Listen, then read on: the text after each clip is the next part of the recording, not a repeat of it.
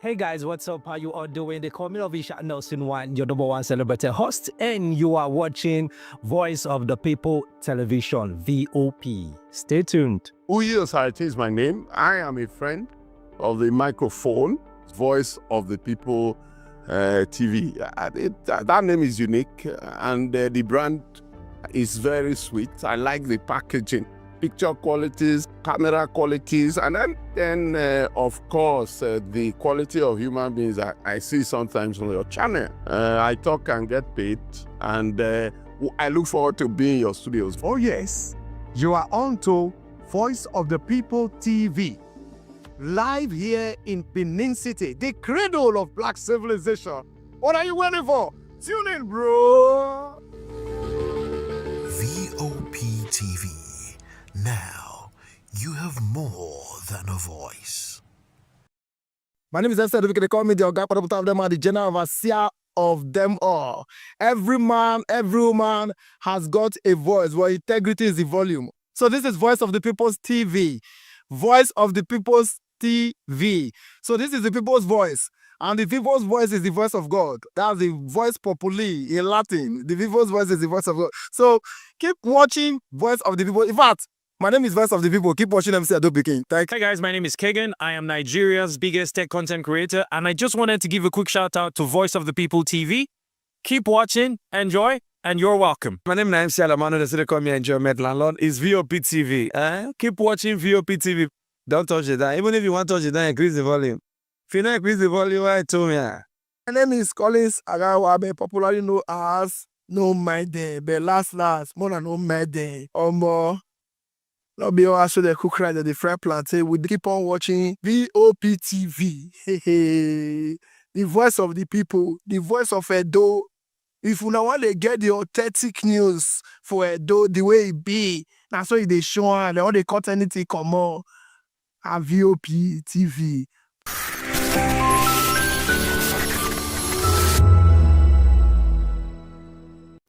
Welcome to Kitty's Corner. Every weekend is a new journey. Join Auntie Oni as she embarks on thrilling adventures. Each episode takes the young explorers to a different fantastical world filled with exciting challenges, making new friends and learning valuable life lessons. The show begins with lots of excitement in a cozy storytelling mood. Fairies teach the importance of kindness, honesty, bravery, teamwork, or curiosity. Kitty's Corner is a delightful blend of fun, education, and imagination with catchy songs, interactive games, and heartwarming stories. Join Auntie Oni every Saturday, 10 a.m. to 10:30 a.m. on Voice of the People Television. Kitty's Corner, perfect destination for curious minds.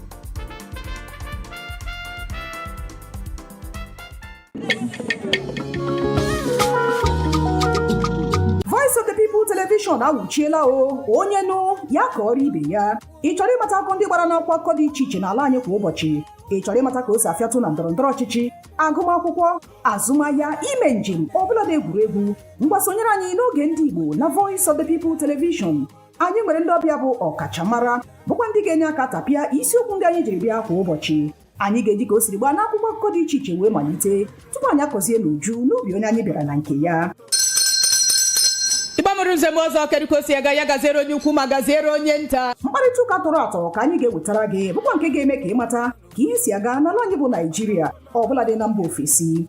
Oge ndị Igbo na Voice of the People Television ga na-abịara gị site n'ụbọchị Mọnde ruo Fraịde na SLTV Channel 264. Ekwekwala ka akọrọ gị ya akọrọ. Chetakwa na ọ bụ na SLTV Channel 264 ka ị ga-ekiri Voice of the People Television. Voice of the People Television. Ugbu a ị nwere karịa olu.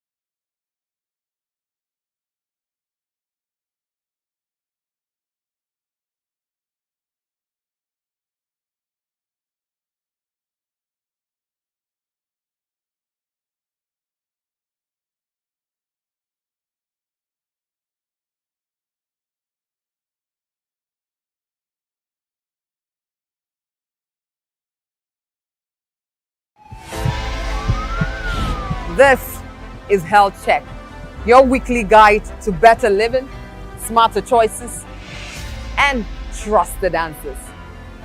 From everyday wellness to urgent health issues, we've got you covered. Health Check, only on Voice of the People television, where your health has a voice.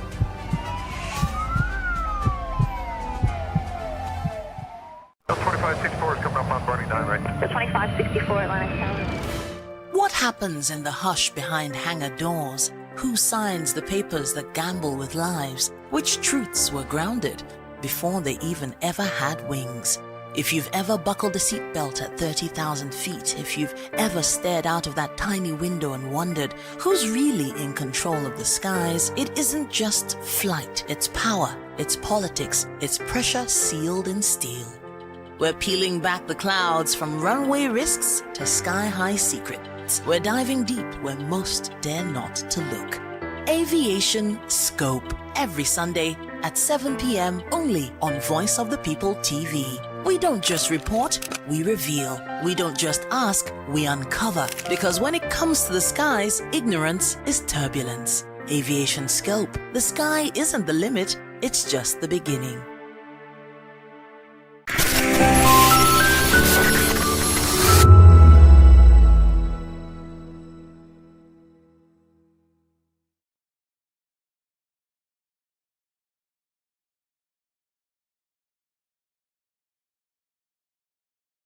And you should keep watching VOP TV.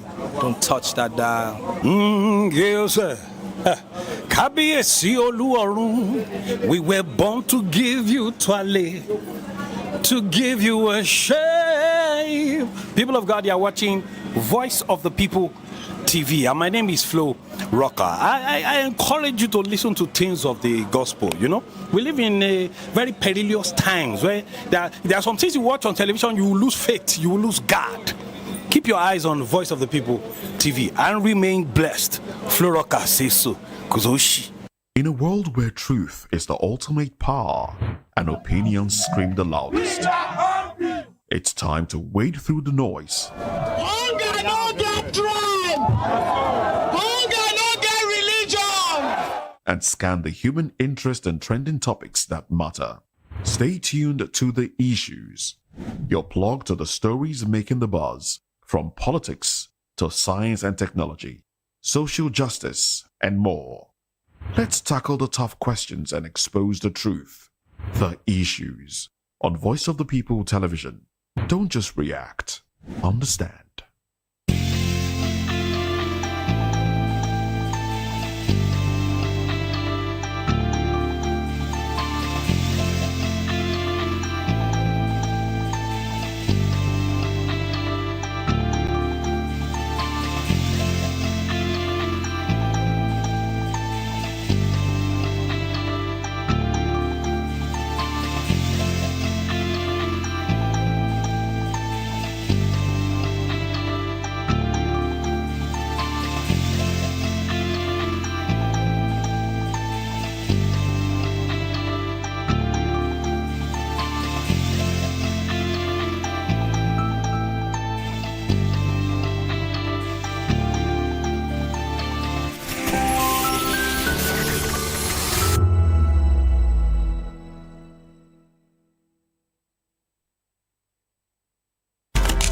In a world where power shifts with every headline.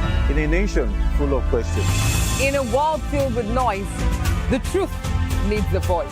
The policies that shapes our world and the economy that determines our future. Every hour, every day, the grapevine keeps buzzing. And together, we are committed to telling the stories that shape our world, because your voice is our focus. Don't forget, our voice matters the most. Let us come together and share our concerns.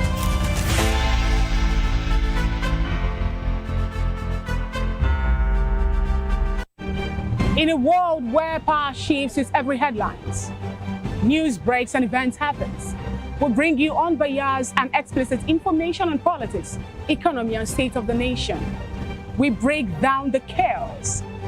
Facts, not fluff. Truth, not a spin. We discuss not just politics, but a glimpse into the future. Join Moses, Chukuma, and Fina on Voice of the People TM. Voice of the People Television. Now you have more than a voice.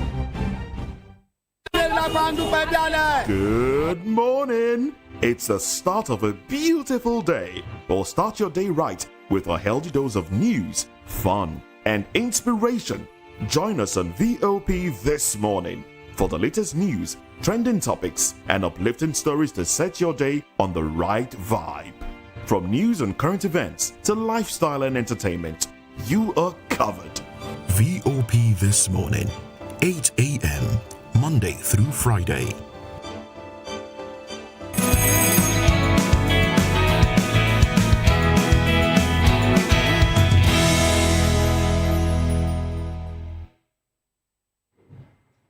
Well, it's a beautiful Saturday morning, the 8th day in the month of November 2025, and we bid you welcome to Morning Bars, Saturday Morning Bars. My name is David Edwin, and of course, I'm not dancing alone today. My colleague is here, and I don't want to introduce her because she introduced herself. She has pride.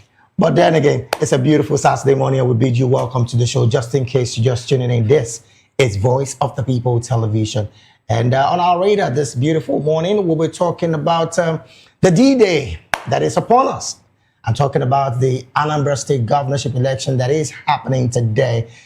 Over 33,000 PVCs still uncollected ahead of the election that will be happening today. Would that change the narrative? Would that even change anything at all? Well, these and more we'll be talking about really on the show. And also we'll be talking about the Nnamdi Kanu's trial that is set for November the 20th. Again, I dare say that this is one that Nigerians and even Nigerians in the diaspora are carefully looking at. Well, this are our talking points this beautiful morning, and we bid you welcome to the show. All right, and I'm Fina Ukachukwu. David. David. Yes. You want me to be the Goliath at this point in time? No, you cannot. Okay, you don't want me to be. Cannot. So I'm going to be the Jonathan at this point in time. Yes, I don't understand. Where, am I wearing any clothes that have shoulder pad on it? I want to check the shoulder level to see where the pride is. Your shoulder pad is at the highest level. All the same, this is how we roll on Voice of the People Television, the wonderful family that we have here. But we'd be welcome actually to join the moving train. And how to do that is very simple. If you've not subscribed to our YouTube channel, do well to do that. On YouTube, we are at Voice of the People TV. And on other streaming platforms, you have VOP TV Live. Also, on the Metro television, I'm talking about the SLTV, we are having a particular station to be 264. There, you lend your voice and we'll amplify it because with us, you have more than a voice. All right, we have a website where you have fresh and trending news stories too. And the website is www.vop.ng. And like my colleague in the studio, David Riley pointed out, today is Anambra State election, and we'll be touching ground where we'll have correspondent in Oka, Anambra State, and Allege, and they're going to help bring us the development happening as regarding the 2025 off-cycle governorship election in that state. All right, we'll go straight down into the newspaper review proper here on our decks today. I'll have some national dailies. We also have the Saturday Telegraph, the Guardian, Saturday Punch, also the Nations, We Can Trust, and a whole lot more. On the cover page of the Saturday Telegraph today, the window headlines are Dying, Changing University Culture in Nigeria. Right after that story, insisting undergraduates wear uniform makes them look like secondary school pupils. Enacting laws hardly solve social problems, says Eze Ibe. And Army Chief charges troops to defeat Boko Haram insurgents. And just right after that story, it says combat enabler have been provided to ensure you succeed in operation. And some persons will ask how, where are these combat enablers and all that, since some of the military personnel are complaining about not having enough weapon to match up with that of the military strength of the terrorist group members. We have the better headline on the cover page of the Saturday Telegraph today to be Nigerians in US reject Trump's attack threat. The story is on page 2, 3, and 8 of the Saturday Telegraph. The writers to that story are only gullible people will believe American president excuse. Global community can be silent when terrorism killing persists. General Ibongwem. Government must flush out traitors in military. That's coming from Professor Awurawo. Tinubu should seek Trump's cooperation to wipe out Boko Haram and ISWAP. That's coming from OK. Police deployed from on the cover page of the News Saturday Telegraph today. Anambra election. Please deploy DIGs as 2.8 million voters decide Soludo's others' fate. Today, we learned that in this particular race, we'll have 3 women there, Soludo and 13 others. Right after that story, police vow to safeguard process, warn individuals, political actors to be law-abiding, voters upbeat as groups set up situation rooms. Jonathan, Obasanjo made me president. Lack of consensus building cohesion, bane of Nigeria's development. That's coming from Kuka. Energy, FG receives 21 million euros science pact with Germany. The story is on page 7. 240 full-time students back first class. Quite interesting. And the last but not the least of the headlines on the cover page of the Saturday Telegraph today. Alleged terrorism. Court fixes November 20 for judgment and suit against Nnamdi Kanu. That is also one of our major topic of conversation this morning. And those are the headlines you'll find on the cover page of the Saturday Telegraph today. All right, then, let's move from there on to the Guardian weekend. Well, before we bring in our analyst to, help us make sense of one or two of the headlines, the front page of the Guardian weekend is where we're headed right now, where the banner headline there reads, Trump threats, Tinubu seeks global allies to boost Nigeria's war against terrorism. Above the nameplate there, other headlines there reads, World Diabetes Day, discordant tune over sugar-sweetened beverages tax. Why Nigeria needs more universities after all. That is at the back page of the Guardian weekend. INEC, crucial reforms Nigerians crave from Professor Amobita. That's on page 26 of the Guardian weekend. Well, all the headlines there, you find there's a major pictorial there also, of course, where former governor of Ogun State, Olusegun Shoba, publisher of This Day newspaper, Prince Nduka, quite a number of them there at that book launch that, of course, had those dignitaries. All right, quickly, other headlines. 5 drug kingpins bag 21 years imprisonment over Gabon, Australia bound cocaine opioids. You can read that on page 3 of the Guardian weekend. Other headlines, PDP sacks Wabara-led BOT over alleged loss of moral balance. Okocha Super Eagles 2002 World Cup team, my weakest Nigerian squad. That's on page 30. And then credible elections alone cannot sustain good governance, national cohesion, Kuka warns. The subwriter of that particular headline, Obasanjo, Jonathan, Lady Maiden, Alex Ibru, others hail Abati's intellectual legacy. That's on page 2 of the Guardian weekend.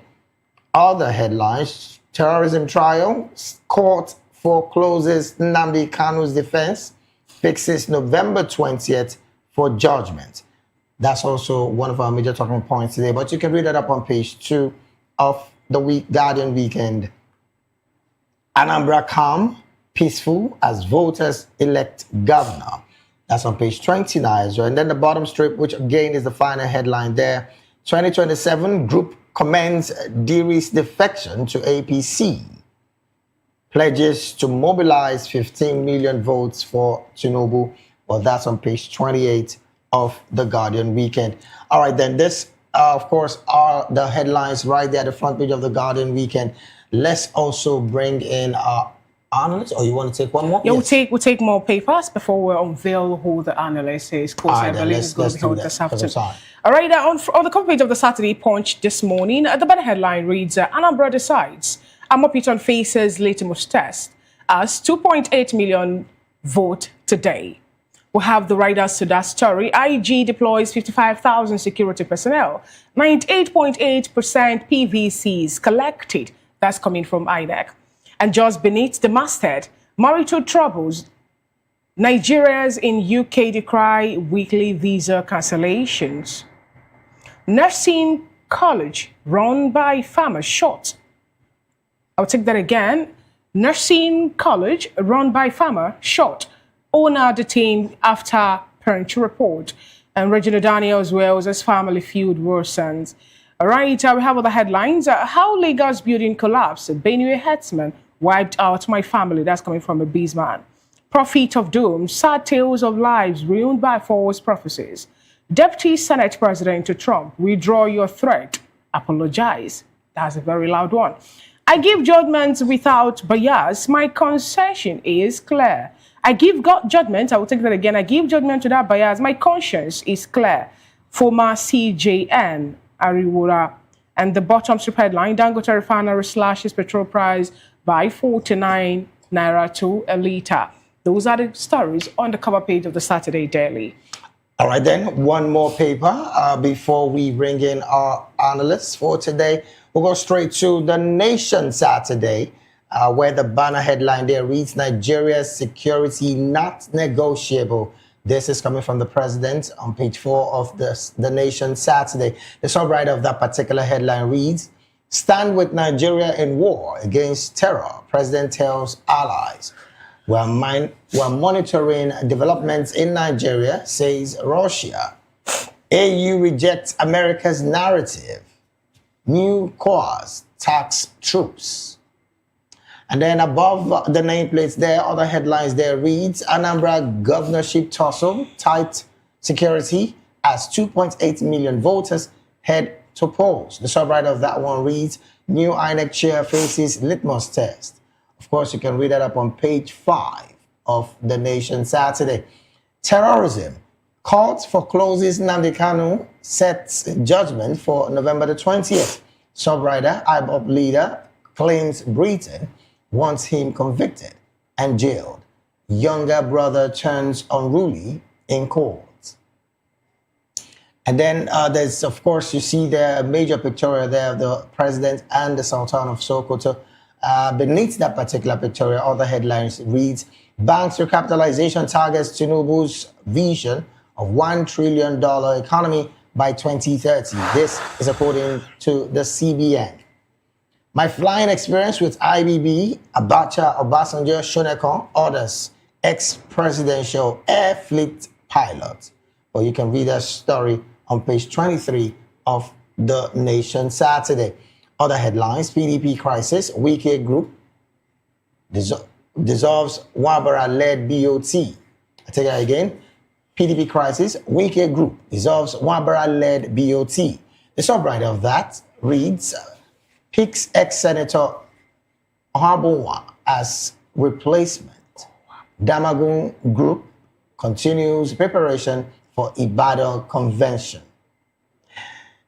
And then the bottom straight there reads, Ogun police bust Cameroonian kidnap syndicate posing as visa agents.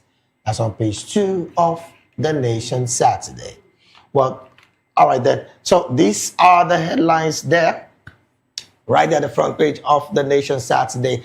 Let's bring in our analysts, studio analysts, to maybe just pick up one or two of those headlines. And I'm talking about Dr. Peter Anosike. Dr. Peter is a philosopher, development economist, and best-selling author. He's also an erudite commentator in economy, finance, politics, and power. Doctor, a very good morning to you. Thank you for having me. All right, then, Doctor, which of these headlines would you want to react to? I mean, you saw quite a number of them. I don't know which you want to react to right now. Before I start, I don't know when this marriage was consummated. Fina introduced herself as Fina Ukachukwu David. So, I don't know when it was. Doctor, please don't break the table.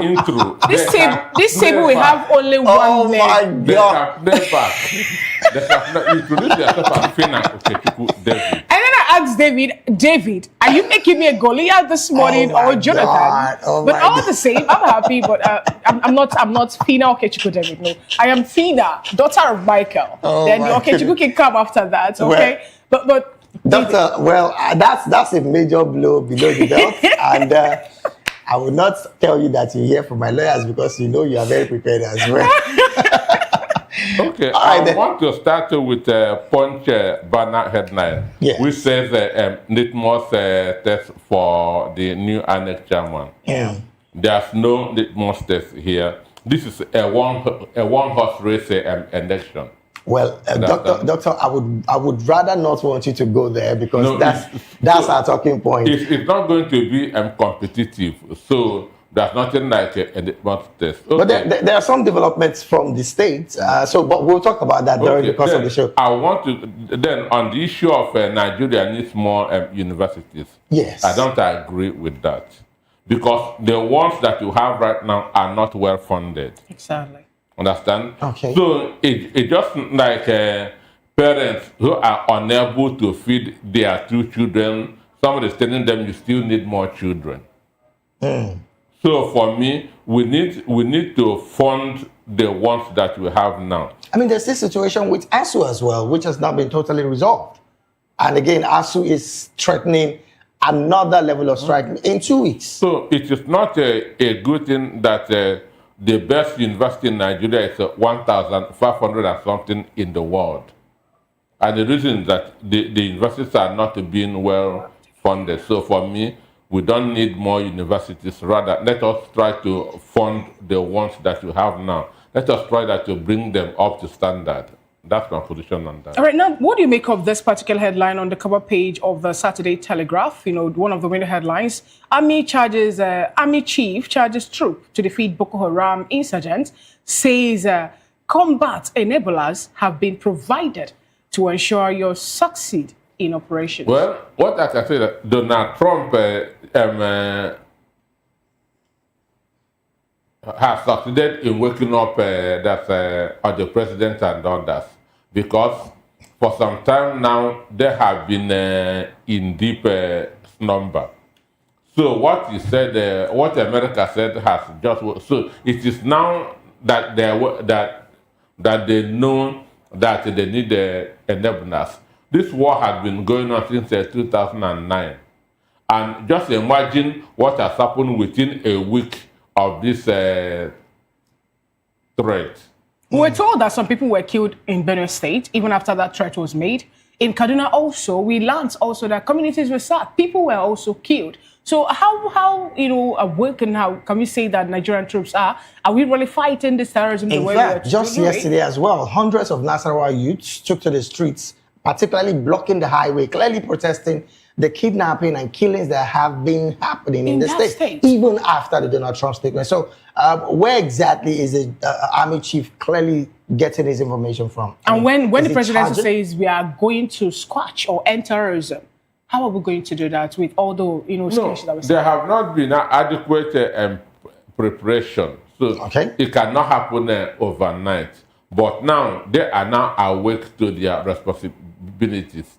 This statement that Tinubu is making now is coming way too late. Understand? It is coming way too late. If he had started it by 2023, when he was sworn in, Trump would not have said what he said.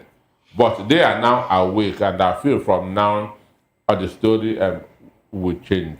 Well, again, a lot of people will still want to differ when you say this. Well, again, let's be hopeful anyways. That's where I want to go. Let's be hopeful, because I just saw another story of terrorists opening fire on an evangelism team bus in Kwara State, and passengers have been injured. This is another story that I'm just staring at right now on the handle of Parallel Facts. Well, again, we understand that Comrade Bobby has joined us. A very good morning to you, Comrade.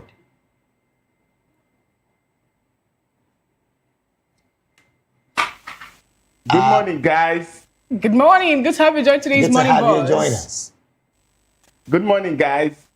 Good morning, Comrade Bobby. Now, tell us the story you want to react to that made it to the cover page of the National Dialis, please. Well, I think I don't know if you can hear us. Let's establish community. I know if you know if it's away. That be matter. All right, we understand that they're trying to clearly get themselves together. All right, now, Doctor, I wanted you to react also to one of the stories that I saw on the Nation Saturday, particularly on the fact that bank recapitalization targeting $1 trillion economy by 2030. And this is coming from Cardoso as an economist. That is the setback that we had, understand, in 2015, our economy was valued at $500 billion. But now it has reduced to $252 billion. And I don't see the magic that will take it up to $1 trillion by 2030. So, Doctor, sorry to butt in here. What were the reasons why we went downslope to that level from 2015 to 2020? Mismanagement of the economy by the Buhari administration. For 8 years, Buhari did not grow our economy. For 8 years, Buhari did not grow our economy. Rather than going up, we were coming down. Mind you, in 2015, Nigeria was the 19th with regard to economy in the world, and number 1 in Africa. But now we are 55 in the world. Yeah. Understand? But now, do you think that this present administration, with their policies and everything they're putting in place, the recapitalization, trying to unify the currency and everything, are we going to see this projection come up by 2030? What you are seeing is propaganda. There's nothing on the ground to indicate that. You know why I asked this question? Because yesterday, it was the former president of Nigeria, Professor Yemi Osinbajo, that was of the opinion... Vice President, exactly. That was of the opinion that Nigeria should stop using statistics Nigerian government should stop using statistics to deceive Nigeria. Exactly. That it does not really have any way to show on the life of the people. Rather, he made mention of, other things that it can do for them actually to gain the trust of the people and make sure that the cost of living or the livelihood of Nigerians are the way it should be. The issue, they are talking growth. Growth doesn't concern the masses. What concerns the masses is development. Understand? That your foreign reserve is increasing, your GDP is increasing, and it's not impacting positively on the life of the people does not make sense. All right. Understand? So for me, what we should be talking about is development, not growth. Thank you. All right, then. Let's bring it to Comrade Bobby Obawubana. I hope I did not murder your name. Anyway, Comrade, once again, good morning. Good morning, guys. All right, good morning, welcome. Nigerians. Welcome. Which of these headlines do you want to react to? I know you saw some of the headlines, so which of it would you want to react to? I would want to react to the first headline that the current Anambra State election, which is holding today, is actually a litmus test. Hold your thoughts there. I wouldn't want you to go there. So sorry. I wouldn't want you to go there because it's one of our major talking points. Can we talk about some other story? Because we have so much to talk about on the Anambra State election. So I don't want us to start preempting ourselves right now. Of course, we can also talk about the story regarding the recent issues of insecurity, like the Kaduna saga, the Benue saga, and now the persons that were actually attacked and sustained various degrees of injury currently. Okay. We can talk about that story. All right, go ahead about it. Go ahead. What's your position with that?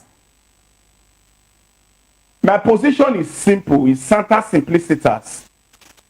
We are tired of seeing reactive measures.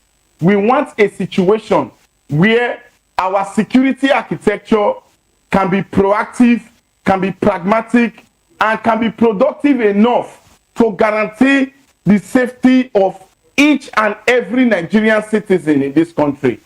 This is the most populous black nation in this world. And what Nigerians are going through is what they never bargained for. So we are calling on the appropriate authorities to step up their game, to improve the security apparatus of this nation. Nigerians are tired of seeing some of these issues of insecurity on the front pages and back pages of newspapers. Nigerians are tired of tuning into their television sets only for them to see the issue of either bombing. Oh dear.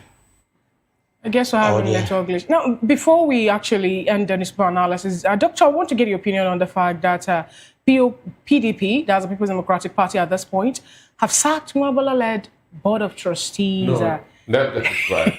The faction, with the faction. But they are all PDP members. You know, the other day we were talking about this. Suspended team decide to suspend the people that suspended them. You know, the suspension is just going up and down. Mwabala is still the beauty chairman of the Damagun's faction. Right. So what do you have to say about this? The fact that we have people be suspended for 1 month, decided to take over the secretariat, suspend the people that suspend them, and now they are sacking even the Board of Trustee chairman and all. Help us actually. Well, as I've said before, PDP is a broken down vehicle that will not be repaired till 2027. So they are just like a snake that its head has been cut off. So it will be struggling until finally it will die. So Wike is winning this war. And the war is to make sure that Tinubu will not have a stronger opponent in 2027.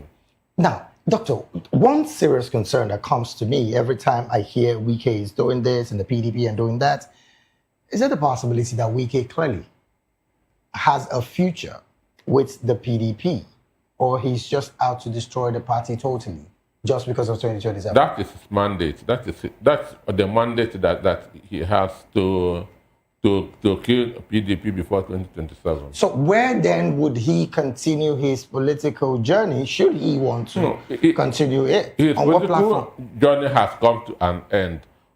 Or the most he can do is maybe run for the Senate in Rivers State. Under what platform? Under APC. But he said he's not going to leave PDP for anything. He said, I made PDP, I built PDP, I funded PDP, I am not leaving the PDP for anybody. So how is he not going to go to do that under the APC? He said before the election, he said that he was not looking for a ministerial job. Position. Today, he's a minister. So Winston Churchill said that politicians don't believe themselves, and it surprises them when others believe them. So won't this affect the people? I'm talking about the candidates that want to contest in this Anambra State governorship election. We have Ezenwa for Jude and also KK Francis Chukwudi. They are participants. They are the ones that I'm talking about the governor and the deputy governor. These are aspirants under the PDP. This is not going to affect them in any way.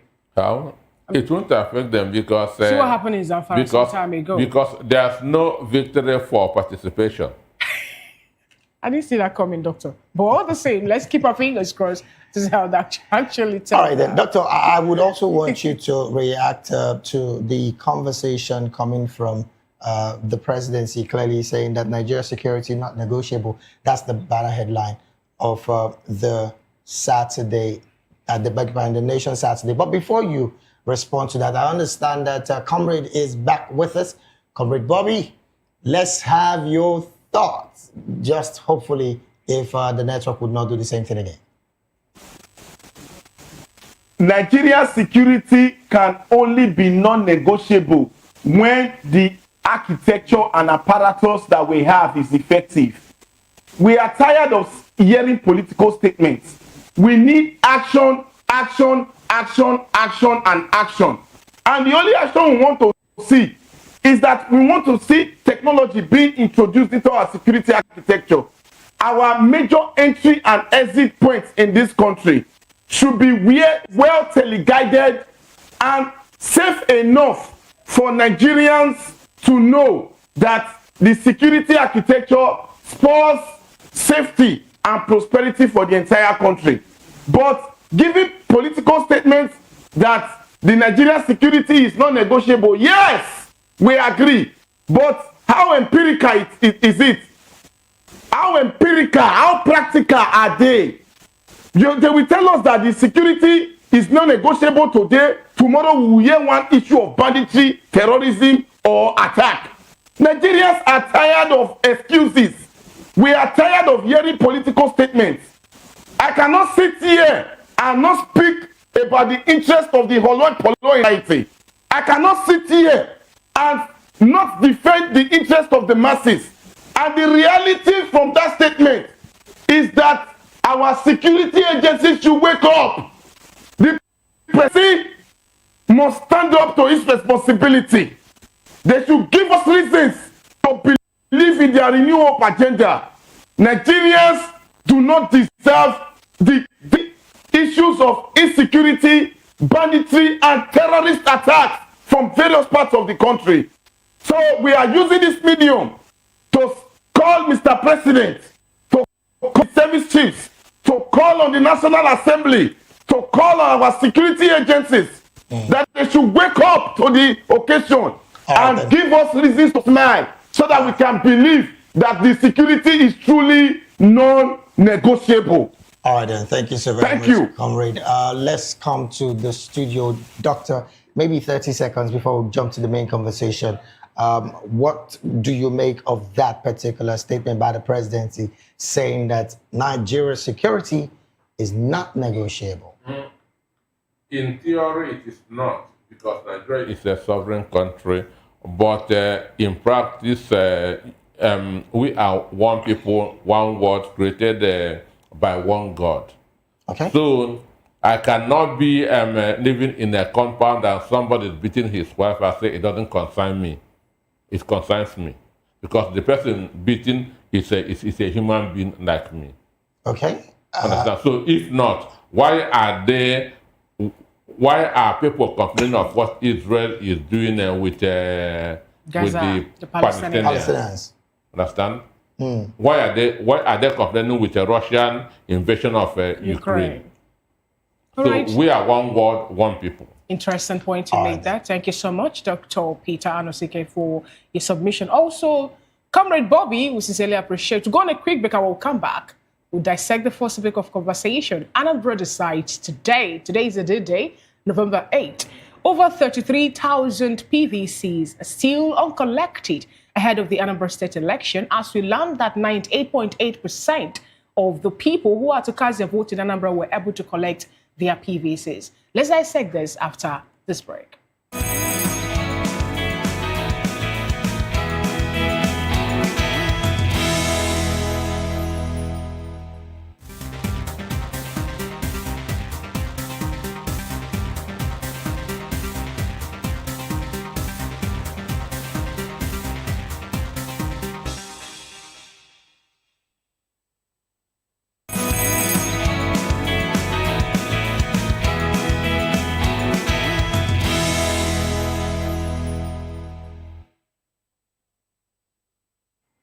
Glad to have you back. It's still the morning buzz. Exactly. I beg your pardon? Morning buzz on Voice of the People television.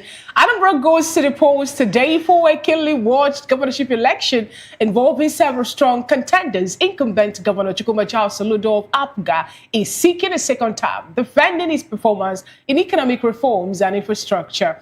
He faces competition from Nicholas Ukachukwu of the All Progressives Congress, promising inclusive development and job creation. We also have Jude Ezenwafo of the People's Democratic Party campaigning on economic regeneration. George Mogalu of the Labour Party focusing on accountability and service delivery. And Chioma Ifemelodike of the AAC, the only female candidate advocating youth empowerment and political reform. Others like Paul Chukuma of YPP and Chuma Nwosu of the ADC are pushing platforms centered on security, business revival, and anti-corruption. There are 2.8 million registered voters in the state, but over 33,000 permanent voter cards remained uncollected, raising concerns about turnout and voter apathy. Security is also in sharp focus, especially with past incidents of unrest. The reassured citizens, security agencies have intensified surveillance, including aerial patrol by the Nigerian Police and Air Wing, to ensure a peaceful and credible voting process. The election is being viewed as a referendum on leadership and direction in Anambra. A win for Soludo will signal continuity in the state's reform agenda, while a victory for any opposition candidate could recite the political landscape and reshape alliance ahead of the 2027 general elections. All eyes now turn to how voters respond, whether they vote for continuity, change, or a fresh start. We still have with us in the studio Dr. Peter Anosike. We told you he's a philosopher, a development economist, a best-selling author. He is also an erudite commentator on economy, finance, politics, and power.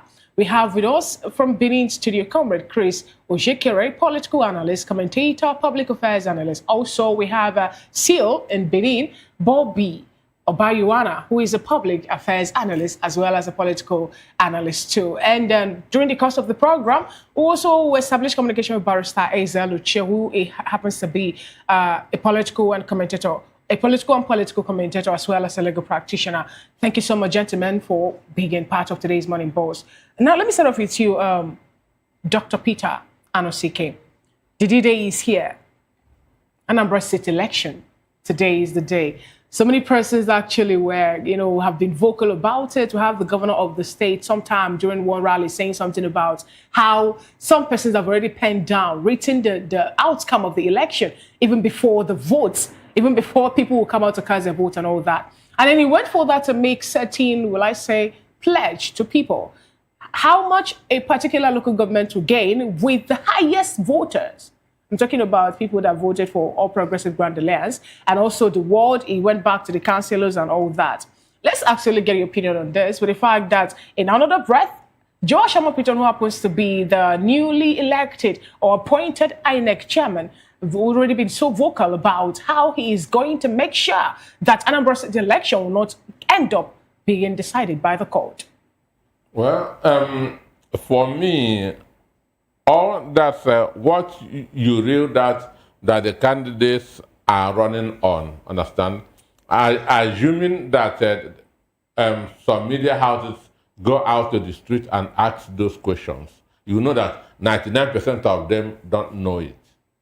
That this guy is running on economy, this guy is running on youth empowerment, they don't know it. Their manifestos, right? Understand? They don't know it. So all they know is the candidates.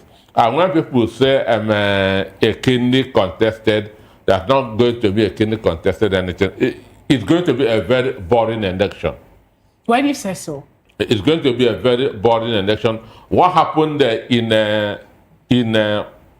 Oyo in 2023 is what is going to happen today in Anambra State. What's the yardstick to this assertion, Doctor? Because Soludo is running as a dual candidate, as APC and ABGA candidate. Understand? So, what's his name? Ukachukwu is just pretending to be on the ballot. When you say he's pretending to be on the ballot, Doctor, we had the by-election in Anambra State. Did you see his campaign listing? One, there's never been a governorship campaign in this country of APC that the president, the vice president, or the senate president did not attend. How many APC bigwigs attended it from outside Anambra State? Now, Barrister, when you say that... So that shows you that he has been told to calm down, let this guy get his second term. How much of a calm are we seeing from Ukachukwu Nicholas when we had the by-election in Anambra State? He threatened to burn down the vice president, or the deputy governor's car. The deputy governor's car to beat him up because he decided to visit the polling units. He was so vocal and, it made the news too. So when you say he is pretending to be on the ballot... We are being entertained. At the end of the day, that's how you will see. When you say we're being entertained, I could recall that Anambra State government, the signage association or agency in Anambra State, had it very tough with All Progressives Congress. Reason being that they refused to pay the bill, the money that was, according to the Anambra State government, if you are to contest the election and you are to print posters and pass them, you must pay a certain amount of money. And then we had it on the news back and forth. Some people refuse paying it when they have their posters littered everywhere, and you're saying he's just pretending. It is WWE that is going on in Anambra State. So calm down. You know, honestly. Before 6 p.m., they will announce Soludo as the winner. What if? Let's play what if scenario here. What if there should have been what incumbent- if Anyoba is the candidate? Because Soludo would have struggled if Anyoba has contested with Ekwunife. Yeah. But now, no. There's no competition in Anambra. It's a one-horse race. I honestly, I'm always stunned when Doctor goes this route of this election. But then again, let's take this conversation to Benin City. Comrade, you are aware of the story, and I can tell for a fact that you are itching to also have your views heard on this particular story. What do you make of the fact that 33,000 voters a card has not yet been given to Anambarians as we speak, and of course going into the election that has over 55,000 security personnel in the same state right now? For me, the 33,000 PVCs that are yet to be collected by Anambarians is only a reflection, an empirical reflection of voters' apathy in Anambra State. And like Barrister Dr. Anosike rightly pointed out, no, Anambrans are not expecting anything politically fascinating or democratic enough to come out from the outcome of the elections. Nigerians are tired of seeing the political theatrics of these political actors. Nigerians are tired of seeing all these people come up with manifestos that they cannot relate their daily lives to. And what we are seeing is a political Nollywood script that is being acted by the political actors from Anambra. Comrade Bobby, when you say that Nigerians are not ready or willing to come out to cast their votes, it's also interesting to point out that you have 2.8 million registered voters in that state. We agree. 98.8% actually collected their PVCs. Only 33,000 were not able to pick them. Isn't that more like a way to show that we are ready to go out to cast them? And also, remember that on Friday, the governor of the state, more like gave a public holiday so that civil servants can go to their different wards and cast their vote. Let me quickly react to that. In Edo State, where I come from, we have, as at now, we have 2.2 million registered voters. But less than 500,000 voters voted in the last governorship election that held last year. We are talking about the empirical outcome. If people collect PVCs to go and do their bank statements, people collect PVCs to go and do one or two registration or the other. Many Nigerians are tired of collecting PVCs, and the outcomes of elections are not a reflection of their collective political patrimony and will. So it is not just enough for 98% of Anambarians to collect PVCs. We are saying, will the election be free, fair, and credible?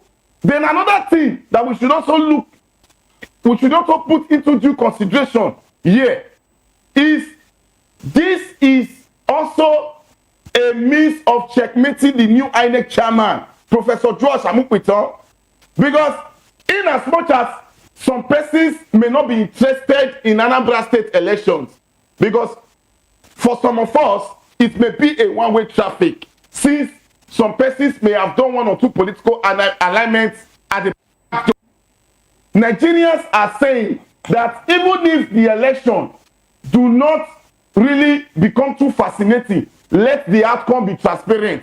Let the outcome be free, fair, and credible. Let the outcome be hitch-free. Let the outcome not reflect the consistencies that we have seen in previous elections. Let the outcome reflect the collective will of the good people of Anambra. And that is what we make the elections.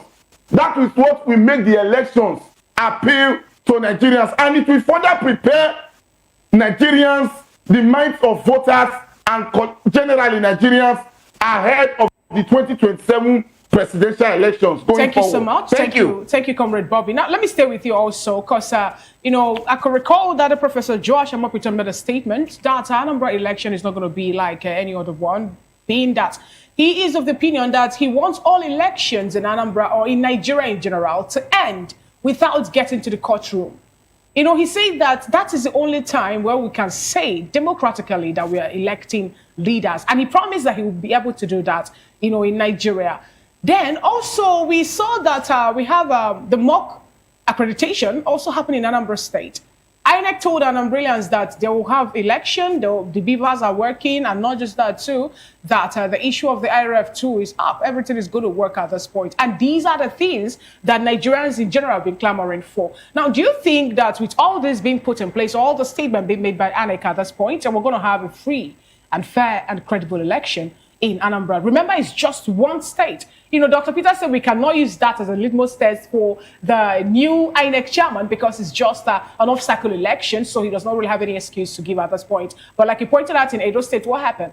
We saw people being upset. We saw both vote buying and all that actually playing out during the same off-cycle election.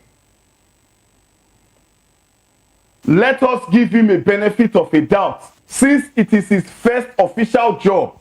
But I can tell you for free that 70 to 75% of Nigerians are still expecting one form of wayo dagbo to come out from that elections. Some of them are expecting that that election may be riddled with some of these issues of glitches, electoral malpractices, vote buying, and electoral fraud. But we hope and pray that he keeps to his promises, because Nigerians, like I rightly said, ab initio, are tired of hearing political statements. They will tell us that they are put modalities on ground, the beavers machines are working, IRF will not have any problem in terms of INEC portal, that the election will be hitch-free, they will no need to go to court. At the end of the day, the reality from the aftermath of the election will not be at variance with their initial political statements. So we are hoping and praying that a Joash Amupiton keeps to his statements, and not just in words, but it should be in deed, and that collectively the outcome of this Anambra election today should reflect the interest of the majority and generally the good people of the Anambra. That is the only way we can know that he is ready to do the job. For now, we are still looking at him. We are still teleguiding his activities as far as this election is concerned. All right, then, thank you. Thank you so very much, Comrade Bobby. I don't know if our producers are ready. There is a particular picture I wanted them to put up. That's about the amount of persons. Yes, there you have it. Numbers of uncollected PVCs for governorship election in Anambra State. According to the local government, there you have it. 5,000 in Aguata. Aguata, I beg your pardon. It's kind of, I don't know. Idemili North has 2,445 non-collected PVCs. I mean, Doctor, this figures clearly, as it stands, some would say this is going to disenfranchise 33,000 individuals who truly wants to vote right now. What do you say to this? Like Bobby said, for me, I've been using my PVC for official documents. When they say bring a driving license or PVC, that's the importance of PVC for me. Understand? So that 20 million people collected PVC does not mean that they all are going to vote. Do you understand that? Okay, so are you implying that this 33,000 persons truly do not want to vote? With the way the elections is going in this country, there's no motivation. Understand me? There's no, because most Nigerians now believe that the votes don't count. But the reason why I said that the Anambra election is not going to be a test for Amumpito is because it is not going to be competitive. Understand me? It is not going to be competitive. It's a one-horse race. Okay. So Soludo is going to win the election. Understand? So it's just like in the Brazilian national team, where you have then Ronaldinho, Roberto Carlos, and others. You cannot know the importance of the coach because the boys are already good. Now, doctor, on what basis do you believe that Chukwuma Soludo is going to get re-elected? Because yes, you not might even want to come on the re-elected. He's going to score over 80% of the vote. What are your yardstick for this confidence? Because why? APC are backing him. Not just that alone? Not their own candidate. They are backing him. Understand? 2, Soludo as an individual did well in his first term.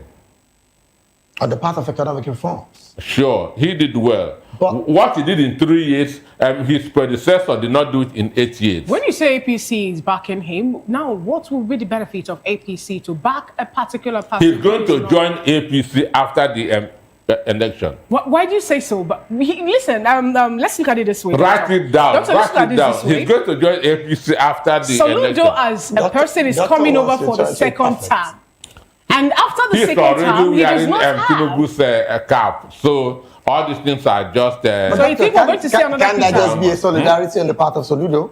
Isn't that a solidarity on the part of Soludo on the president, who, of course, has given him some level of support as well? Isn't that any kind of solidarity? Wearing the cap. So does a Democrat wear MAGA cap? They are all progressives, but doctor. Which are progressive? Apuga happens to be all progressives, Grandelians. So, you have APC also, all progressives Congress. Because he said something. So as ADC is Congress and APC is Congress, which means they are now the same thing. These are all progressives, and that's so these are just names. So AP one in 2023, Soludo worked against P2B. Are you aware of it? So he has already been working for Tinubu before now. So Tinubu is just going to pay him back. What we are having today is confirmation of Soludo second term. What would then portend? What does that portend for Anambra? We know that, for example, in Enugu State, PDP were there for 29 years, and boom, Peter Ndubuisi decided to migrate to All Progressives Congress. For economic reasons.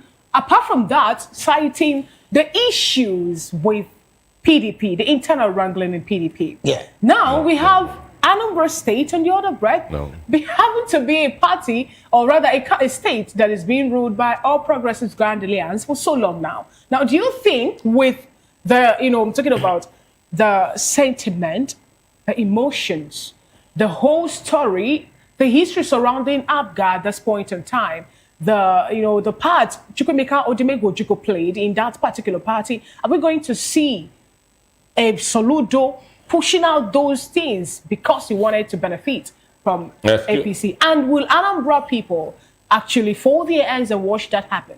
And if that actually turns out to be the case, what does that portend for Anambra? For Enugu State, Peter Mba is my very good friend. I met him as far back as 2003 at Orunde here when he was doing his NYSC. That's where we met. Understand? In Barrister Ude's chamber then. Yeah. Right. Understand me?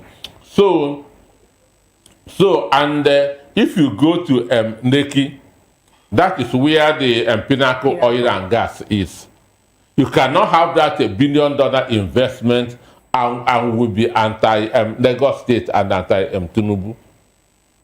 Understand me? So he did not move because of what's happening in APC. And again, before he even was sworn in, he was already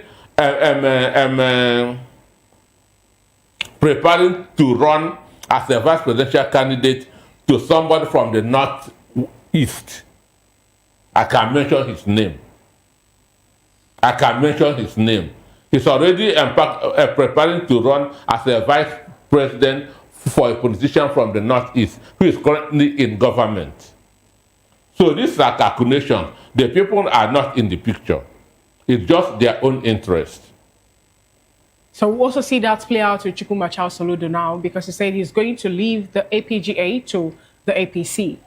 Soludo will join APC after his election. All right then. Let's take a little breather, but not a little breather, kind of. We have an election observer, Mr. Ukachukwu, already standing by. I don't know if he is ready, and my producers are yet to tell us. Okay, we understand he's not in yet. All right, let's take this conversation to the Benin studio. Comrade, what's your position about the fact that opposition figures have described Governor Chukwuma Soludo's economic reform as an illusion that he has pushed into the head of Anambarians? For me, the opposition candidates are only trying to be politically courageous. The optics are there for everyone to see that Professor Charles Chukwuma Soludo has done relatively well in his first 4 years in terms of economic reforms. Let us not also forget the fact that when this man was the CBN governor of the Federal Republic of Nigeria, he also did relatively well. And so the records are there. And like what we would always say, facts are sacred. So those people that are classifying his economic trajectory and productivity for the first 4 years as an illusion are only giving an illusory commentary as far as the reality of the Anambra is concerned. And to further consolidate what Dr. Anosike said, that Professor Charles Chukwuma Soludo is already aligning with the APC. And these people, they are politicians.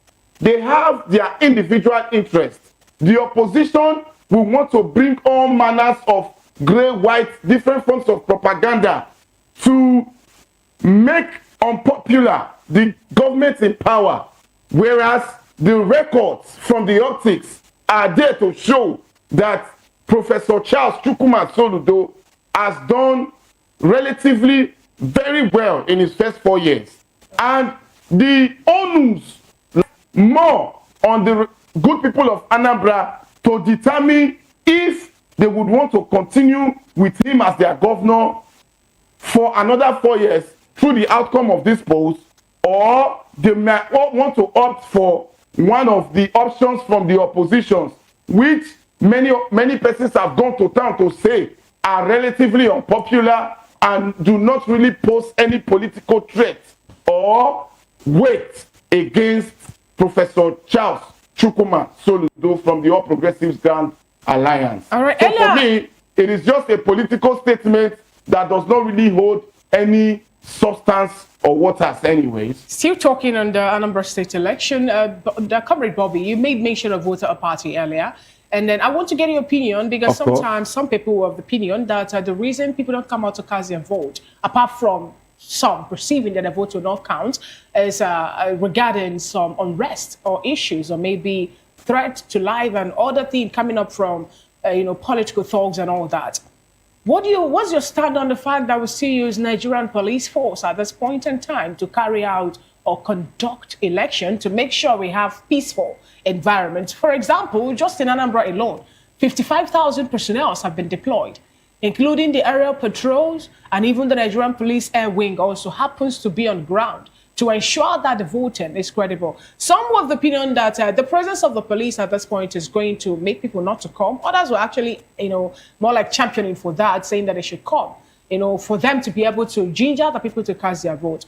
But if you to check what happened in Port Harcourt, in River State, before the suspension of Fubara, they did their local government election without the presence of the police. And some of the opinion that that particular election turned out to be one of the most credible, if we're to ask them. Because without the presence of the police, people come out and mass to cast their vote. For me, it is not necessarily the presence of the police that leads to voter apathy in Nigerian elections most times.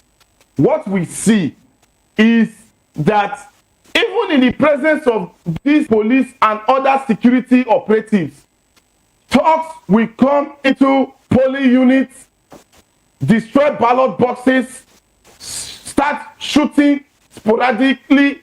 We start hearing sporadic gunshots everywhere. Tension, fear, and the people become a victim from such political paroxysm of fear. So, what is leading to voter apathy is as a result of the high rate of thuggery and violence during elections. And the duty of these policemen is to ensure that such nefarious, unwholesome activities do not occur in respective polling units. And that is what is actually the biggest threat to encouraging voters. If we need voters to come out during elections to cast their ballots or votes, the policemen and other security agencies on ground should ensure that they place their searchlights, beam their lights on some of the body languages of some non-state actors that may want to disrupt the entire process.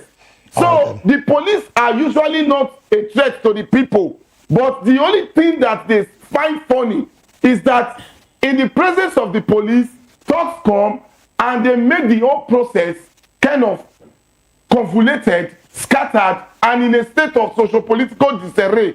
Not admirable enough for Nigerians to come back for subsequent elections to cast their vote. So the police should wake up to their responsibility and encourage voters to come out during elections with the actions they take. We also strongly should believe that the police have woken up to their responsibility, because over 55,000 security personnel are in Anambra State as we speak. But over 35,000 persons came to Edo State to supervise the elections last year, and we saw what happened. The optics are there. We have videos on social media and of every other respective terrestrial media platforms. It's not about 55,000 policemen coming to conduct and supervise elections. It is about them being able to marshal out respective points that some of these thugs may want to come through to invade the entire processes. That should be our focus. Okay. Thank you. Thank you so very much, Comrade Bobby, for your submission there. All right, let's bring this conversation to the studio. Doctor, because of time, because we're really pressed for time, I would want to ask the same question. What's your position with the opposition's narrative that the economic reforms of Governor Chukwuma Soludo is an illusion he has created in the minds and the heads of Anambarians? That's on one part. Should there be any magic at all? Keenly contested. Where do you think Governor Chukwuma Soludo would be having his stronghold? I don't know if my producers are ready with that particular figure. Numbers of collected PVC for the election, about 2.77 million, as tabled by the local government in Anambra State. If that picture is ready, let's have it on the screen. That again on one part. Do you think this statement, particularly from opposition, saying his economic reforms are clearly things that he created in the minds of the people, should that hold any water? One of the strategies of winning an election as a challenger is to make the incumbent look bad. Okay. Or the more bad you are able to paint him, the better for you. Because you are trying to position yourself as an alternative.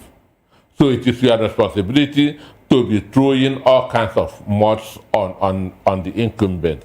And that's what they are doing. I'm not a Soludo fan.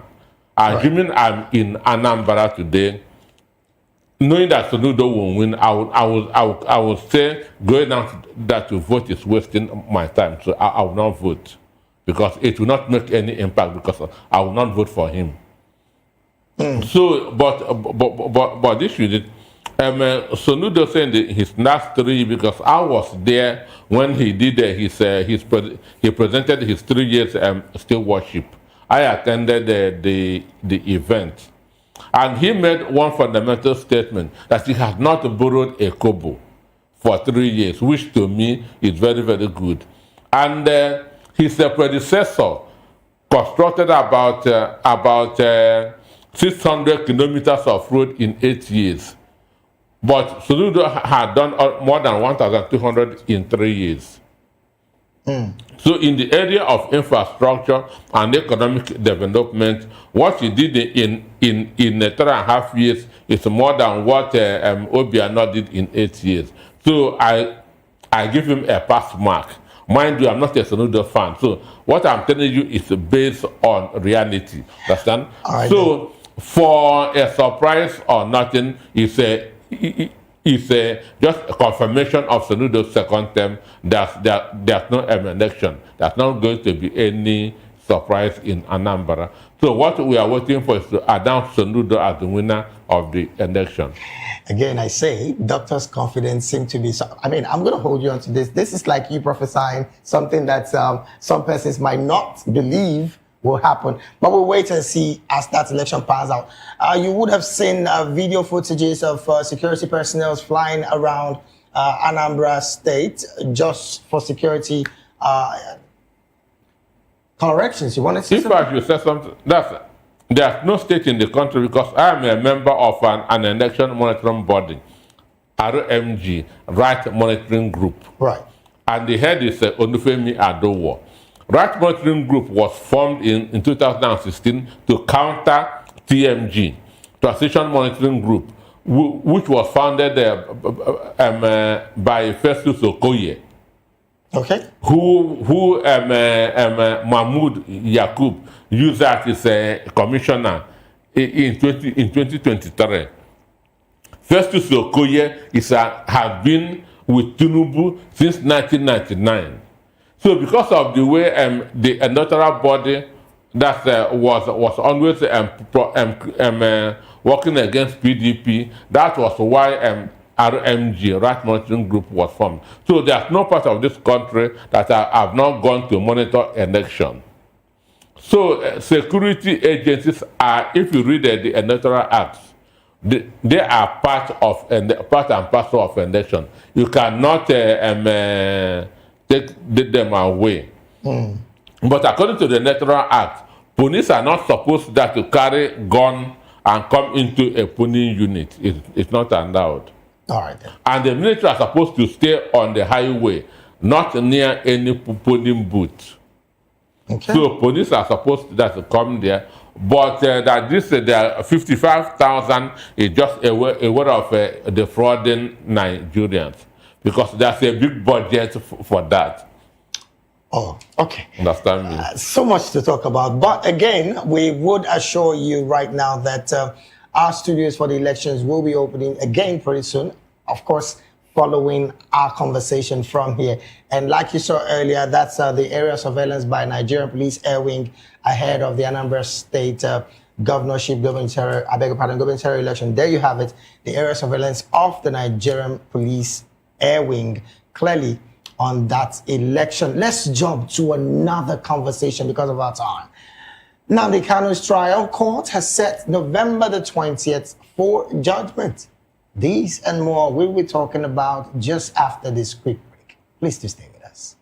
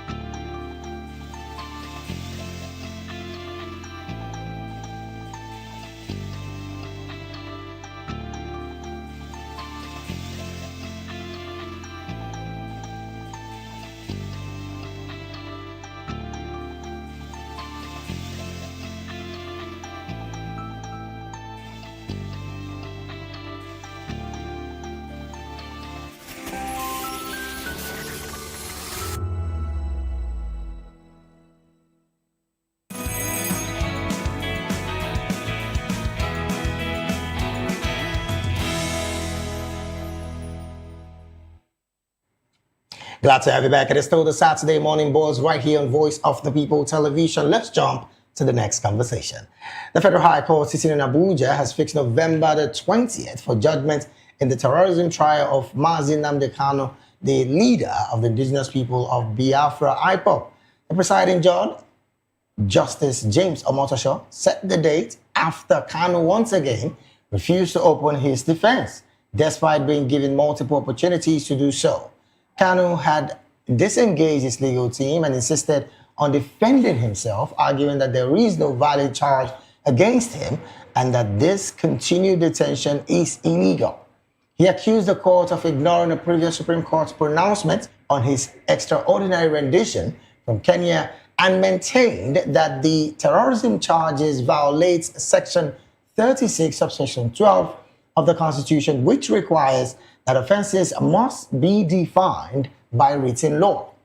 The court, however, ruled that since Kanu failed to take advantage of the 6 days allocated to him to present his defense, he cannot claim denial of fair hearing.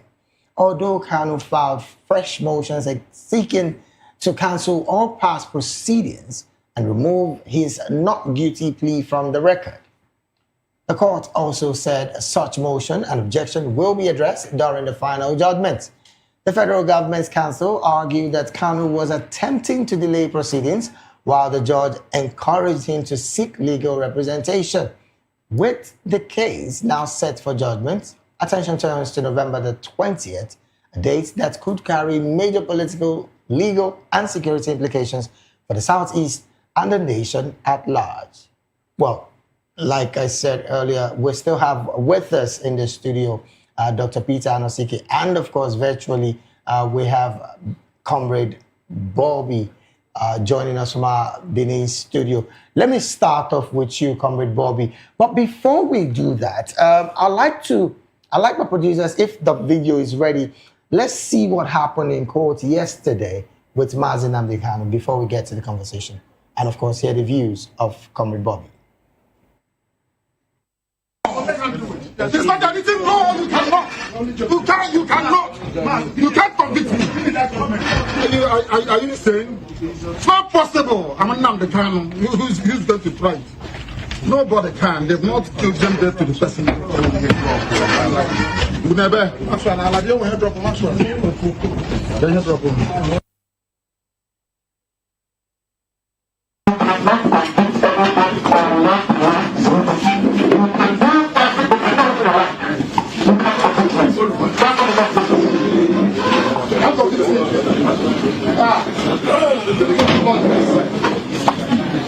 Supreme Court said do something, you didn't do it.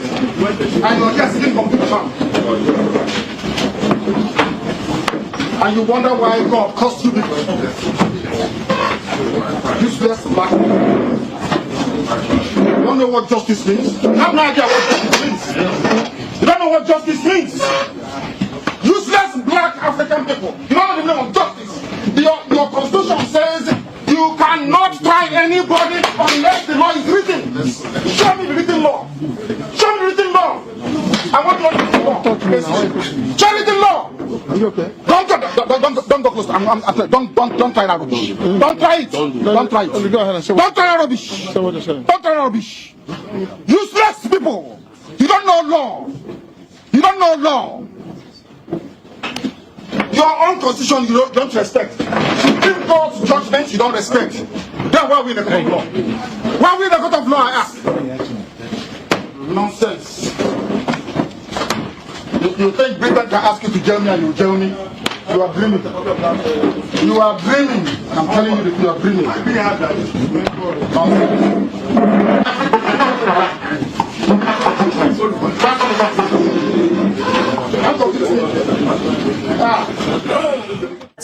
That exactly was what happened in court yesterday. And I understand we're being joined by a legal practitioner right now. And I'm excited about that because I want to hear his perspective, particularly in the part of the law. And I'm talking about Barrister Eze Luche, legal practitioner, of course, political affairs analyst as well. Barrister, thank you so very much for joining the conversation this morning. For the invite. Thank you so very much. Well, let's have your view about all that has transpired with Mazi Nnamdi Kanu, plus what happened yesterday in court, and of course, the date set for his judgment. What's your position in all of this? Thank you very much. The reality is that when Nnamdi Kanu sacked or disengaged his legal team, some of us felt that was a proper and wise thing to do because this was a political case, not a legal case. And if the lawyers were there, they will be restricted or bound by certain rules and ethics that will not allow the essence of the case to be brought to the fore. It was such that if Nnamdi Kanu defended himself, we had hoped, looked forward to the proper issues being brought to the fore. But when he now failed to enter his defense, he first of all reeled out the list of witnesses, which also excited a lot of people because when he listed some governors, ministers, it was exciting because the issue of their privilege or immunity would have come to play. Some of us believe that they don't have immunity to the extent of not coming to court. Because if you remember, governors, when they are about to be impeached, they do actually file processes, which means that their immunity or has some kind of restraints. Now, when he said he was not going to defend himself, that was when some of us got worried. Because even in the Bible, before God condemned Adam, he asked him questions and Adam had to reply. There is a fundamental law, rule in justice. Audi authorem patem, both sides must be heard. Okay. In this instance, Nnamdi Kanu was given an opportunity to be heard. And rather than even say something or enter a defense, he blacked out. He denied, he said he was not going to enter a defense. That was a very fatal error on his part. Now, when you say there's a fatal error, Barrister Ezeluche, can you help Nigerians understand the, Section 36, subsection 12 of the 1999 Constitution as was amended? Because there, the man, when, there in the dock, made a statement arguing that there was no written law establishing terrorism as an offense in Nigeria. Please help Nigerians understand this as a legal practitioner. Well, he's wrong because there's an offense of terrorism. Moreover, Nigeria has signed a lot of international instruments where terrorism is also one of the offenses. So he cannot say that there is no offense called terrorism. It is an offense. That was why I said he erred. He should have, at that stage, taken the advice of the judge and sought legal advice, not legal representation. Those are two different things. He could have asked for lawyers to properly address him whether there was an offense for terrorism. There is an offense for terrorism. People have been charged and are undergoing trials presently for terrorism. If you remember, Asari Dokubo was charged for terrorism, and there are other people who have been charged who are facing trials now for terrorism. So it was a very wrong move of him to say it is not written. So explicitly, what does the Constitution say? He may not know where the law is. What does the Constitution say on that particular clause? I'm talking about Section 36, subsection 12 of our Constitution. What does that actually say? So that, people who are already judging or bringing up their judgment based on emotion and sentiment will understand the words of the Constitution. Clearly laid out in layman's language so we understand as well. That the 6 means that it gives you a right of fair hearing. That 6.2 says that you can only be tried based on a written law. So if he might not be aware of where the law is written, but that does not mean that there is no law on terrorism. So Nigerians, there is a law on terrorism for which people have been tried and have been tried. So it was an error on Nnamdi Kanu's part to say. So Barrister, so sorry to butt here. Where exactly is the law written in the Constitution, which again is his concern? No, the law will not be written in the Constitution. What the Constitution will provide is that you must be tried under a written law, and there are several laws. Like for instance, the Cybercrime Act contains crimes on cyber security issues. It is not in the Constitution, but it's in a different law. And there's a Terrorism Act, which contains the crimes on terrorism. His error was that he was thinking that the crime of terrorism will be in the Constitution. No, there is no such provision. But the laws are there for this act. And not all the crimes are incorporated in the Constitution. But the Constitution is a ground norm. It tells you that whatever you are being charged for, there must be a written law. That Nnamdi Kanu is not aware of the written law does not mean there's no written law. That is where he erred. So is there the possibility? Is there the possibility, Barrister, that his representatives before now, and I'm talking about Barrister Gabi, SAN, would have not told him before now that there is a law, particularly on terrorism? No, the reality is this. He has disengaged his lawyers, so we cannot now begin to guess what the lawyers told him or what they've been telling. All right, now. But even at this stage, the judge asked him to seek legal opinion, not legal representation. Because when he was making that noise that there was no law on terrorism, the law was not written, he should have sought legal opinions. So, look, the reality is this. The fact that the court gave him 6 days to even enter a defense, he should have started a defense. It was clear that there was no justice in this case.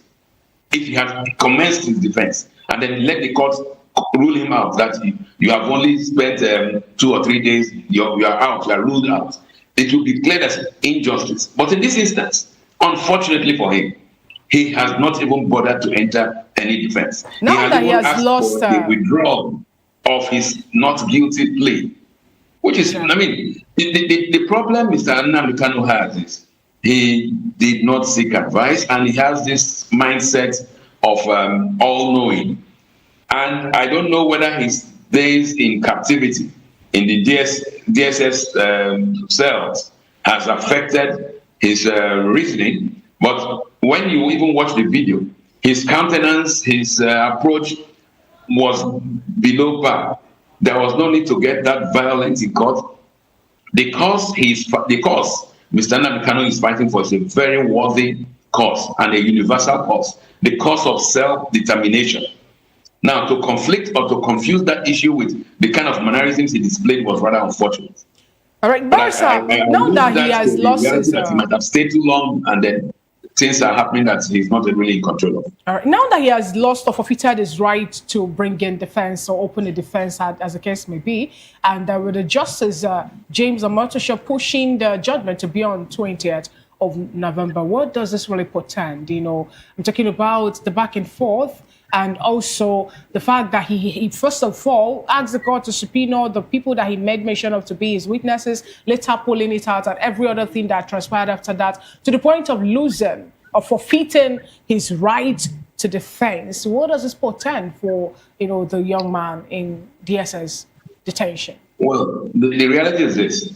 After the close of the prosecution's case, his lawyers filed a no case submission. And the court said, no, you have a case to answer. That means at that stage, in the judge's opinion, there was already a case, a guilty verdict actually, because he has a case to answer. Now, his failure to enter defense, and now the court has said it will give judgment. Judgment based on the opinion the court has already formed at the end of the prosecution. So you don't need to be a nuclear scientist to realize that most likely there will be a guilty verdict. I mean, that is just the reality. There will be a guilty verdict, there will be a sentence, and then, like I said from the onset, this is a political case.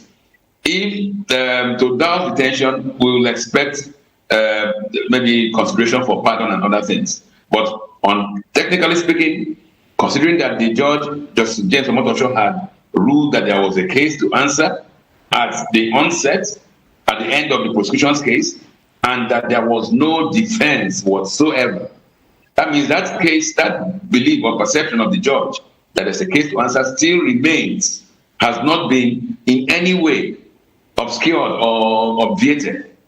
And if that same notion still rings true in the judge's mind, that means there will be most likely a guilt verdict. But that is, I'm not the judge. The judge still knows what he will say. Yes. All right. Thank you so much, Barrister Allege. Let's bring you to the studio. Dr. Peter Anosike, what do you have to say about this? You watched the video. You heard the outburst, the accusation of, the court not having the right to try his case and all that, And then some people also a bit emotional about the young man. He has already gained so many supporters, sympathizers to start with, to this particular level, and he has already lost the right or forfeited his right to, defense at this point in time. What does this really portend? They say that justice denied is justice denied. So he has every right to be angry.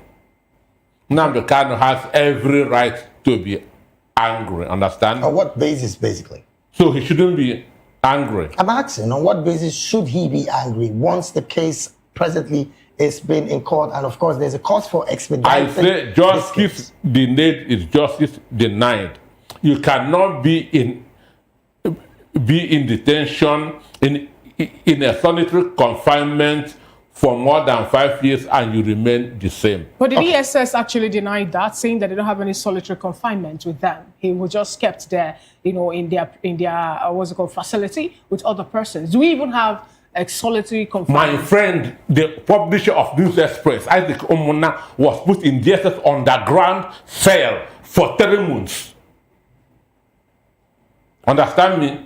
The publisher of News Express was put in DSS underground cell for 30 good months. So that shows we have solitary confinement against what they are bringing up to the notion of Nigerians, that there's nothing like that. So for me, federal government in their injustice has brought out the beast in Nnamdi Kanu. Nnamdi Kanu is a very nice guy, a gentleman.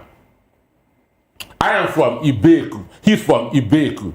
Understand me? I'm from Amuzuku. He's from Afara, who we are together in Nsukka when he was a student, a geography student. So he's somebody who I know too well. Even in student union activism, then he wasn't even a part of it. Student union activism, he was not part of it in Nsukka.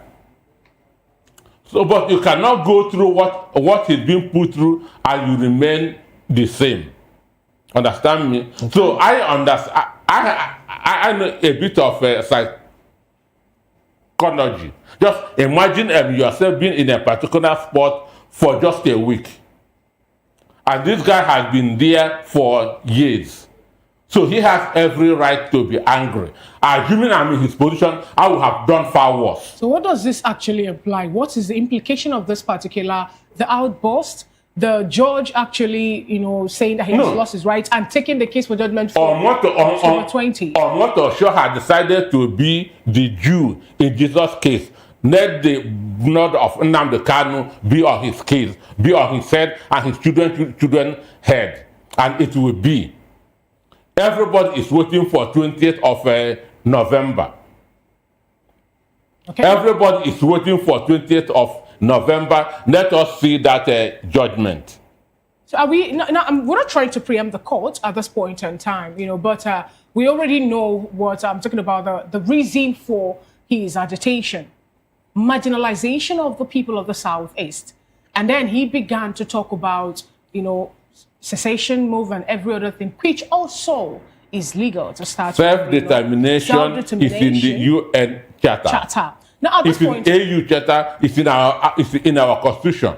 Exactly. So at this point in time, I want to get your opinion, because you just made mention of you being a Southeastern and all that. Now, what does this really portend for that region? I'm talking about the Southeast region, given the fact that this is not the first time they're having such. Recall that what led to the Nigeria-Biafra War of 1967 to 70 is also as regards of the marginalization that those people have been clamoring or crying or talking which about. Which has not been addressed up to today. Exactly. So what do you think this particular case at this point will be for the people of the Southeast? No, for me, it will be a continuation of the Civil War. It will be a continuation of the Civil War. In November 20, Nete Omotosho jailed the Igbos, including myself.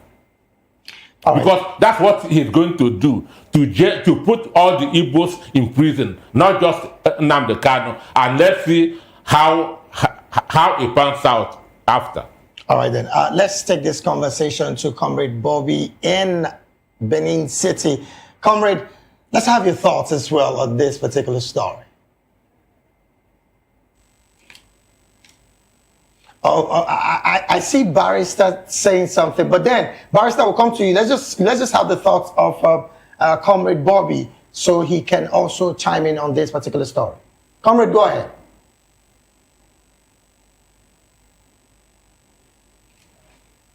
We'd like you to unmute your device if you can hear us. We cannot hear you right now. Okay, Barrister, let's have you while we our Benin studios try to correct the audio as well. Barrister, your thoughts? Yes, thank you. I saw the passion and emotion in Dr. Notsike's voice, but that is not being realistic.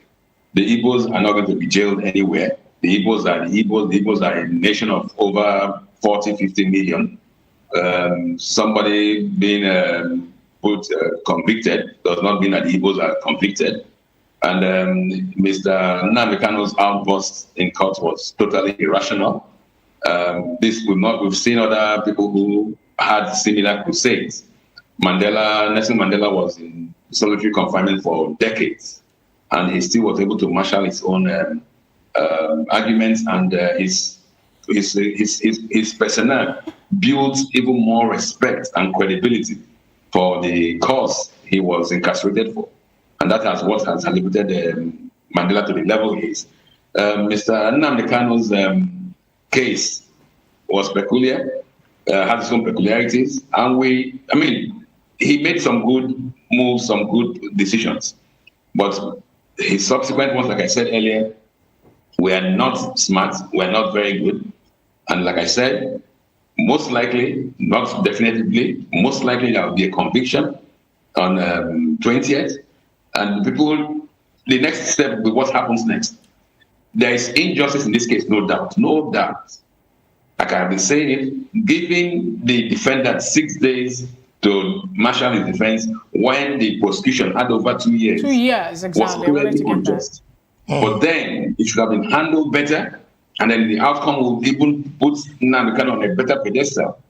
But it is a misnomer. It is wrong. It is an aberration. Barrister, when you say it should have been handled better, how, from your own perspective, would it have been handled better?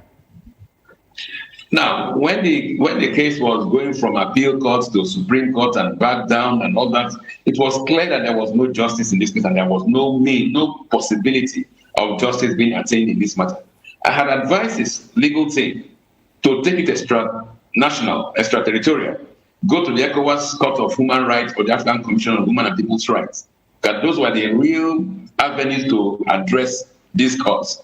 But they remained and kept on having press conferences after every trial, making it like a charade. They were like more interested in the press coverage rather than seeking justice. So what has transpired has been long foretold and has been long known to some of us who had been in this profession for quite some decades. Nnamdi Kanu had a very good option where he dispensed with his lawyers, but he should have gone onto the dock and presented the case which had been saying on radio, talking about marginalization, because the entire international community would have focused on his defense. But unfortunately, and most unfortunately, he threw that into the dustbin by not defending himself. But he just said now, Barrister Electoral, he just said now that the way the whole case started, actually, we have, let's say, lots of injustice from the Supreme Court to. So now him standing in the dock to defend himself, open a defense at this point in time, of what use would that be when we're already, from what you said, made mention of the whole process being marred by injustice? Oh, yes. No, now, in all that time, he has not been heard. Nobody has had him express his issues. So going on the dock and defending himself would have still given him the opportunity to say what he wanted to say, or put to practice, or put to the whole world the whole issue about marginalization, about the need for self-actualization, which are definite international rights to which every group is entitled to, including the Igbos of the Southeast, for goodness sake.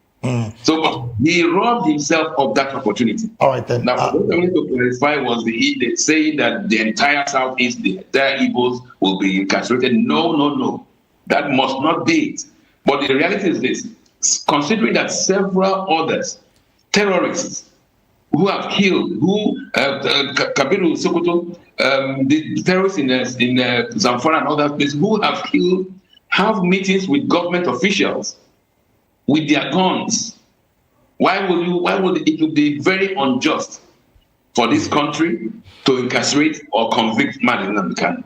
All right, then. When you're hobnobbing with terrorists, the army has this very silly, I call it silly, and it's absolutely silly.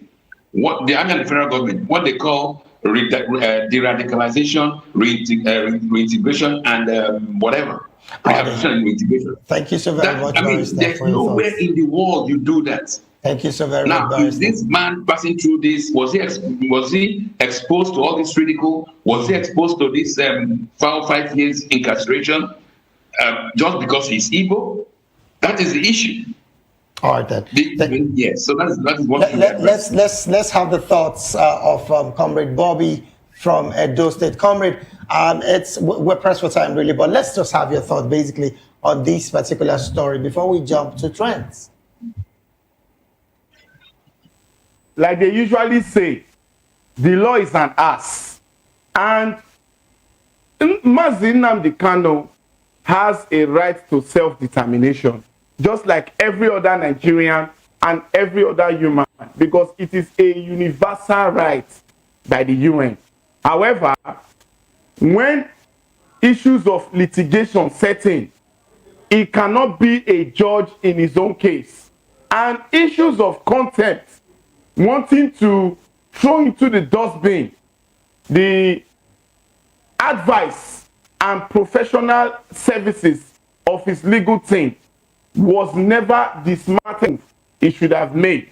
And whether he is innocent or not is dependent on the entire process, because preempting a legal process whose outcome is yet to be determined amounts to sub judice in law. Let us not forget that fact. So, for me, for some of us, Mazi Nnamdi Kanu has actually fought a good and noble fight, but he should not be at variance with the law. From now till the November 20th that is slated for the judgment, Nigerians, the Igbos, and indeed the attention of the entire world will be fixed and fixated on the Justice James Omotosho legal team to ensure that whatever is the provision or basis for giving whatever may be the outcome of the judgment should be within the confines and the ambit of the law. That is my position. Thank you. Thank you so very much, Comrade Bobby, for your thoughts. We'll have to take a very short break now. When we return, we'll be jumping straight to some trending conversations that really made the round yesterday. And of course, that will be after this very short break. Please do stay with us.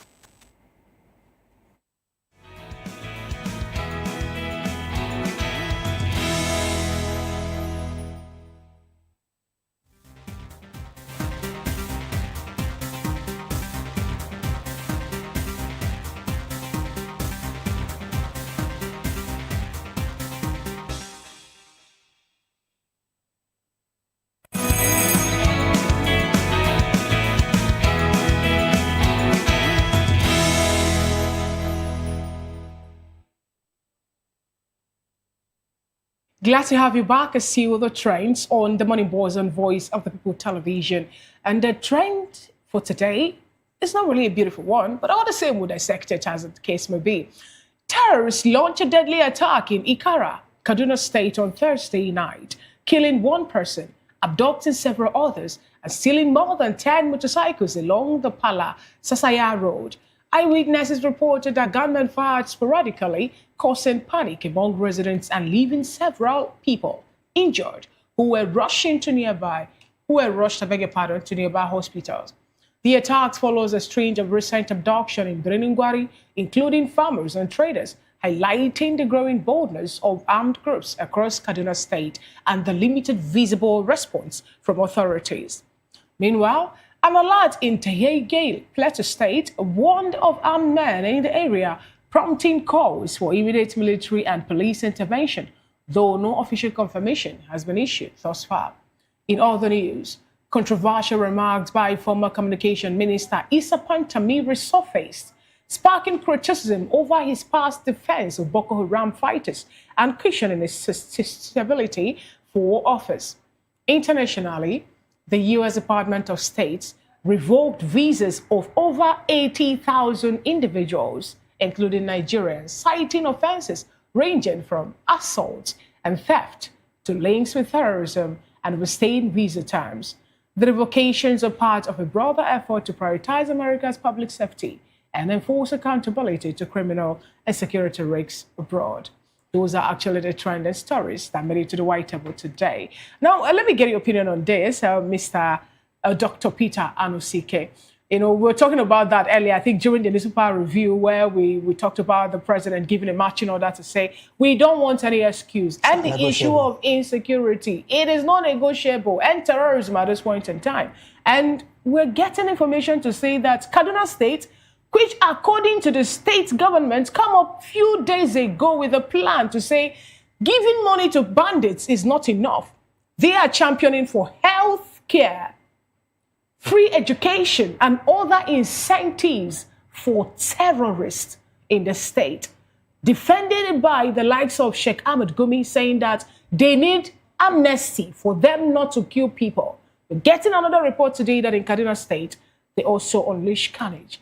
Help us actually work around this. Well, for me, I feel that armed robbers should also form their own association. The likes of Evans also was pleading for. Kidnappers should also form and begin to give their own conditions. Understand? They may also demand for estates where they can stay under amenities. So, for me, there's nowhere in the world that terrorists are being pampered. You don't condone evil, you eliminate evil. Understand? But this did not start now. In 2014, Buhari made a famous declaration that fight against Boko Haram is fight against the North. Even Issa Pantami happens to be the minister then.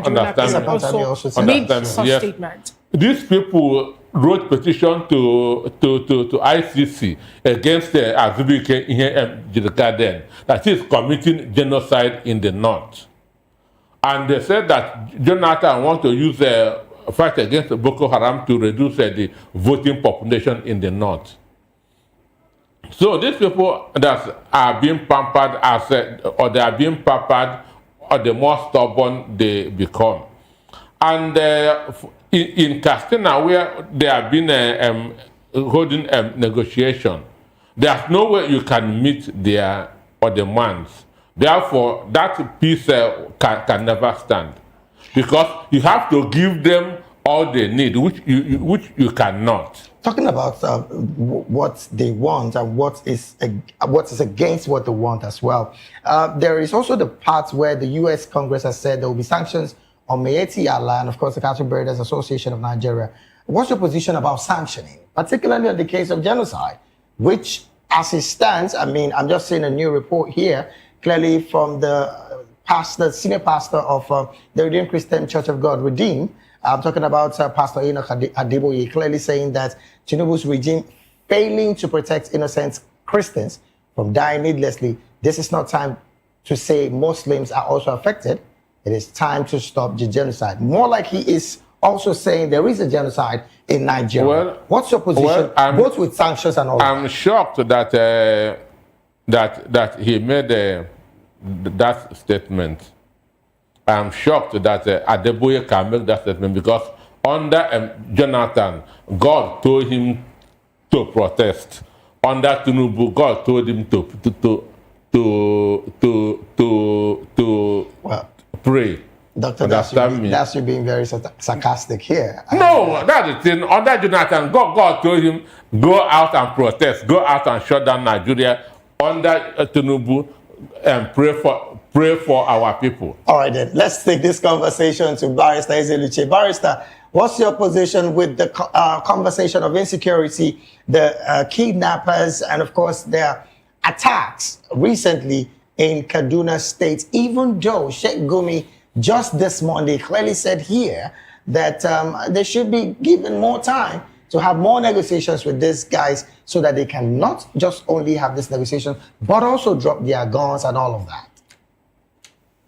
Thank you very much. I think it was during the Goodluck Jonathan presidency that Mr. Jonathan himself, Mr. Jonathan, said he had terrorists even in Asoro. And that has only deepened. That reality has only materialized to the fore.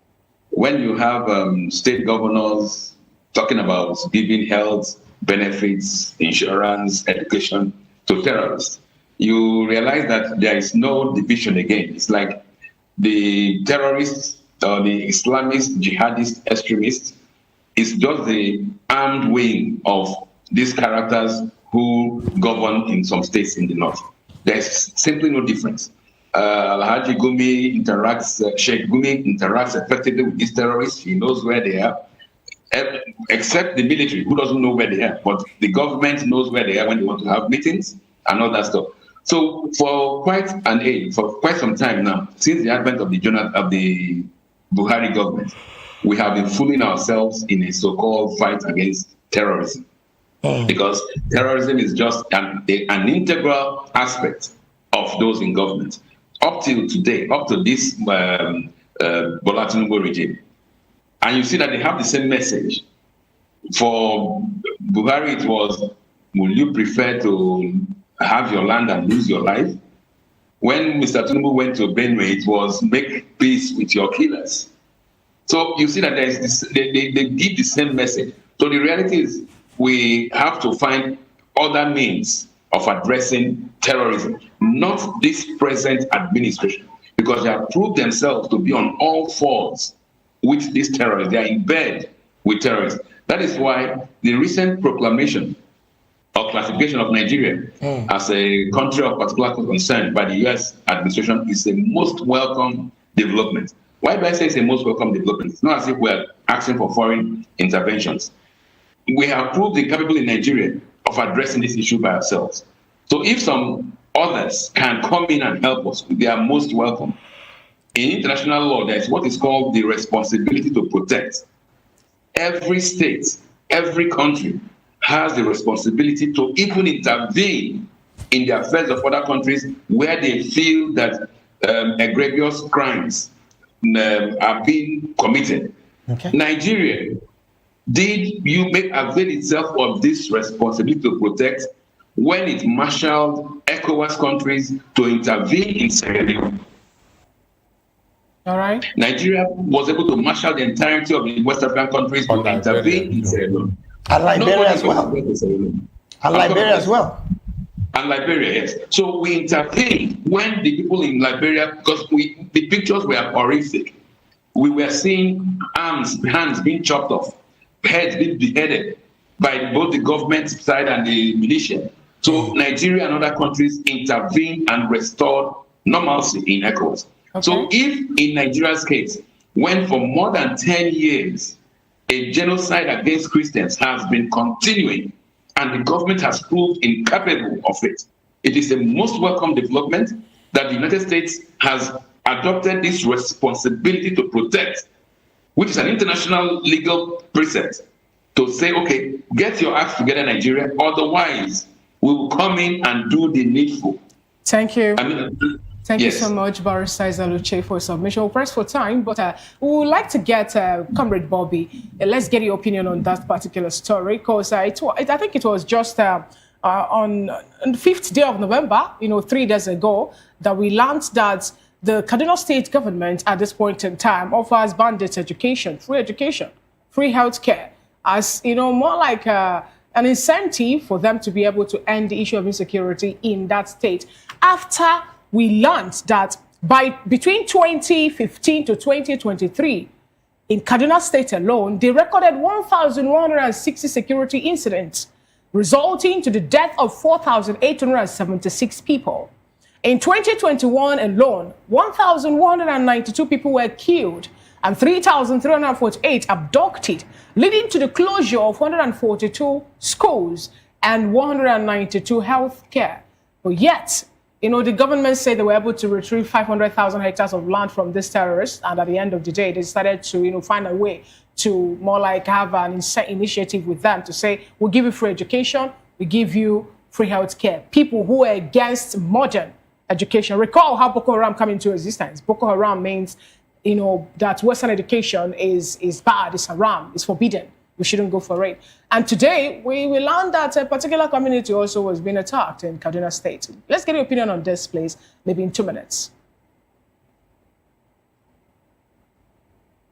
If you can hear me, Comrade Bobby. All right, go ahead. I can hear you clearly. Right, it is only in Nigeria that terrorists and the government of the day comfortably and conveniently hold conversations with themselves. And they see nothing bad in it. The statistics are there to show that terrorism in Nigeria is one of the greatest pitfalls of modern day democracy from the Fourth Republic, as far as this great nation is concerned. And that is why I said in my previous comments that Nigerians are tired of hearing political statements that the security of Nigeria is not negotiable. When they give preference to terrorists, they now give them healthcare centers. Very soon they'll start building hotels for terrorists. They'll start building schools for terrorists. They'll start building maybe market square for terrorists, just to please them and retrieve more hectares of land. And they call that wisdom, Abi. See, if this country must move forward, the trajectory of the machinery of state being a joke should be changed. And that is why we are saying that His Excellency Senator Ahmed Asiwaju Bola Tinubu and his cabinet, his National Assembly, they should wake up. Oh, Nigerians are tired. They should wake up. Thank God, like Barrister rightly pointed out, that Nigeria has been declared a nation of concern by the US. I cannot help but welcome the development, since responsibility and culpability have not been properly put in place by the security architecture of this country. We cannot help but wait for external succor. We cannot help but seek external help. And we pray that His Excellency's next move, because we are getting info that he's going to be meeting the Vice President of the United States soonest. We are praying that that meeting portends prosperity and security of Nigerians. All right then. Now they have killed somebody in Kaduna State. Before you know, they will still tell you that they have killed somebody in another state. Thank you so much. We want to have a Nigeria. I'm coming.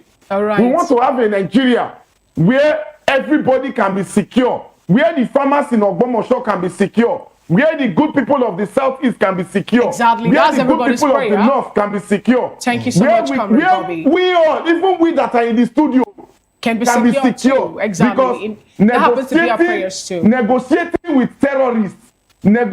with terrorists is a disaster to our democracy. Thank you so much. Thank you so much, Comrade Bobby Obayuwana, for your submission. We sincerely appreciate. Comrade Bobby Obayuwana is a public affairs analyst and political analyst and also a commentator. Thank you for being part of today's Morning Buzz. Also, thank you so much, Barrister Ezeluche, for your analysis throughout today during this particular show. We sincerely appreciate. Barrister Ezeluche, like you've heard already, is a legal practitioner and also a political and public affairs analyst. Thank you also, Dr. Peter Anosike, for being part of today's Morning Buzz. We sincerely appreciate your contribution, during the program. Dr. Peter Anosike here is, a philosopher and also a development economist, as well as the best-selling author. He's also an erudite commentator on economy, finance, politics, and power. We sincerely appreciate you, gentlemen, for being part of today's show. All right, as today happens to be the day, I'm talking about the day for the Anambra State governorship election. Election is already going on. Yes. Although some people are waiting for them to be given money before they'll be able to cast their votes. I got that information now. The little bird whispered to me, to that regard. And we also saw that we have policemen already, 55,000 of them deployed to the state to make sure that the election will turn out free and fair and credible without any toggery or any political issues coming up there. All right, we will continue with the live analysis. I'm talking about reports from, the Anambra State election. We have our reporters and also people on ground to help us out with those footages and also update dropping from our correspondents in Oka and across the state. Stay with us on Voice of the People Television for the real-time coverage and insight on Anambra State election. We'll come back on this white table 10 minutes time. I am Fina Ukachukwu. And I am David Edwin saying you stay tuned because our Anambra governorship election studios will be opening just a little bit after now. So please do stay with us.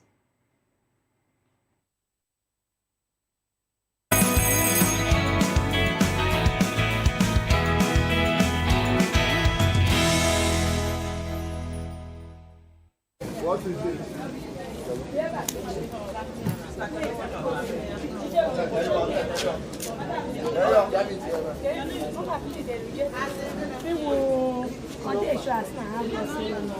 I have 5 again. Thank you. Okay, VOA. Okay, VOA. Which place?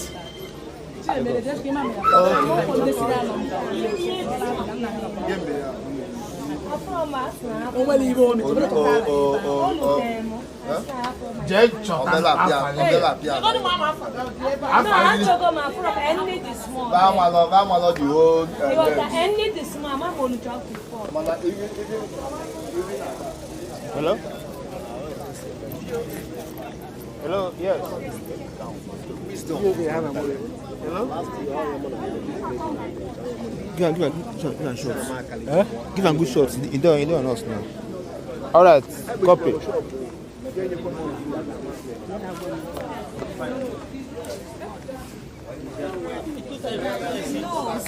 Will you see your picture there?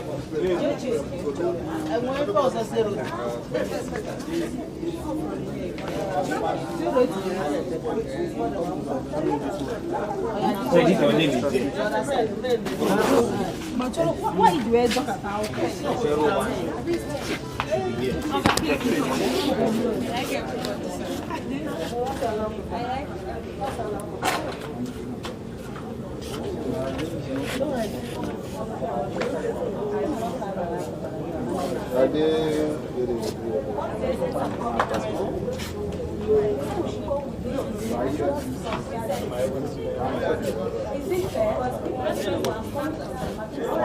I went to Samantha, I didn't see my own. I went to Samantha, I didn't see my own. You wouldn't have it so dumb. Eh? I do done, my friend. Most of them say them for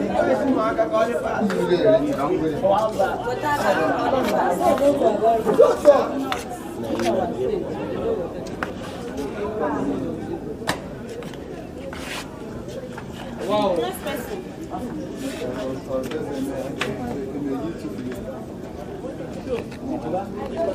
Oh, yes. And the thing wasn't sure.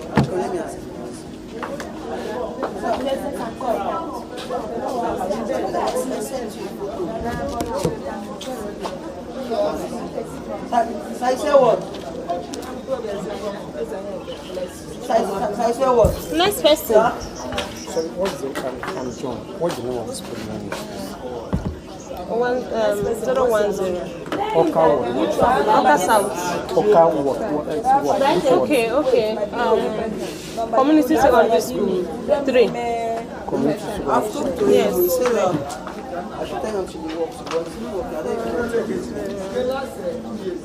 Do you have any device for a person with disability? Yes. Where is the device?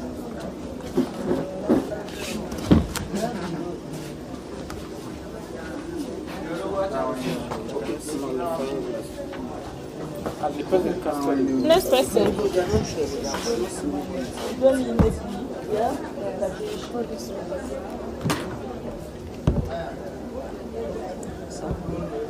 Yes. What's your number, Mommy? Your number? 0010.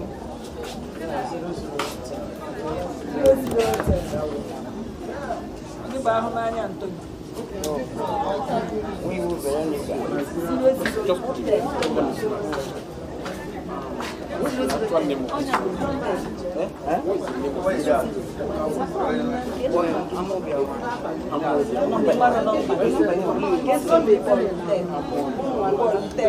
Next person.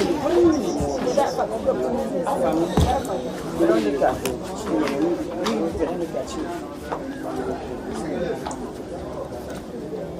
Just keep it there.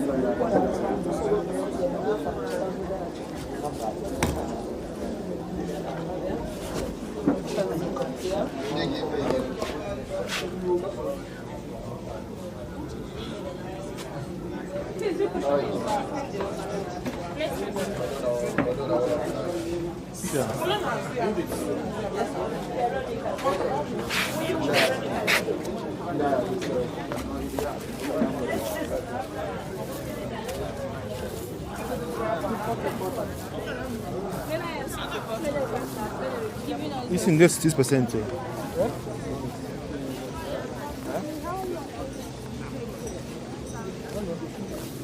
I say you talk is better. I actually love it.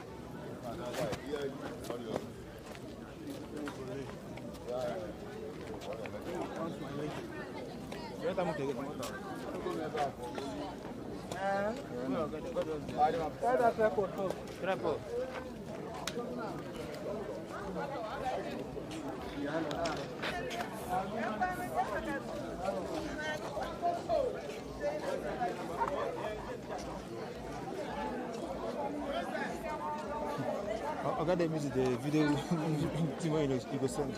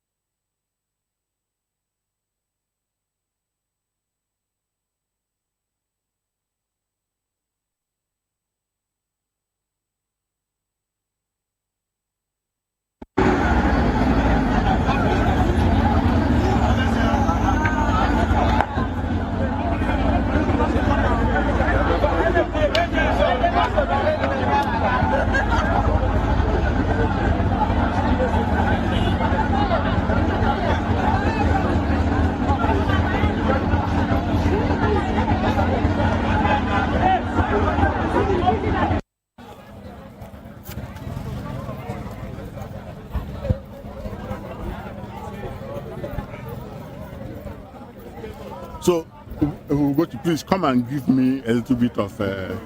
This place is called. Where are we?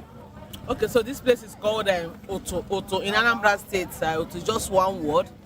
Oto is in Nnewi South. So here is Oto Central School. 005, 006, 007, 008.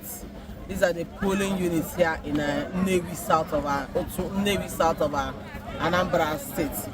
As you can see, you've seen the high level number of voter turnout, and some voters are also still coming. I think the citizens here are responsive, irrespective of the fact that there is this couple of vote and show, and when you show, you'll be given a tag. And that's actually what is playing now. That's vote buying, right? Yeah, that's what is playing now. What about turnout of the turnout? What will you Yeah, say for the about? fact we are able to see even person with disability, that is to say that the message, the communication, the dissemination of information that we did synced very well. That we're able to see number of a person with disability that came out to vote. And you can see that the youths are also coming out in number and in mass to vote. So, what about presence of security personnel? Just one security personnel, one police officer. Let's be specific here. Just one police officer is here. In 4 units. In 4 polling units. So that's for us. Doesn't really go down well for us going by one claim foundation. And you can see him sitting idly, far removed from the the scene where people are buying and selling. Okay, thank you.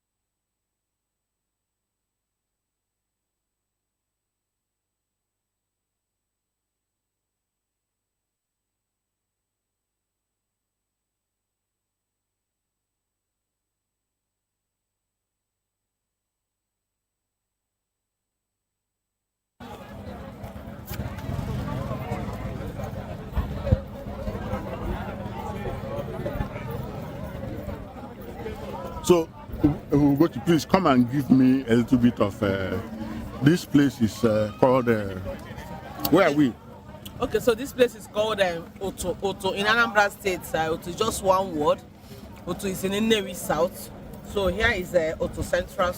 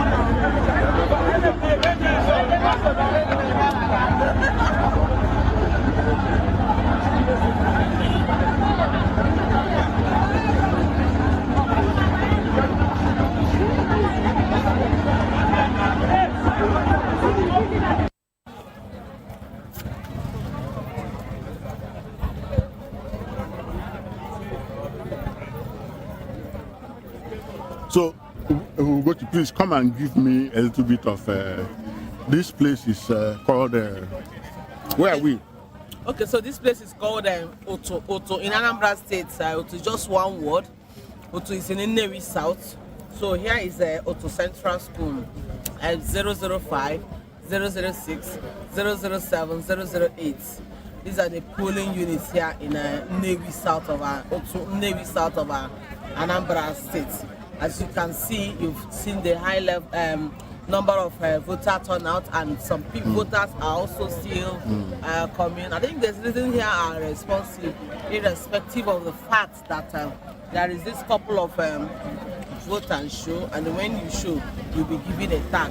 And that's actually what is playing now. That's vote buying, right? Yeah, that's what is playing now. What about turnout of the turnout? What will you Yeah, say for the about? fact we are able to see even person with disability, that is to say that the message, the communication, the dissemination of information that we did synced very well. That we're able to see number of a person with disability that came out to vote. And you can see that the youths are also coming out in number and in mass to vote. So, what about presence of security personnel? Just one security personnel, one police officer. Let's be specific here. Just one police officer is here In 4 units. In 4 polling units. So that's for us. Doesn't really go down well for us going by one claim foundation. And you can see him sitting idly, far removed from the the scene where people are buying and selling. Okay, thank you.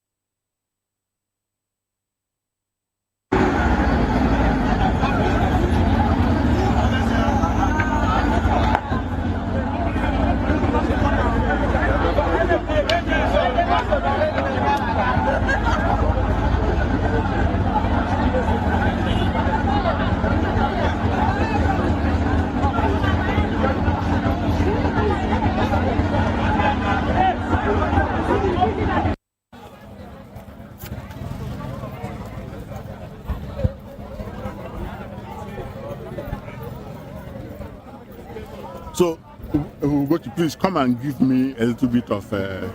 This place is called. Where are we? Okay, so this place is called Oto in Anambra State. Oto is just one word. Oto is in Nnewi South. So here is Oto Central School at 005, 006, 007, 008. These are the polling units here in Nnewi South of Nnewi South of Anambra State. As you can see, you've seen the high level number of voter turnout, and some voters are also still coming. I think the citizens here are responsive, irrespective of the fact that there is this couple of vote and show, and when you show, you'll be given a tag. And that's actually what is playing now. That's vote buying, right? Yeah, that's what is playing now. What about turnout of the turnout? What will you Yeah, say for the about? fact we are able to see even person with disability, that is to say that the message, the communication, the dissemination of information that we did synced very well. That we're able to see number of a person with disability that came out to vote. And you can see that the youths are also coming out in number and in mass to vote. So, what about presence of security personnel? Just one security personnel, one police officer. Let's be specific here. Just one police officer is here in 4 units. In 4 polling units. So that's for us. Doesn't really go down well for us going by one claim foundation. And you can see him sitting idly, far removed from the the scene where people are buying and selling. Okay, thank you.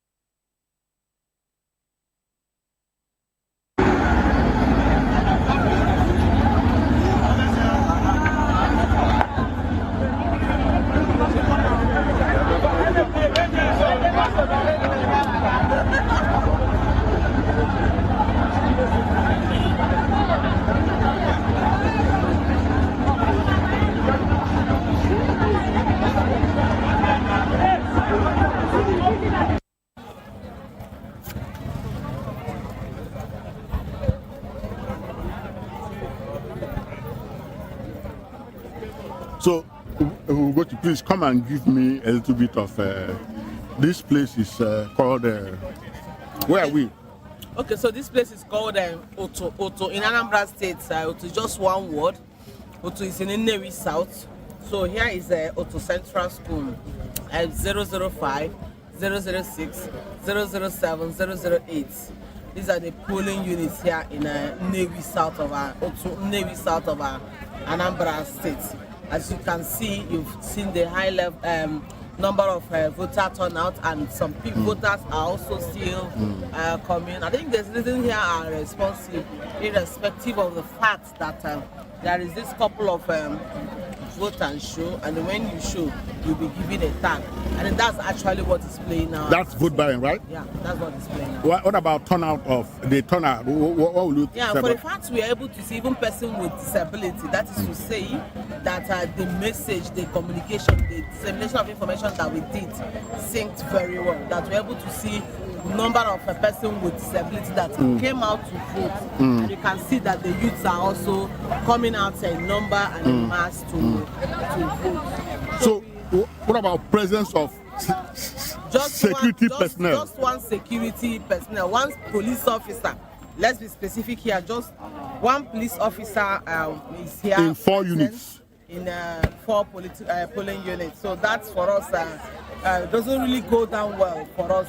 Going by one claim foundation. And you can see him sitting idly, far removed from the the scene where people are buying and selling.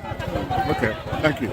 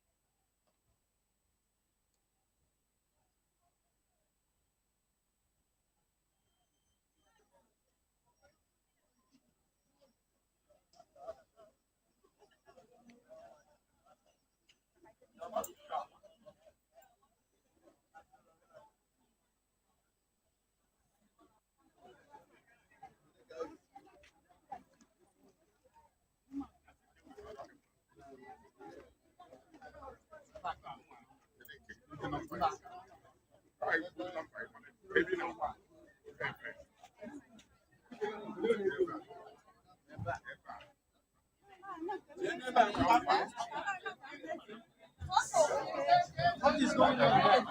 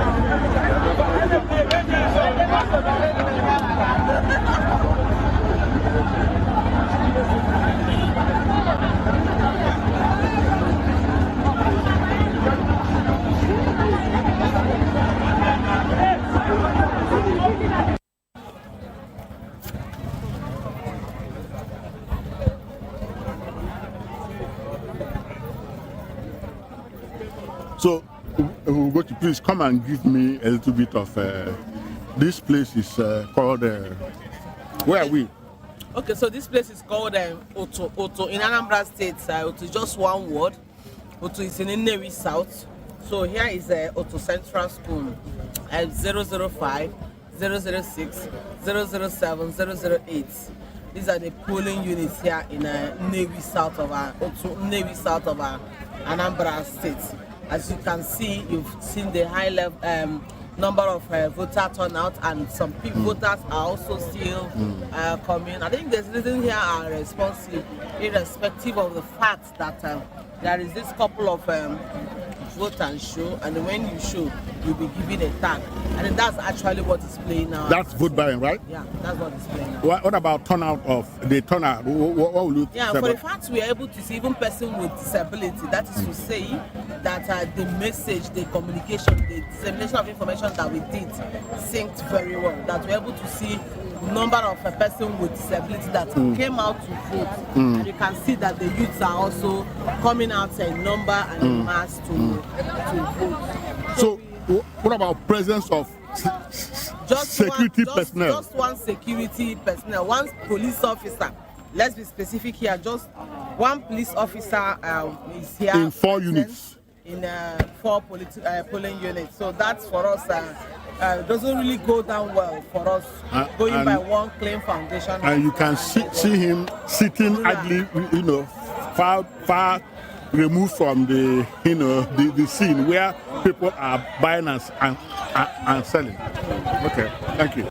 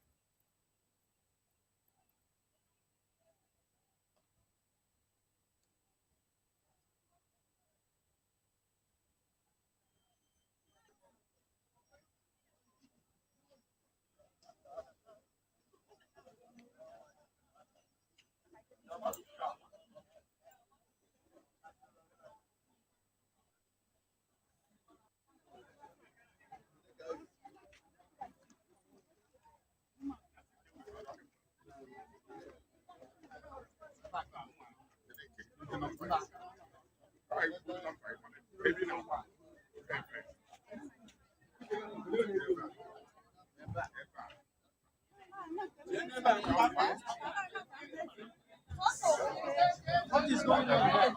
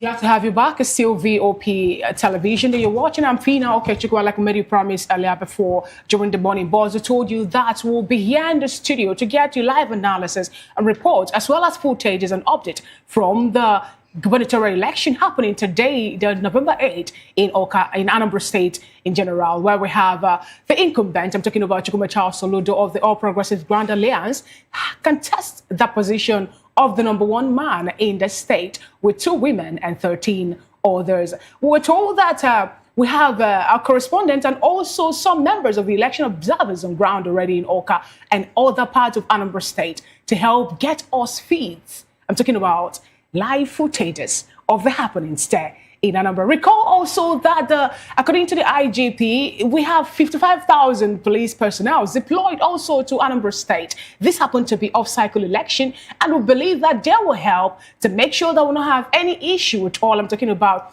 having a free environment, a talk-free environment, or maybe an infiltrated-free environment for people to be able to go out there and cast their vote. Recall that one of the things that have been making people not to go out to cast their vote and resorting to vote to our party is the fear that some persons do have that opposition members from different political parties might decide to attack people who come out to vote. So with the presence or heavy presence of policemen in Anambra State today, we hope that we're going to have free, fair and credible election. And with the promise made the people of Anambra as well as Nigerians that, I'm talking about the promise made through the newly appointed INEC officer, INEC chairman, Professor Joash Mopiton, that Anambra election being a litmus test to him, that he's going to make sure that that election will not end up in court, whereby people will start going from one part to another for litigation and all that. So these are more what you're going to be dissecting on the white table today. I'm not alone in the studio.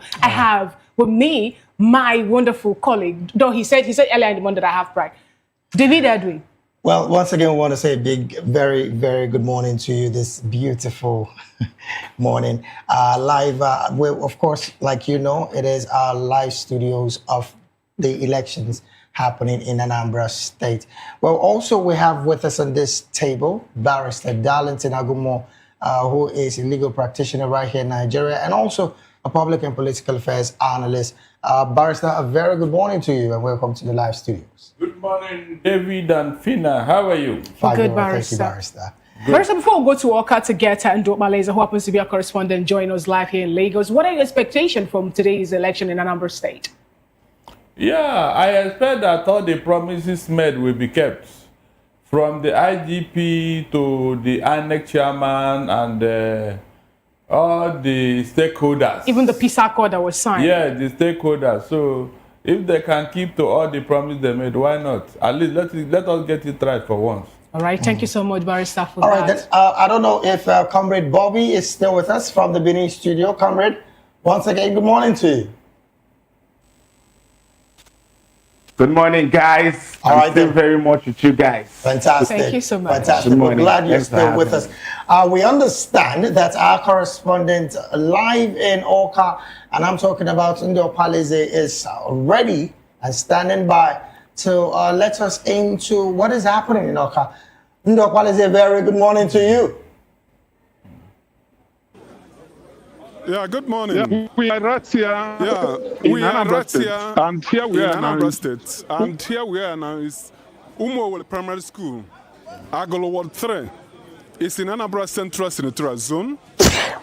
If you look around, you see that voting is already progressing. People are taking their time to vote. Cubicles. There are so many cubicles. Though we cannot talk about a very huge turnout, judging from the sensitization that went along with what is happening today. People are just coming in trickles, not very many big number of people as we expected. But voting is peaceful. We have enough security. People are free to go and cast their votes. Some, when they vote, they go home. Some are also waiting by. But generally, what I've seen is that it's a peaceful election, and nobody's complaining of materials. Materials are in good supply. Nobody has also complained that he or she has not seen his name in the voters register. So far, things are moving fine. The only difference is that we cannot call this a huge turnout. Thank you. Ndo, can you hear us? We want to find out from you, where is your location presently in Anambra State?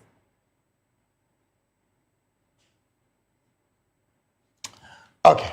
I think we're trying to establish that connection there. But then again, we'll bring it back here to the studio. Well, Barrister, earlier you said you're expecting promises to be kept. And as it stands, several promises have been made, even from the part of the INEC chair.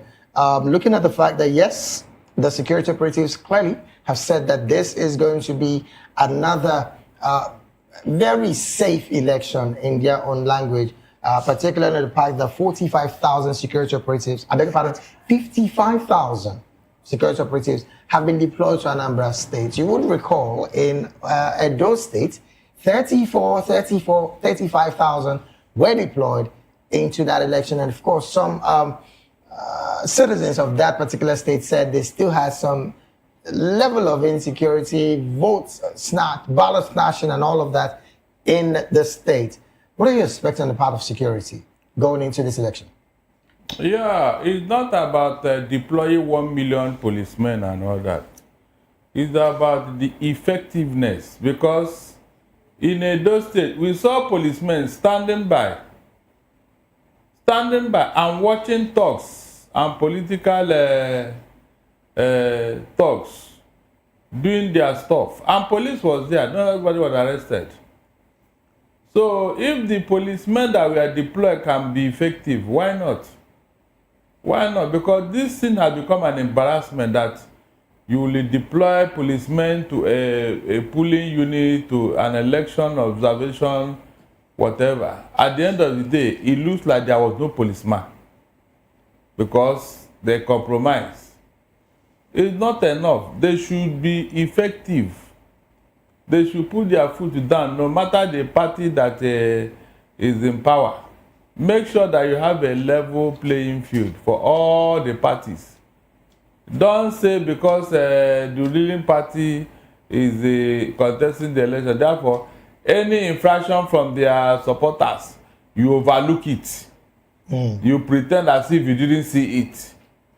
Then when the other parties now join, you say, what are you doing, this and that.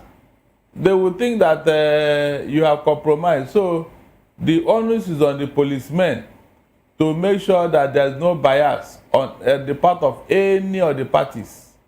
That's the only way they can be applauded. All right. But Barrister, again, there's also the conversation about the fact that the APC candidates in the gubernatorial election in Anambra State, try to pick his name now. Nicholas Ukachukwu. Yes, Ukachukwu. It's not a candidate endorsed by the presidency.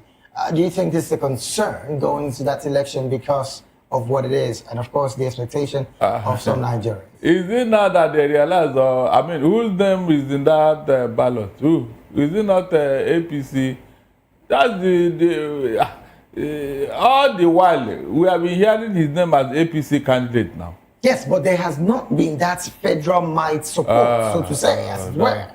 No, the thing is that, look, when Tinubu visited Anambra, I think he made a deal with Soludo. And Soludo promised that he will give him Anambra vote for the presidency. And so the president equally promised to give him the governorship. So you're saying that at this point in time, the president is working in favor of an opposition member in Anambra State against his own party man? Of course. So what does that portend if that should be the case? People have been talking about parties or political platforms in Nigeria not having ideology and all that. So how can, someone who have a candidate interested, who have been so vocal in that particular election, will now wake up just to be running solo without the support, of the president? Fina, in Nigerian politics, quote me, in Nigerian politics, not the party, the policies that you and I know as here. So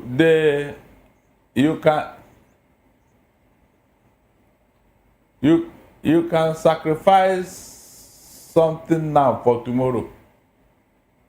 Did you get that? Yes, that's what is going on in Anambra. So Soludo want to secure the governorship and then give something in return for the presidency, because no Abga is contesting the presidency. Is that not true? Exactly. So they are going to give them that vote. Some say that Chukwuma Soludo will migrate or cross carpet to APC. So it's likely, because if Soludo is looking at the presidency, he may have a deal with Tinubu that, look, when you are leaving office, but I don't see Tinubu sacrificing his entire party for an Abga member. He can't do that. What do you have to say about his relationship with Nyesom Wike, Minister of FCT, and also the part he played in his election in Rivers State? But based on this permutation about North and South, are you getting it? The presidency may help Soludo if you come to South and it has to be with Southeast. This is the way I'm looking at it. But definitely after Tinubu, it must be the North. All right, then. We understand that we have election observer in Oka who is standing by to talk with us this beautiful morning. I don't know if it's very much available, but I also understand Ndu apologies still with us. Ndu, once again, a very good morning to you. Morning. Good morning. All right, then. I don't know. We're struggling to hear you inside the studio right now, but we will definitely get to sort that audio out. Where exactly are you in Anambra State right now? And what's the situation around you right now? Yeah, this place is Umuowele Primary School, Agolo 3. Agolo is in Anambra Central Senatorial Zone, and it's the hometown of P2B. So many booths are here, and people are already, voting is ongoing. And And so far, it's been a peaceful thing.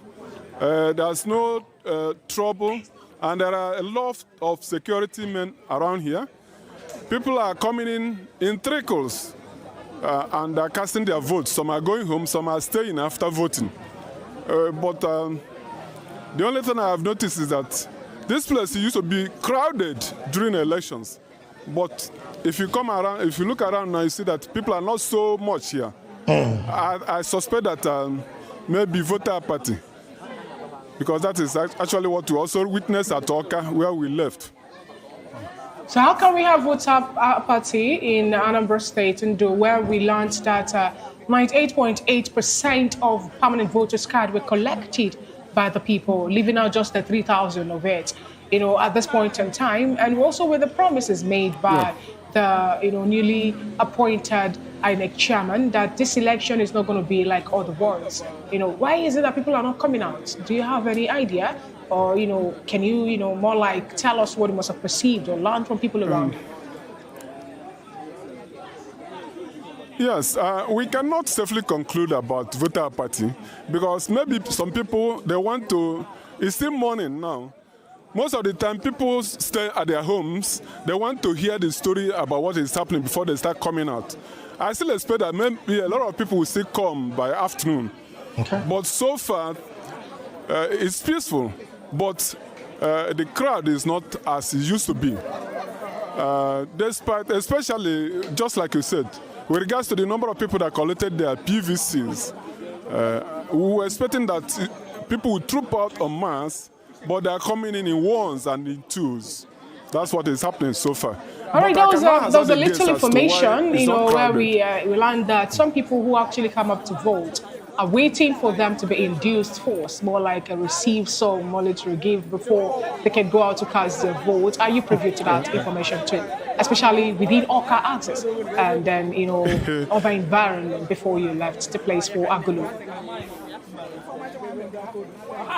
Yeah, well, we have, before we came to Agulu, we have gone to so many wards, polling booths in Oka and then Amobia. And inducement is not, something to be talked about because in a place at Amobia, community primary school Amobia, we saw more than hundreds of EFCC personnel, moving about, looking for people that want to do vote buying. So it has been reduced to minimal because they are on ground. But we cannot rule out the fact that what you said may be one of the reasons. But at least one has to come to the polling station first before you can talk about being induced. What we are saying is that not many people are here for now. Maybe they will still come later, but it's not as it used to be. I used to pass here every election time. It's always crowded, but you can see that people are sparsely populated here now. I don't know as to inducement, but we haven't seen any. They are still coming.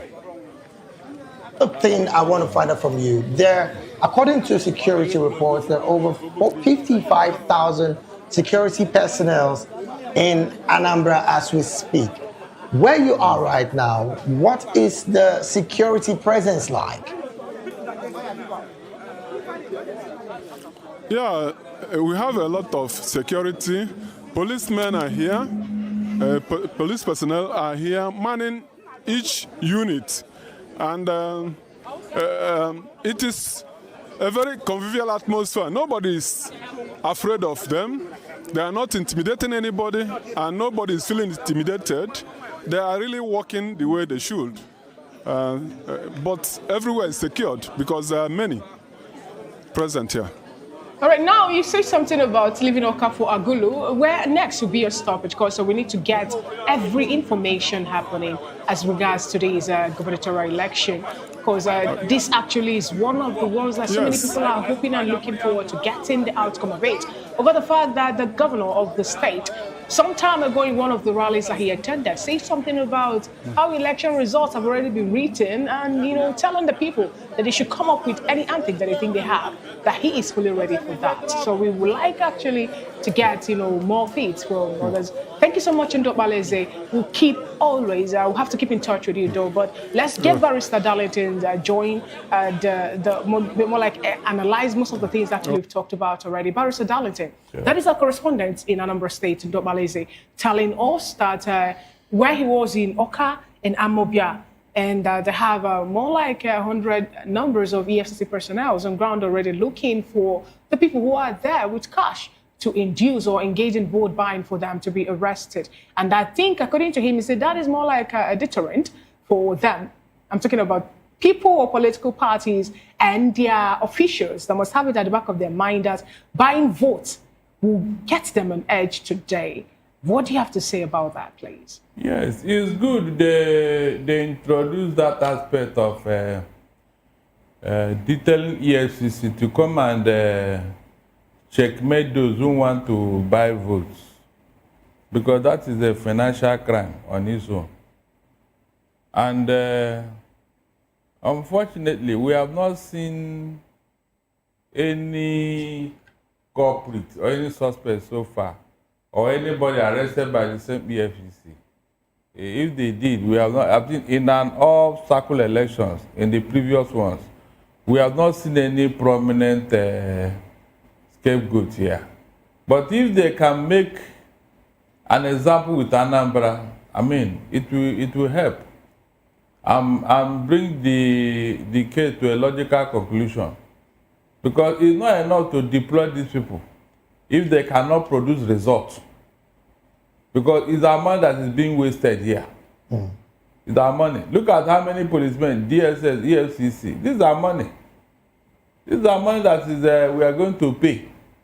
So if they cannot produce results at the end of the day, then there's no need. That's what I'm saying here. Then on the deployment of police, I have my reservation about the number of policemen being deployed. Mind you, the more security personnel you deployed, the more money you get at the head of those agencies. Are you getting it?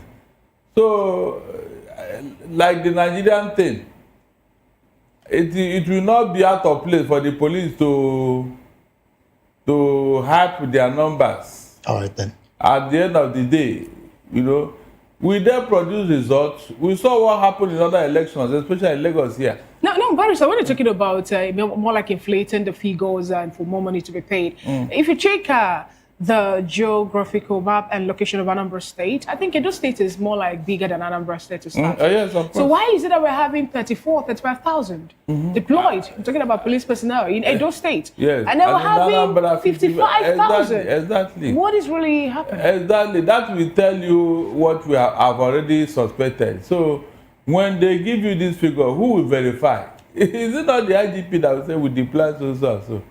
No other person now. It's the only one who can give you the figures. At the end of the day, all of these people will be paid. All right then.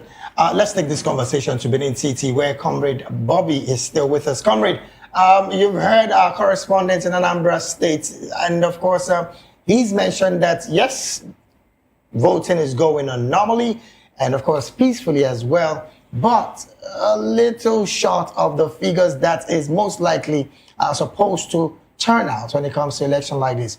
What's your position with this kind of development?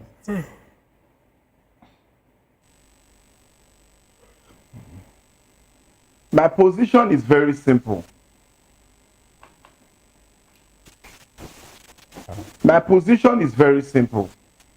And it is a reflection of the high rate of voter apathy that we have not just in Anambra State, but across the 36 states of the Federal Republic of Nigeria. I said it before this time, that though 98% of Anabrarians have initially gone to collect their PVCs, but the reality is that many of those persons, or a majority of those persons, or a critical mass, collected those PVCs for their personal use and not because they wanted to vote in this election. No, because we must tell the people the truth, and that is why we are a voice of the people. Many persons collected their PVCs because they wanted to go and use it either to update their bank account or carry out one official assignment or responsibility or the other. It's a very simple thing. And if you notice what has been going on so far in O2 ward by Nnewi South, we have already started recording incidents of vote buying with only a security personnel that is recorded to be in the entire ward so far. In fact, the security personnel was even gisting with some persons that were buying food close to where they were voting. That is to show you how insignificant our electioneering process is beginning to look in the eyes of not just Anambarians but Nigerians. Comrade, it's interesting you made mention of vote buying. It's very interesting that you've made mention of vote buying because from what I see here, sometime around 9:29 a.m. On the Cables X platform, there is, of course, the location is polling unit 003, Ward 8, Nnobi Idemili local government area of Anambra State. A party agent is seen handing over a piece of paper to voters after they cast their ballot. The agent is also taking their details and writing them down on a sheet of paper. This is in contrast to the fact that we also hear from our correspondent in Oka that EFCC's agents are almost everywhere. So how do we juxtapose this kind of situation with this report and, of course, security agencies all around the place?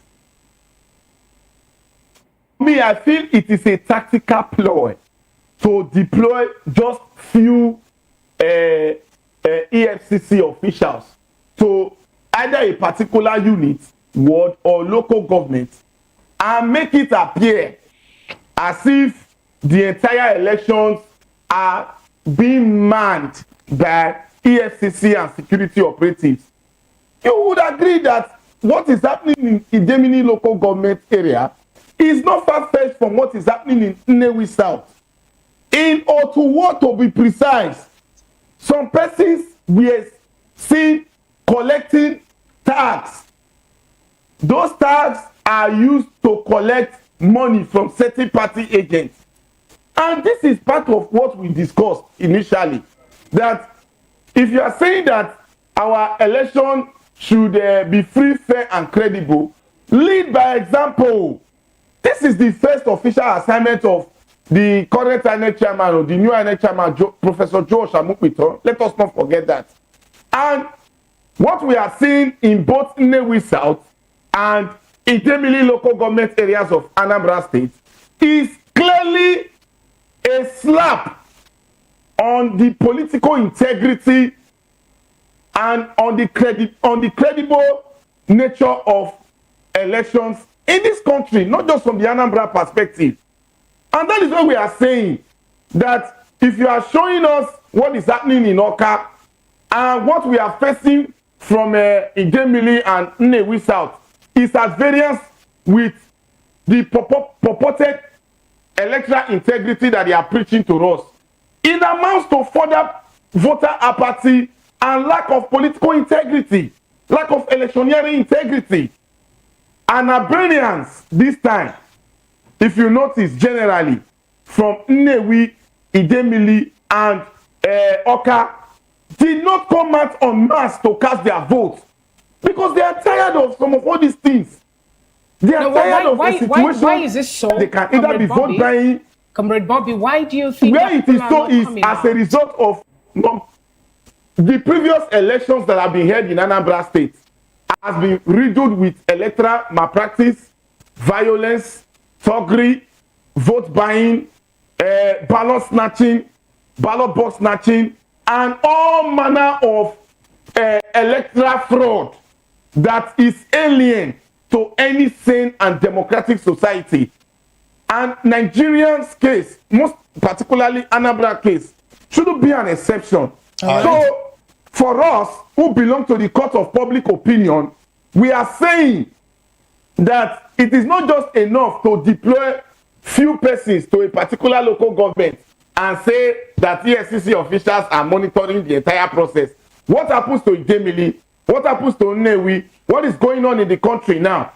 And look at if you look at what Nigerians are facing now, you will discover that a microscopic few out of the whooping sum of 98% of 2.8 million voters have actually come outside to cast ballots as against what is expected in an ideal democratic and socio-political situation.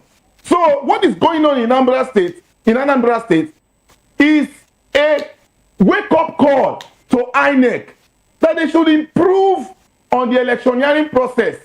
Our security operatives that are supposed to be on ground, they are not on ground in places like Idemili and Nnewi South. A policeman was even gisting with passers-by and neglecting his primary duty of supervising the election. What if thugs now invade those two local government areas? Thank you. These are so part much. of the issues we have always been complaining about. Thank you so much, Comrade Bobby. Work on all these things. All right. Because this one is an uphill task for Joashamu Piton, and Nigerians are watching closely.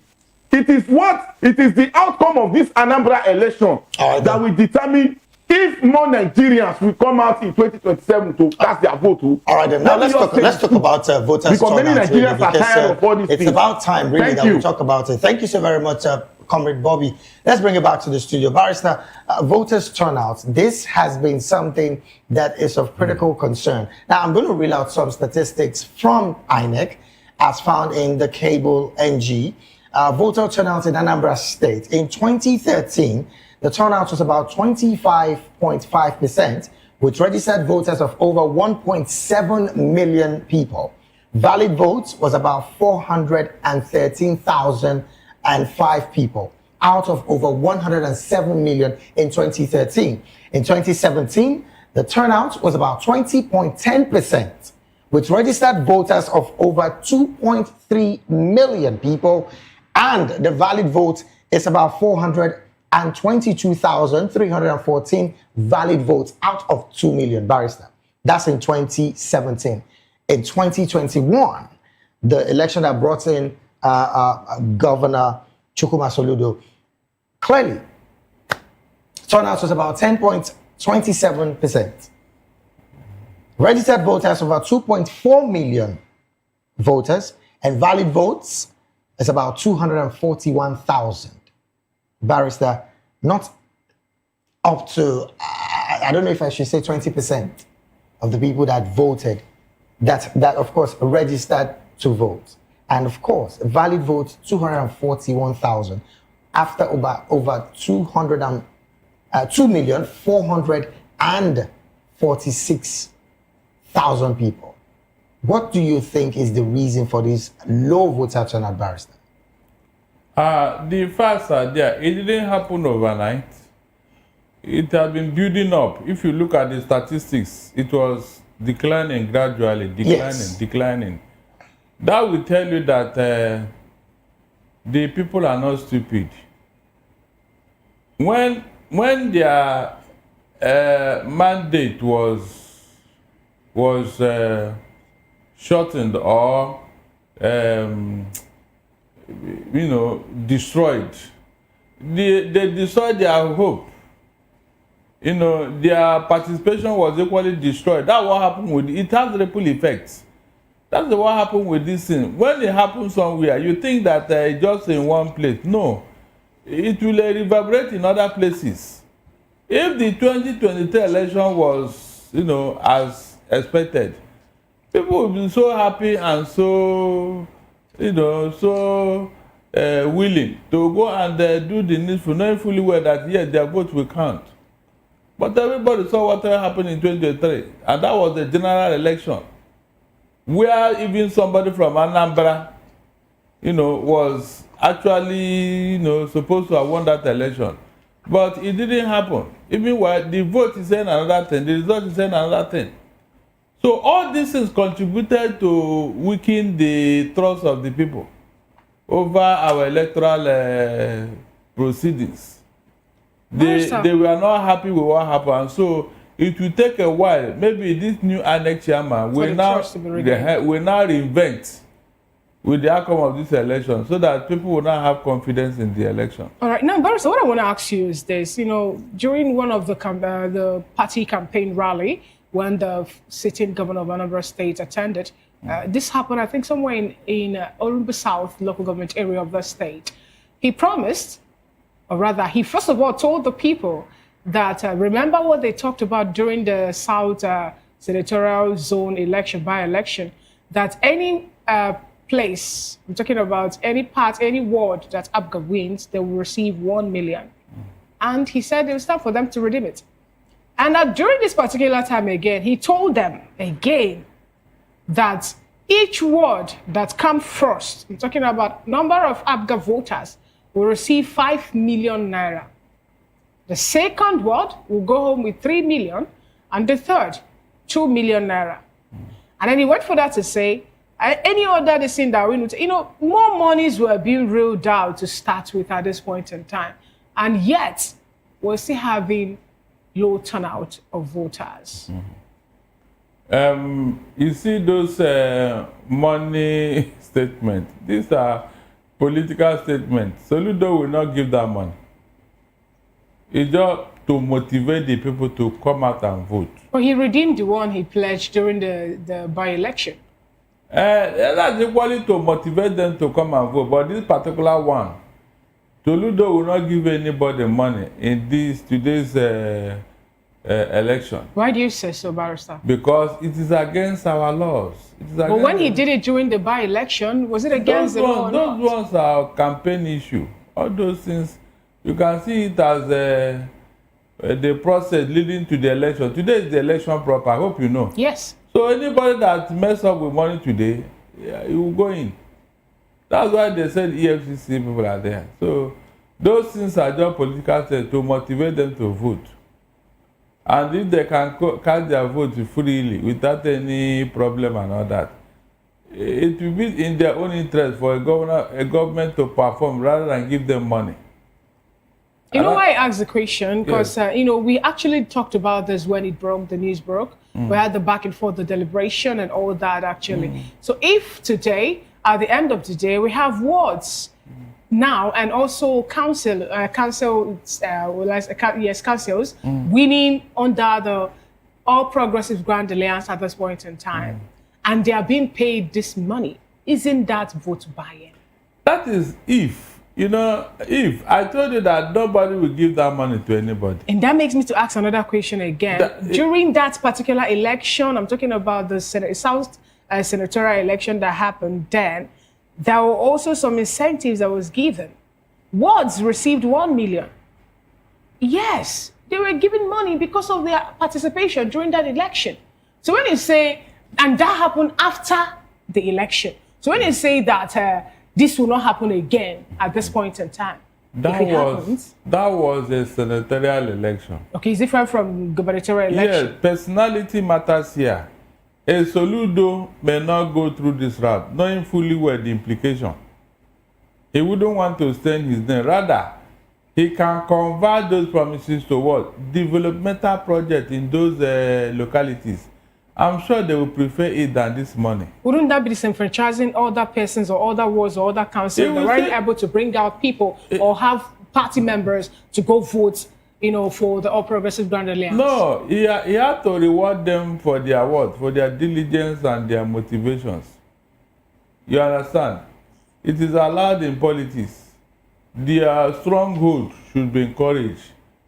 By seeing that encouraged, other words may now fall in, so that they too can be part of the largesse. To move to a party? Sorry? To move to a particular party. What is different from this particular analogy that you created now, or picture you painted now, from what is happening within the Nigerian political space, where we see people moving to a particular political party, which some persons have come up to say that this might lead to what? A one-party system. Recall that most of them were doing the movement over the fact that they were told that when you move, when you cross carpet from your party to another party, the ruling party to start with, that, maybe your sins might be forgiven, or, people might tend to turn their head whenever your case has been brought up. when you do this in states, it will not have any effect at the general, at the national level. But it is from the state that will not have people that will represent us as the national level. Those people, their voting power is within their states. It can't go beyond that. When you talk of senatorial election, yes, do you go to the national to bring people from your village and all that to go and vote for you? No, it is within your states. So you're saying in one breath that a vote buying or inducement can be accepted, during senatorial elections or maybe a local government because it's still within the state and will frown at it when it gets to the national level or maybe the gubernatorial state. Vina, you are expecting too much from the electoral system of Nigeria. It is always good for you to go for the low-hanging fruits. Keeping hope alive. Yes, it's better for this kind of thing to happen than for you to do outright thuggery, snatching of buses, killing people in order to get votes. No, if they can even do it like this to motivate people to go and vote, fine. I mean, it's okay by me. It's okay by me. It's not left for EFCs to do their work. All right, then, Barrister, let's talk about the relationship between Governor Ukachukwu Soludo and, of course, the presidency. Some have said that the governor of the state is clearly going into this election under two-party tickets. Do you share this sentiment as well? Because again, you would recall that when Ukachukwu wanted or had his campaign, none of the big wings of the presidency was available. Something very rare when it comes to Nigerian politics, don't you think so? It is not new. In 2011, when is it not the ACN featured Nuhuru Badu as their presidential candidate led by Tinubu, they knew that he would not skate through. And so they don't want to waste their vote. What happened is that a day before the election, Tinubu went to Aso Rock and pictures were shown with him and Jonathan and all that. And that was when they sold Rubadu's votes. The following day, when the election started, what we are hearing is Baba Sogbe, APC for governor, ABSM for governor, then PDP for president. You understand what is happening here? And so, Rubadu didn't go far. But he was an ACN candidate. Is that not what happened? So, in the same thing, they have seen that in Anambra, no matter what they do there, Soludo is on ground. You see, no need wasting their effort and everything. And besides, Ukachukwu is not a strong candidate. He's not a strong candidate. He can't match a Soludo. There's also the conversation about Mba, if he was on the ballot, would have basically pulled up a big fight with Soludo. Do you share that sentiment as well? If he was in the ballot. Yeah. Or still alive, God bless still alive, yes, at the time. Ooh, Ifeanyi Patrick Oba. Yes. Oh, okay. Oba, yeah, it's true. You are right. Emeka Ifeanyi Oba, yeah. It's true. He was a strong contender, but what happened with him is what it needs to be investigated seriously. But it is how it is. I mean, in politics, there are so many things that happen which you cannot even verify. But I know that in years to come, the truth will come about his death. All right, then. Let's take this conversation. The mistake they made that they should have looked for a stronger candidate to replace him. So who now be the stronger candidate? There are many, just that they didn't look proper. Look at, Barrister, when you look at Anambra State, their political strength, and also how they've been running their election at this point in time, who do you think will be that strong opposition member that can stand the incumbent in the state? There are, especially from abroad. It's just that they didn't want to rattle Soludo with what the agreement he had with the president. When you're saying from abroad, the same abroad was where we have the former governor Willie Obiano, who doubt from to come to work in Anambra as a governor by Peter Obi, and we saw the outcome of it. You never can tell. Human beings are not the same. You never can tell. There's no way they can act or behave the same. No. If they look deeper, there may be people from Anambra who will do a better job. Under what political party? It depends on the party he wants to choose. Now, when you talk about depends on the party, we know that Anambra people, to start with, have more like will I say, a sentimental attachment to APGA, because of how it was formed and all that. So, do you think at this point, no matter how credible an individual, a candidate is running under a different political party or platform, that they will support such person against the party that they've tagged their own? No, I don't think. In fact, it will be difficult to defeat APGA in Anambra. Very difficult. It will be the same way APC or ACN dominated Lagos. So now, that leads me to this next question. You just said something on the table that the likes of Chukwuma Soludo, governor of Anambra State, might cross carpet to the All Progressives Congress after the election.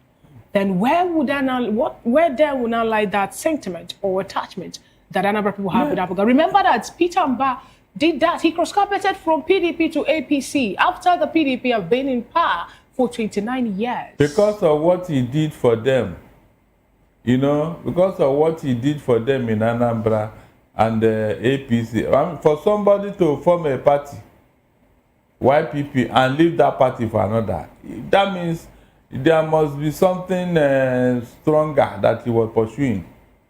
After all the things, the help he rendered to APC, I mean, between that jet and whatever, so he was pursuing something, and that would have given Soludo a serious fight. Because if APC enter Anambra with federal might, they will rattle Soludo. So with the death of that man, they lost interest and the fire in them. And so when Ukachukwu came, it just that let's just put somebody there, And with the baggages Ukachukwu is carrying, I don't see him coming close to Soludo.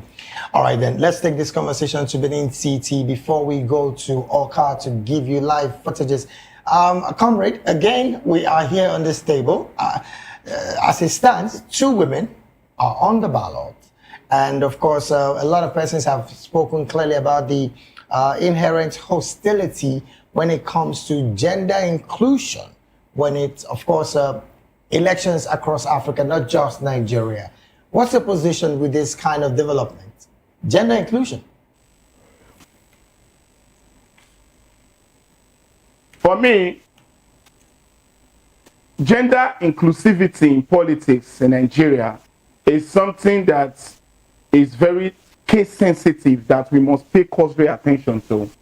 And with the emergence of some people actually advocating the need for we to have more women in politics, governance and administration, I think it's something that the political class should be deliberate about and not necessarily using it to favor the masculine gender.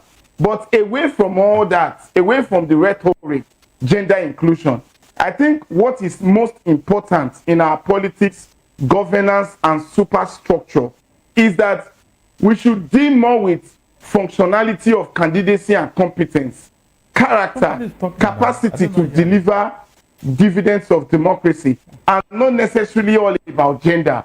If the individual, whether male or female, has the requisite character, capacity, competence, and the willpower to do what is right and give succor to the hoi polloi of the society, I feel that individual should be given the position of high responsibility to govern and lead the people to El Dorado. But if gender inclusion can also consolidate this fact, competence, capacity, and character shouldn't be sacrificed on the basis of mere politics, rhetoric, or partisan affiliation. I think it is a welcome development. And as we have a woman in the ballot, it is also a welcome development. From the talking about the AAC candidate that is contesting in the ongoing Anambra State elections. But going forward, we will want to see more women be part of governance and politics in Nigeria. And we also want a situation where we can create an avenue for more competent minds to be thoroughly x-rayed before they go into public offices. They should encourage more debates. You know, they should encourage more debates. And it's even part of the postmodernist school of thought that some of these debates should be taken to well-known tertiary institutions where some of their manifestos, policies, and programs can be x-rayed in such a way that the reality, a reflection of the reality of the majority's interest can be included within the cycle of governance, politics, and administration moving forward. That is my humble take on it. Let me bring the same question to Barrister. Barrister, as it stands, 2 women on the ballot today in Anambra State. When it comes to gender inclusion in our political space, that has been a major conversation. What's your position with these kind of conversations, even though some of them are quite brilliant and they have very beautiful ideas when it comes to governance as well? If not that our politics is heavily monetized, I think our women would have made impact, but because of the heavy financial resources involved, women may not handle it. That's just the issue.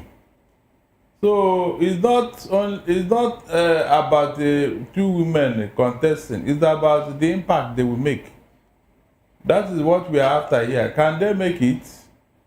Can they win the election? You and I know the answer. So all I will encourage women is that they should come closer to each other and form a critical mass. Just champion the cause of one of their own, especially when it comes to voting, because women are bigger in number. I mean, they have majority in our population. So why can't somebody among them mobilize these numbers and make use of them? That's the issue. You see a woman contesting and her fellow woman will be voting the men. What does that tell you? They are their own enemy. Worst enemy for that matter.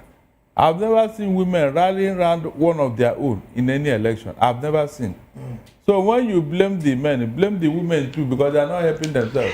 I dare say Fina at this point would not want to respond to that because she's a woman and I know her position when it comes to women supporting women. Let her tell us the reason why they don't like themselves. Maybe you need to help us in this. It's kind of fortunate that I'm just on my own sitting calmly and the bullet actually is kind of trying to hit me. I don't know why it's that way. But... All right then, well, because of, we understand right now that we need to get to Anambra State to get you, of course, footages of live happenings right there in Anambra State before we return back to hearing the views and opinions of our other analysts that have joined the conversation. Also, we know that Mazi Amobi Hegoro has joined us. And of course, one other amazing guest is joining us. Let's take this quick break. And of course, we'll take you straight to Awka, where you see live footages of what's happening in Awka, Anambra State. Right back.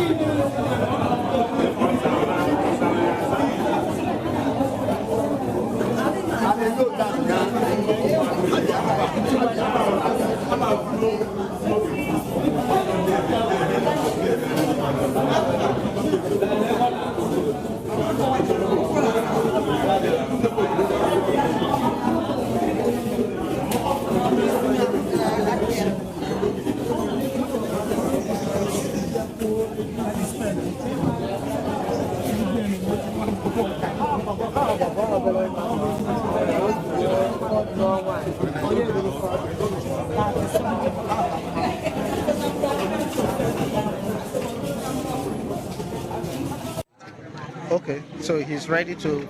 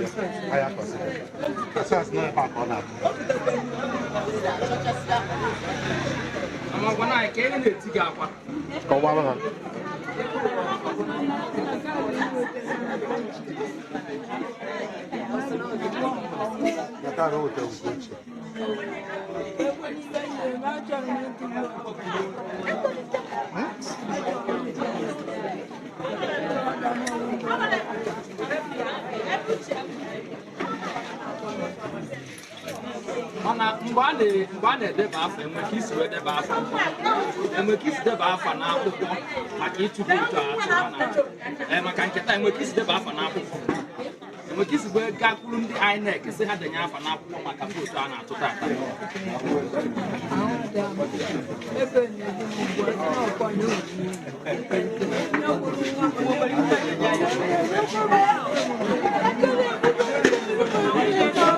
Sorry.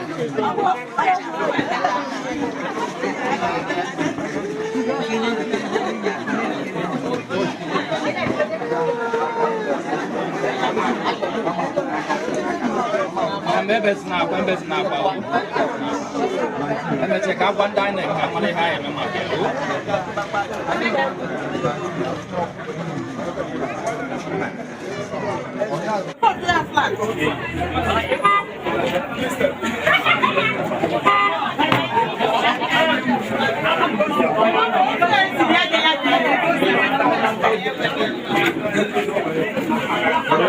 Come back.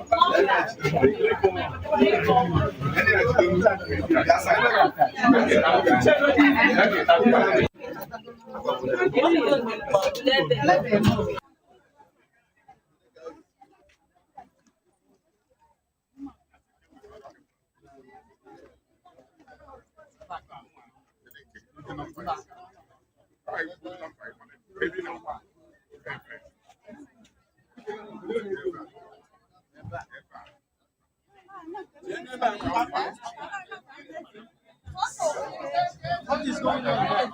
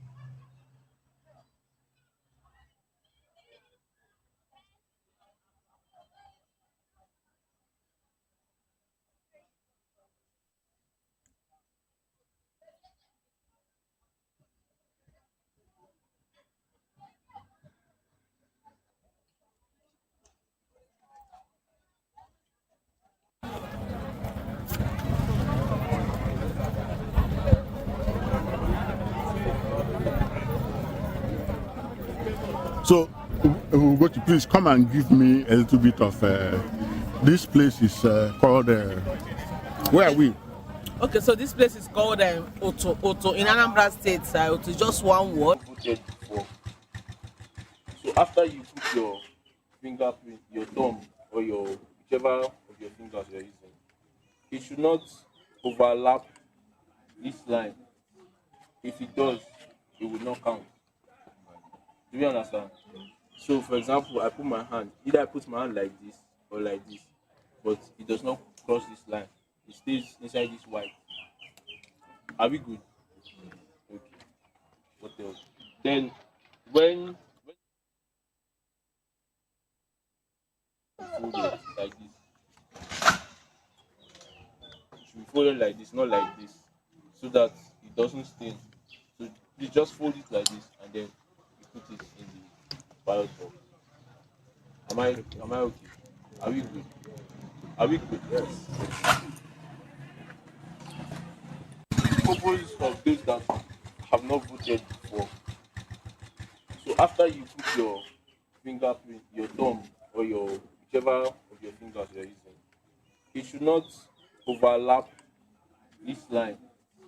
If it does, it will not count. Do you understand?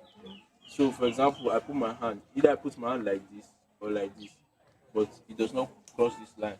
It stays. All right, there you have it. Of course, like you've been seeing all the while, footages coming from Anambra State, and of course, it is the Anambra State Governorship Election Studios right here on Voice of the People Television. Well, we have with us virtually is Mazi Amobi Yeworo. Mazi is a public and political affairs analyst, and he's joined us in this conversation. Mazi, a very good morning to you, sir. Thank you very much for having me. All right, then. Let's have your opinion about what you're expecting in this election. Of course, like you've rightly heard us say before now, the election has been peaceful. Security operatives have been going all around the places, even though there are still some tiny skirmishes of some party agents that are, one or two of them trying to do something very odd. But, of course, relatively it's been very peaceful in Anambra State. What are you expecting in this election? Yeah, being an off-season election, a complement of security agencies were deployed, sufficiently to guarantee peace, within the election. So I'm expecting nothing less than a peaceful election. That is my expectations, because the number of security agencies that are on ground is sufficient to quell any skirmish that might arise from the election itself. And I have noticed some palpable degree of apathy. A lot more people are not out yet, and the time is almost 12 o'clock. I wonder when they'll be out to discharge their responsibility, their civic responsibility, as it were. But all in all, nothing less than a peaceful election is expected. Well, again, some are a bit worried about the trend of low voter turnout since 2013. In fact, the last one in 2021, over 2.4 million voters were registered, but the votes casted in that election was less than about 266,000. That figure is quite very, very terrible, say in the space of 20.1%. As it stands, the same thing close to it is still happening in Anambra State. What do you think would be the reason for this low voter turnout? And they're not far-fetched. They are not far-fetched. Progressively, voter apathy has taken a toll on the Nigerian citizens because the people have lost reasonable confidence in INEC, prosecuting a free, fair, and accountable election. Elections that are almost always settled out of the election area from the courts, cannot be, cannot attract a lot more people. So the apathy, being experienced can be explained. And this thing will go progressively because people are saying whether you cast your vote or you do not cast your vote, the result will be out. Of course, if only 50,000 vote for a governor, he becomes a governor. You understand? So it is a general problem in Nigeria. Voter apathy is a general problem. Even when you project the 2027 general election will equally attract more apathy than the 2023. Progressively, we are getting there. Unless a lot of... Because Professor Joash Amopito promised the people of Anambra State that this particular election will not be like others. In fact, he promised Nigerians in general during the day that, he took over from Yakubu, the day that he was made officially INEC chairman. He said that his major aim is to make sure that democratically elected leaders gain their own position from voting, not from court litigations. We are yet to see. You see, he's permitted to say anything he wants to say. Being the chairman of INEC, of course, people will expect him to say something, and then he will say what people want to hear. Now, the taste of the pudding is in the eating. Now, Anambra election is the first that he will be conducting. We are watching. We are watching. It's too early in the day to begin to, look at whether he has performed or he has not performed.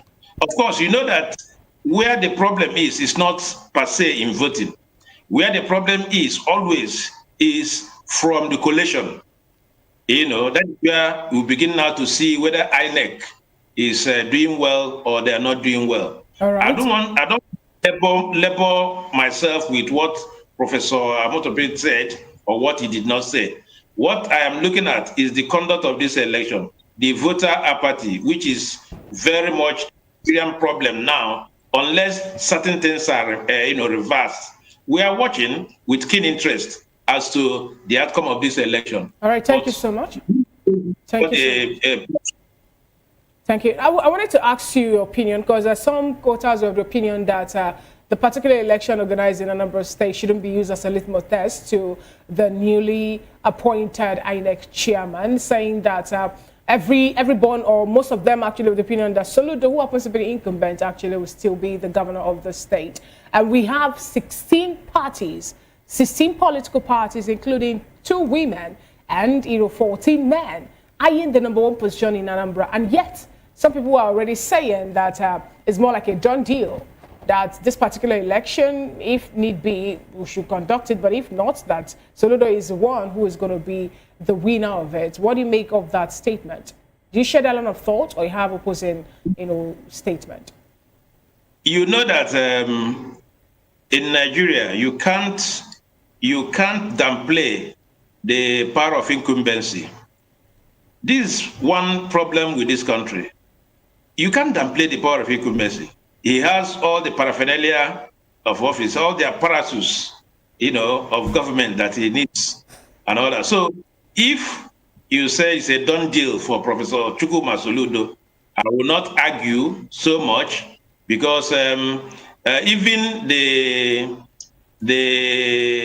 APC candidate has not sufficiently made impact in terms of electioneering campaign. During the campaigns, he has not made serious impact, not to talk of the other political parties. So I am of the opinion that it is going to be what you are telling us that is going to be, because of the what I call the Nigerian factor. It is very hard to defeat an incumbent in office in Nigeria, all right, but not elsewhere. Thank you so much, Mazi Heboro, for your submission. Now let's take the conversation to Benin, where we have Comrade Solomon Ijogbe. Comrade, good morning. Good to have you join today's conversation. If you can hear me, I want us to establish communication. Yes, I have. I said good morning from this way. All right. Thank you so much for being here with us this morning. Thank you for being with us this morning. Now, let me ask you first. Anambra election is today. The long-awaited day is today. And there we have 16 people, 16 political parties, vying for the #1 position of Anambra State. And we've also learned that we have 55,000 police personnel deployed just for Anambra State election, against what it was for the Edo election. Both are all off-cycle elections and all that. Can you help us, tell us what your expectations are? What do you expect to be the outcome of, the Anambra election? With the promises made and also the things that were seen already put in place. We saw the air wing of the Nigerian police force, moving around, also telling us that they're already on ground, even the aerial police force too are there. So what do you make of all this, and what are your expectations for this election? Decision is will be very loudly said to be disappointing, but let me say that one of the things I expect from the Anambra election is a near fair contestation. Near fair, you ask me, what do I mean by near fair contestations? Because so far, the APC candidate is not known to be too popular amongst the people. And two, the governor of Anambra State, talking of Soludo, is also a pseudo member of the APC. So it's supposed to say that Soludo is a pseudo APC. And they have pledged total allegiance to the presidency. And of course, he may not have the camp, but he's in camp with the APC. So and that's why I said it will be near fair election.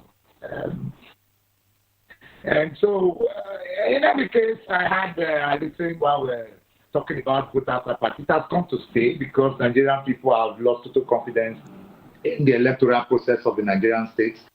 Unfortunately, we do not have a robust political electoral system in Nigeria. Much to say that the Nigerian state is a failed state, but the political system is worse off. A lot of us have reservations about the INEC leadership. But let's just say, let's keep our fingers crossed. But if you ask me without fear, I'll tell you that the win will still go back to Soludo because, like I said, the Soludo is pseudo APC member. All right, thank you so much, Comrade Solomon, for your submission at this point in time. I'm happy actually that you're hoping that this particular election will not end up in court at this point in time. Now, let's get your opinion on the fact that it was just last week or thereabouts that all the 16 political parties gathered somewhere in Oka, the capital of Anambra State, to sign a peace accord, accepting whatever thing will be the outcome of the election and not throwing, the state into pandemonium. I'm talking about people that might want to, not align with the outcome of the election. Do you really think that this peace accord will actually hold?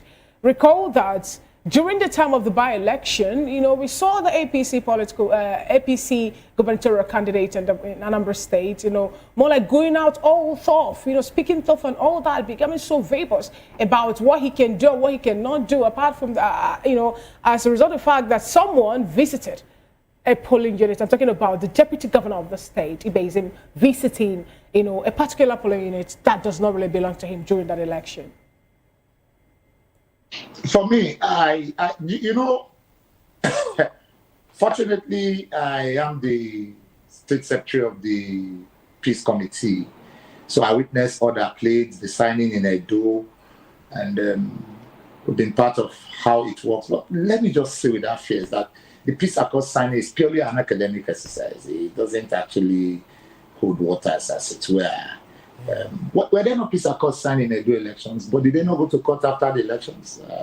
Were there no even attempt gunshots during the court proceedings of the Edo post-gubernatorial elections and the courts? So for me, it's just an academic exercise.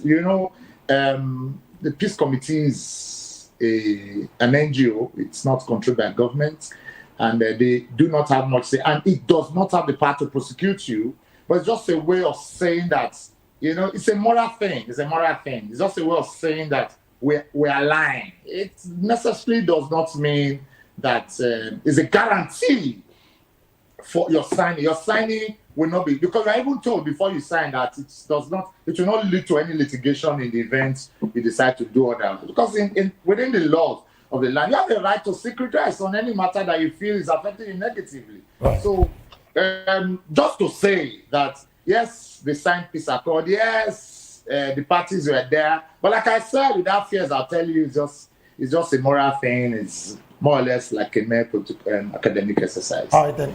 Comrade, I'm still going to stay with you. Comrade Solomon, I'm still going to stay with you. You did say now that signing the peace accord is more like an exercise that you call literature exercise. Let me rephrase it my way. But my question to you now would be, from the part of the INEC chair, who again, some have said this election should be a litmus test for him.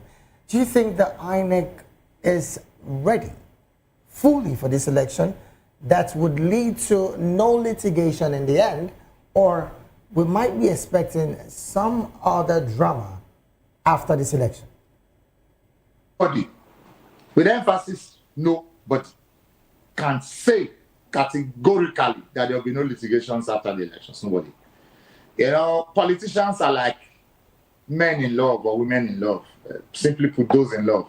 You know, when people are in love, they are blinded by sentiments, emotions, they are carried away. Every politician believes they can win his elections. Even when it's obvious that it's going to fail, they still believe that there was a leeway for them. But let me say this, that to say litmus test, of course, that's what the INEC chairman will tell you. There's a litmus test. And I've already told you that my expectation is that to be a near-fair election. One, just for him to prove that he will be better in 2027, when, of course, 2026 does not exist in the calendar of the Nigerian government. All you hear within the Nigerian political space is 2027. Nothing exists in 2026 for them. But that's just by the wayside. For the INEC chairman, Solomon Orupe Ejobe, cannot trust the INEC chairman. Why so? Why so? What was his interest in 2023 presidential elections, after the elections? Was he involved? Yes. So how come it's not a sense? He wasn't the chair at the time. To be fair on him, he wasn't the chairman at the time. He wasn't a chairman, but he was an interest party. And he's nominated as an chairman by an interested party. Who nominated him as an chairman? The president. Is the president not an interested party in the 2027 general election? Is the president not an interested party in the political space and political electoral system in Nigeria? He is. And I know you would say, but he was played by the Council of State and he was played by the legislators. Yes. What would they say? The president holds the gun, he holds the knife, and he holds the yam. So that's for me. Let's not, because if we want to dwell on his involvement, if you ask me his impartiality, I will have a lot to say. But you know, this conversation is centered around elections to expect a fair, free election. But I'll say this clearly. There can never be a free, fair, credible election in Nigeria. Yes, there may be a fair election, but not free. Because whatever is free cannot be fair. And whatever is fair cannot be free. Because he who gives to you freely may not be fair in the giving. And he who gives fairly may not be free. All right, then. I'm still going to stay with you because you've actually made some very huge case there. And I want to find out from you. Yes, there have been several conversations about the constitutional review and reforms, electoral review and reforms. Why do you think at this point it is not a front burner as concerning the National Assembly as it were? You know, unfortunately, not only that the Nigerian states and the Nigerian people are like a conquered states, the National Assembly, that I prefer to call legislators, are a conquered legislators. They are a conquered people. They are, for me, I refer to them as toothless bulldogs. They can't bite. They are just there. They are but a rubber stamp. How can they, you see, what is the duty? What are the, what's it called? Oversight functions of legislators.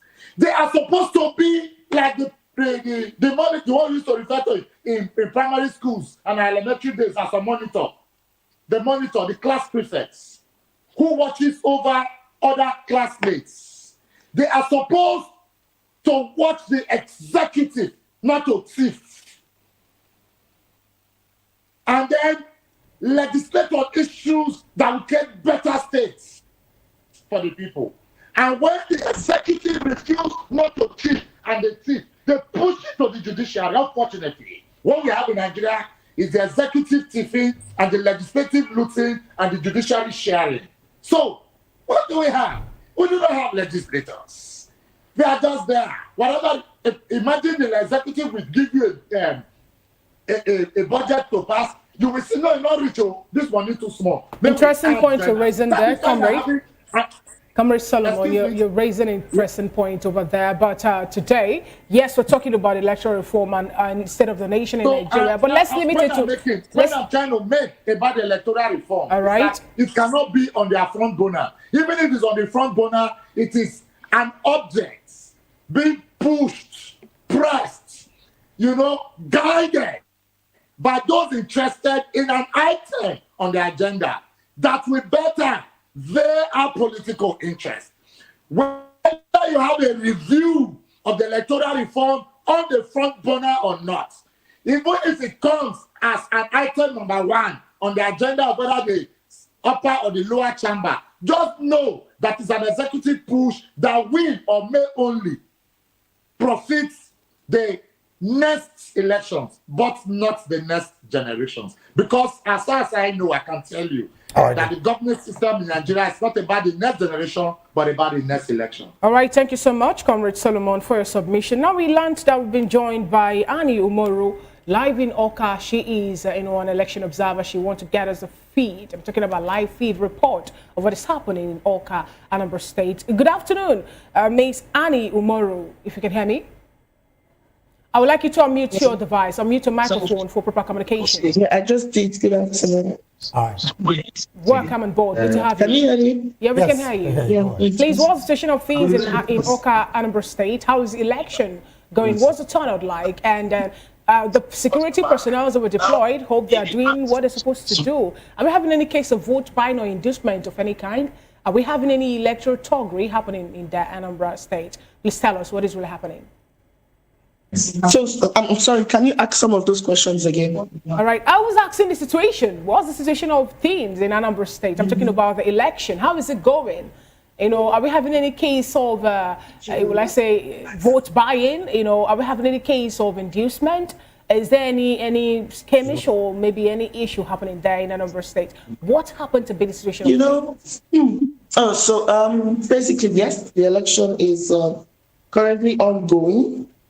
We've not had any issue of violence just yet, but for some of us, we still think it's too early to make that conclusion. But basically, the people did come out to vote. Anambra had always recorded low voter turnout, and this is not different. But the only thing is that for our observers on the field, because I am at the call center, if you had watched me, you will see from my behind there, my team here with our observers on the field. And so with the reports that we've been getting from observers on the field, yes, there's still low voter turnout, but it's a bit higher than what they had during the last election, So people did come out to vote, but we had quite some issues. For this one, would say INEC did do well, not to probably clap for them before the end of the elections, but to say, yes, they did up their hands. They came out on time. Materials got to polling units on time. Election voting accreditation started on time, but we had a few cases where it didn't start on time. And probably because of the level of insecurity in those areas. Yes, INEC can do their best, but will only do their best in areas that are perfectly safe. And for us, we also got information that in Iala, Iala local government. I don't know if I'm pronouncing that word correctly or not. Ward 6 to be precise. In the whole of the Ward 6, all the polling units are in one particular place, like in the local government area. So we have now at Iala Ward 6, we have about 18 polling units in one place. And when we did found that probably because of the insecurity, they had to bring all the polling units to one particular place. So that's for that particular place. We have security agents on ground. We have the police. We have the NSCDC. We also have men of the correctional facilities also on ground. We were with the CP who came visiting us yesterday, and he had told us that they had had meetings with the vigilante groups, and I told them that for the elections today, they don't want to see any member of the vigilante on uniform or actively participating as a security agent because it goes against the Constitution. And for us, we've been asking our observers, and most of them have said they've not seen them. But we only got a report of a particular polling unit where the vigilante group were cited. And for us here, the CP also sent his representatives. We have police who are also escalating issues related to security here. So immediately we flagged that up with them, and they're taking it off. While we are called back, they said they were no longer there. So we are sure that that has been sorted out. So for now, I think it's still early to talk about the violent parts, but basically it's still, the area is cool and calm. Let me use my Benin term. All right, the area is still let's talk about the vote buying aspect, inducement. I talked about it earlier. So are we having any report on that? Because sometime early in the morning, someone says something about people waiting to be given money for them to cast their vote and all that. And then some party agents we had voters. We had reports of voters who refused to vote. And they refused to vote because they were waiting for, at some point, party agents will come in, and then start with the 5,000, 10,000 thingy. And when I called back my observer, the person said, yes, at this point, they're already voting because political party agents are present and already flaunting cash. And the interesting part is that they're not just flaunting cash. We've got 5,000, we've got 10,000, we've got reports of 15,000, we've got reports of Ankara materials. We've also got reports of rice. Oh boy. Yes, rubber of rice. And so these are the ones that I can basically confirm to you right now. And political party agents are present, but most of them just come and not. Normally, political party agents are supposed to observe the process, but the way it is, yes, we know that political party agents are present, but they are not functional. They are not even doing what they are supposed to do. You can't even identify most of them, apart from them saying they are political party agents. But yes, there's voter buying, there's vote buying, there's vote selling. One of my observers said it's a normal thing because we've turned it to a normal thing in Nigeria, but it's not normal. And according to the CP yesterday, anybody he had instructed his men that anybody who's caught buying or selling votes, that the officers should snap them and then arrest them. All right. So now, when you're saying officers should slap them, one of our correspondents snap. Thank you very much. Yes, for that. Like an evidence. Thank you. Yes. One of our correspondents, was of the opinion that we have some members of the Economic and Financial Crimes Commission on the ground. So why is it that they've not been able to nab any of all those people, especially those who have, something visible that we can see, the atampa and also the rice? More like, are we doing a feast? Is it a wedding, traditional wedding, or, are we having a party at this point? Why is it that we've not had any, or have you had any information about anyone being arrested already by members of the EFCC? They've been very smart about it. Some of our observers have been able to note it.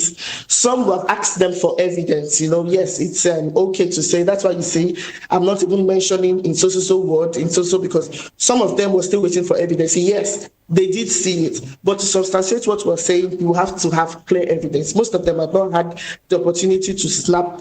We only had one. I think we have one that probably you'll see in the statement later, of a vehicle that brought cash. So the person who snapped was able to snap the vehicle that brought the cash. and snap the plate number. Yeah, but yes, they've been very smart about the vote buying, the vote. But you know, they are according to them, they are Indian Anambras, so they understand their language, they understand who is selling vote and who is buying. Someone who comes to the polling unit without material is leaving the polling unit with material after voting. But some of our observers had said it's not really taking place at the polling unit there. So probably you have to vote and then go somewhere else and collect it.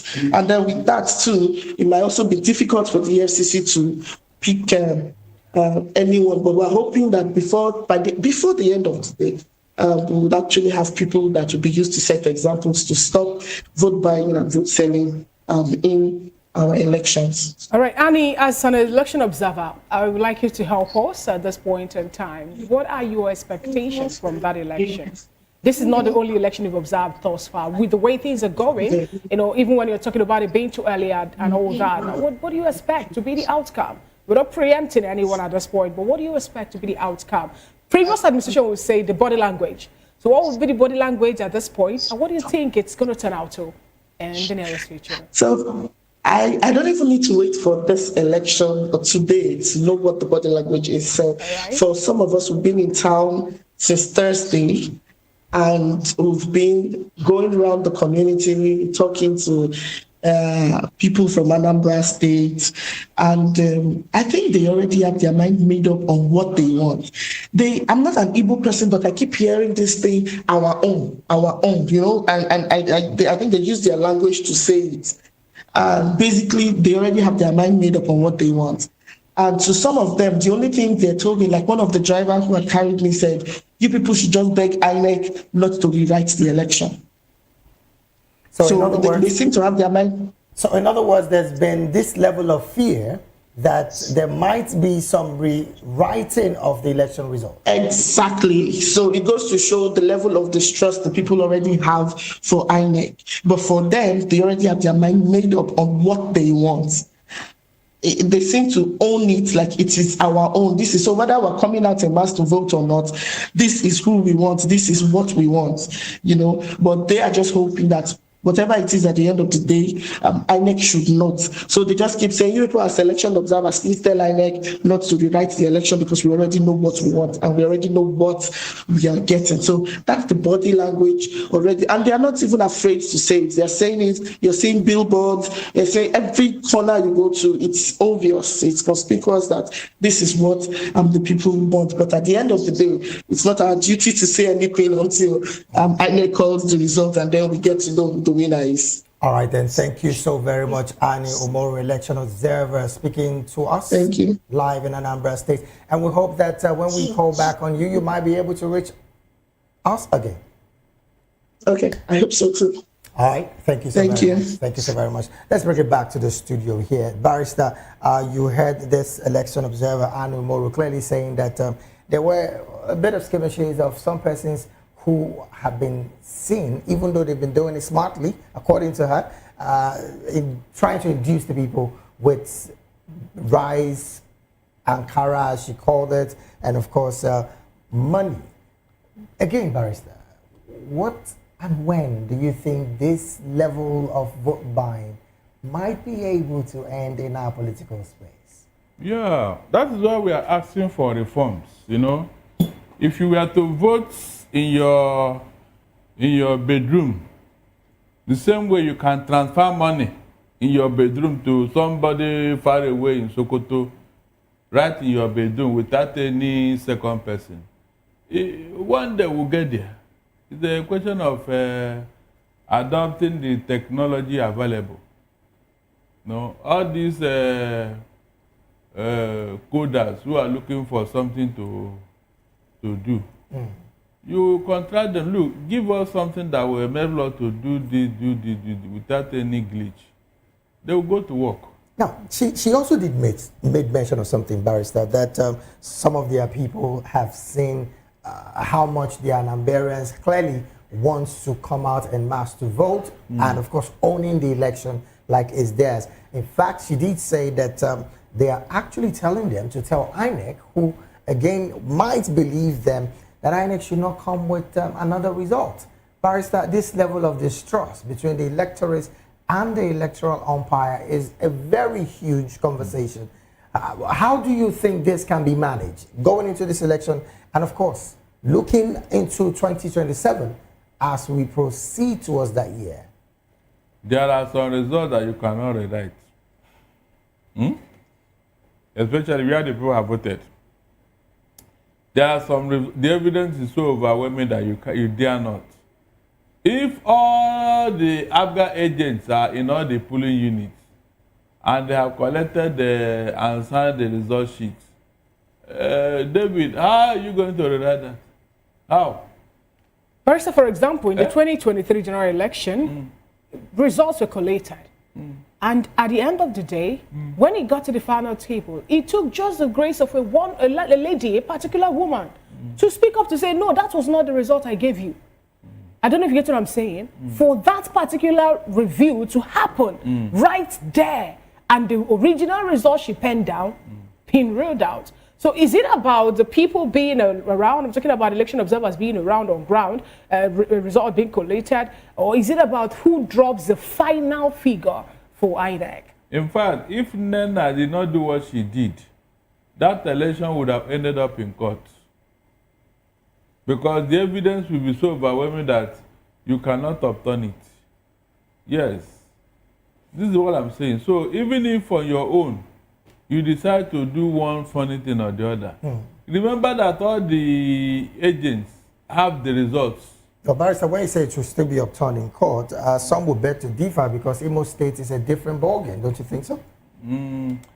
That mistake that happened, the Supreme Court is still regretting it. You call that a mistake, Barrister? Yes, it was a mistake. Against the will 4 years mandate. I said it was a mistake on their part. I don't know. Because if you look at what happened and the way that result came, you know that if one of the judges, Justice Nweze, who's now late, he was the one that said, look, I think 2 of them gave him a minority judgment. He said, look, this election, this judgment in Imo State will create problem and it will hurt Imo State for a long time to come. Why didn't they rectify it since they found out it was a mistake? Why let it linger up until this time? Why didn't they rectify it? Fina, when you have a godfather who does not take no for an answer, please don't try to be smarter than yourself. So then we'll take out the mistake part of it and make it what it is. Yes, just agree that what has been done has been done. All right. As long as the godfather welcome it. Thank you so much, Barrister Darlington. Let's get to Benin. Comrade Bobby, we learned you're still there with us. Let's get you joined. Tell us what you make of this particular statement from the election observer, Annie Umoru, where she, told us that, yes, there is vote buying, there's inducement, some set of here at this point in time. It's no longer cash as usual. We have rice now, we have a tampa being given to people, and people are being smart, making sure that they are not being caught, even when we have EFCC men on ground, because Allege told us that in Oka, Anambra State, that they have, I think, let's get 100 numbers or 100 personnel of the EFCC there. And how possible would that be with the number of policemen, personnel sent to Anambra State, 55,000 for 21 local governments? And she told us that one particular local government, Ihiala to be precise, have all the wards come to the local government to cast the election. How possible will all this be for, these small things to happen without the police officials or personnel now taking note of them? It's impossible. We'd like you to unmute your microphone, please. Unmute yourself. Yeah, it is unmuted.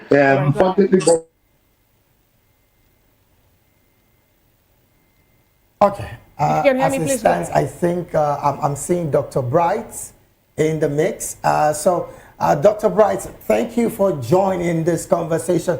Let's switch over to Dr. Bright instead of Bobby, because I understand Bobby has left the conversation in Benin City. Now we have Dr. Bright. Doctor, your position, quickly.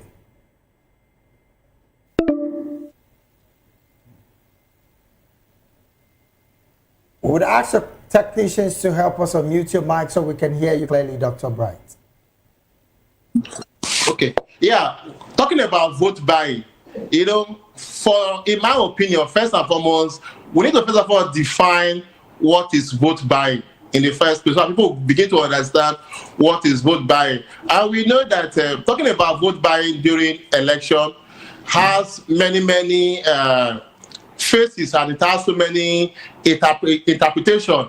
First, the first vote buying or incident of vote buying started during the primaries. So let's take note of that. Now, talking about police, EFCC are those law enforcement agents. If they should hold anybody in the field, talking about vote buying, they don't have evidence to prove.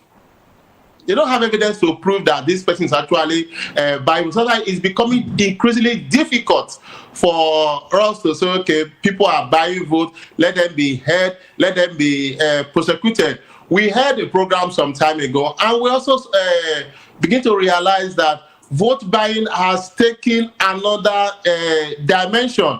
Sometimes they pay before the election, sometimes they pay after the election, sometimes they have an understanding that you cannot use to hold them firm that this person has sold his or her vote, or this person is buying.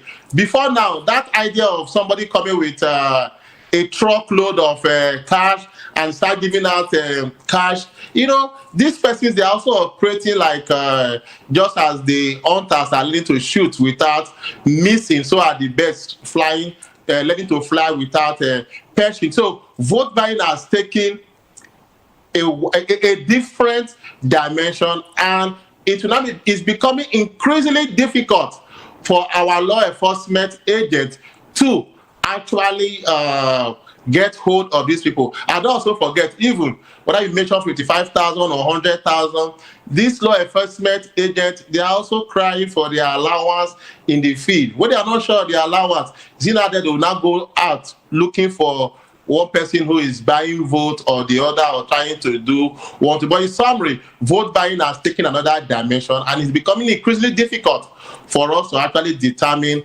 what is vote buying and what evidence do we have to hold somebody that this person is buying or selling votes. All right then.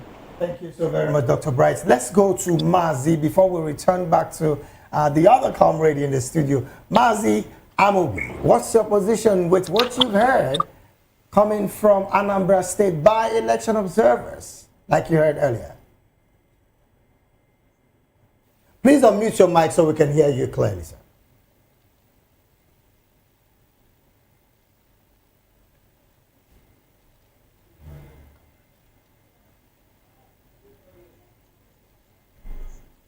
Okay, so we would need you to unmute your mic so we can hear you clearly, Mazi Amobi.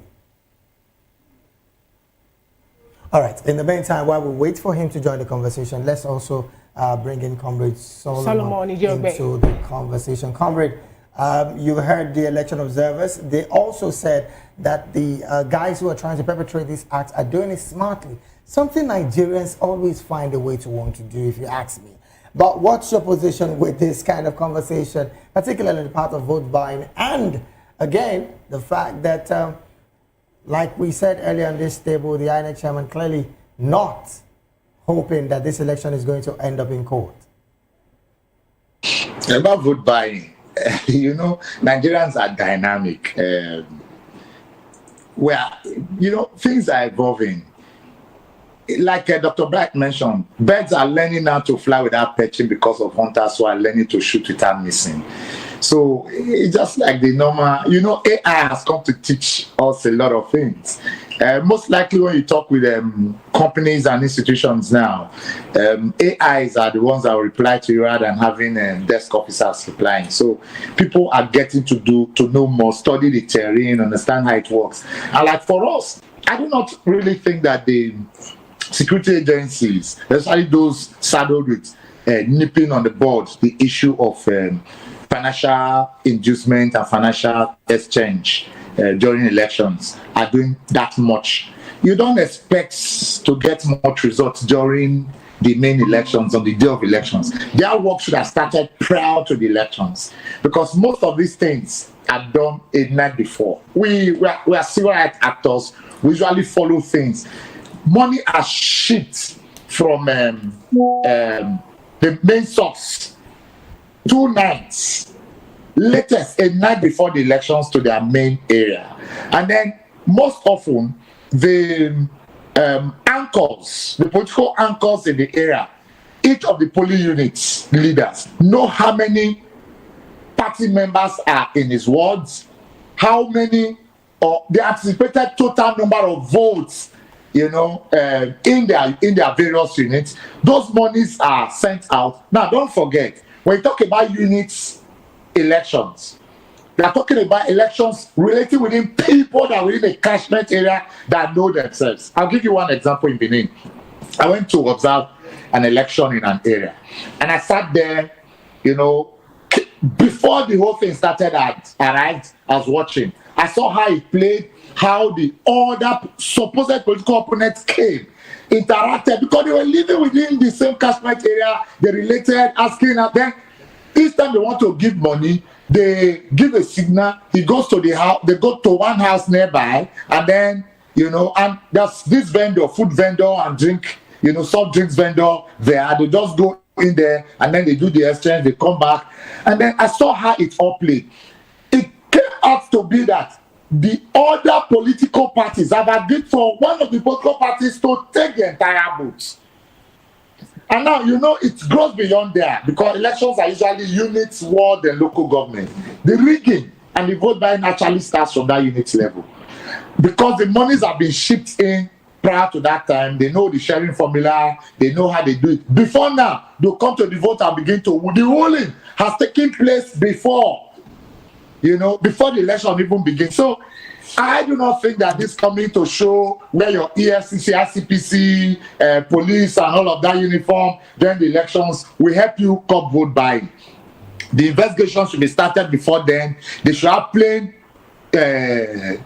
personnel on ground in those areas before that time, who will play in. That's why you used to have investigations. But fortunately, the Nigerian system of investigation is that they arrest before investigating. You investigate before you effect arrest. So for me, it's almost going to be difficult for us to curb vote buying in elections in Nigeria, because like Dr. Bright has already alluded, the vote buying starts from the primary, and then that's where most of the vote buying is. Then before you get to the polling units. Thank you so much, Comrade Solomon Idiogbe, for being part of this analysis. We also have Dr. Bright Onivokoko, Barrister Darlington Agomo is also on board, and Mazi Iheboro Amobi is also here. You're still watching the live footage and reports from the Anambra State governorship election here on Voice of the People Television. We'll go on a quick break, and when we come back, the rest of the analysis will continue.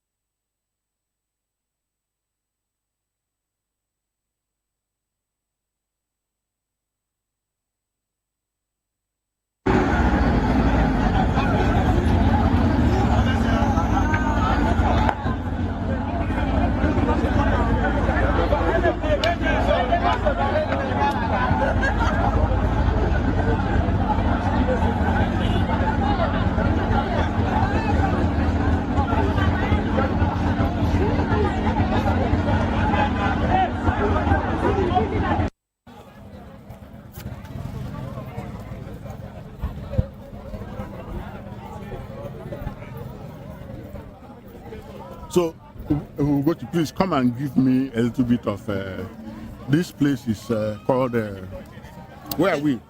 Okay, so this place is called Oto in Anambra State. Oto is just one word. Oto is in Nnewi South. So here is Oto Central School, 005, 006, 007, 008. These are the polling units here in Nnewi South of Anambra State.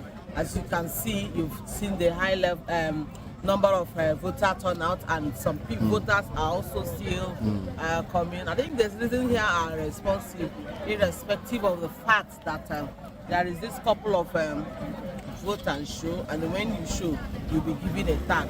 And then that's actually what is playing now. That's vote buying, right? Yeah, that's what is playing now. What about turnout of the turnout? What will you Yeah, say for the about- fact we are able to see even person with disability, that is to say that the message, the communication, the dissemination of information that we did synced very well. That we're able to see number of a person with disability that came out to vote, and you can see that the youths are also coming out in number and in mass to vote. So, what about presence of security personnel? Just one security personnel, one police officer. Let's be specific here. Just one police officer is here In 4 units. In 4 polling units. So that's for us. Doesn't really go down well for us going by one claim foundation. And you can see him sitting idly, far removed from the scene where people are buying and selling. Okay, thank you.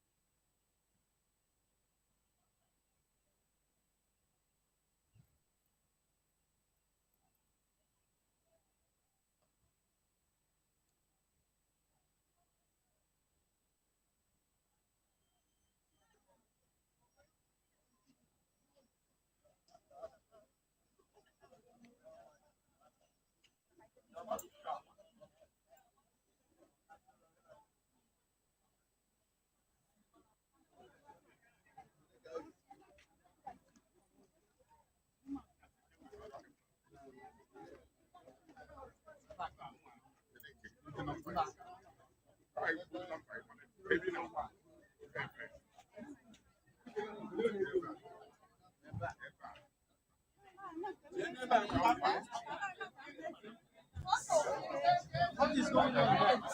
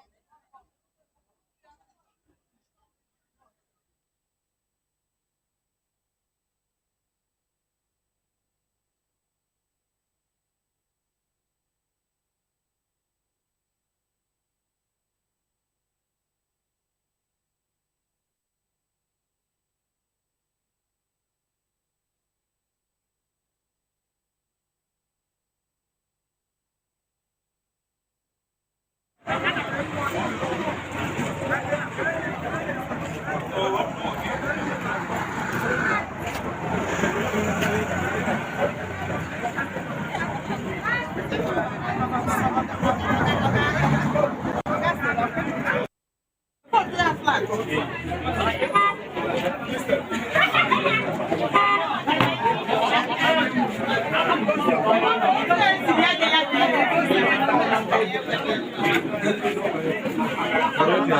back.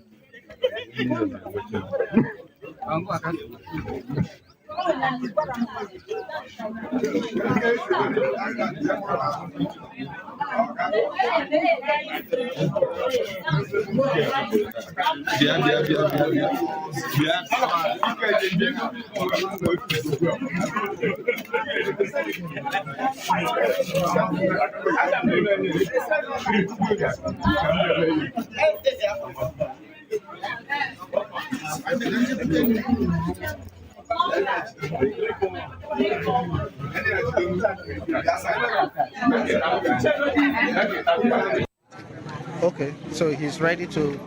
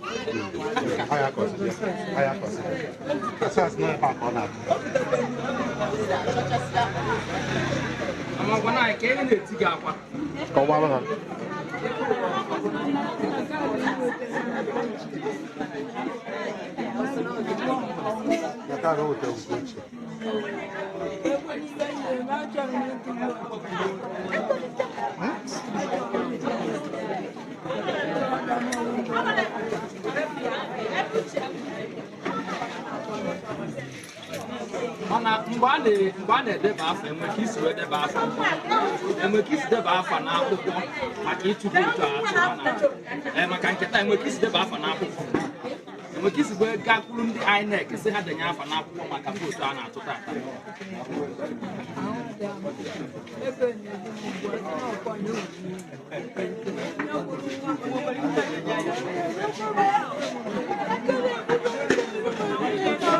Sorry.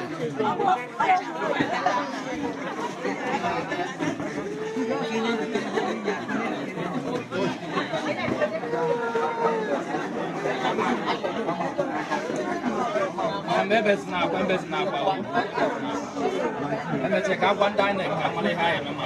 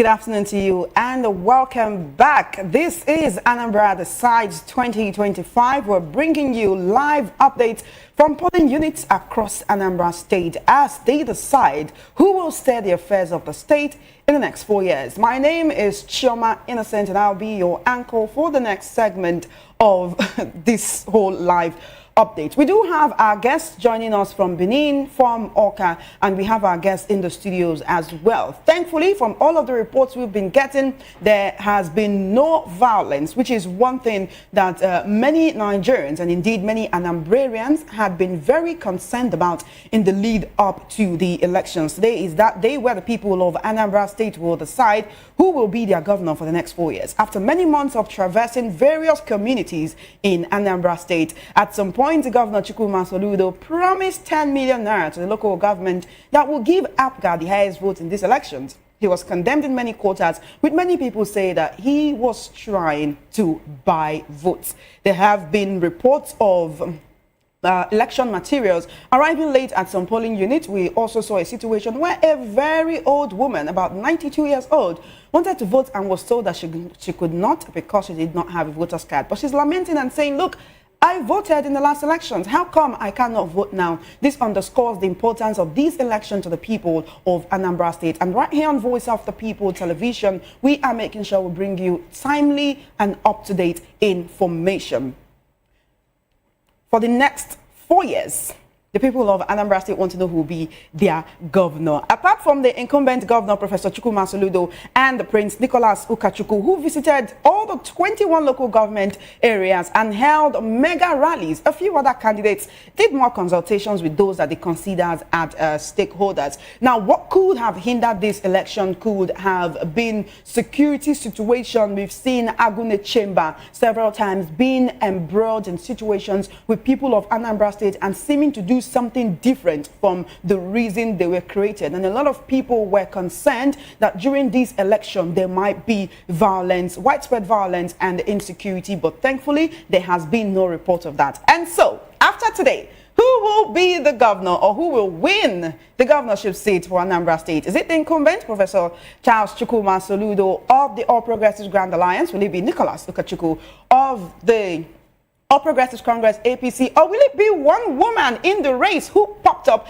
at the dying minutes, Chioma Ifemelu-Duke of the African Action Congress, AAC? Many questions, but I'm just here to be your anchor and to steer the conversation. We still have right here in the studios Barrister Darlington Agwomo for the analysis segment right here as we bring you the update on what's going on in Anambra State. From Benin, we have Dr. Bright Onyovo-Kuko, and we also have from Benin, Comrade Solomon Idiogbe. Thank you so much for staying with us, gentlemen. We also have Mazi Amobi Ihegboro, and then very shortly from Oka, we'll be joined by Barrister Clem Aguiyi. Now, I'd like to go to Benin, starting with Dr. Bright Onyovo-Kuko. Thank you for staying with us. From everything you've seen since this election started today, it's been largely peaceful, but we are still seeing a trend of late arrival of election materials. We're still seeing where people are presenting to the polling units and not meeting INEC officials, as state INEC officials right there. How come we are still at a point in our election trajectory where we still have this kind of minute, this kind of little basic challenges? Even though Professor Josh Amupito, who is the new INEC chairman, said that these Anambra elections will be the test of just how well the 2025 elections will go. Well, before the election, that town has been, so many things were being said, really the insecurity. Is one of the states in Nigeria where you still have people sitting at home on a Monday morning, which tells you a whole lot of things. And it's also clear that in Nigeria today, every man for himself, in the sense that if anything should happen to you, you are on your own. So what you call minute, yes, because they are happening in various, but they are major issues. To us, they are major issues because at this point in time of our democracy and electoral development, we should not be having some of those issues. But when they are there, so they are still major issues, we should still talk about them, we should magnify them so that something would be done about it. And of course, The insecurity in that area is also a contributory factor, because there have been instances where people were told nothing would happen and something happened, and they were the one that actually carried the cross in that regard. Nothing was done. So some of these pockets of challenges would not also be far from the peculiarity of what we have in that place. Well, from the new INEC chairman, this standalone, rather off-cycle election, they've always used it as something that they want to use to shine. But on the long run, when you have the bigger sphere, it is not what it is. And again, from the observation so far, the turnout is not enough for us to actually judge or ascertain if the system has come to be, because even with little turnouts that we are having, in terms of voter apathy, everything has not also come up the way it will be, because at the moment now, this is the only election taking place in Nigeria. So all energy, all attention should actually come in, but it is still not seamless. We had a situation whereby polling units were clocked together. I still don't know who was responsible for that. If it was INEC or maybe it was a personal arrangement.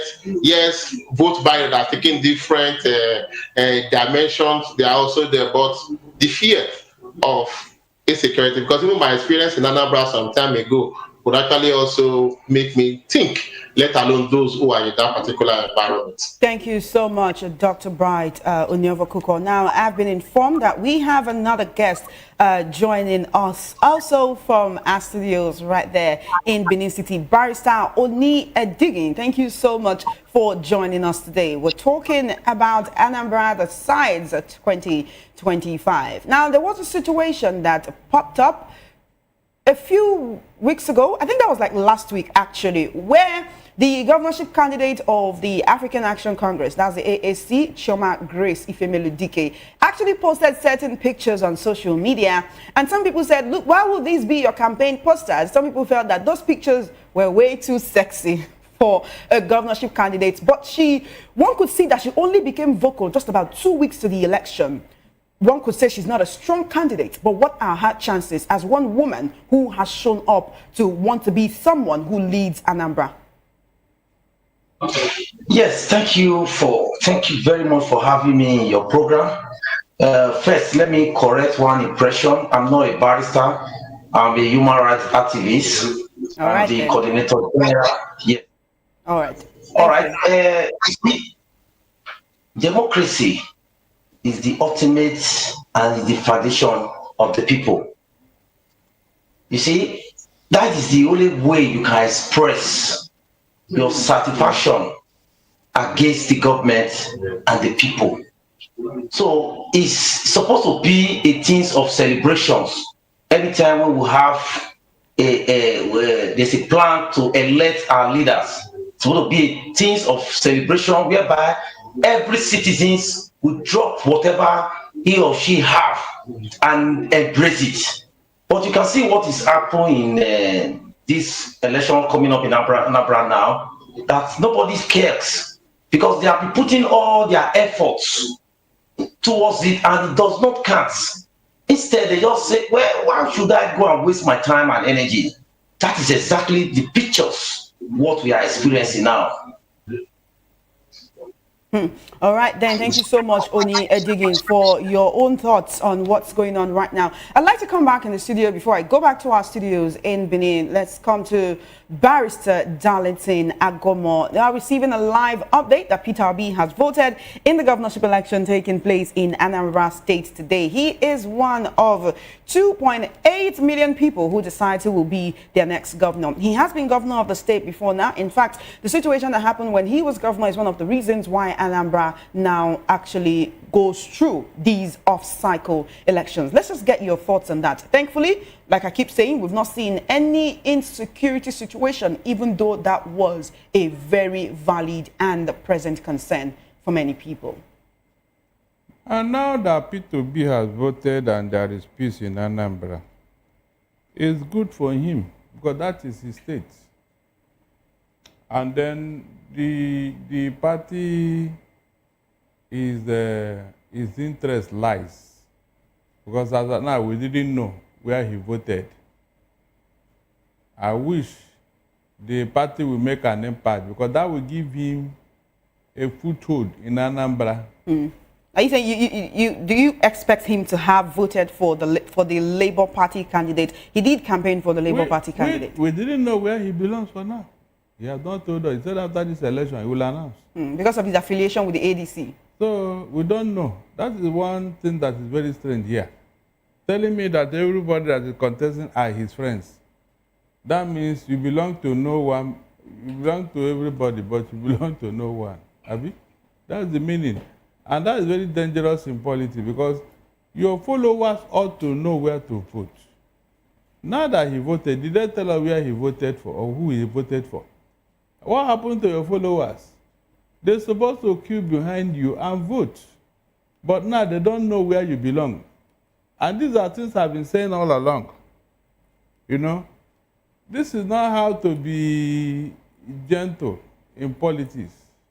In fact, this is over gentle.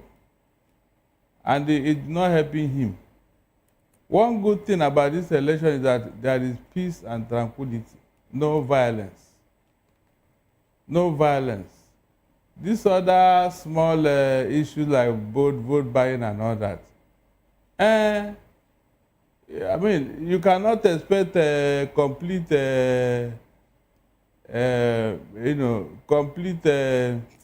exercise devoid of all those things.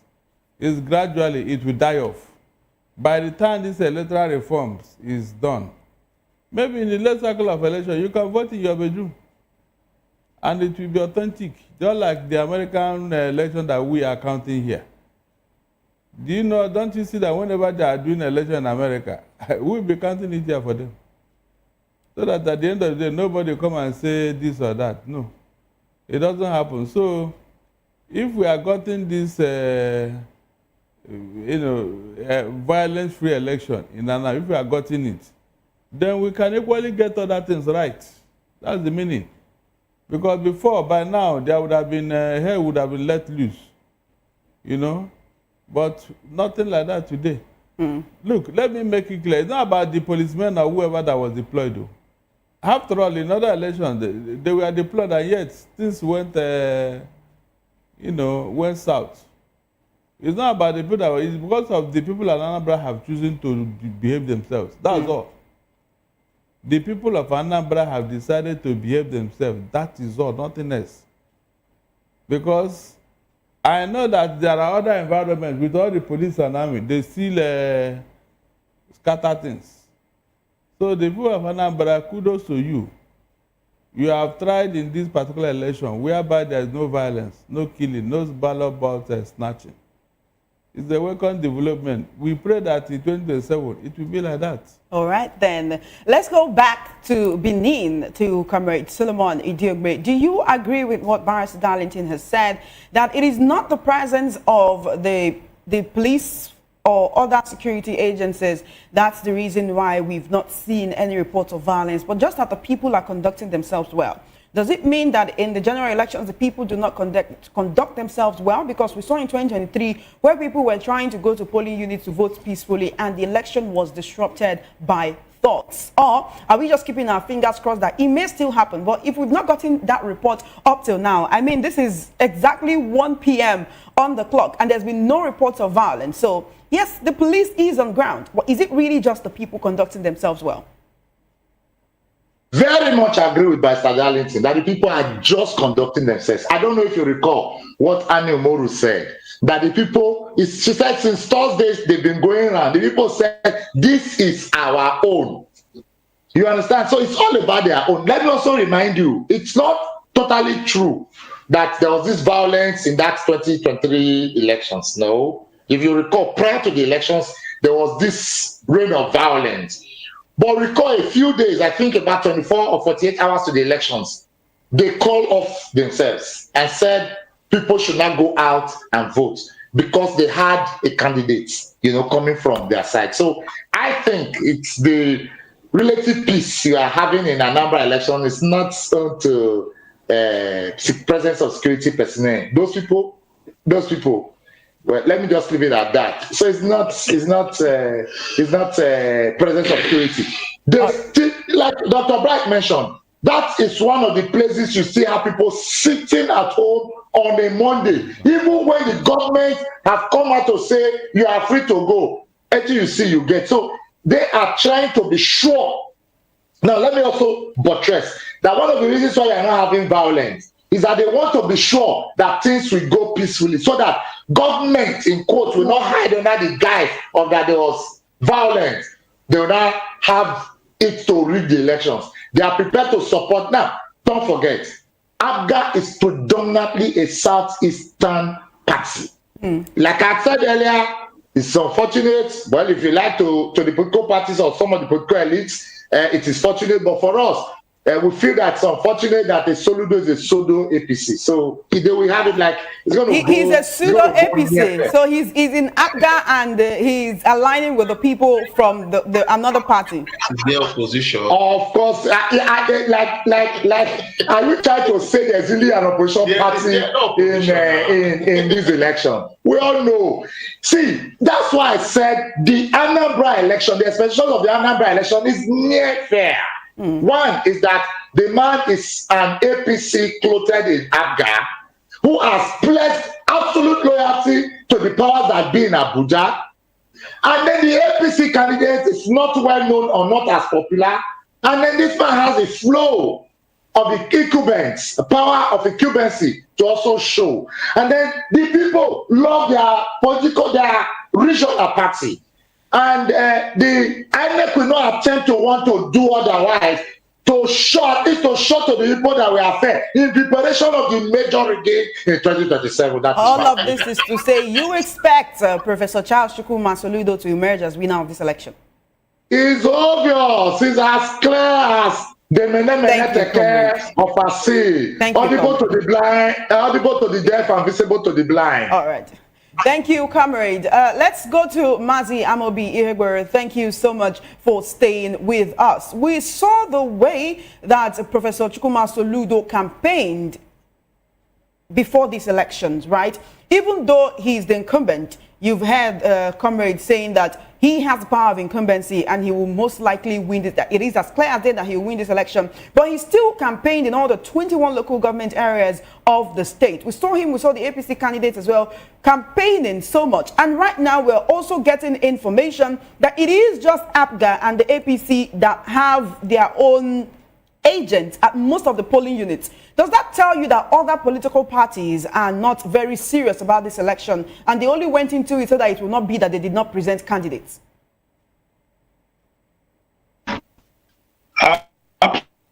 Absolutely. The contest is between ABGA and APC. And when you look at the two political ABGA is holding the longer end of the stick, as it were. Before this time, Soludo has already told us that he is working with Mr. President and all that. And this is consistent with ABGA national policy, that when, an election, a general election comes, ABGA will support the party at the center. He means no words when he says so. And he also claimed that Mr. President is a very good friend and all that. We now just oppose that with the lackluster election campaign by APC. It speaks volume because APC did not even campaign the way they are supposed to. That federal mic from Abuja that is supposed to lay credence to APC candidate Nicholas Ukachukwu, they were virtually absent from there. That said, I wouldn't be surprised after 6 months Soludo will join the APC. After winning the gubernatorial elections, it will now join the APC. I wouldn't be surprised to see such a scenario. What baffled me in today's election is the issue of vote buying, and then rice is mentioned. I wonder how, things that politicians cannot do cannot exist.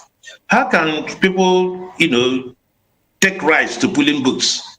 Is that weaponization of poverty? What are they trying to do? Before now, we know that people can make transfers with money and all those things. But now, look at rice being counted in polling booths. That is very unfortunate.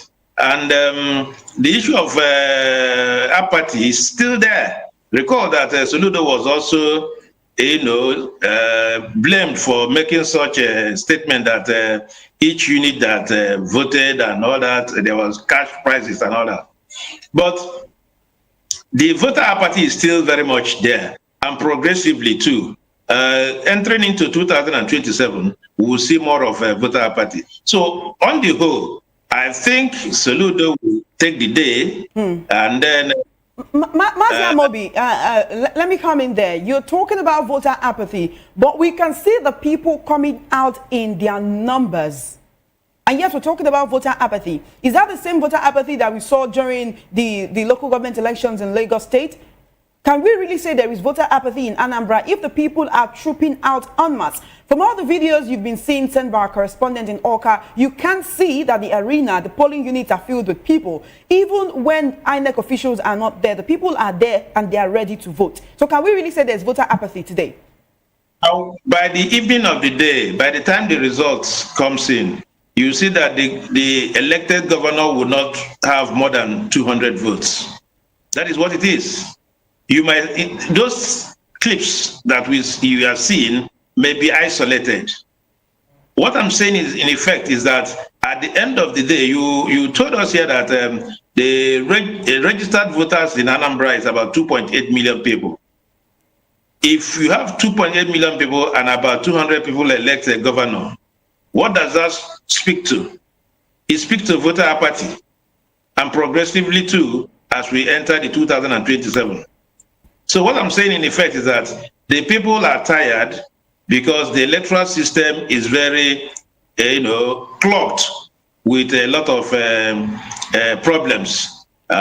Recall that Professor Joash Amotopian had earlier on told us that no election will be settled in the law courts.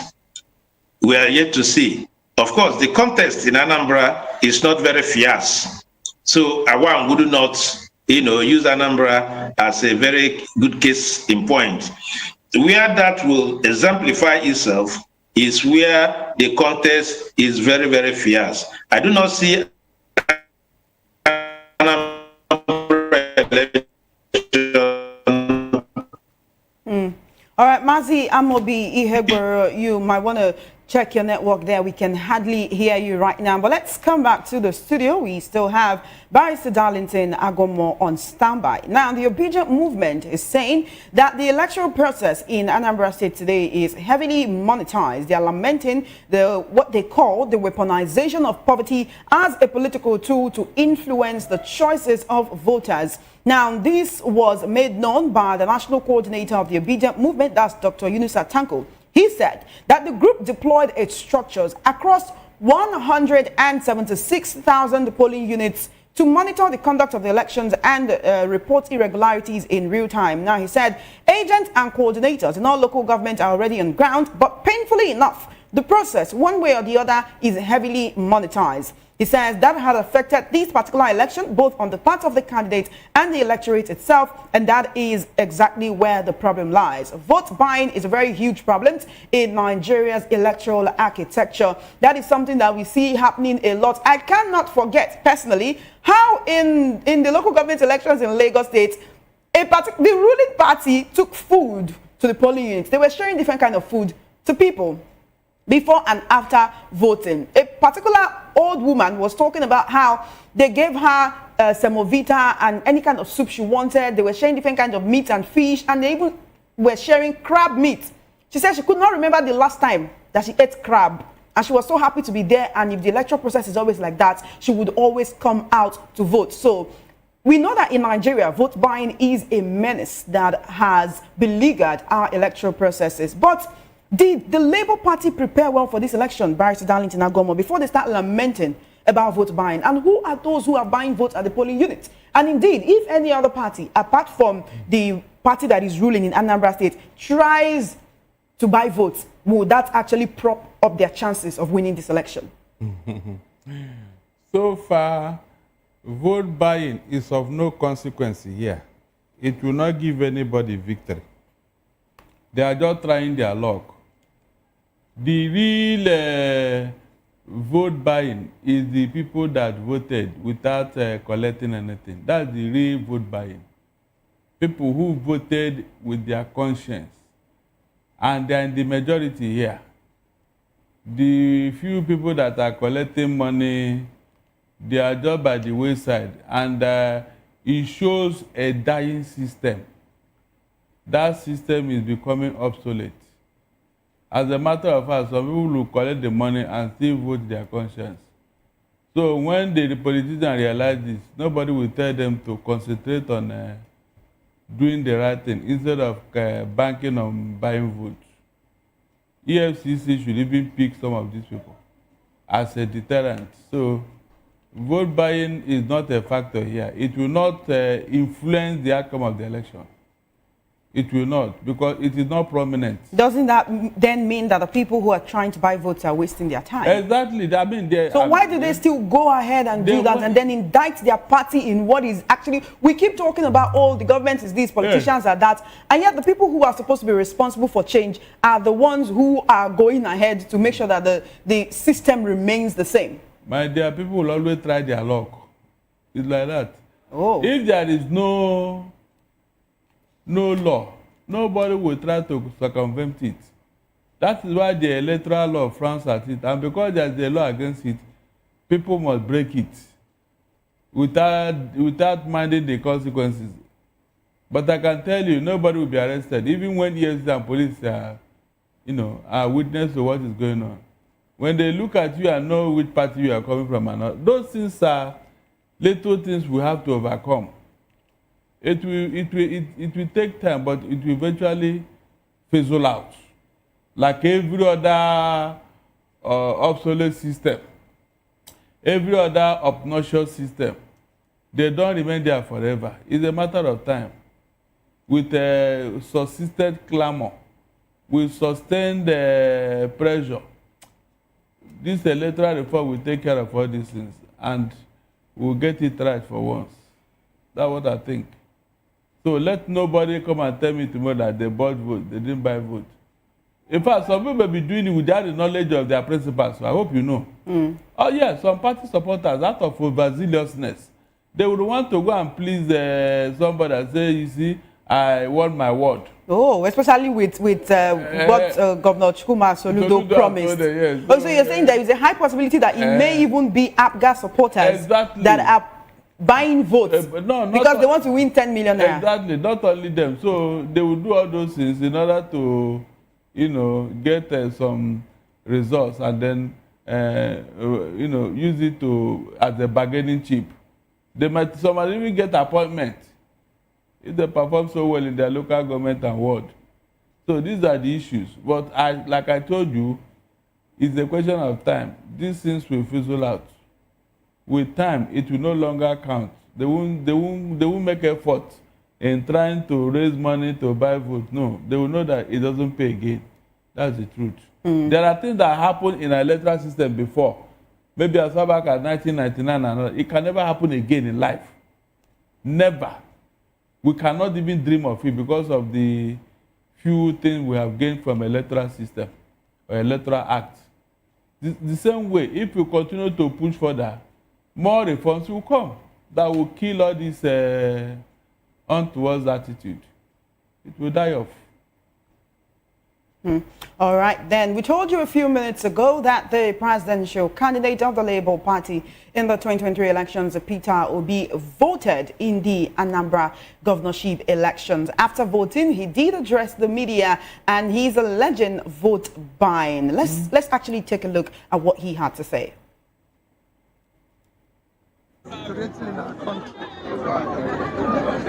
Unfortunately, those who are the victim of bad governance seems to be fueling it. I've been able to go, listing and around on what is happening.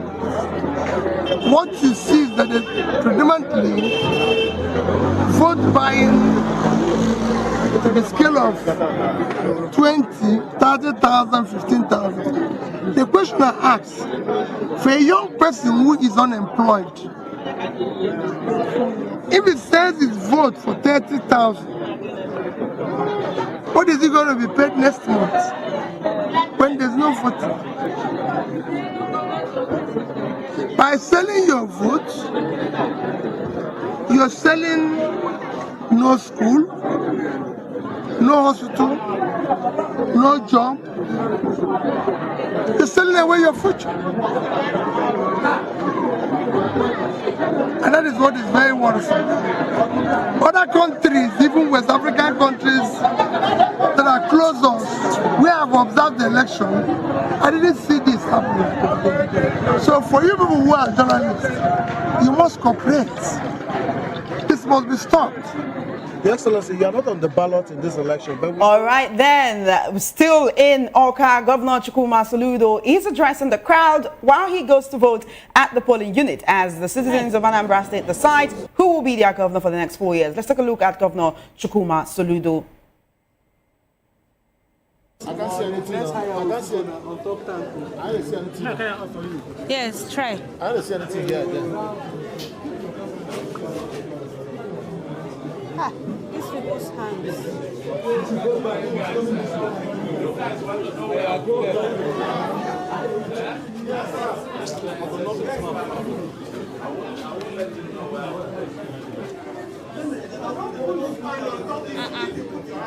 Come on, your hand now. Everybody wants to get. What's happening? Okay, when this what's up? What's happening? Okay. What's happening? What's happening?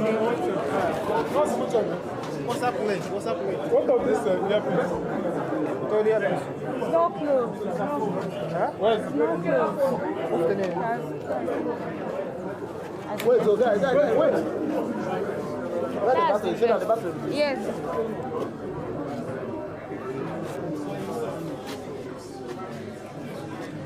Are you seeing it? What's it?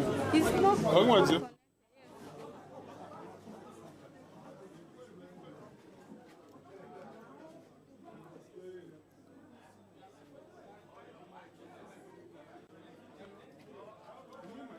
Link or VOP.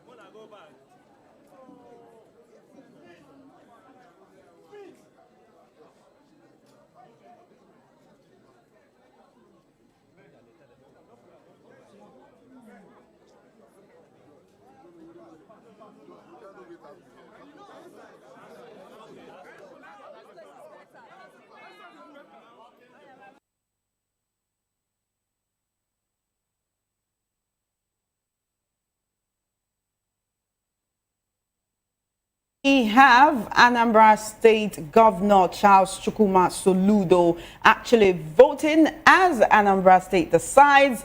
Today, November 8, 2025, the governor is all smiles. Do we call that a smile of victory?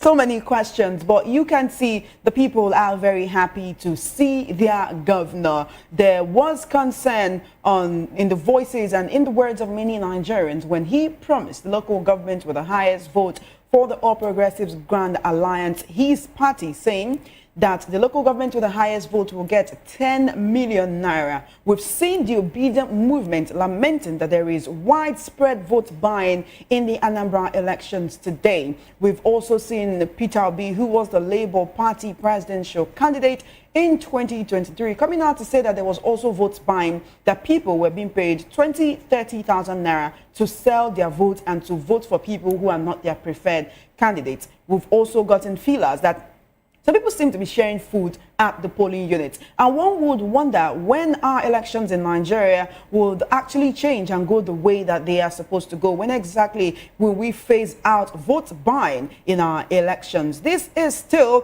Anambra Decide 2025, coming to you live from our studios here on Voice of the People Television. We're bringing you the live feed from the field right here. And also we have our esteemed analysts from Benin, from Oka, right here in Lagos as well, who are giving you their own thoughts and opinions on what is going on today. We do urge you to stay with us as the conversation continues. Right there on the screen, you can see Governor Ukachukwu Soludo having conversations with his people as the elections go on.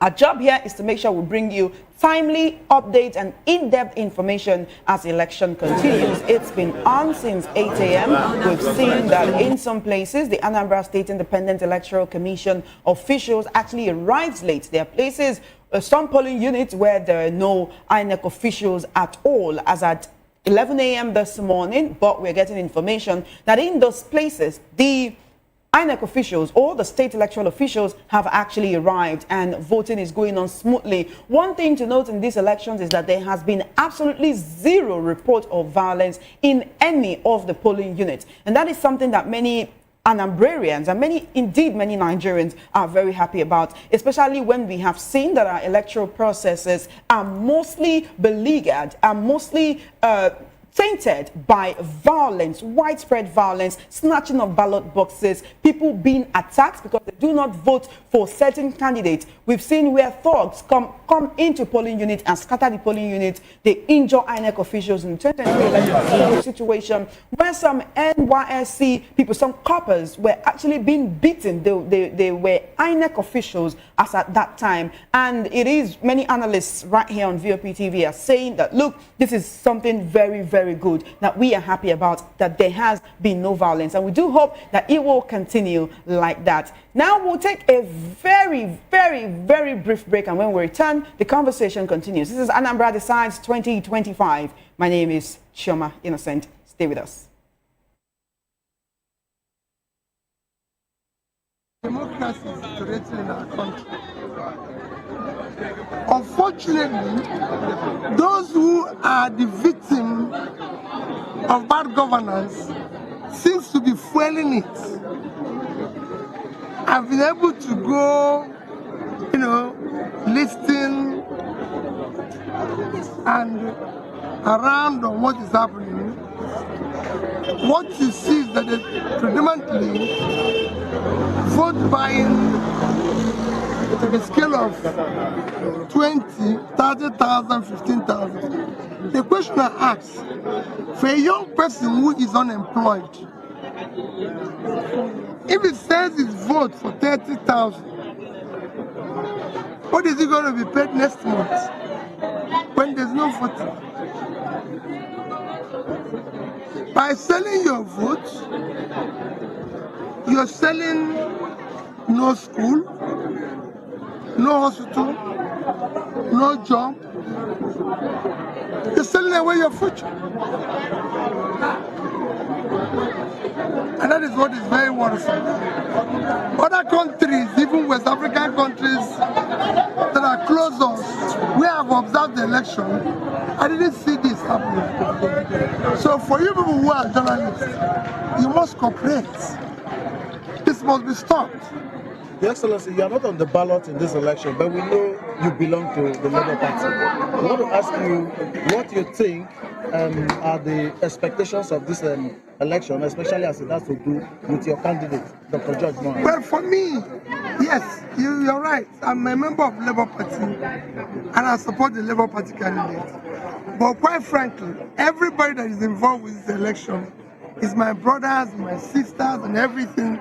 I'm not in ballot, I'm not I've been governor 13 years ago, so I'm not in this. I'm strictly in Champions League of Nigerian politics and contesting to be president of Nigeria. So for people who are in first division, I wish them well. And I'm sure they will do very well. Whoever wins, let him serve the people. Nigeria needs service now. We need to pull our people out of poverty. Our people need to know that schools are working. It's no longer grandstanding. They need to do the hospitals, which is why we're supporting the nursing schools to be able to produce the manpower that is required for every village to have at least a primary health care where people can go to. Okay, Yes, this sir, I'd like you to look at election any performance in this for the new election, INEC particularly. chairman. In 2027, given your experience from what is happening currently in this governor's election, what hope do you have for 2027? I've congratulated the new INEC chairman and tell him to look at what happened to his predecessors. All I can say to him is that the name and reputation his children will live in is a test. None of us will be in position forever. So it is important that while you're there, try and serve the people. Try and serve humanity, try and serve society. Your Excellency, what's your assessment of INEC in the ongoing election? Well, I'm not yet to answer that. I've just told you what is happening with the elections. The observance is a major vote buying. Thank you, I should be Excellency. stopped. Thank you.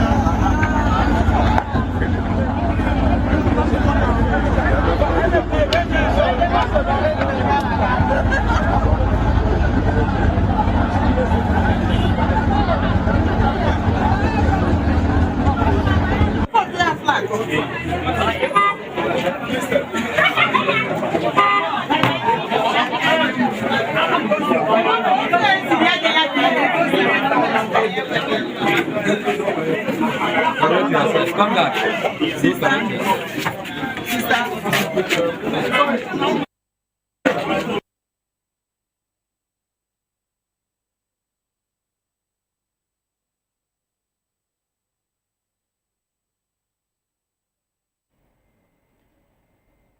Right there, you can see the residents and citizens of Anambra State coming out en masse to decide who will be their governor for the next 4 years. Will it be the incumbent? Will they give him their ticket to go again for another 4 years?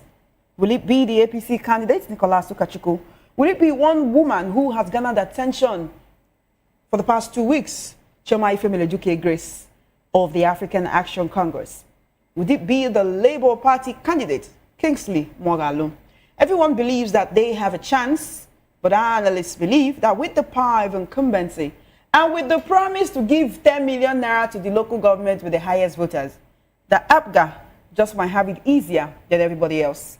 But one question we keep asking as the allegations of vote buying keep coming: who are the vote buyers? And why do people still sell their votes? Is it truly the weaponization of poverty, or is it greed on the part of the voters? What exactly is the reason? Are there some people who go to the polling units hoping that there will be someone there offering them something so that they can accept it? We got to the point where we will say that vote buying will continue to be a part of our elections and there's nothing we can do about it. What about the role of INEC and our security agents in ensuring that this is not happening? Because that's the reason why we have the police on the ground during elections, to ensure that anyone who is caught trying to buy votes is arrested. And there you can see, right there in Anambra State, who is this man? Who's this person? Somebody is sharing money to people. I can't see the amount. I wish I knew how much this person was sharing. It seems like it's 500 now, 1,000. How much is that? Sharing money. Right there at the polling unit. Where is the Nigerian police that are on ground to make sure that violence has not happened? And why are they sitting by? Like, there is a video on the, you can see the video on your screen as this person is sharing money to people on a queue. The people are on the queue, they are collecting money, one after the other. Why do we still sell our votes in 2025? Is it that the people are not concerned about who becomes their governor? Have the people accepted that bad governance will continue to be a part of Nigeria forever? So what exactly is the reason? We need to look at and analyze the reason why people sell their votes. Let me go to you, Mazi Amobi Ihegboro. You can see the people. You can see what is going on. All right, let's come to Barrister Darlington Agomo while we wait for our virtual guest to join us again. Barrister Darlington Agomo, there's a video on the screen. No. I mean, is it not funny? We can see these people don't even mind. They don't mind you putting the camera in their faces and see what they are doing. And you can, I don't need to be told which party is behind that. What party is behind that? I said I don't need to be told. But you tell us, because you seem to know. Let me keep it to myself. No, you tell us. When you know something, you have to tell us, right? This person is holding a bundle of money and sharing it. And people are queuing and collecting. Anybody that can do this openly and with impunity and arrogance must not come from Labour Party, must not come from ADC, must not come from any of the parties. You're saying it's not possible that any of these parties, no, it could be an agent of any of these parties that's sharing that money? It cannot be. It cannot be. The party that is doing this is doing what they are known for. And because they feel Tell us the party now. They are above the law. Tell us the party that you feel is doing it. So what I'm saying in essence is that they know themselves. The question you and I should be asking now is, where are the police? 55,000. They should be everywhere. Why are they not in that particular polling unit? Why? No, if you look around, you will see that they are actually there. But one thing we've seen is that when things like this are happening, whether it's violence, vote buying, they look away. Why do they look away? So that will tell you, where is the IGP and the INEC chairman? Are they not seeing this? At least that video is there. It will be there. They can see the faces. They are not even hiding themselves. But the question is, wow, where are the police? It's the brazenness. It's the brazenness and the way the people are really very willing to. Yes. Okay, let's tackle the root source, right?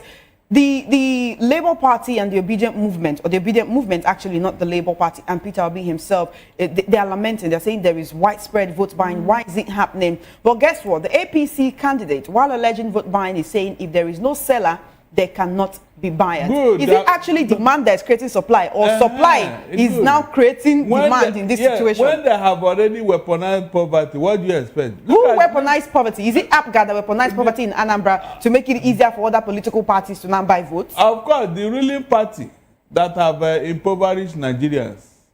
I don't know the cause of all these things.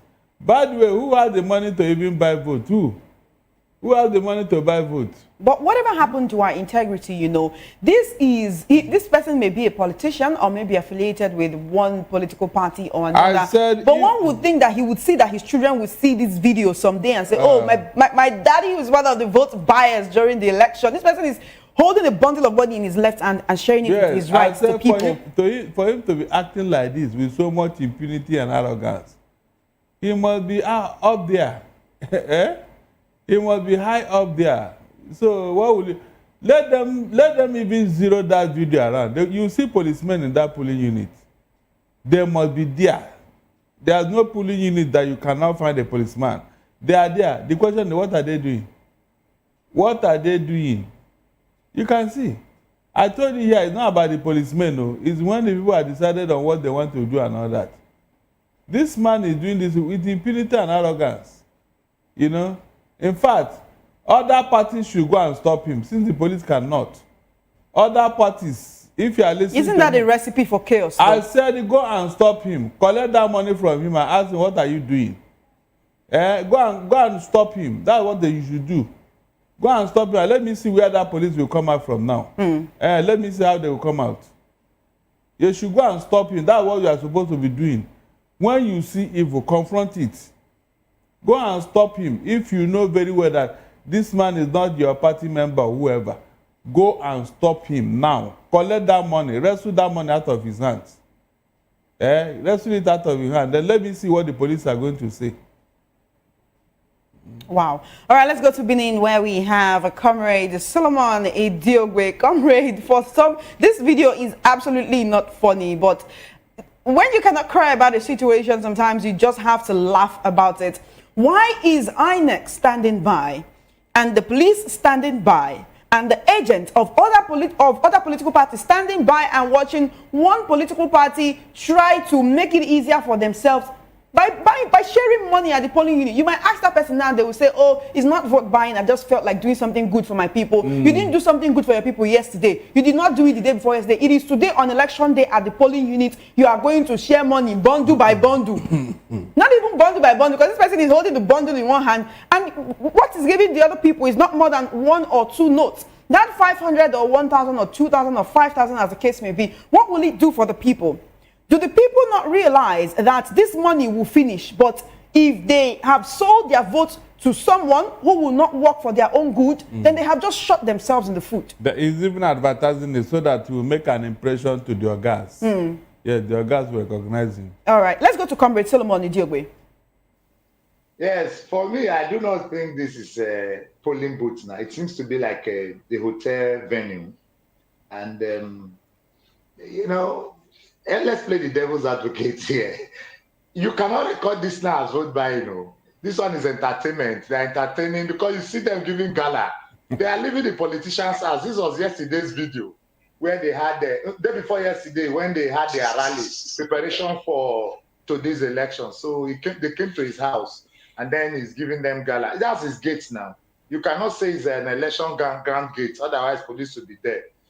Those will be the excuse you are going to hear. So for me, even if you call police now to come and recover it, all of us know the story that will follow in here. So this one is not enough evidence to say that there was vote buying. It could be an imported, an AI video anyway, showing that this was just. Did you say that is an AI video? In 2023 presidential election, that's how we are seeing. Just to tell you that the security agencies are not doing their job. If this clip is from today's election, it's a shame on the 25,000 police officers. 55. 55,000 police officers including the ESCC, ICPC, PUQQ, ZAKI-PUD, when this is happening. So, and I've just told you the story that this one is an AI image, obviously, and a clip from 2 days before when they came to visit. They are party members. You could see him giving them gala. How can he be giving them gala on election day? You know, those are the stories he would So I told you that in Lagos, they were sharing crab meat. They were sharing semovita and soup. They were sharing fried rice and jollof rice. Is this sausage roll that they cannot share? The cook did not bring the food on time. So they decided to monetize it. I want to believe you're being sarcastic, but this election is a very serious affair. Whether this happened 2 days ago or not, it is in the lead up to elections. You would think that politicians and their supporters and their agents will want to be careful, not to be seen as incentivizing the people. These are obviously not AI videos. No, of course, that's just being sarcastic. Let me tell you that we started this conversation earlier with the fact that when you want to talk about vote buying, you should go to pre-election day. In fact, precisely primaries, where the real vote buying is done. I don't even see cash. You know, so all this now, how can you say that in an election day, things like this is going on in anywhere where you have over 30,000 police officers? You know, they can inflate the figure. So let's not say 50 something. Let's just say 30,000 officers on ground. Then this is still happening. And this number of persons are trooping out from somewhere. We don't have this number in any of the polling units. No, we don't have. You know, so where are the non-uniform security agents? So these are some of the things we are saying, that it's a fake state. I want to agree with my brother there, Magawa had said earlier, that this government manufacture poverty, and they are distributors of poverty, and they are the distributors of agony. Like I said, don't worry, this election will go in the way. All right, let's still stay in Benin. Dr. Bright Onyovo-Kuko, I was making a commentary earlier when this video first popped up. Yes, we know there is poverty in the land, but there's been sensitization taking place. You've seen people, politically inclined people, political parties before this election, even during the governorship election, even during the general elections rather, at different times, local government elections, going around telling people, putting out videos on social media to let people know that anyone who is giving you money to vote for them hates you. Anybody who is giving you money to vote for them will not work for your good when they get into that office. So yes, we know there's poverty, but where is the place of greed? Of people feeling like, oh, let me just take the money, I beg. I don't, even if it's 2,000, you can't even buy a paint bucket of rice for 2,000 naira right now. So most of these people know that this money will not do anything for them beyond 24 hours, and yet they still take that money. Will you categorize that as greed, or poverty makes one greedy, or poverty makes one not actually totally use their brain or their senses? Okay, please, I'll go straight to the point, but when I finish speaking, I want the video where Soludo was voting. We'll play that clip. Now, talking about what we are saying, I earlier said that we need to define what is vote buying. You understand? We need to define what is vote buying. On election day, people come, they sell gala, sell coke, sell things. The sun is hot, so people are waiting, watching, and whatever. So if somebody comes and says, oh, all of you, we are all together, we are all from Anambra, we are all from this particular environment, I want to buy you guys drink. You can buy them drink. Because we really need to define what is vote buying. I went to the polling booth one day and somebody saw me say, oh, Bright, you become a big man now. I carried you on my back when you were a baby. I have not seen you since. I'm seeing you today now. I must eat from your money. I dipped money into my pocket and I gave the woman some money. Somebody seeing me at that point, give somebody money. Would they not call that one kind of vote buying? We need to define some of all these things. Dr. Bright, when you give one person money, you cannot equate that to when you bring coolers of food to the polling unit and you are telling people, will you vote for us? They will say yes. Then you will not give them food. And you have somebody watching them, making sure they thumbprint for your party. Is that still not vote buying? Truth truth be told, and let's be realistic. Many a times, some of the refreshments that are being shared at those polling units, they are not even tied to a particular party. Everybody is available, they give to the person. That is just the truth. Those who they are buying votes for, they've already settled it. You understand? Because in some polling units, you see them, somebody's going to stand to see that they are competing for their party. They give them sleep. They give them, somebody's there watching. They have a way of showing them, if they want to drop the paper in the ballot paper inside the ballot box, they have a way of showing them that this is the party where I voted from. Even though when they fold it, some of them have got to know that the ink will show. If it is up, it is for the A party. If it is down, it is for the P party. You know, so they know where. So they also have their ways of knowing those that have voted for them and those that have not voted for them. For us to be hinging on vote buying, meanwhile, that is not the main issue with our electoral system. Let us face the real issue before we go. Please, I want that clip of when Soludo was voting. If those in the camera can actually bring it up, I want to point out something from that place. All right, then we'll take that shortly. But right now we have an election observer who is standing by in Awka, Anambra State, to give us situation report on what she's currently witnessing, and that's Faith Nwobashi. How are you doing today, Faith? Thank you so much for joining us. Good afternoon. So unfortunately, we lost Faith right there for a second. But stay with us. Faith will be joining us very, very shortly. All right, let's go to Camera Solomon Idiogwe, right there in Benin. The video where Soludo was voting. Here. Yes, you want the video where Soludo was voting. You want to point out something to us. We'd like to say that video. All right. While we're waiting for that to come up, right, we're still talking about vote buying. One would say it's a little disingenuous to say that vote buying does not act, is ambiguous or does not have a literal meaning. How do you weigh in on that, Bryce Darlington Agomo? You know, Nigerians were very creative in infamy. Very, very creative. There is nobody can beat us in that area. In fact, the world should be coming here to learn from us. When it comes to dubious behavior, when it comes to embezzlement and all that, corruption of any kind, Nigerians are very, very creative. They can beat the system. They will make the law. Yeah, they will beat the law. Look, there are several cases of vote buying. I'm not joking. Their body language, their actions are not transit. You know what, Bryce Darlington, according to law, I want you to define vote buying for us according to the electoral law, according to INEC, according to Nigeria's constitution. What is vote buying? What is considered vote buying? Anything you are going to do at the precincts of election, that is within the periphery of actual voting, to induce a voter to vote for you and your party, is what? Vote buying. As long as that thing is material things, material, money, whatever. But within the day of the election and within the voting environment, that is why in Ghana, they cordon off the voting environment. Whatever you do outside there, it doesn't concern the electoral system. But the moment you have been cleared to come in to vote, you dare not do anything inside that place until you finish voting and go away.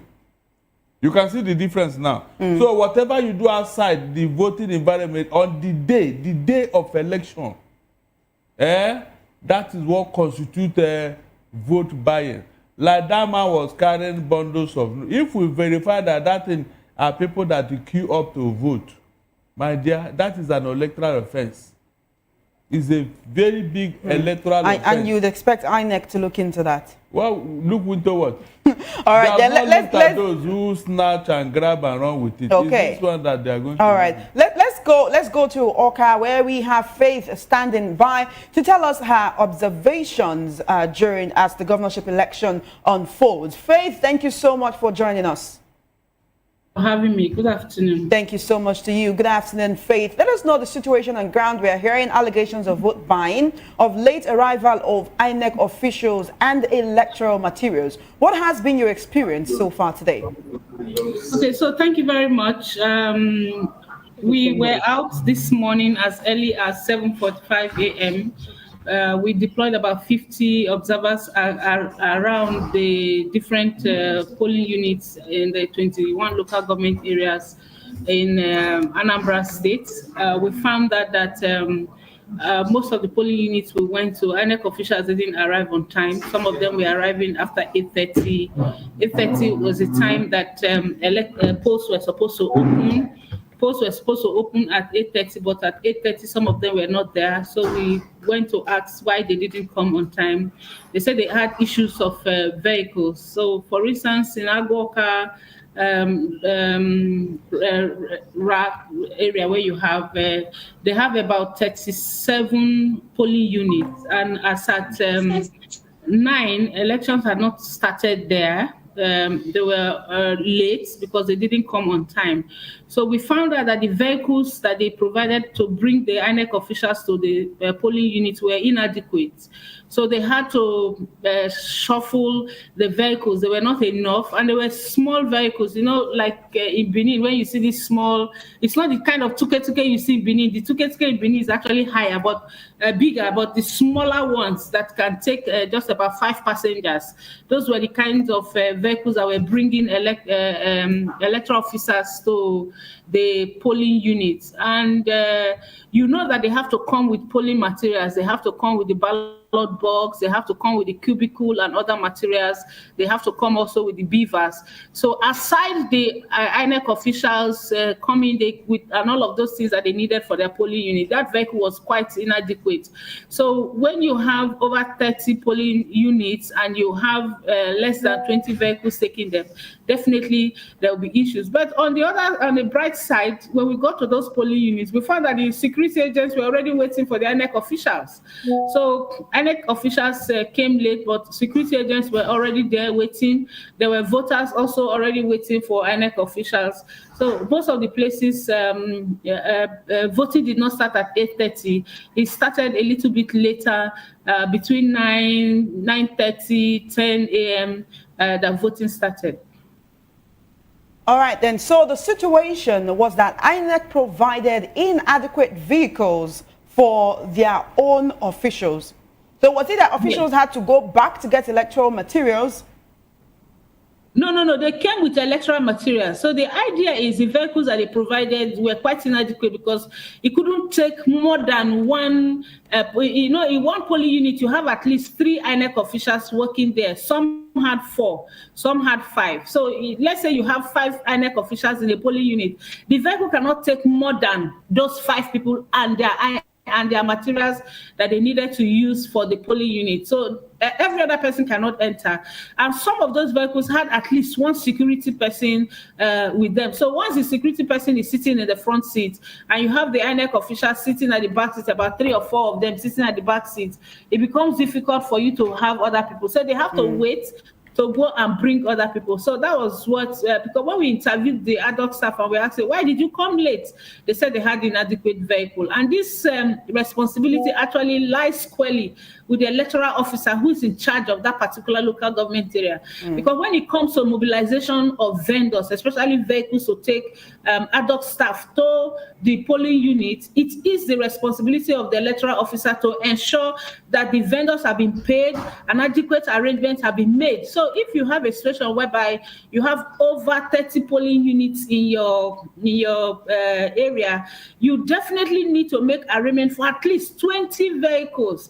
20 vehicles that will take people, take them and then make sure that they arrive at their polling units on time.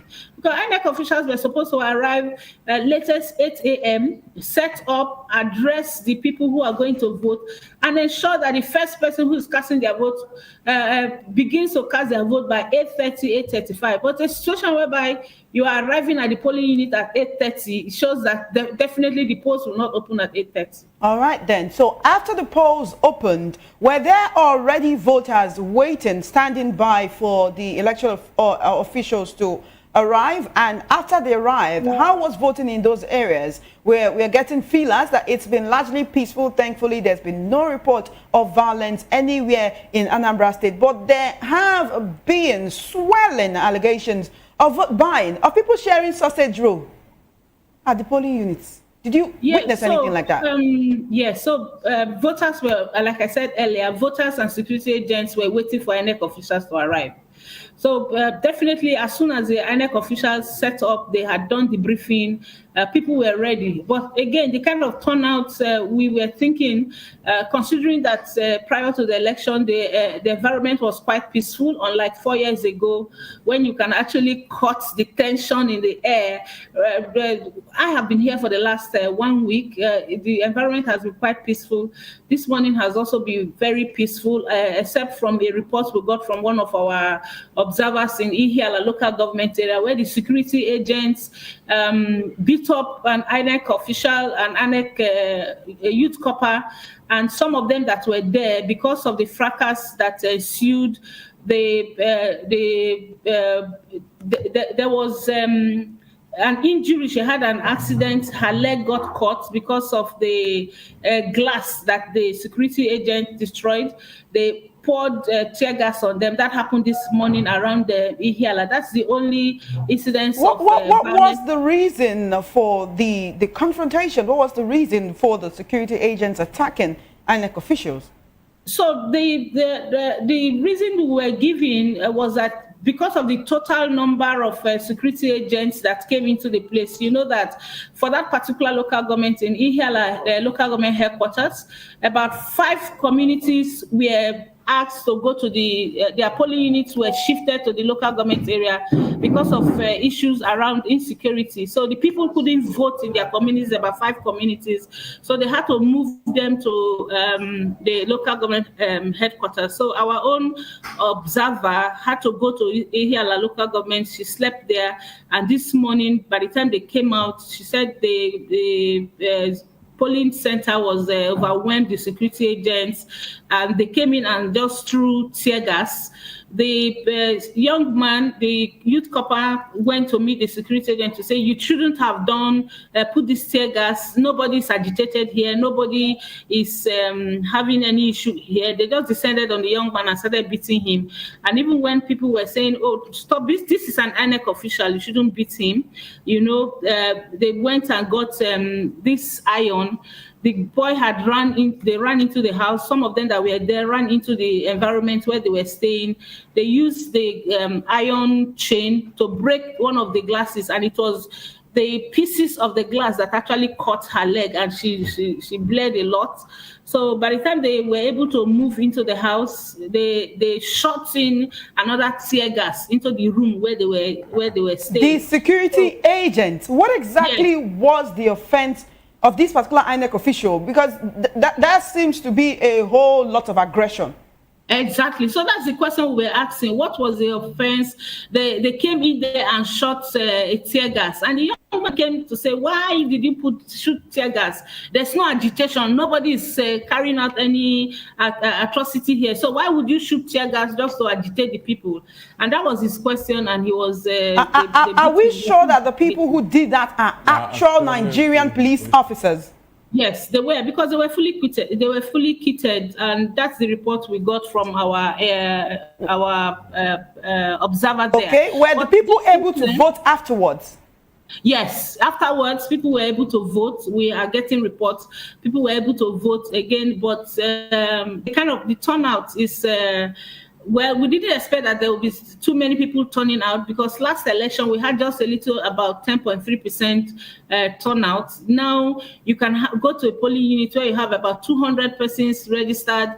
As at the time I left some of those polling units, we just have about 3 or 4 persons who have come to vote after 3 hours. So you're saying there is widespread apathy? there's apathy. There's apathy that we're seeing, but I don't know whether to call it apathy or just target the low voter turnout, because apathy on its own is on another level. So low voter turnout is another thing. But again, you find out that you go to some polling, there are people gathered and they're not voting. You're asking them, why are they voting? Why are they not voting? And they say, oh, these people are offering us 2,000 naira. They're offering us 3,000 naira. We want them to make the money higher. Wow. If they make it higher, we'll go and vote. So the people, so it is now when people are talking about vote buying, you witness that, and the people were waiting to ensure that they got their own share. Yes, they were actually negotiating. Especially young boys. They came to the place. You see a lot of women, they come, they vote, they go back, and they get their names. One of the places we went to, they were actually doing transfers.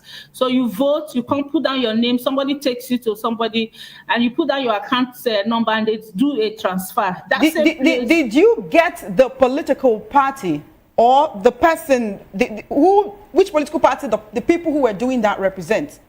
Okay, so some of those political parties that we saw there, when you go to the polling unit or the polling center, you will find out that you have only 2 or 3 political party agents there. Usually you have ABGA. From the reports that we have had, all of the polling units that we went to, we had ABGA 100% present, and then followed by APC, with about 93% presence there. So it's not about which political party. Every political party that had their agent there were buying votes. The only political party we didn't get any reports about selling votes was actually, I think, Action Alliance or so. They said they were not giving money. And it was only in very few places we actually saw their party agents. So in some of the places they were giving around 5,000, 7,000, 2,000, 3,000 naira. In fact, one of our observers reported to say that one of the party agents got a call reprimanding the party agent to say, why are you giving people 2,000 naira? We gave you more than that to give to people. They are watching you. You know, it's just it's not something we should laugh about. It's a very serious matter, the way things are going. And then you also see party agents coming with envelopes, you know, going and saying, oh, we're bringing money for you to the ad hoc staff. This is for your lunch. We're not giving you money. In all of this, where were the security agencies who were supposed to make sure that that's not happening under their watch? Okay, so the security agents are there. Yesterday, we had a meeting with the Commissioner of Election, and I asked the question about reporting electoral malpractice to the police or the security agents. And he told me that unless the INEC official, you know, reports that matter, they cannot do anything about it, because it is the INEC official that will decide that this is an electoral offense. But if there are other criminal activities that are going on or happening, the security officer will go ahead to arrest because of the provisions of the Police Act. But that when it comes to elections, it is the INEC official who should let the police know that somebody or the security officer there know that this person has contravened the electoral act. Now, the reason he gave is that when you apprehend somebody, perhaps they see somebody and then they apprehend somebody, INEC is supposed to come to court. And if INEC, the defending lawyer asks who made this report, and you say the report was not made by an INEC official, it's more like you don't have a case to answer.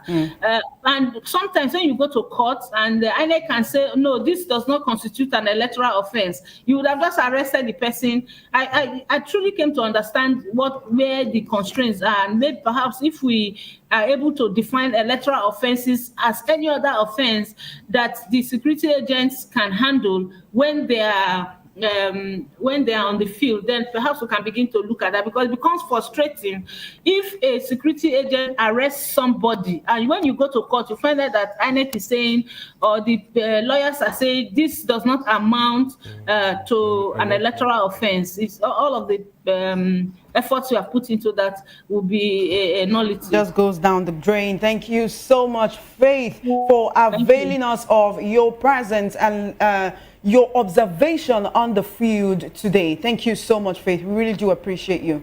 Thank you for having me. Thank you. Thank you so much for joining us, and enjoy the rest of your day. Let's now go. We are still in Oka, right? we're still in Oka, where we have our correspondent live on the field. But before we go to Oka, let's go back to Benin, where we have Oni Odige. You've heard what the Electoral Observer had to say, that the people were negotiating, they wanted higher money. Say, okay, to sell the vote is not the problem, but give me something a little tangible. That will last for 1 year. Thank you, the moderator. In fact, I was, I'm not surprised of what I was seeing and what he was analyzing about the ANEC officials, who try to complain to the police. And, why are you throwing tear gas in a civilized country and have a competence with the words? So I'm not surprised. Now, all right, thank you, Mr. Oni Odige. Please permit me to just interrupt you here. We need to go to Oka and talk to our correspondent on the field, but right after we take that report, I'll come back to you. Please pardon me. Let's go to Oka, where we have our correspondent on ground to give us a live report from the field.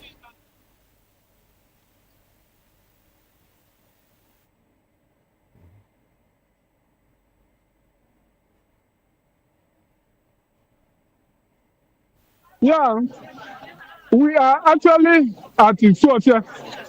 This place is called Ofi Square, Isuoche, in Agwata local government area.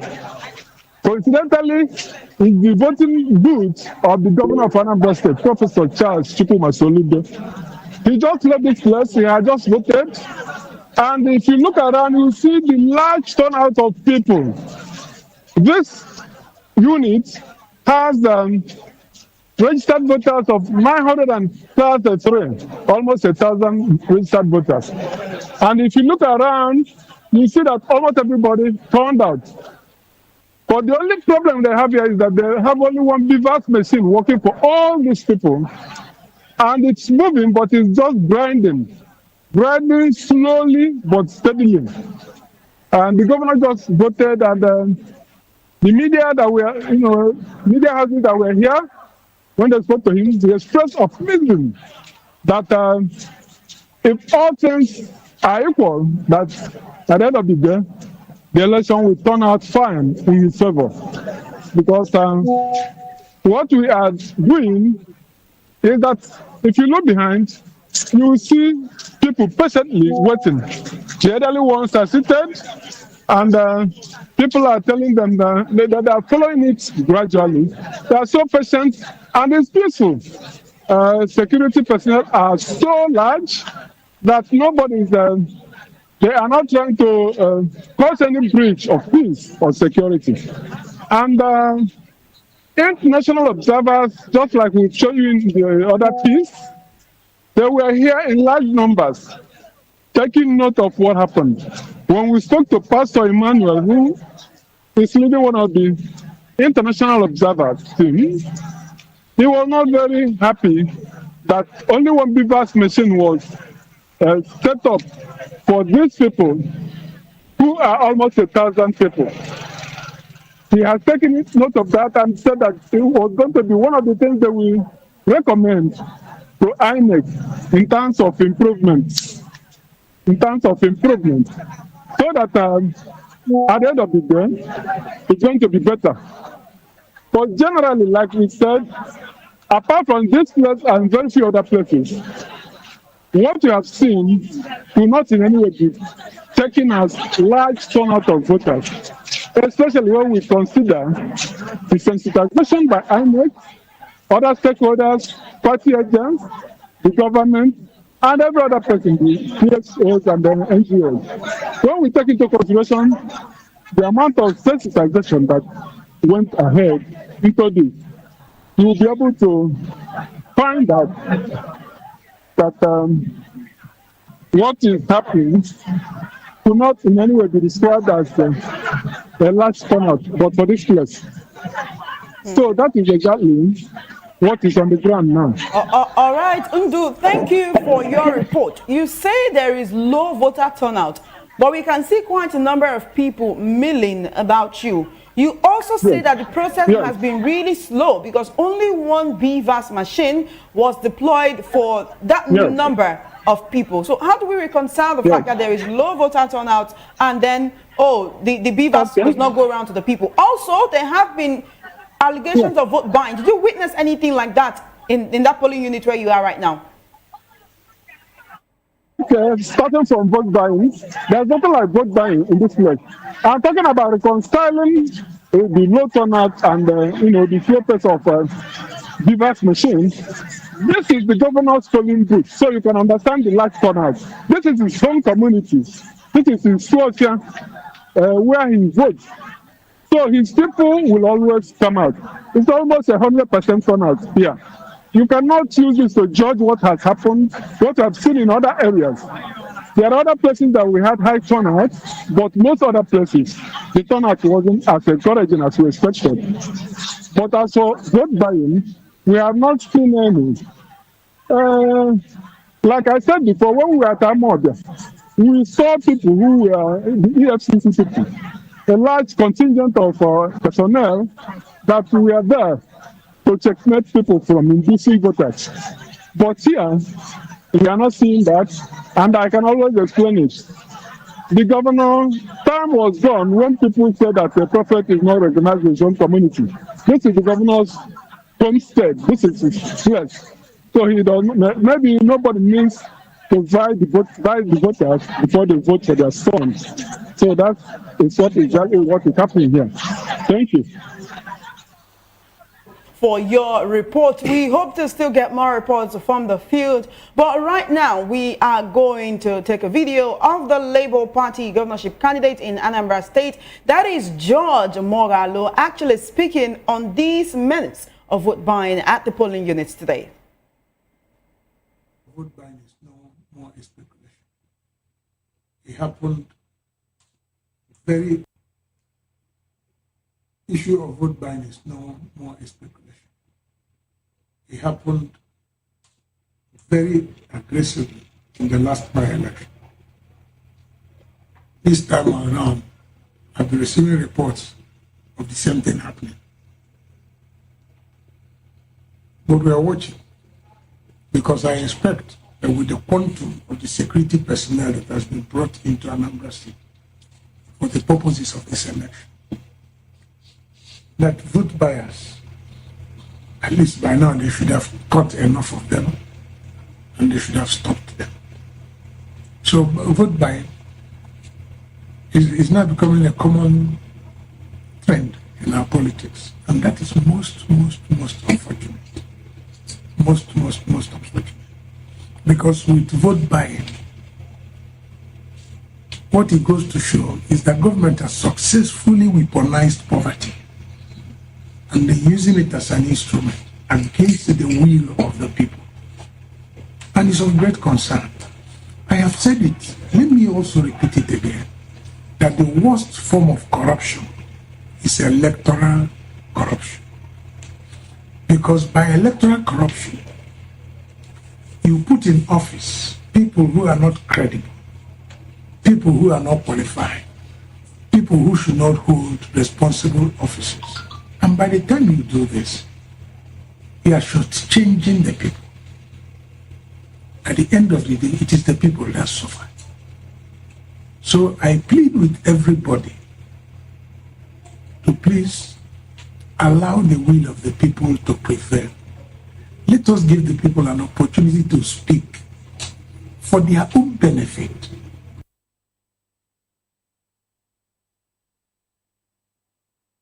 You have the Labour Party governorship candidate for the Anambra elections today talking about vote buying. This is something that everyone is very concerned about. Oniadige, let me come back to you. You've heard what our correspondents have said. You've heard what the election observer have said. And you've also heard what the obedient movement, what Peter Obi, and now George Moghalu is saying about vote buying. That seems to be what is really taking place in Anambra State today during the elections. Pathetic when I was listening to her when she was explaining how an ANEC officer was trying to, talk to the police officer, why are you throwing tear gas? Instead, it was passed on to the extent that they use a metal iron, that, cut his leg and make, that cause bleed on him.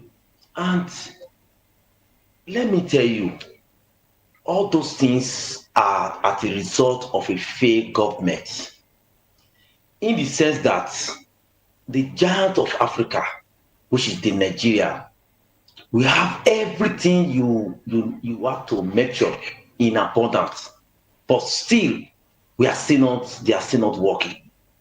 Now let me also shock you. Now the police, who have the primary responsibility to provide for the needs of the people, look at what has failed. And nobody will be accountable for what just happened now. It will just slide down, and the man, I pray that his life is safe. Now let's go to the area of vote buying, as it has been trending. Our colleagues were saying that you cannot call that one vote buying. They are right, because if you take that to Supreme Court, it cannot be proof that that money you were seeing sharing actually happened in election day. So this is another error again. That is why the people, we have what we call national orientation agency. What is their duty? Their duty is to educate the masses, tell them their fundamental rights, tell them that this thing you are taking now, this money that you are taking, because they are absolutely in abject poverty. They don't have hope. Even that money they take, so that money can even lead them, take them to home. They can use it and finish it there. So the orientation agencies who supposed to have nurtured them, tell them that it's dangerous for you to accept such money. We can't find them. Then that video we see trending, person sharing money and gala or whatsoever. Where is our security? Where is our state security service? Where are they? To come and actually prove to us if that money seen sharing was actually, it took place in election day or not. If it does not take place in election day, let them prove it to the world. But if it took place in election day, who are the perpetrators?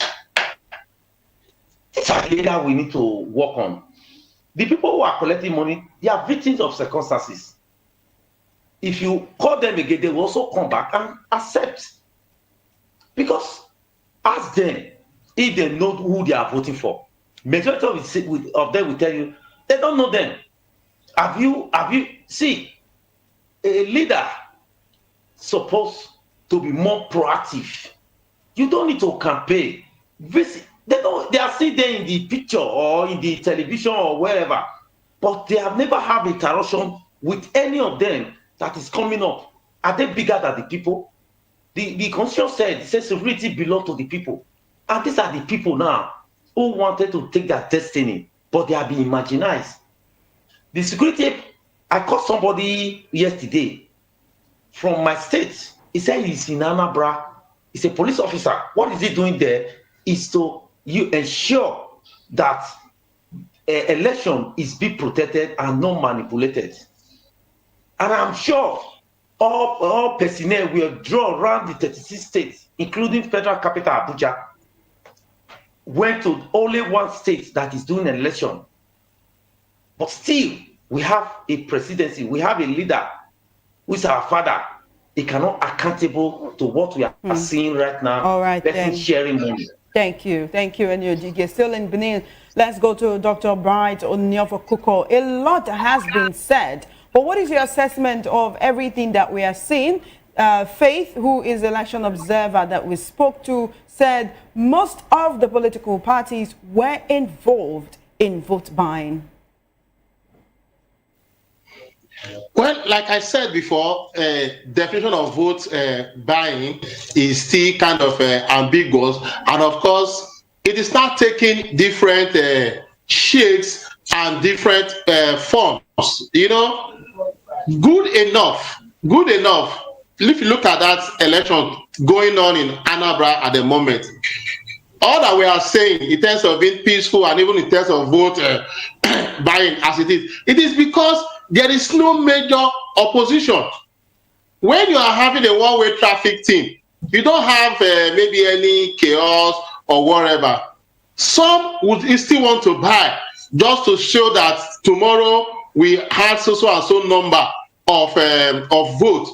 But the ones who are buying more could be more of the political party who are sure, and they may not even call it vote buying. They may just see it as an opportunity to encourage their members. When I said we should play that video when the incumbent governor was voting, there are a lot of things on his body. You could even see his body language.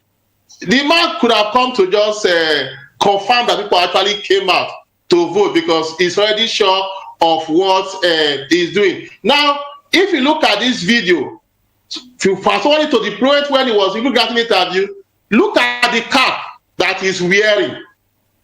There are so many other persons wearing the same cap with the same design. Even though we cannot see the inscription, that uniform as it is it not part of violation of electoral guidelines on election day? If you can zoom, you look at that, some other persons are wearing the same cap that the governor is wearing. If possible, somebody is there to tell us what is written on that cap, so we can actually be sure that the caps are not uniform. Because from what we are seeing, you could see a design. It became more obvious at the point where pressmen were, when it was granting interview, you will see them wearing the same cap. And of course, that's one of the things that INEC has said should not happen. So who is going to talk about that?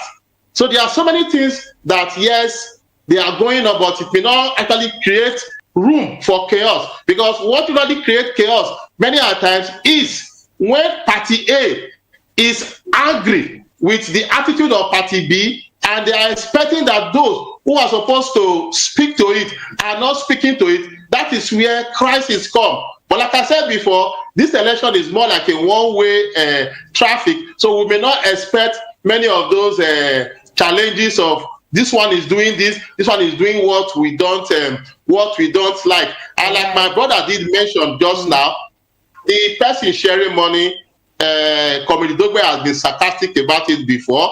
We could not actually prove, because when you go look at vote buying, Mr. Darlington defined it.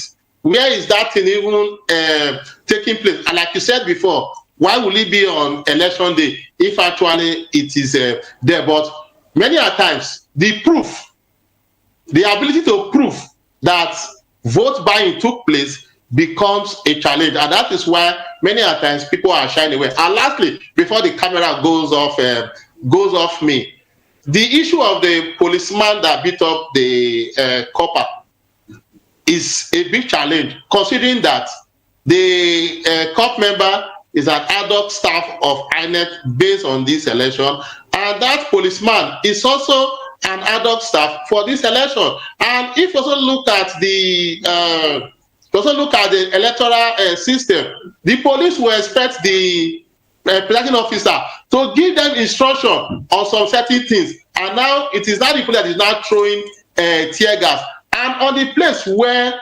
the governor voted that your person from Oka talked about just now, he talked about 1,000 persons coming around to come and vote, and they have just one beavers machine. But I know that in the INEC guideline, if a polling unit is up to about 750 or thereabout, it will be splitted. So why would 1,000 persons be in one place voting and you have just one beavers machine? All these are things that are some kind of concern, like I said, and I'm still interested in what is on those caps that those people right, around. Doctor, thank you so much. Thank you so much. Because we really need to go in a very short while, but I'd like to get your concluding thoughts on everything we've been discussing. That is Comrade Solomon Idiogbe. In just about 30 seconds to a minute, please. Yeah, for me, like I said, we're not expecting much from our number of elections. We're expecting it to go the way of a Soludo, because he's a pseudo member of the APC. So he's going to go solo. But having said that, I like to also make clear that the actions of the police against the INEC staff, they are all INEC ad hoc staff. And they should not be seen a house as a house divided against itself. Having said that, I want to expect that at the end there will be no violence. And if we follow Barrister Darlington's definition of vote buying, you will see that though I was sarcastic about the vote buying thing, that does not constitute vote buying. And INEC will not prosecute anybody, not before now and not after now, because they will always hide under the guise that it has to be the police. The police will tell you that INEC did not provide sufficient grounds for them to. That's always been the issue. So we look forward to a very clear result calling. I do not expect much of manufacturing of numbers now. And that's why earlier I posited the fact that it is going to be a near fair play. But even we know in this country that there can never, I'm saying it, there can never be a free, fair, and credible election in Nigeria. All right, then. Thank you so much to all of our guests who joined us from Benin since this morning up until now. We really do appreciate you for staying with us and joining in the conversation as the people of Anambra State elect their governors. Dr. Brighton Kuko, thank you so much.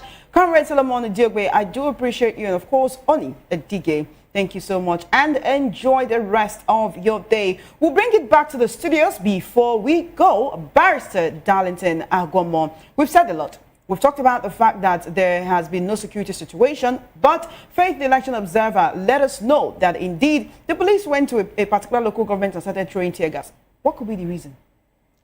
The police that did that should be called out. In fact, it should face a disciplinary action at the end of the day, because I didn't see any need for him to react in such a way. Even the INEC people were telling him, why did you do that when there is no rioting, no nothing?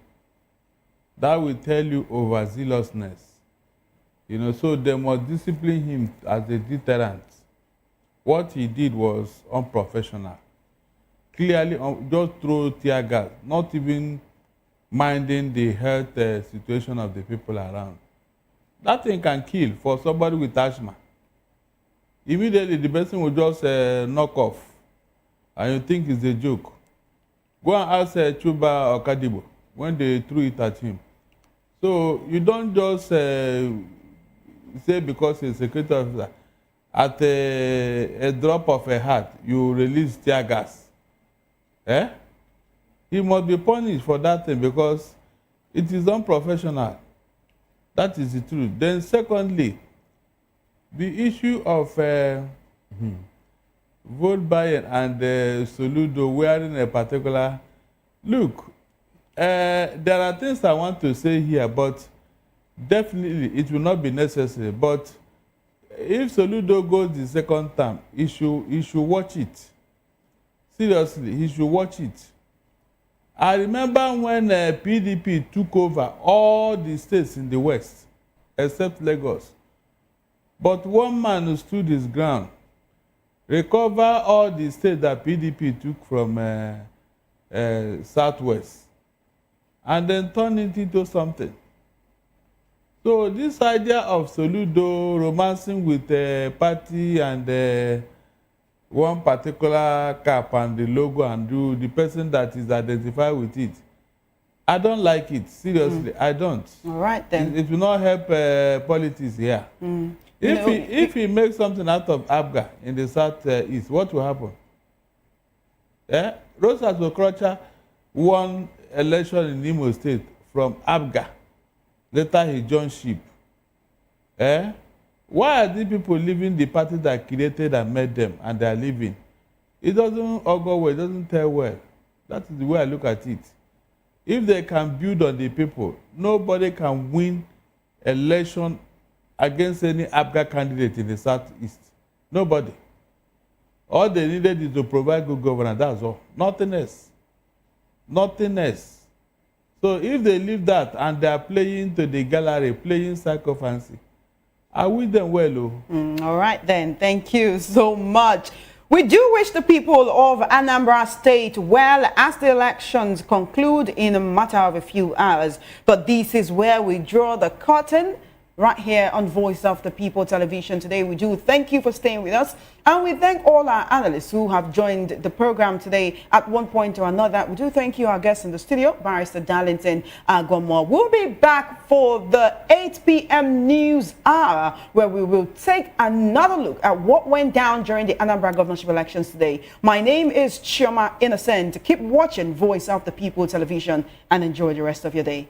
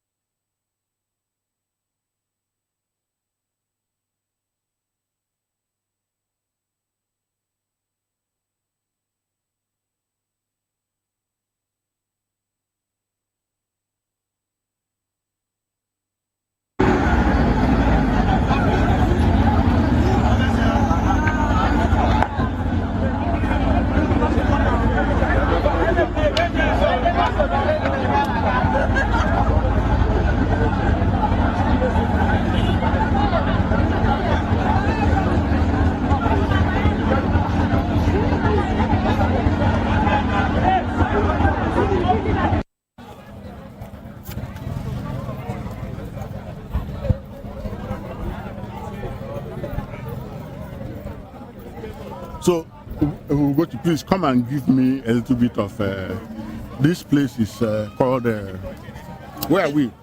Okay, so this place is called Oto in Anambra State. Oto is just one word. Oto is in Nnewi South. So here is Oto Central School at 005, 006, 007, 008. These are the polling units here in Nnewi South of Nnewi South of Anambra State. As you can see, you've seen the high level number of voter turnout, and some voters are also still coming. I think there's reason here are responsive, irrespective of the fact that there is this couple of vote and show, and when you show, you'll be given a tag. And that's actually what is playing now. That's vote buying, right? Yeah, that's what is playing now. What about turnout of the turnout? What will you Yeah, for the fact we are able to see even person with disability, that is to say that the message, the communication, the dissemination of information that we did synced very well. That we're able to see number of a person with disability that came out to vote, and you can see that the youths are also coming out in number and in mass to vote. So what about presence of security personnel? Just one security personnel, one police officer. Let's be specific here. Just one police officer is here in 4 units. In 4 polling units. So that's for us. Doesn't really go down well for us going by one claim foundation. And you can see him sitting idly, far removed from the the scene where people are buying and selling. Okay, thank you.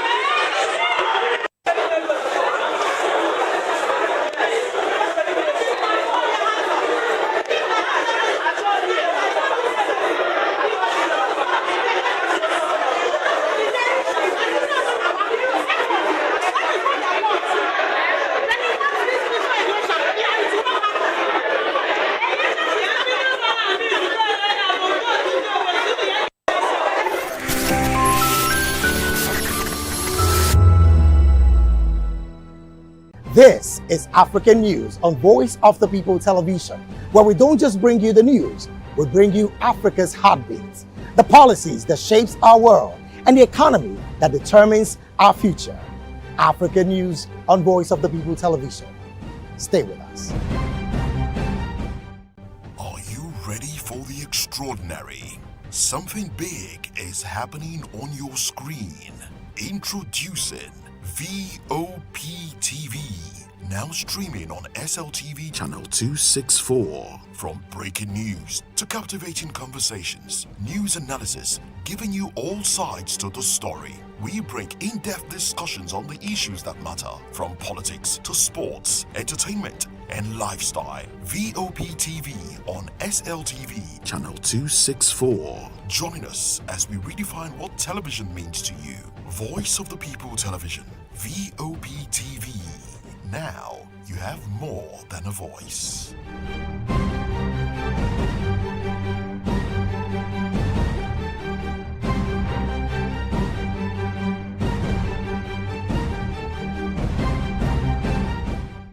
The 2564 Atlantic Tower. What happens in the hush behind hangar doors? Who signs the papers that gamble with lives? Which truths were grounded before they even ever had wings? If you've ever buckled a seatbelt at 30,000 feet, if you've ever stared out of that tiny window and wondered who's really in control of the skies, it isn't just flight, it's power, it's politics, it's pressure sealed in steel. We're peeling back the clouds from runway risks to sky-high secrets. We're diving deep where most dare not to look. Aviation Scope, every Sunday at 7 p.m. only on Voice of the People TV. We don't just report, we reveal. We don't just ask, we uncover. Because when it comes to the skies, ignorance is turbulence. Aviation Scope, the sky isn't the limit, it's just the beginning. Join us as we drive into the world of politics through insightful interviews with prominent political figures, both serving and former governors, ministers, senators, legislators, party chieftains, activists, and analysts. Get first-hand information into the decision-making processes that affect our daily lives. Highly engaging one-hour program that brings political discourse into focus. I am Chukwuma Okoro. Political Lens, Monday through Friday, 6 to 7 p.m. Join us. 3 years ago, we lit the spark. Today, we are blazing the trail for others to follow.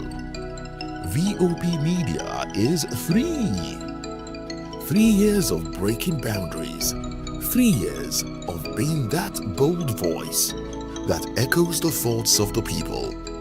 3 years of telling stories that matter. We have experienced complete breakdown in democratic governance. We are not just a brand, we are a movement, giving voice to the voiceless. We go to bed empty hunger. To every viewer, every voice, and everyone that has made us who we are, we say thank you. VOP Media, 3 years and still counting. VOP TV, now you have more than a voice. This is Health Check, your weekly guide to better living, smarter choices, and trusted answers. From everyday wellness to urgent health issues, we've got you covered. Health Check, only on Voice of the People Television, where your health has a voice.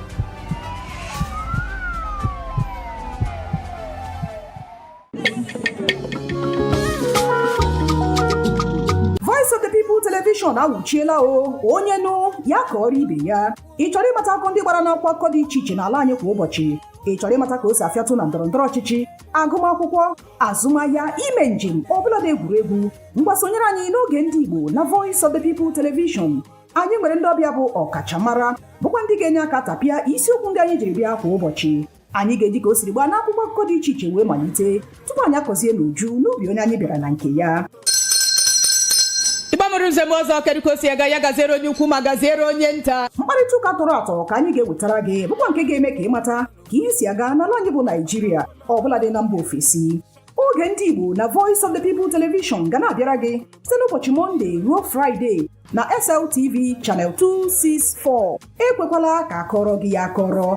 Chetakwa na ọ bụ na SLTV Channel 264 ka ị ga-ekiri Voice of the People Television. Voice of the People Television. Ugbu a ị nwere karịa olu. Welcome to Kitty's Corner. Every weekend is a new journey. Join Auntie Oni as she embarks on thrilling adventures. Each episode takes the young explorers to a different fantastical world filled with exciting challenges, making new friends and learning valuable life lessons. The show begins with lots of excitement in a cozy storytelling mood.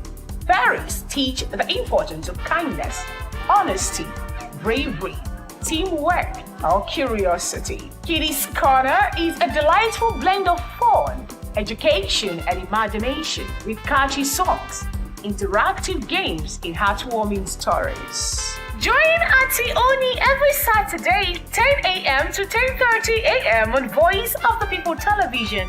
Kitty's Corner, perfect destination for curious minds.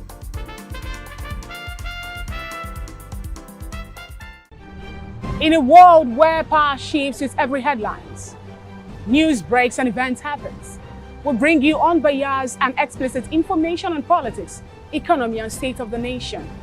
We break down the chaos. Facts, not fluff. Truth, not spin. We discuss not just politics, but a glimpse into the future. Join Moses, Chukuma, and Fina on Voice of the People TM. Voice of the People Television. Now you have more than a voice. The red carpets, awards, the razzmatazz, music, fashion, interviews, and more. Spotlight on Voice of the People Television. Let's feed you with all the juicy stories in the global entertainment space, bringing you the glitz and glamour as they hot.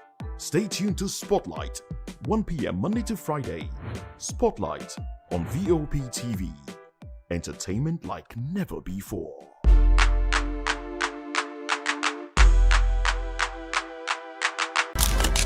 In a world where power shifts with every headline, in a nation full of questions, in a world filled with noise, the truth needs a voice. The policies that shapes our world and the economy that determines our future. Every hour, every day, the grapevine keeps buzzing. And together, we are committed to telling the stories that shape our world because your voice is our focus. Don't forget, our voice matters the most. Let us come together and share our concerns.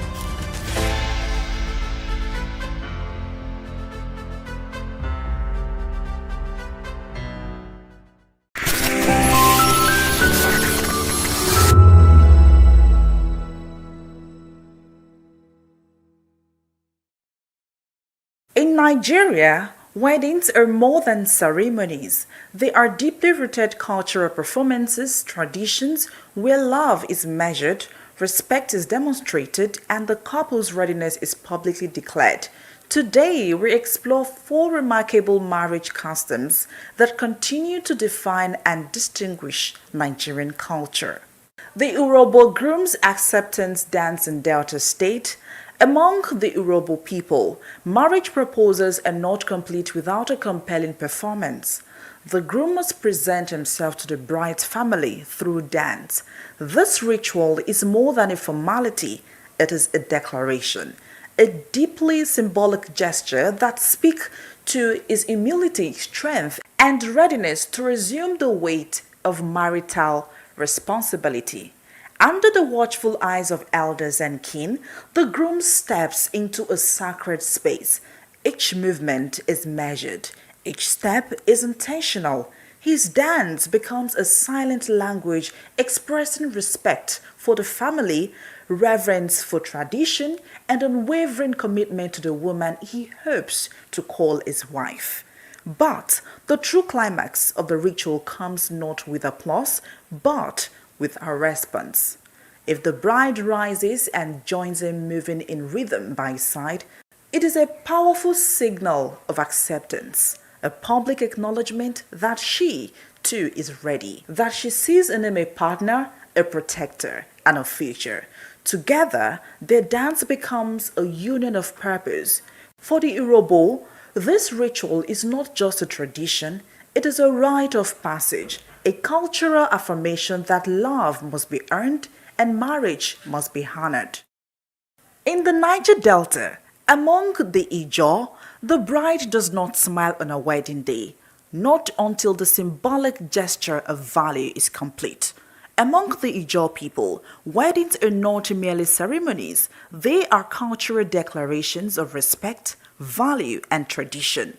At the heart of this ritual stands the bride, composed, dignified, and silent. She does not smile. Her expression, calm and unreadable, is a quiet assertion of agency. It is tradition that before joy can unfold, a symbolic gesture must take place. Cash offerings are made to her not as a prize, but as a token of appreciation, a respectful acknowledgement of her worth, her strength, and her role in the union to come. Each offering is placed before her with care. The moment is deliberate. The bride weighs not just the amount, but the spirit in which it is given. And only when she is satisfied and when the gesture feels worthy, she smiles. That single smile marks the turning point, a quiet signal that respect has been shown and the union is worthy of celebration. Then the celebration began.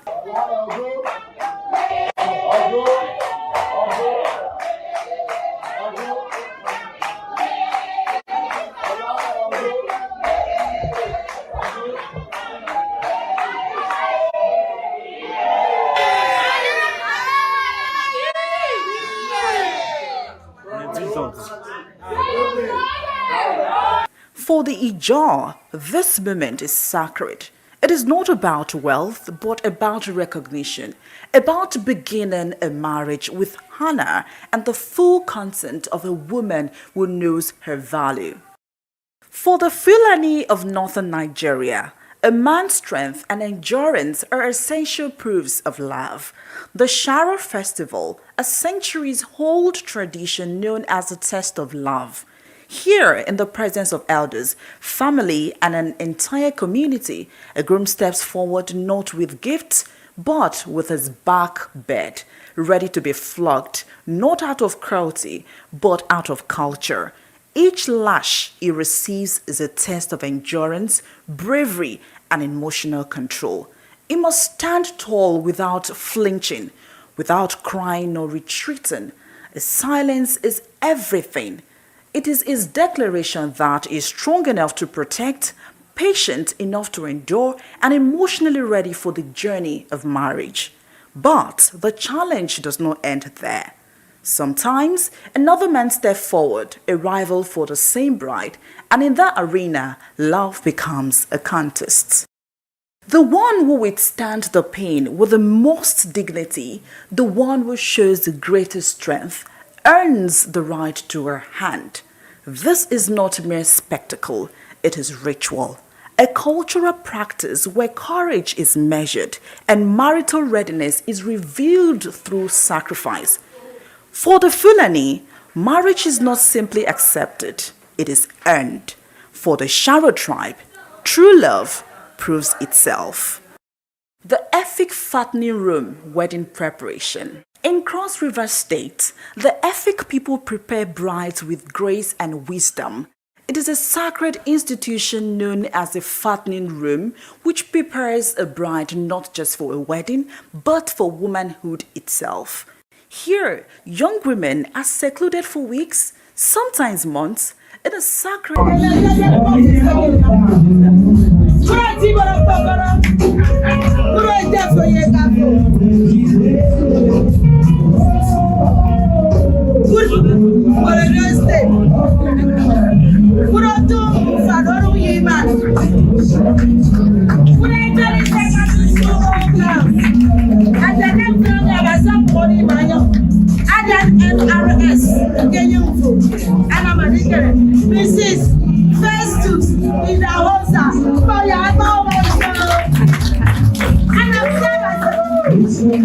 And private space. And this time, honor tradition, the bride-to-be is not isolated, but nurtured, fed a rich, balanced diet to promote fullness and beauty, a symbol of prosperity and care. But the transformation is not just physical. Elders and matrons pass down vital knowledge, the art of respect, power of patience, the strength of dignity. She is taught how to manage a home, uphold cultural values, and honor her future role as a wife and mother. It is a school of femininity, of discipline, and of pride. And when she emerges, she is met not with mere ceremony, but with celebration, glowing in confidence, poised in wisdom, and ready to step into her union with grace and honor. Across Nigeria, wedding traditions are not mere customs. They are rich cultural expressions that takes character, affirm worth, and prepare couples for life ahead. They challenge, they honor, and empower. In these traditions, love is not spoken but proven. Some test strength, others demand patience, but all are rooted in respect, in community, and in legacy.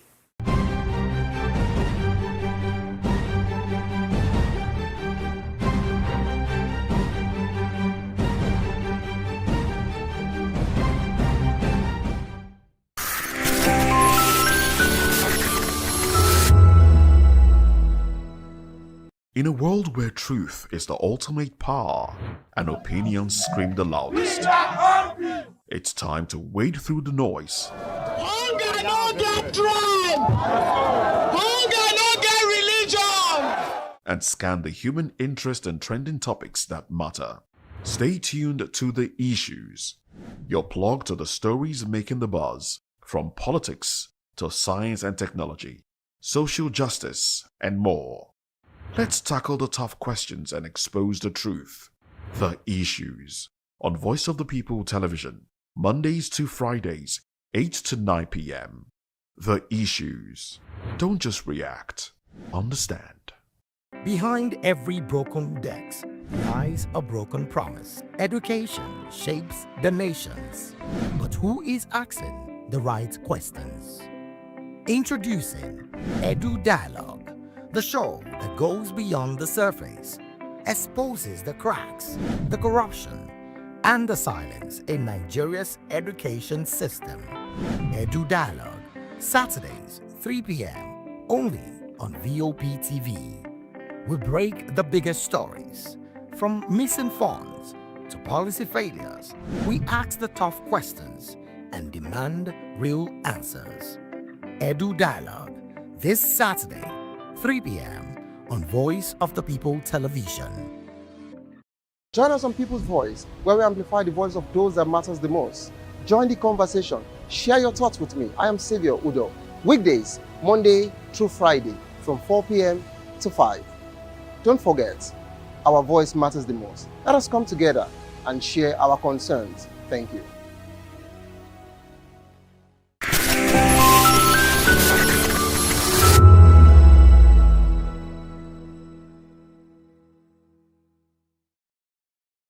My name is Tunde Eso. I'm the organizer. The worker they use it to hustle.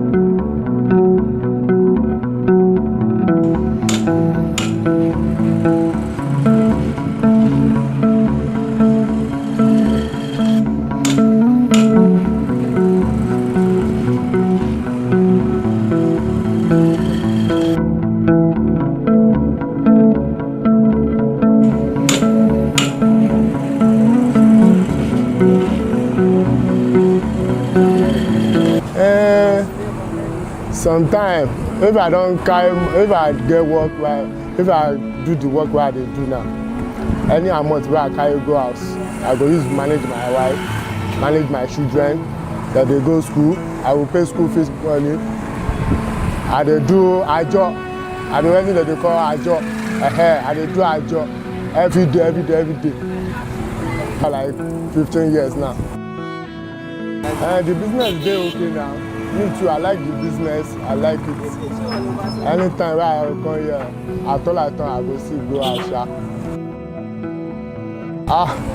If I calculate down to a day, they see like 6,000, 5,000. If the person want to learn the work, first, we go dey look how I dey do the tire. I want to get the tire. If person want to travel now, the air I want put for the tire, maybe 35 or 32. If you want to travel, if you did me Lagos State, maybe 40.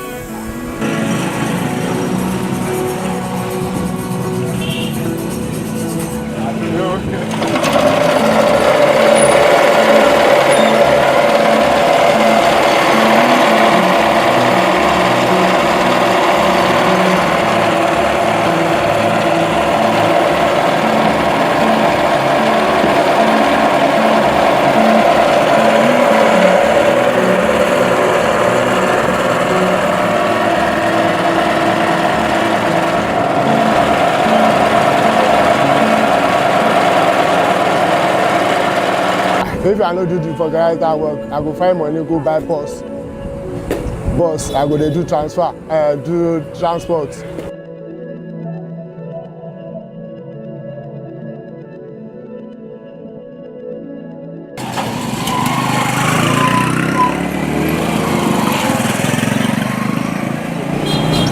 I no do the organizer again, I no fit do salary work.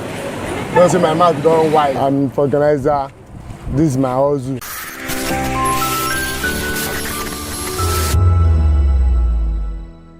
Everybody keep watching Voice of the People. All right? Love you all. Hello, sweetie. What's going on? My name is Kiki. Keep watching VOP TV. Thanks. Hey guys, what's going on? Olumide Oru, the Fresh Prince of Lagos here, and this is VOP TV, guys. Hello guys, I want you to please keep on watching VOP TV. Ladies and gentlemen, my name is Hafiz Oyetoro. Please keep watching VOP TV. Shout out to VOP TV. Very big shout out to the fans and lovers of VOP TV. My name is Tayo Fanyuro. I'm an actor that you are going to live to love. Keep watching. Cheers. Hi everyone, so shout out to VOP TV. Welcome to the locker room, the home of football talk that matters. I am Jerry Arpillon.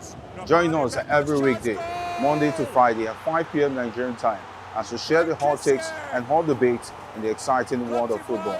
And joining me are the usual suspects, Ukachukwu and Mayowa, as we break down all the hot takes and everything that's happening in the football.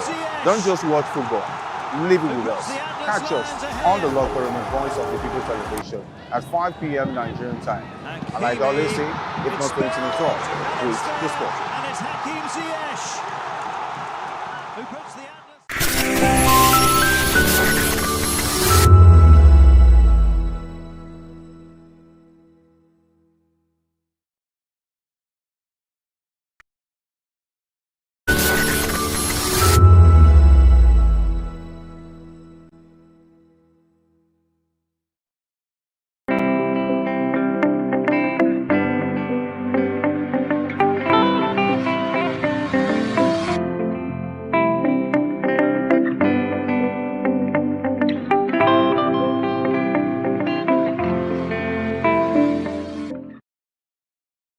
Education is the most powerful investment a nation can make in its future. A nation that invests in its young mind secures its tomorrow. This quote by Babatunde Raji Fashola, Nigeria's former Minister of Works and Housing, underscores the critical role of education in nation building and human development. Welcome to another edition of Edu Dialogue on Voice of the People Television, where we explore issues shaping Nigeria's education sector, spotlight innovation, and amplify voices building the future of learning. I'm Matthew Ogunswada. Today on the program, we will be looking at the synergy between democracy and education, as well as youth empowerment. But first, let's begin with our first conversation of the day. Senate President Godswill Akpabio and Speaker of the House of Representatives Tajuddin Abbas have reaffirmed the National Assembly's commitment to strengthening Nigeria's democracy through education, research, and institutional development. Speaking at the ninth convocation of the National Institute for Legislative and Democratic Studies, NILDS, the leaders emphasized that education remains the foundation of accountable governance and effective public service. Senate President Akpabio, who chairs the governing board, said the legislature will continue to use lawmaking, research, and oversight to promote transparency, strengthen institutions, and ensure equitable development. He urged state legislatures to hold governors accountable and ensure that public funds are used for education, research, and human capital development. Speaker Abbas commended the partnership between the National Institute for Legislative and Democratic Studies and the University of Benin, describing it as a model for promoting academic excellence and democratic values. Both leaders stressed that investing in education, particularly in legislative and democratic studies, is key to nurturing informed citizens, ethical leaders, and a sustainable democracy. Now, joining me to unpack this conversation are Dr. Rashid Adebiyi, who is a senior lecturer at the Fountain University Osogbo and a strategic communications consultant. And also, I have Rotimi Akintunde, who is the lead instructor at Precise Media Academy and a lecturer as well. Dr. Rashid, good afternoon, sir, and thank you so much for joining me on the program.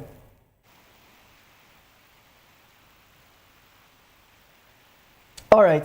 Rotimi, good afternoon, and thank you so much for joining me on the program. It's a beautiful afternoon.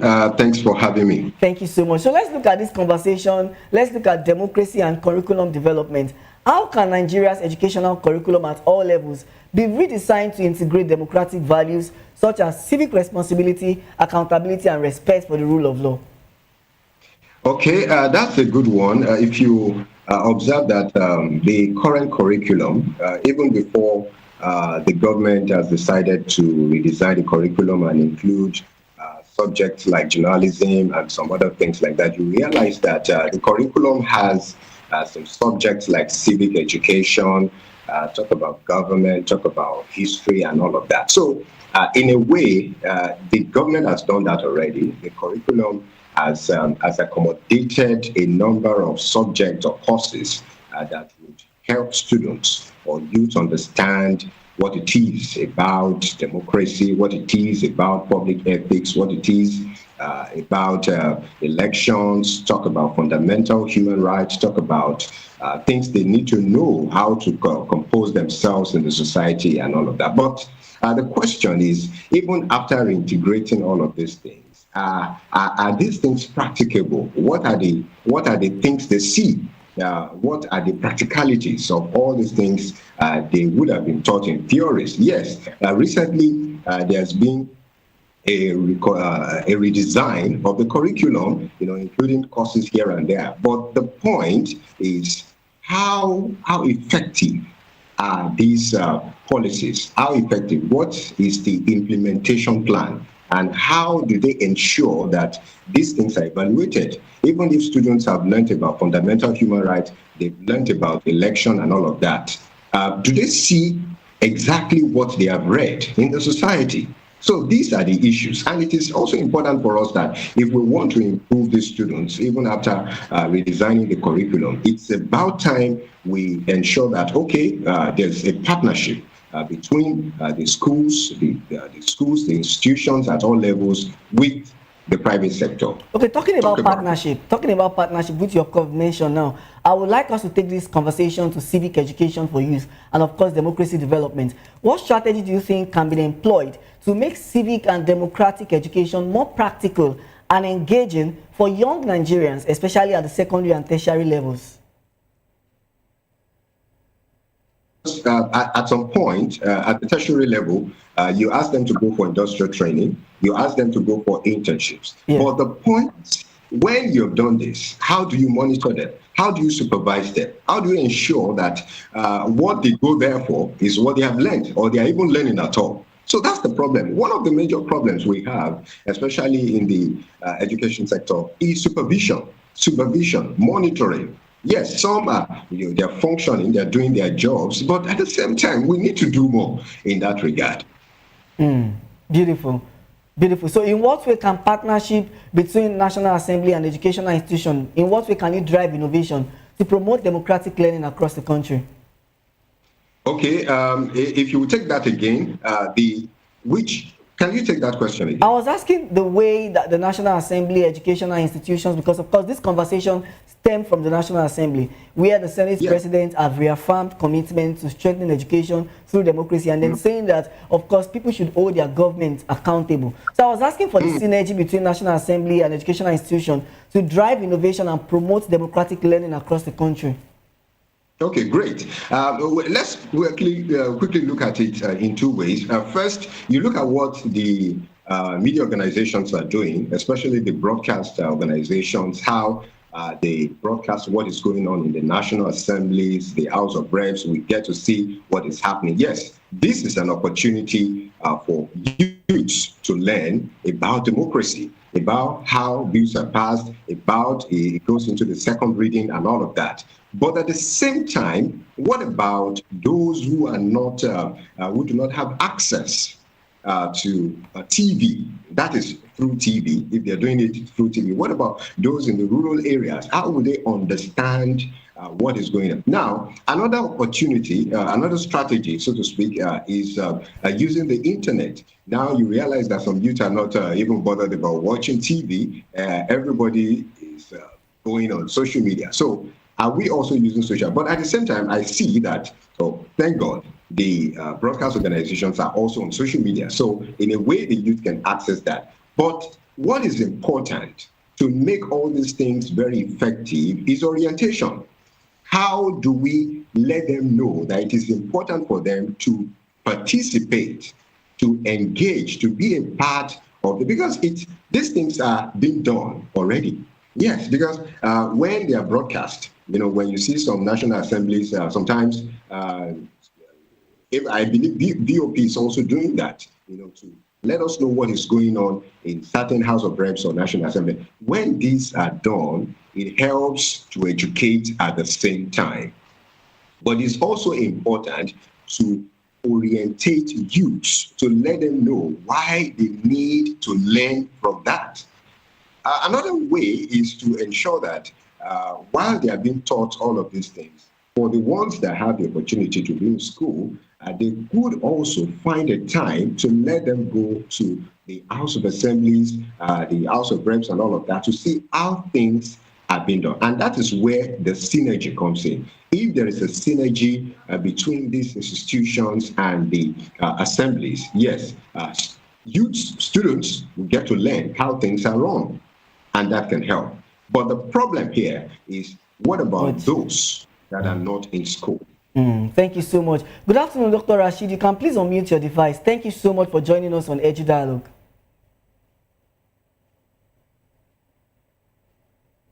Good afternoon, Dr. Rashid. You can please unmute your device. Thank you so much for joining us on the program. We are really struggling. It's my pleasure to be here. Thank you. All right. Thank you so much, sir. So let's look at teacher training and capacity. Regarding this conversation, what role do you think teachers should play in equipping educators to effectively teach democratic principles and civic responsibilities in institutions and classrooms? Well, thank you very much. Like the previous speaker has said, it is not about the curriculum, the content alone. It's about implementation. It's about pedagogy. It's about how schools, through the teachers, are trying to implement the curriculum. And just like in every other facet of life, investing massively in the teachers is key to ensuring that we have a well-implemented curriculum on civic education.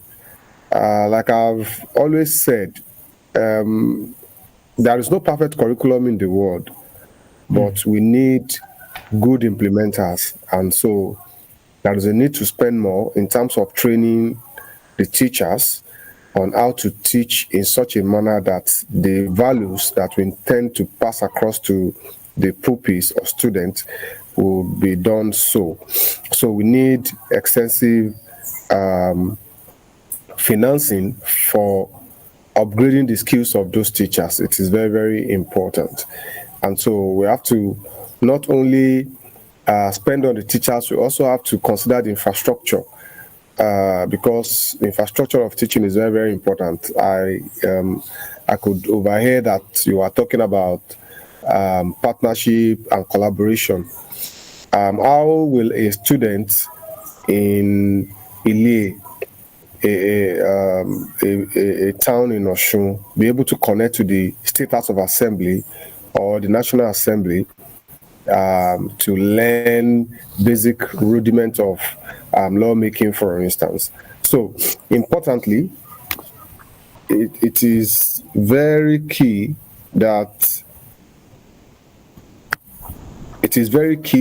we invest in the teachers, and importantly, we also have to look at our society, because the issue of civic education, civil responsibility is not only on the pages of the books. The society should also reflect what we intend the students to learn. And so, importantly, the conduct of the civic players and educators is also critical to ensure that we have a well-implemented civic education curriculum. Thank you. All right, sir. So what long-term policies and building framework do you think will be needed to ensure that education for democracy remains a national priority and it shouldn't not just be a political statement? Well, it's before we begin to talk about frameworks and policies, let's also look at the conduct. How are those that we have elected in public offices conducting themselves? No matter how good the curriculum is, no matter how good we are saying democracy is, if you don't see practical demonstration from the public spaces, we may be teaching one content and the students will be seeing another thing, and so there's going to be a confusion. So, but also we cannot overrule the importance of building systems and mechanisms. It's very important how arms of government working together to ensure that they portray themselves as good civic leaders. How are we conducting our elections? How free and truly fair are those elections? So these are important. And so, yes, putting framework in place is important, but seeing the practical aspect of the curriculum in the society is more important. That's my opinion. All right. Thank you so much for your contribution, Dr. Rashid and Rotimi. Thank you. Thank you. All right. You're still watching Edu Dialogue on Voice of the People Television. We'll take a quick break now, and when we return, we'll go into the second conversation of the day. Please stay tuned.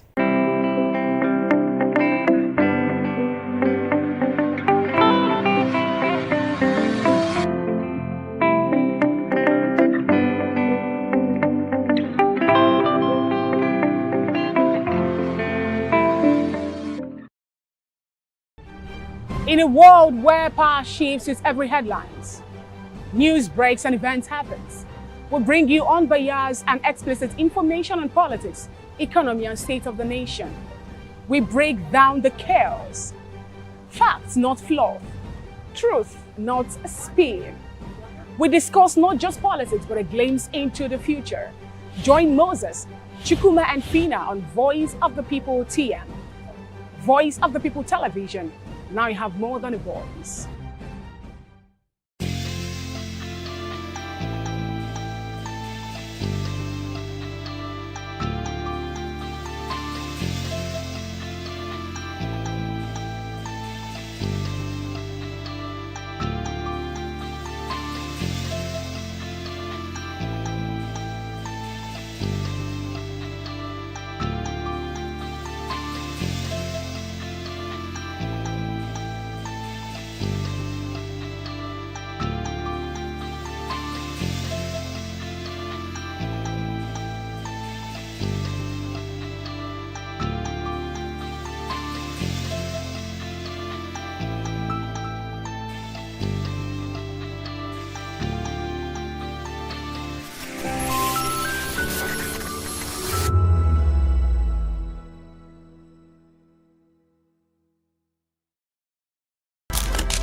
In a world where power shifts with every headline. In a nation full of questions. In a world filled with noise, the truth needs a voice. the policies that shapes our world, and the economy that determines our future. Every hour, every day, the grapevine keeps buzzing. And together, we are committed to telling the stories that shape our world, because your voice is our focus. Don't forget, our voice matters the most. Let us come together and share our concerns.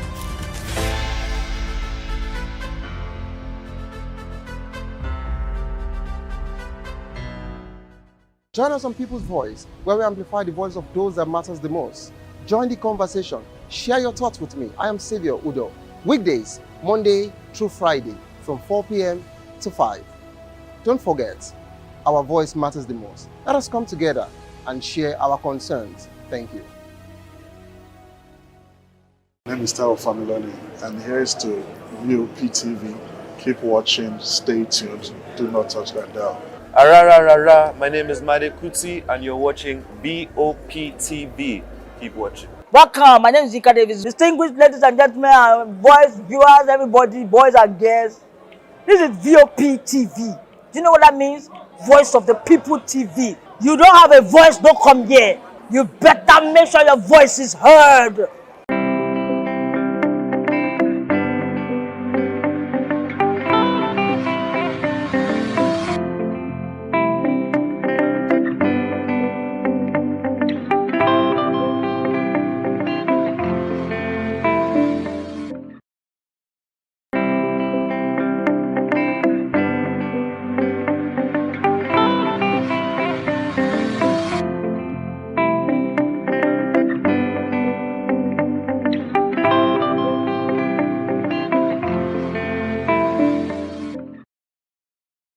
Welcome back to the program. The federal government has reaffirmed its commitment to youth empowerment across the country. The Minister of Youth Development, Ayodele Olawande, made this known in Abuja during a press briefing ahead of the 2025 National Youth Day, scheduled for November 27. Represented by his Chief of Staff, Muhammad Abdullahi, the minister said the government is intensifying investment in education, digital skills, entrepreneurship, creative industries, and civic engagement to support Nigerian youth. He emphasized that young people remain central to Africa's future, describing them as drivers of economic transformation, technological innovation, and cultural advancement. The minister also called on private sector leaders, development agencies, and civil society groups to continue supporting youth-led initiatives across the continent. This year's National Youth Festival will feature the National Youth Conference, a fully funded federal initiative aimed at empowering young leaders through dialogue, collaboration, and mentorship. The event will be youth-led, inclusive, and non-partisan, with a 50-50 gender balance and special consideration for persons with disabilities. And I still have with me seasoned educationists to help us make sense of this discussion. Let me start with you, Dr. Rashid. How significant is the government's investment in youth education for national development? Well, that question, it has an obvious answer. There is no country in the world that develops without educating its youth. One, for sustainability, because we know it is the youth, the young people that we are training today that are going to be occupying the spaces that those who are ahead of them will soon leave. So, we also know that innovation could not be driven without massive funding for the education of the youth. So your question has an obvious answer, that it is critical for us to invest, to empower the youth, to help the nation in its quest for national development, in its quest for leading STEM education in Africa and being among the best in the world, in its quest for generating new innovation, and even in the country's quest for sustainability. So all of these are pointers to the fact that youth are a critical aspect of our lives in Nigeria, and it is important that we invest in them. And one more point is that when you look at the population of Nigeria, right now we are saying over 200 million. We have a larger percentage to be youth. so not educating them, not spending so much to strengthen infrastructures, to strengthen policies, and to ensure that they are well equipped is like sitting on a keg of gunpowder. Because employability of this youth rests on solid education. So we cannot overemphasize the fact that there is a need to invest heavily in the education of the youth, because they drive a lot of things and they make up a larger percentage of the population. So leaving them unattended to has its own consequences. So you mentioned that youth must be educated in the country, which of course help drive national development. What key skills do you think young Nigerians and youth need to compete in today's global economy? Well, do they really need to compete with people in the global economy? Yes and no. Yes, because Nigeria has to have a face among the Committee of Nations that are doing wonders as far as the global economy is concerned. And two, and no, because there are still a lot of local problems. Well, I'd rather say that the youth need an educative environment, an education system that ensures that they are able to provide solutions to the various problems that we have. And you can see that as a developing country, there are still a lot of problems that needs to be solved. And of course, it is the creativity, it is the energy of this youth that we need in driving these things forward. And that cannot be without adequate investment in the structures, in the infrastructures that educate these youth so that they can compete with themselves. For the sake of the country, to keep the country safe from crimes, to create an environment where people look forward to becoming great, Nigeria has to definitely put more money and ensure that they follow through in developing the capacity of the youth of the country. Thank you so much. Let me come to you, Rotimi. What are the biggest challenges facing youth unemployment or facing youth empowerment programs in Nigeria? What would you say are the biggest challenges? And how do you think Nigeria can bridge the gap between classroom learning and real-world job requirements? Okay, let me start start with what you asked about how they can, of course, bridge the gap between classroom and yes, it's what we've talked about before, and that's basically about ensuring that there is a stronger synergy between the schools and the industry through the organizations, and using mentorship, internship rather, industrial trainings and all of that can really help. Having partnerships with tech companies talking about if you want to develop them in the area of technology and digital-based skills. And the other question, if you remind me, please. I was asking that what are the biggest challenges facing youth unemployment or facing youth empowerment in Nigeria? Okay. Yes, we can't say that the government is not trying. The government is trying its best. At least most of the time we see headlines, 200, maybe 100 million youths to benefit from this, 700,000 youths to benefit from that and all of that. But it takes us back to what we talked about earlier, that it's important to monitor all of these programs. Yes, we are going to invest in youth, we are going to do this. So who is responsible for what? Who is monitoring what? If we say 700,000 youth, if we say 200,000 youths, are they going to really benefit? These are the questions. What is the plan? What is the implementation plan? Will the implementation plan be followed through, so to speak? So it is quite important to still ensure that as much as we propose all of these things, we follow through. So following through can, of course, help them. Don't forget the fact that there are different skills youth are learning, even without the government telling them to do so. A number of youth are self-motivated and they are learning different skills. Coaches, different schools are coming up with different skills and all of that. But it's about time, just like they are proposed, they are a reaffirmed commitment to invest in the youth. It's about time to also expand the industry whereby youth can learn more skills. And of course, don't forget that they say an idle hand is the devil's workshop. So if they are not engaged, it's about time we engage. Look at what our social media is doing. A lot of youths, of course, they decided to pick up one or two things. Even if they are not learning some skills, they decided to dance on social media.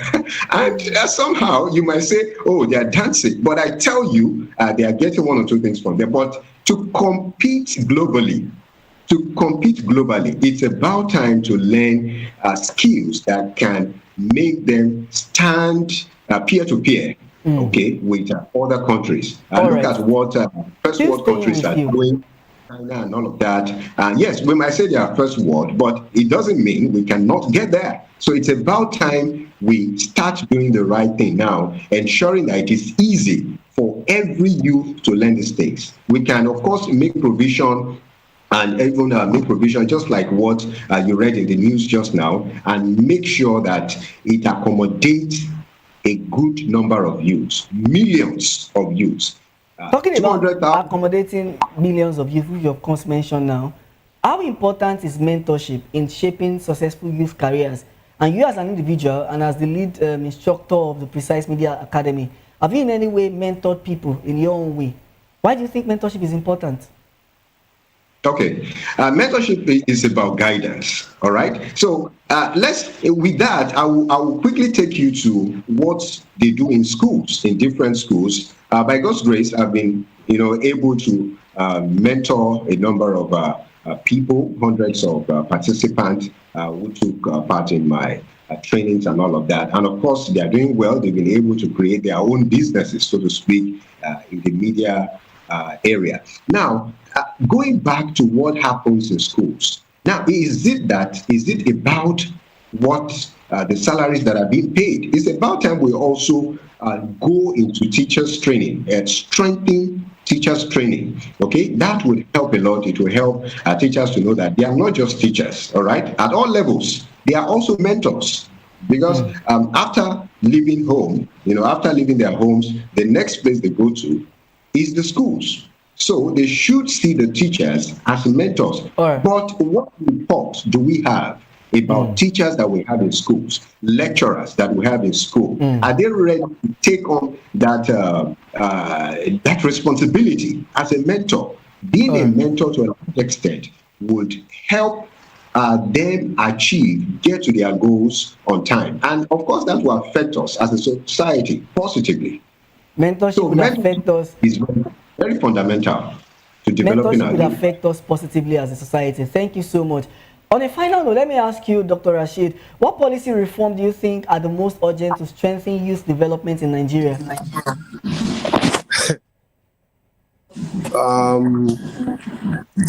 When we talk about the needed policy reform, I think that we have to start from our tertiary institutions. One of the best ways to reach the youth is through the tertiary institutions. And I think that we've had situations where sometimes we take 10 steps forward, and then we take some 5 or 7 steps backward.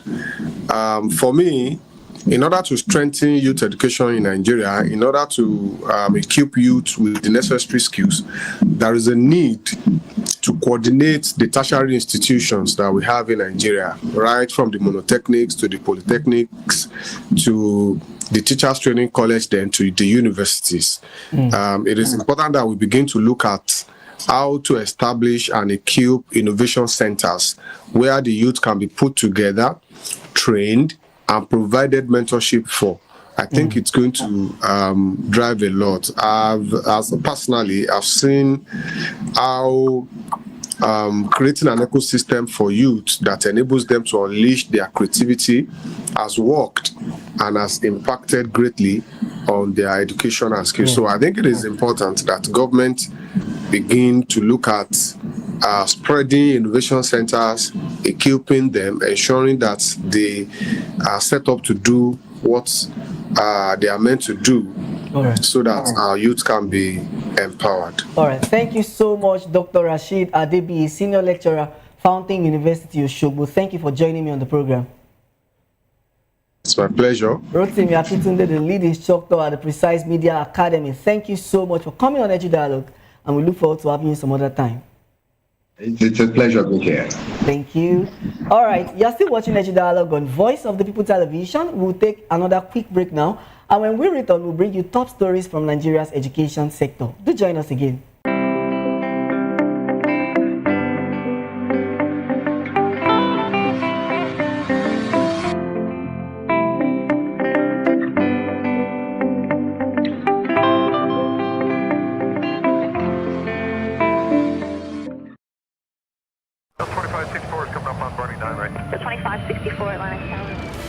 What happens in the hush behind hangar doors? Who signs the papers that gamble with lives? Which truths were grounded before they even ever had wings?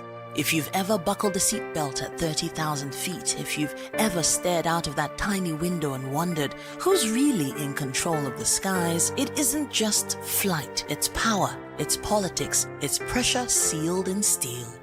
We're peeling back the clouds from runway risks to sky-high secrets. We're diving deep where most dare not to look.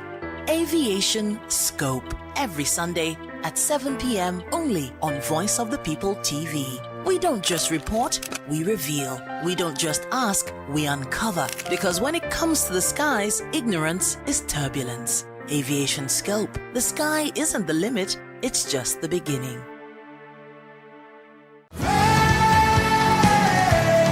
Ever wonder what inspires your favorite gospel artists? Explore and discover the rich heritage of continental gospel music and how this transformative journey has evolved and shaped cultures around the world. As we dig deep into archival treasures, feel the energy in our praise jam, Gospel Fusion on Voice of the People Television. Tune in this Sunday, 3 to 4 p.m. and be part of a transformative experience that uplifts and inspires. Join us as we explore the transformative power of gospel music and its ability to uplift spirits and unite hearts. Tune in this Sunday, 3 to 4 p.m. on Voice of the People Television. Gospel Fusion. Let's fuse our hearts in praise and joy.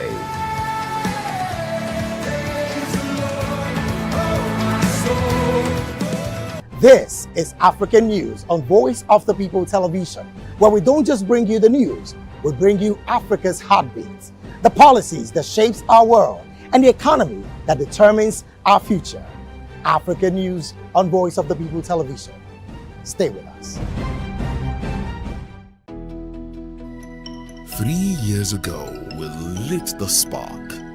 Today, we are blazing the trail for others to follow. VOP Media is 3.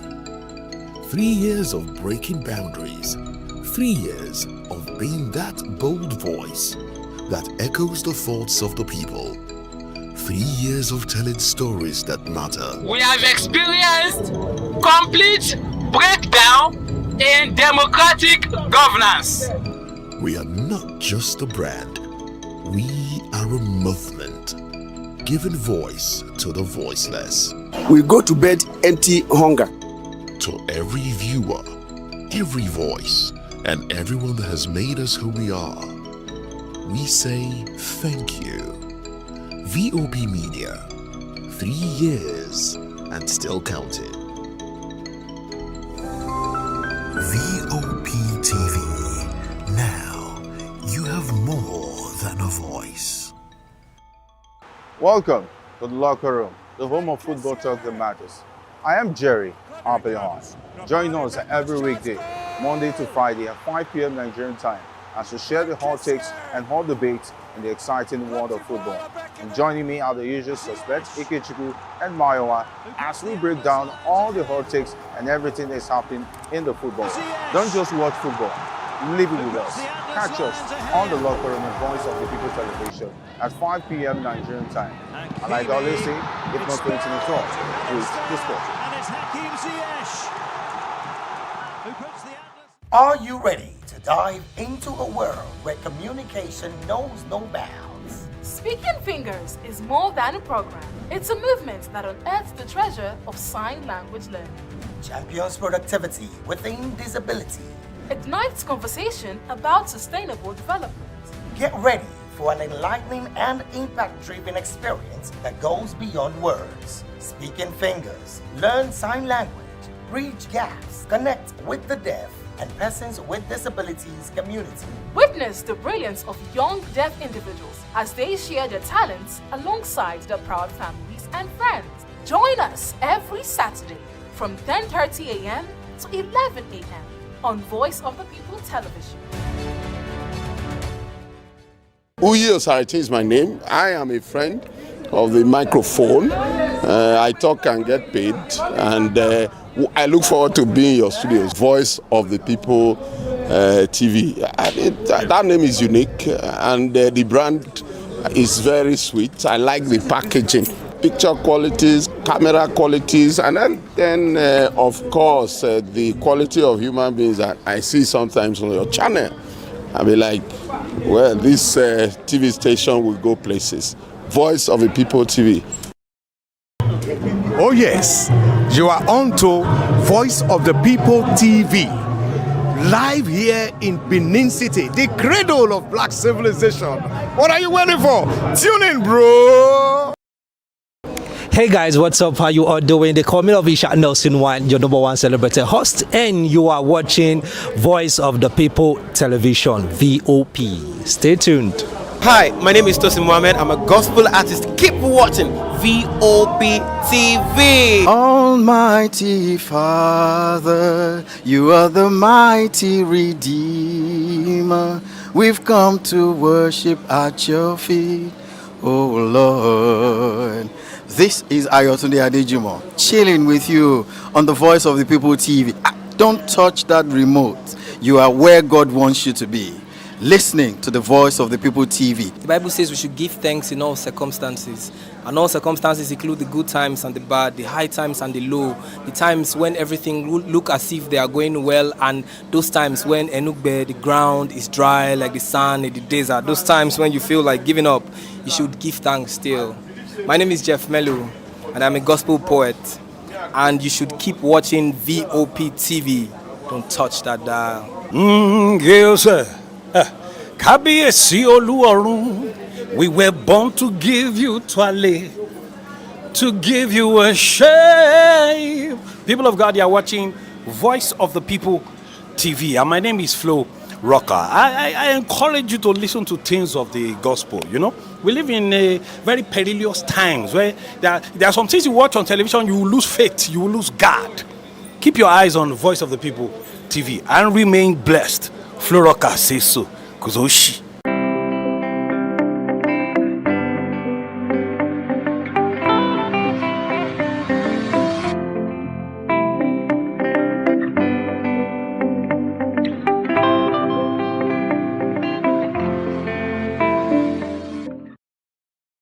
Welcome back to the program.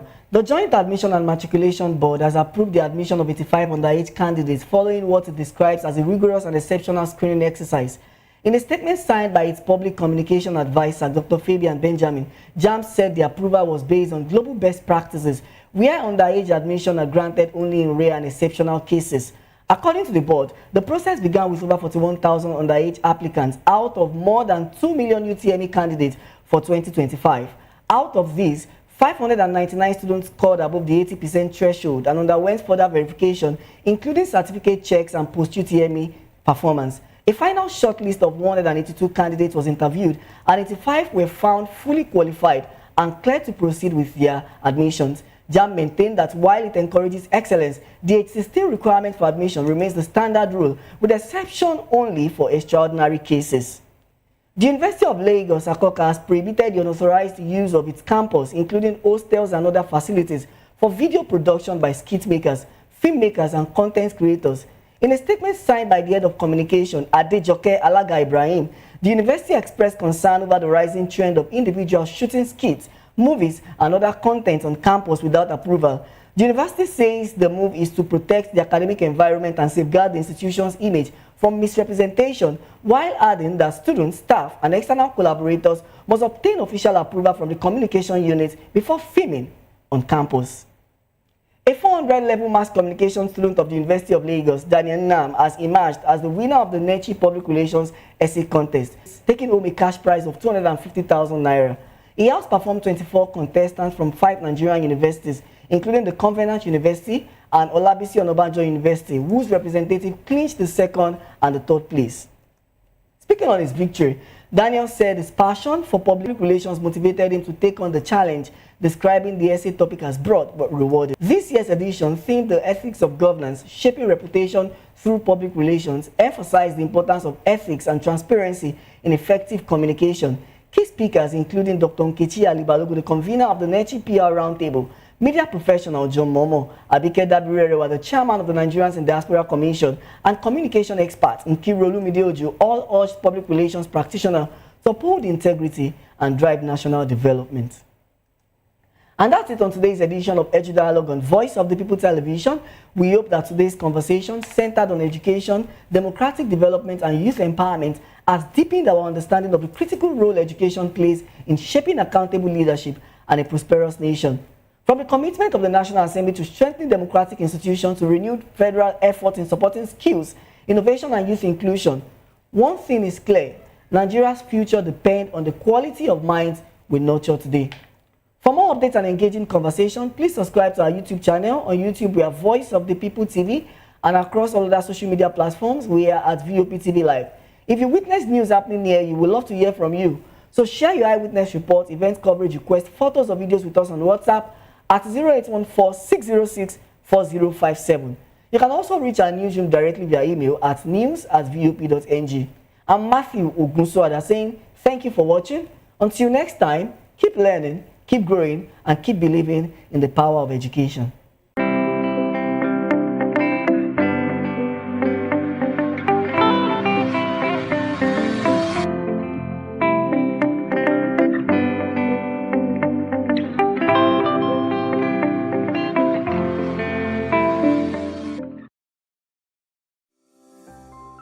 VOP TV.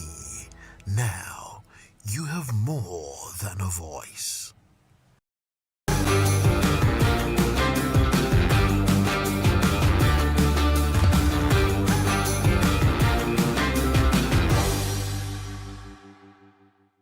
My name is Mary Ezekiel. I'm the firstborn of my family, the only girl in the family of just two twins, so a girl and a boy. I'm the only girl. Okay, so I'm making a souvenir bag, and my whole measurement is 25 by 11, which is length is 25, and then the breadth is 11. At first, I've already sewn my cloth zip together on both sides, at both mouths. Then the next thing I'm going to do now is to apply my belts, and I look at it. I cut these two. Now, this belt is length 3 to measure where to place my handle. Stitch it. When I get here, I'll pause. Then continue sewing. What I'm trying to do is now, I'm trying to sew the two parts of the bag as placement of the hand. Now I'm running to close the belt. Now stitch. I've done closing the first handle of bag. Now I do the same thing I do here is the same thing I'm going to do in the other part. I have to cut it, then start the same thing too, also in this place. I'll use my belt to measure 2 to make sure it's 2. So if it's not 2, it's going to be one side will be longer than one and the other. Stitch it. Like I said earlier, make sure you don't run the machine too fast so you know where to place the hand of the bag. This is 3 already.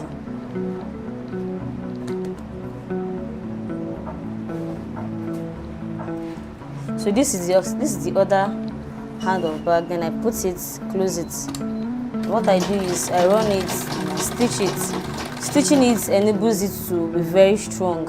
If not, there are people that if you just buy a new fancy bag, by the time they put their load inside, before you know it, the hand will just start cutting. So me stitching is making it not cut on time. So I'm trying to get the other parts, which is 3. I said from here to here is 3.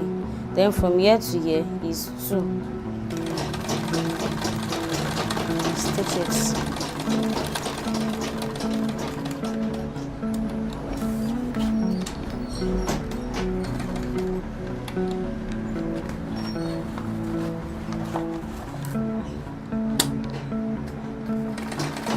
Closing it now.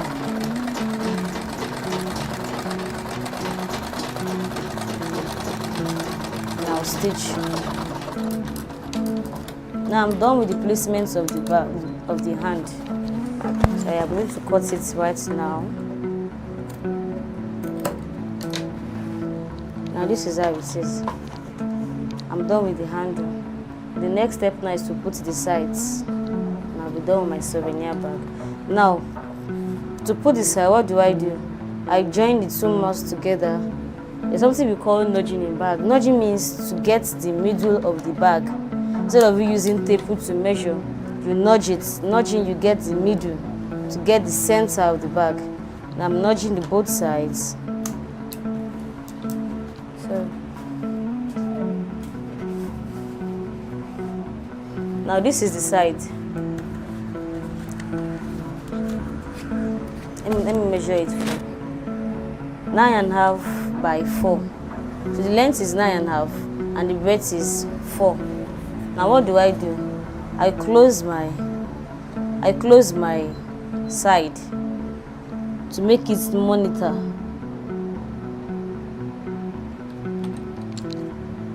This is it. I'm going to close my side. If I don't close the side, these parts will be coming out, to be losing. All these hairs will be showing. So to avoid the hairs from showing and to make it look monitor like a foreign bag, I close it and I'm stitching it. Stitching means to tie the mouth from losing and from the ropes coming out. I've sewed the first one and let me do the second one.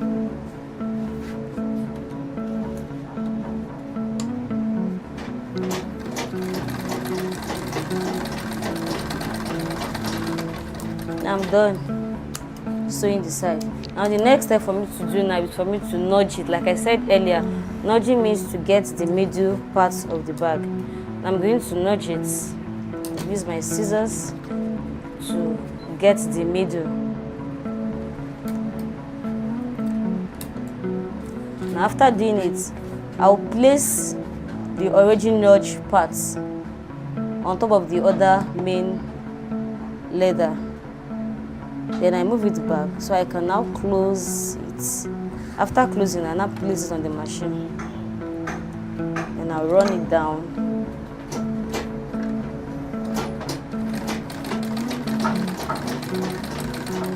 Now I've gotten to the end.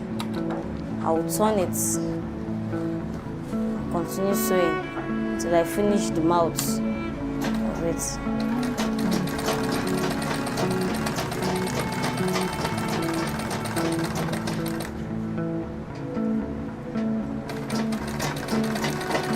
This is the mouth, and I'm going to stitch it to avoid it losing. Like I said earlier, you stitch materials to avoid it lose and get rough on time. People will buy bag and in less than 2 months, the bag will start losing. That's because they didn't stitch it. They didn't stitch the beginning and then the end. I'll turn it again.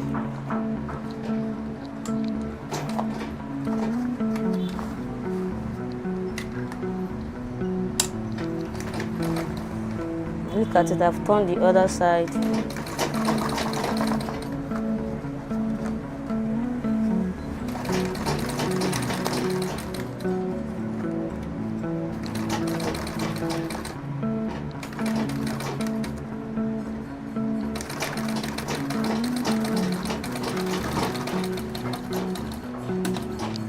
Now I'm done with the first side. You can look at it. I'm done with the first side.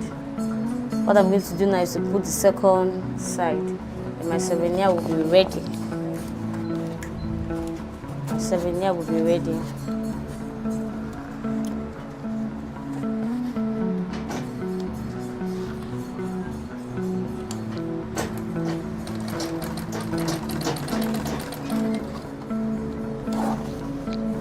Now this is it. I stop at, and make sure you don't run very fast. You concentrate on what you're doing, so you won't end up running the machine. After sewing it, you start losing it again.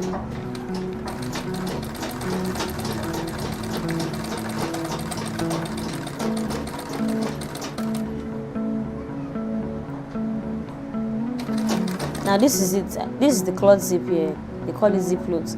So I'm supposed to sew it like this, but if I sew it like this, the teeth of the cloth, the zip will be showing. So what do? I put the zip inside the material, then I close it to make my work more neater.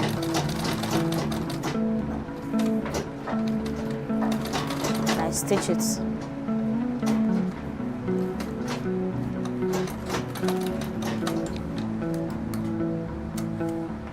Why am I using scissors to cut all the threads? To make my work very neat. Make sure as you're sewing, if there's any thread, you cut it off to make it very, very neat.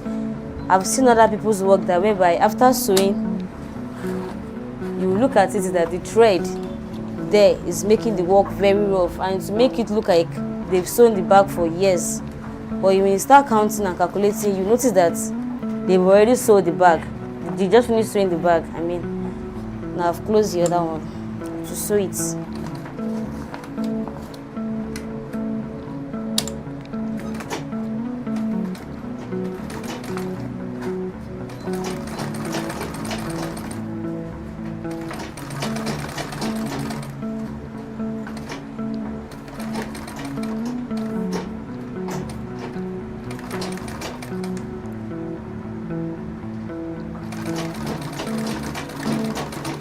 Stitch it. Now my souvenir is about to be ready. It's about to be ready. I have to trim this mouth of the belt. Trim it so the belt will start losing out. Trim the mouth of the belt. Now you can see how neat my work is, very neat. Now what's the last thing now to do? The last thing now for me to do is to put my head zip. After passing the head zip, I close the mouth. But first, I want to make sure the cloth zip are equal. So what do? I follow this cloth zip, then I trim it off. Now this is my zip. This is my zip. Now I'm going to pass the zip inside the zip cloth.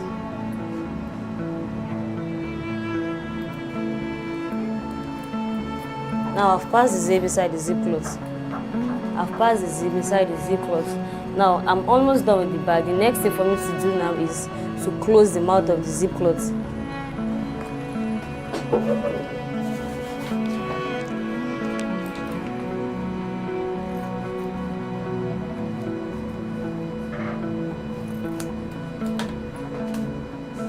I'm going to close the both sides.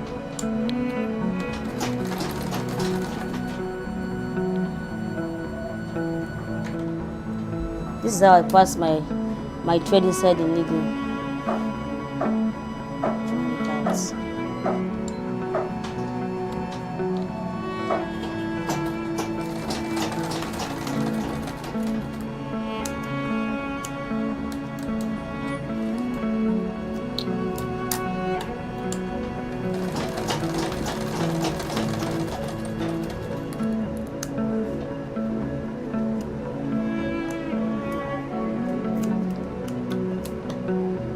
What I'm going to do is I'll bend this mouth, then I can now pass the zip cloth inside.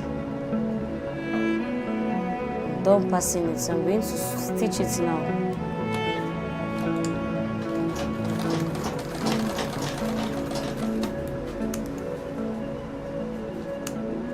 So guys, as you can see, my already made souvenir is ready. You can see how beautiful and neat the work is. No thread on it, very neat. The handle, from the closing of the bag, the beginning and everything makes it look neater. Thank you.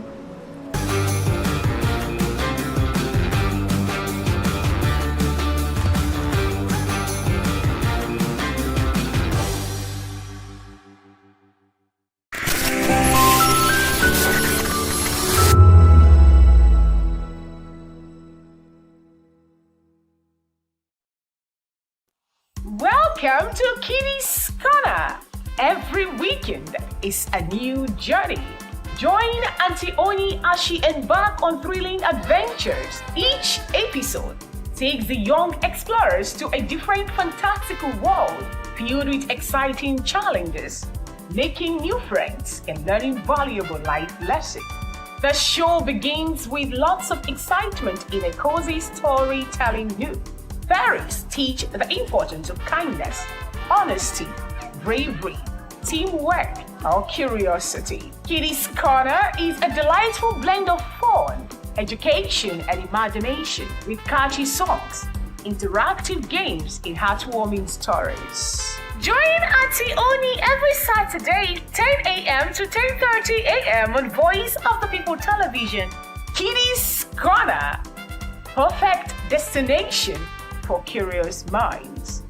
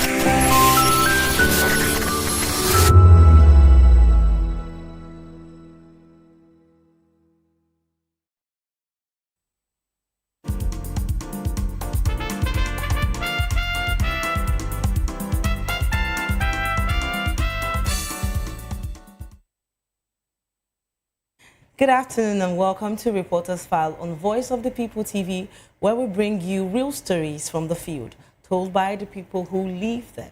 I am Precious Agmanu. We begin this week with security and national concerns. Tension escalated after U.S. President Donald Trump claimed that Christians in Nigeria are being persecuted and hinted at potential military intervention. The Nigerian government firmly rejected the allegations, stressing that the country's insecurity affects all religious communities, not just Christians. Official warned that misleading claims could inflame religious divisions. Correspondent Oluyidamola Olukutan reports on the government's response. US President Donald Trump comments alleging a Christian genocide in Nigeria have sparked widespread debate. Trump claims Christians are being targeted and suggested that the United States may intervene militarily if necessary. The Nigerian government has rejected the allegations, saying there is no systematic persecution of Christians, and emphasizing that extremist groups like Boko Haram and IS linked militant attack both Christians and Muslims. Officials say Nigeria remains open to international support against terrorism, but only in ways that respect its sovereignty and territorial integrity. Security analysts warn that foreign military involvement could heighten tensions, arguing that Nigeria's conflict is driven by terrorism, banditry, and communal violence, not solely religion. However, some Nigerians believe Christians communities are being targeted and say international pressure may prompt stronger protection measures.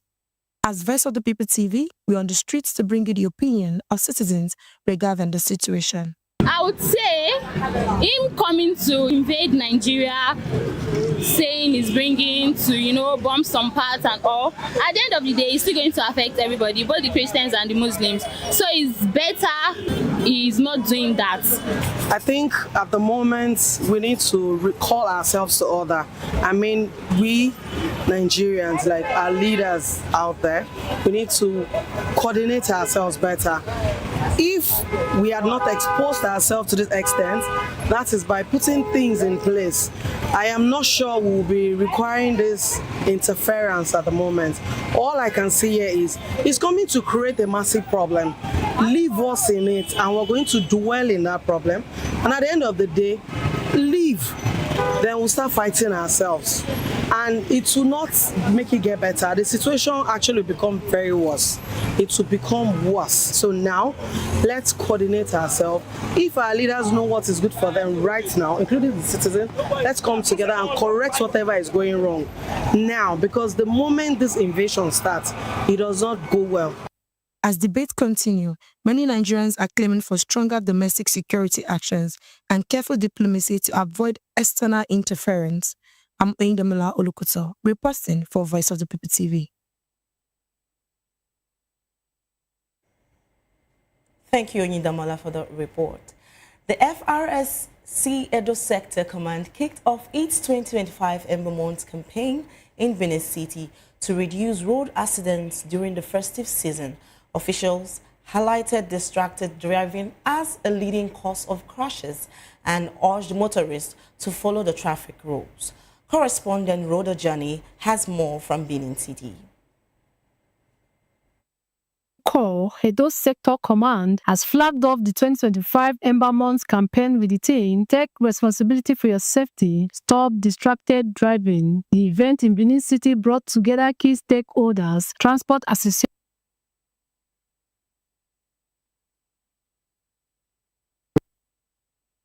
The Corps Marshal, who applauded the voluntary services of the Special Marshals in curbing road crashes in Nigeria, commended the Anambra State Command for coming up with the workshop. The Special Marshals under the Federal Safety Corps in Anambra State are volunteers of proven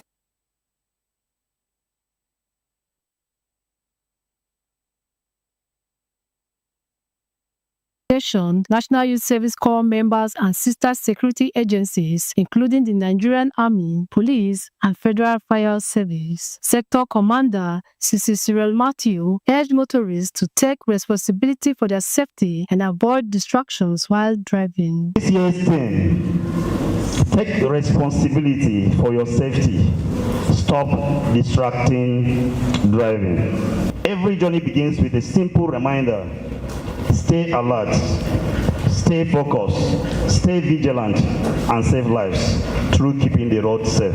Representing Governor Monday Paulo, the Chief of Staff, Gani Yuawudu, cautioned drivers against careless behavior and called for a culture of discipline on the road. One of the leading contributors to road traffic accidents is distracted driving. It has become increasingly common to see drivers answering calls, replying text messages, scrolling through social media, eating, adjusting car control, and even engaging in heated conversation. Zonal Commander, Assistant Corps Marshal Stella Orashe advised motorists to obey traffic rules to prevent crashes. This year's theme is captioned, "Take responsibility for your safety." It is a personal responsibility that we must take. Put your phone away. Yes, put your phone away. It's either you put it on silence or you put it on do not disturb mode while you are driving. Stay focused. Keep your eyes on the road and your hands on the wheel. Driving requires 100% concentration. It's a serious business, driving. The event also featured a drama by National Youth Service Corps members showing the dangers of drinking and smoking before driving. The campaign was officially declared open by Gani Yawudu, Chief of Staff to the Governor. To the glory of Almighty God, Subhanahu wa Ta'ala, the most beneficent and the most merciful. So we have a whole lot of plans for every sector of the economy of Edo. So it's not when they come, they will. I'm sure the governor will listen and they will give them something reasonable. But they have to take responsibility for their own safety. They should avoid distracted driving, and we should drive safe so that we can reach next year. In Benin, Rhoda Johnny, VOP TV News. Thank you, Rhoda Johnny, for that report.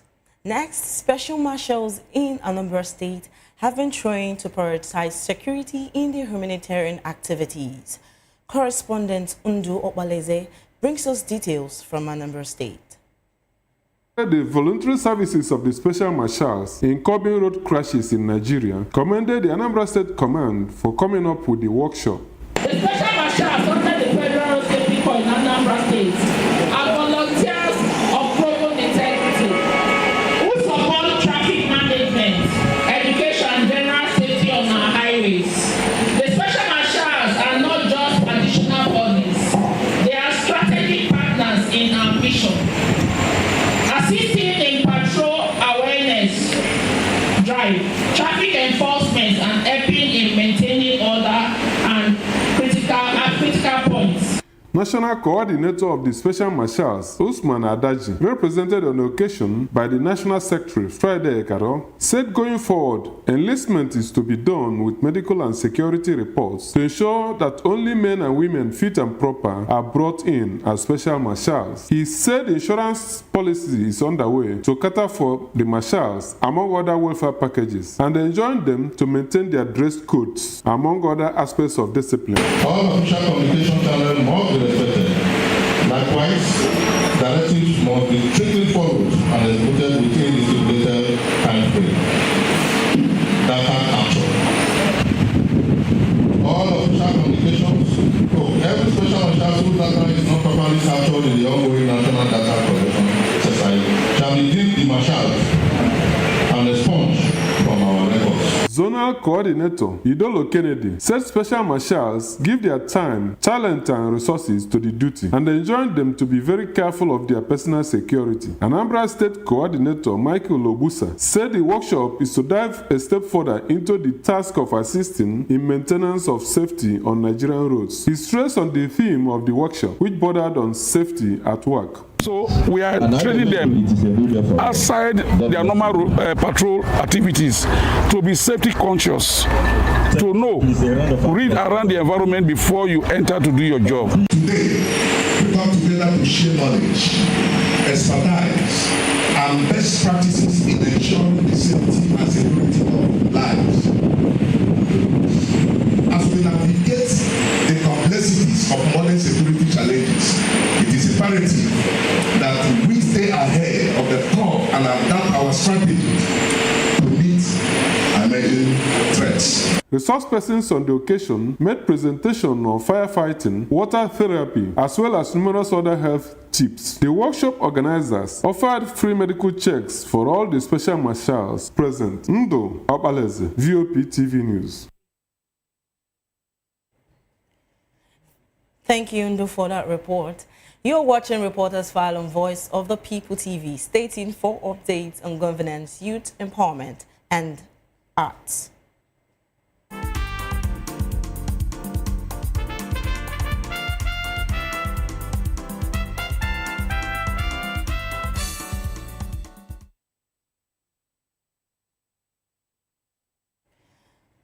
Welcome back, and you're still watching Reporters File.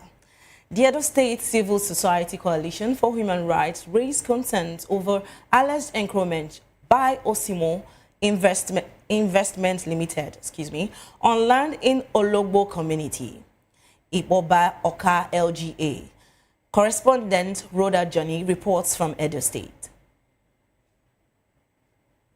for Human Rights has condemned the alleged unlawful encroachment of the land of Osiomo Investment Limited in Ologbo community, Ikpobaoka local government area of Edo State, describing it as a violation of property rights and a threat to peace. In a press conference held in Benin City, the coalition called on the Edo State government and relevant security agencies to take swift action to protect indigenous investors, ensure justice, and uphold the rule of law. Osiomo Investments Limited, yes, lawfully acquired the said property from His Royal Majesty Omonoba Nedo Ukachukwu Oba Erediawa of blessed memory, the revered Oba of Benin in 2008.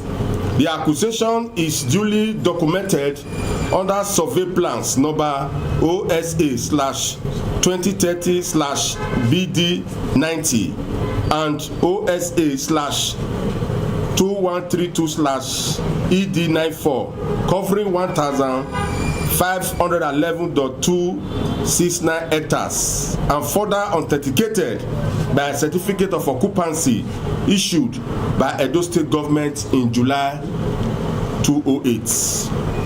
It must be categorically stated that this parcel of land was never communal land but part of government's reserve, which was subsequently the reserve by Edo State government in the 1990s and subsequently legally transferred to Osiomo Investment Limited for industrial utilization. In an interview with Voptvlive, Barrister Idahosa clarified issues surrounding the disputed area, noting that the company's expansion activities had extended into land recognized as part of the Lobo community's territory. And the AIG, having heard from both parties, rightly concluded that police do not investigate ownership of land. What the police will do is to ensure that parties maintain, law and order. The land that our clients are actually laying claim to is part of the communal land, and it is huge and massive. They have their survey, they have their land documents, they have everything in that. Osiomo went there forcefully, exceeded the portion of land given to him by the state government. We are not saying Osiomo has no land there. He has the land there. He has lands in Ologbo. But our contention is that Osiomo has exceeded substantially the land given to them. The matter, which recently drew the attention of residents and rights groups, has sparked calls for government intervention to ensure peaceful resolution between the company and the traditional authority. In Benin, Rhoda Johnny, Voptvlive News. Thank you, Rhoda, for that report. Next, the Nigerian Bar Association is taking steps to curb land grabbing across the country. Legal experts say strict compliance with the NBA rules would prevent multiple land scales, though some stakeholders call the fees burdensome. Correspondent Ndu Allege has more reports. Discussants on the topic, which is on the remuneration order, were in agreement that the order needs sincerity and total compliance of legal practitioners to make it work, regretting that it suffers setback due to sharp practices among the men of the bar. For Matthew Anuchiem, an associate professor of law at the Nnamdi Azikiwe University, Awka, the remuneration order will uplift lawyers and assist them in thorough and diligent delivery of their services.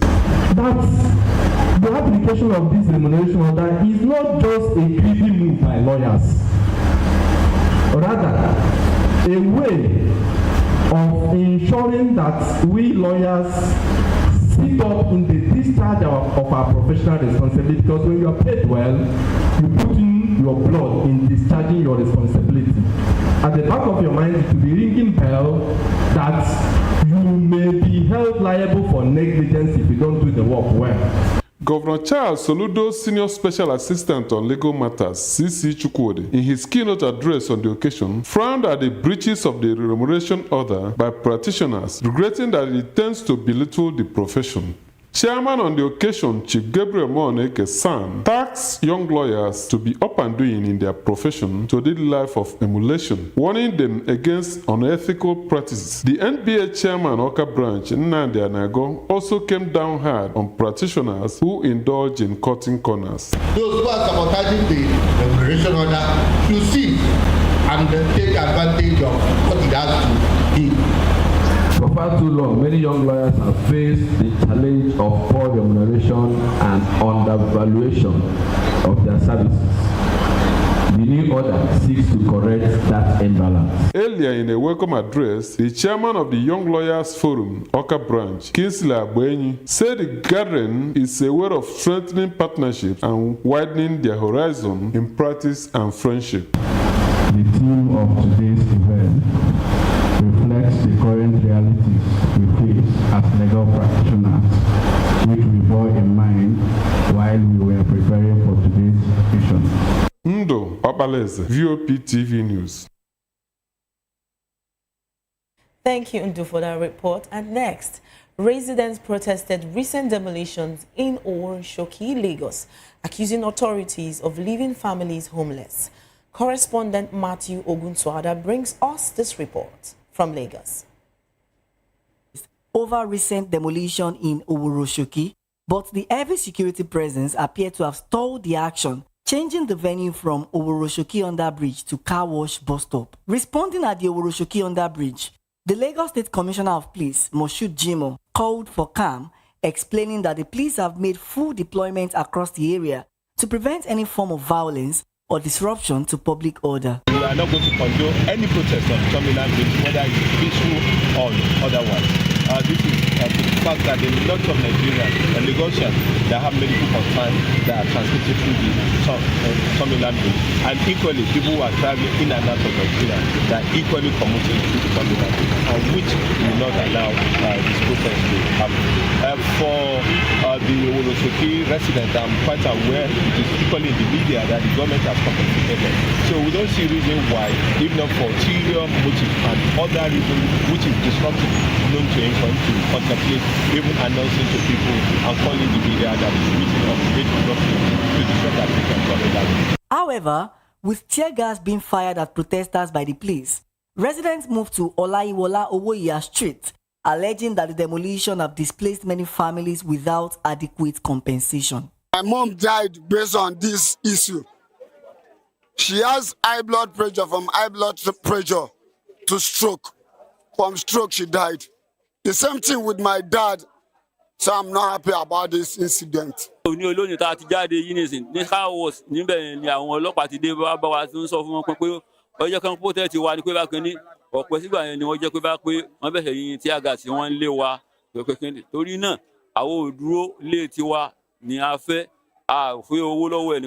mi ọkùnrin tó tẹ̀lé mi tá jẹ́ ìyá kan bá pè mí àti àbúrò mi nìkan èmi dẹ̀ ní first one nù àbúrò mi ló tẹ̀lé mi ìrònú ẹ̀ ló tún pa àbúrò mi náà tó ti wọlé wa rí àti ibi kan sùn ìta sùn òjò tó rọ̀ lójú gbogbo òjò tó rọ̀ ráyé orí wa rọ̀ sí àríbi sí àwọn ọmọ ò lọ school àwọn àbúrò mi gan anybody ò lọ school nínú wọn gbogbo aṣọ ti jó gbogbo everything ti jó wọn a lè gbé ẹjọ́ ẹ bá wa gbéjà yìí àwọn tó máa gbéjà yìí fún wa kó bá wa gbéjà yìí kó ràn wá lọ́wọ́. ó pàdánù ìyàwó mi pẹ̀lú 8 years 8 months pregnant nínú kò sẹ́ni tó mọ̀ lágbègbè yìí èmi nígbà àwọn ìjàmbá ṣe é kan o lẹ́yìn kan máa wòlé mọ́. Also speaking, leaders of the Take It Back movement called for immediate action from the government, saying the demolition exercise must be altered until proper resettlement plans and compensation are provided for affected families. Someone lost 12 flats, and this same person was the one that was given the court injunction saying the demolition in Oworu is illegal. Why I say that they are treating us as low lives in Oworu is because of the Lagos State government is here to say anything. The Lagos State Governor Sanwo-Olu is here to say anything concerning this. Moyosore, our chairman, is saying he doesn't know anything concerning the demolition. We have Okolawon representing us at the House of Assembly. We don't know what exactly he's saying. We don't have a tangible point from him because we are the people that voted for these people. To make peace with Oworoshoki and not to create war. Because at this moment, we do not want to create anarchy. At this time, I am appealing to Lagos State government that Oworonshoki will not stop protesting. That's one. It is for sure. Oworonshoki will not stop marching out. So long as the police will keep tear gassing the people, we will not bow down. Protest remains a fundamental right which is being violated, just as the right for housing is being violated. But we will not be deterred. As you can see, the community is not deterred. Organizing continues and protest will continue definitely. As the protests conclude, residents of Oworonshoki are urging the Lagos state government to suspend the demolition exercise and explore more inclusive approach that will not leave families displaced or homeless. Reporting from the Olaiwola Street in the Oworonshoki area of Lagos State, Matthew Ogunswada for Voice of the People Television. It is well. Thank you, Matthew, for that report. Nigerians' commitment to a sustainable blue economy was highlighted at the 11th Lagos International Climate Change Summit. Government officials and investors explored strategies for financing ocean innovation and strengthening coastal resilience. Correspondent Onyeka Ogolo reports from Lagos.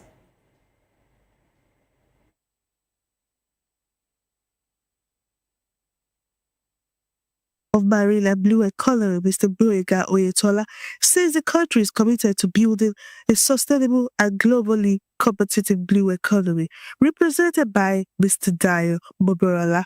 The minister highlighted vast opportunities in fisheries, tourism, shipping, and renewable energy across Nigeria's waterways. The Ministry of Marine and Blue Economy has implemented wide-ranging reforms to strengthen governance, integrate policies, and position Nigeria as a continental leader in sustainable maritime development. At the same event, Lagos State Governor Babajide Sanwo-Olu unveiled Lagos Carbon, Africa's first domestic environmental market to finance decarbonization and regenerative projects. Lagos does not wait for the future. Lagos actually builds its future.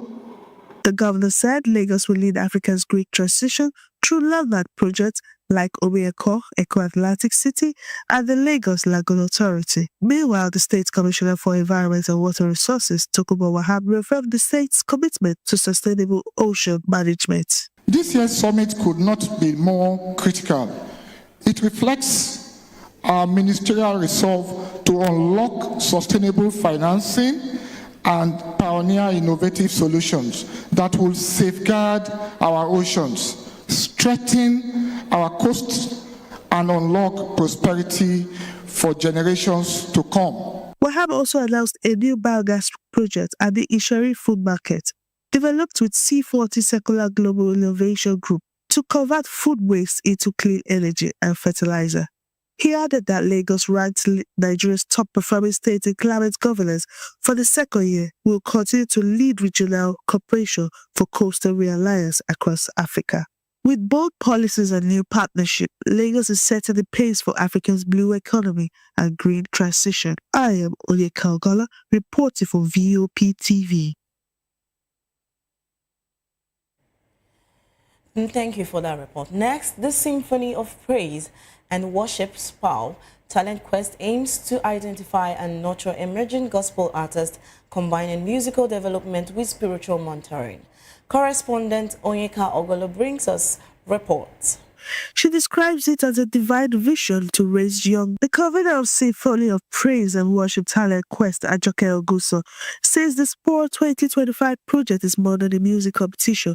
She describes it as a divine vision to raise young gospel talent and nurture them into purpose. At a press briefing in Lagos, Dr. Ajoke Oguso, popularly known as Dr. Ajoke Sings, said the platform was inspired by her over 30 years in ministry and a passion to help young people use their voices for God. The SPOR Talent Quest produced 3 top winners, Praise Moses, Nahim Hills, and Isioma Charles, who received cash prizes and will perform at the SPOR concerts in December. The winners thank sponsors, family, and supporters for their encouragement and reaffirm their commitment to using their gift to spread the gospel through music.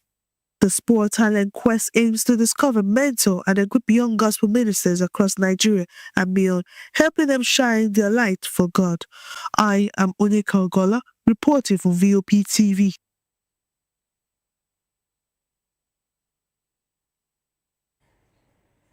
That was a beautiful one. Thank you, Onyeka, for that report.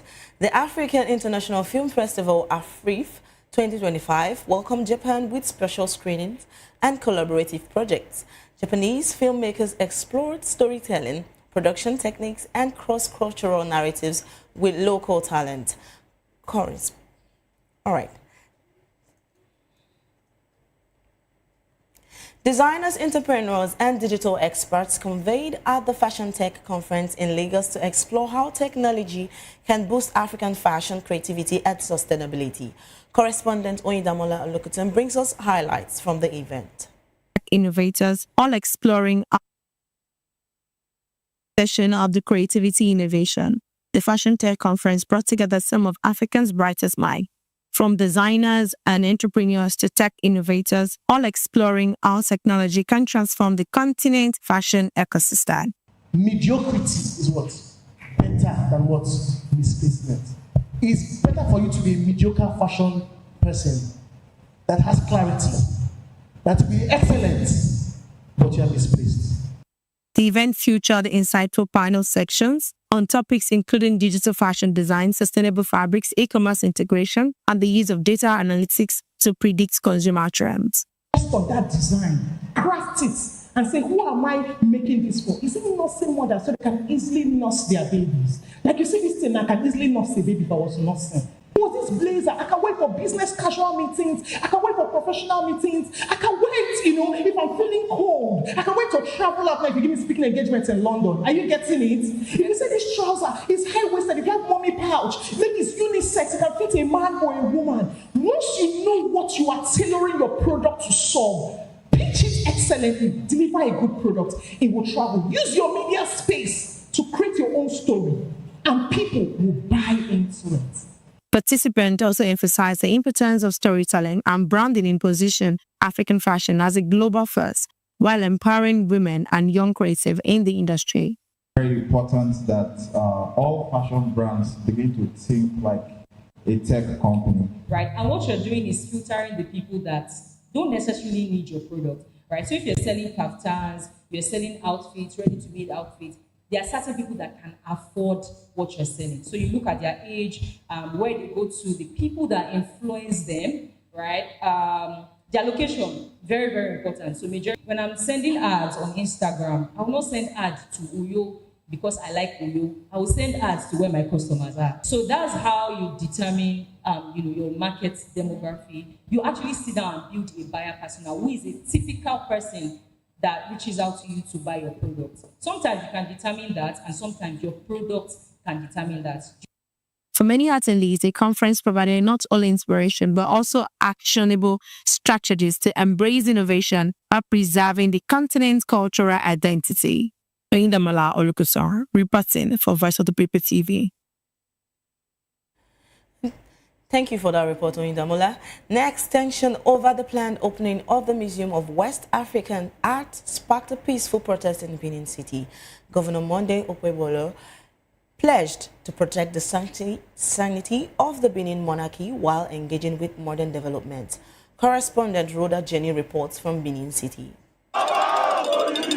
Hundreds of protesters, including palace chiefs, civil society groups and youths, marched peacefully to the Edo State Government House in Benin City, demanding a halt to the planned opening of the Museum of West African Art, known as MOA. The protesters described the planned inauguration as disrespectful and illegal, insisting that the project was originally conceived as a royal museum before being altered under a previous administration. Speaking on behalf of the group, Comrade Osaze Edibo said the protest was aimed at protecting what belongs to the Oba of Benin and preserving the kingdom's heritage. This protest will meet you and sort of appeal to you that there's a need for you to please use your good office to put a stop to that opening until all investigation about the process is done. We know the museum was fraudulently built, I would say, because the funds that were used for the museum were funds that were supposed to be used to build the Benin Museum. It destroyed an existing hospital, which was built in 1918 or thereabout. It was supposed to be celebrated. The best it can be used to renew or renovate, make it standard. But he destroyed it with so self-end. And again, we would like to make the government know that that ground in question was a palace ground. The Obakosa Cultural Complex was actually the bedroom of Oba Aburama, where most artifacts were depicted, including the first akem. And where the so-called museum is built was the harem, His Majesty's stock of Oba Aburama. So, in response, Governor Monday Okpebholo reaffirmed his administration's commitment to safeguarding the sanctity of Benin culture and tradition. He assured the demonstrators that no action under his watch would undermine the authority of the Benin Kingdom or its revered monarch. This bronze, we all know where it was taken from. And now they are back to our land. The best thing is take it first back to where it was taken from. Then the Oba, the custodian of our culture, will now decide. I will meet with the Oba. I will meet with him this afternoon to discuss with him. And also, the Minister for Tourism and Culture placed a call to me, and I told her, I said, Madam, you need to calm down. The governor commended the protesters for their civility and discipline, promising to handle the matter with fairness and loyalty to the Benin's cultural sovereignty. In Benin, Brother Johnny, VOP TV News. And thank you, Rhoda, for that report. And this is where we draw the curtain for the week's edition of Reporters File on Voice of the People TV. Don't forget to subscribe to our YouTube channel at Voice of the People TV and follow us on all our social platforms at VOP TV Live. If you see news happening near you, send us videos, pictures, or reports on WhatsApp via 081-460-64057 or email us at news@vop.nj. I am Precious Agmanu. Thank you for watching and see you next week.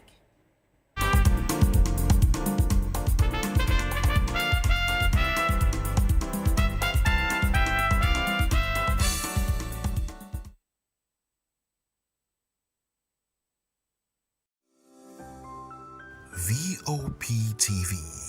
Now, you have more than a voice.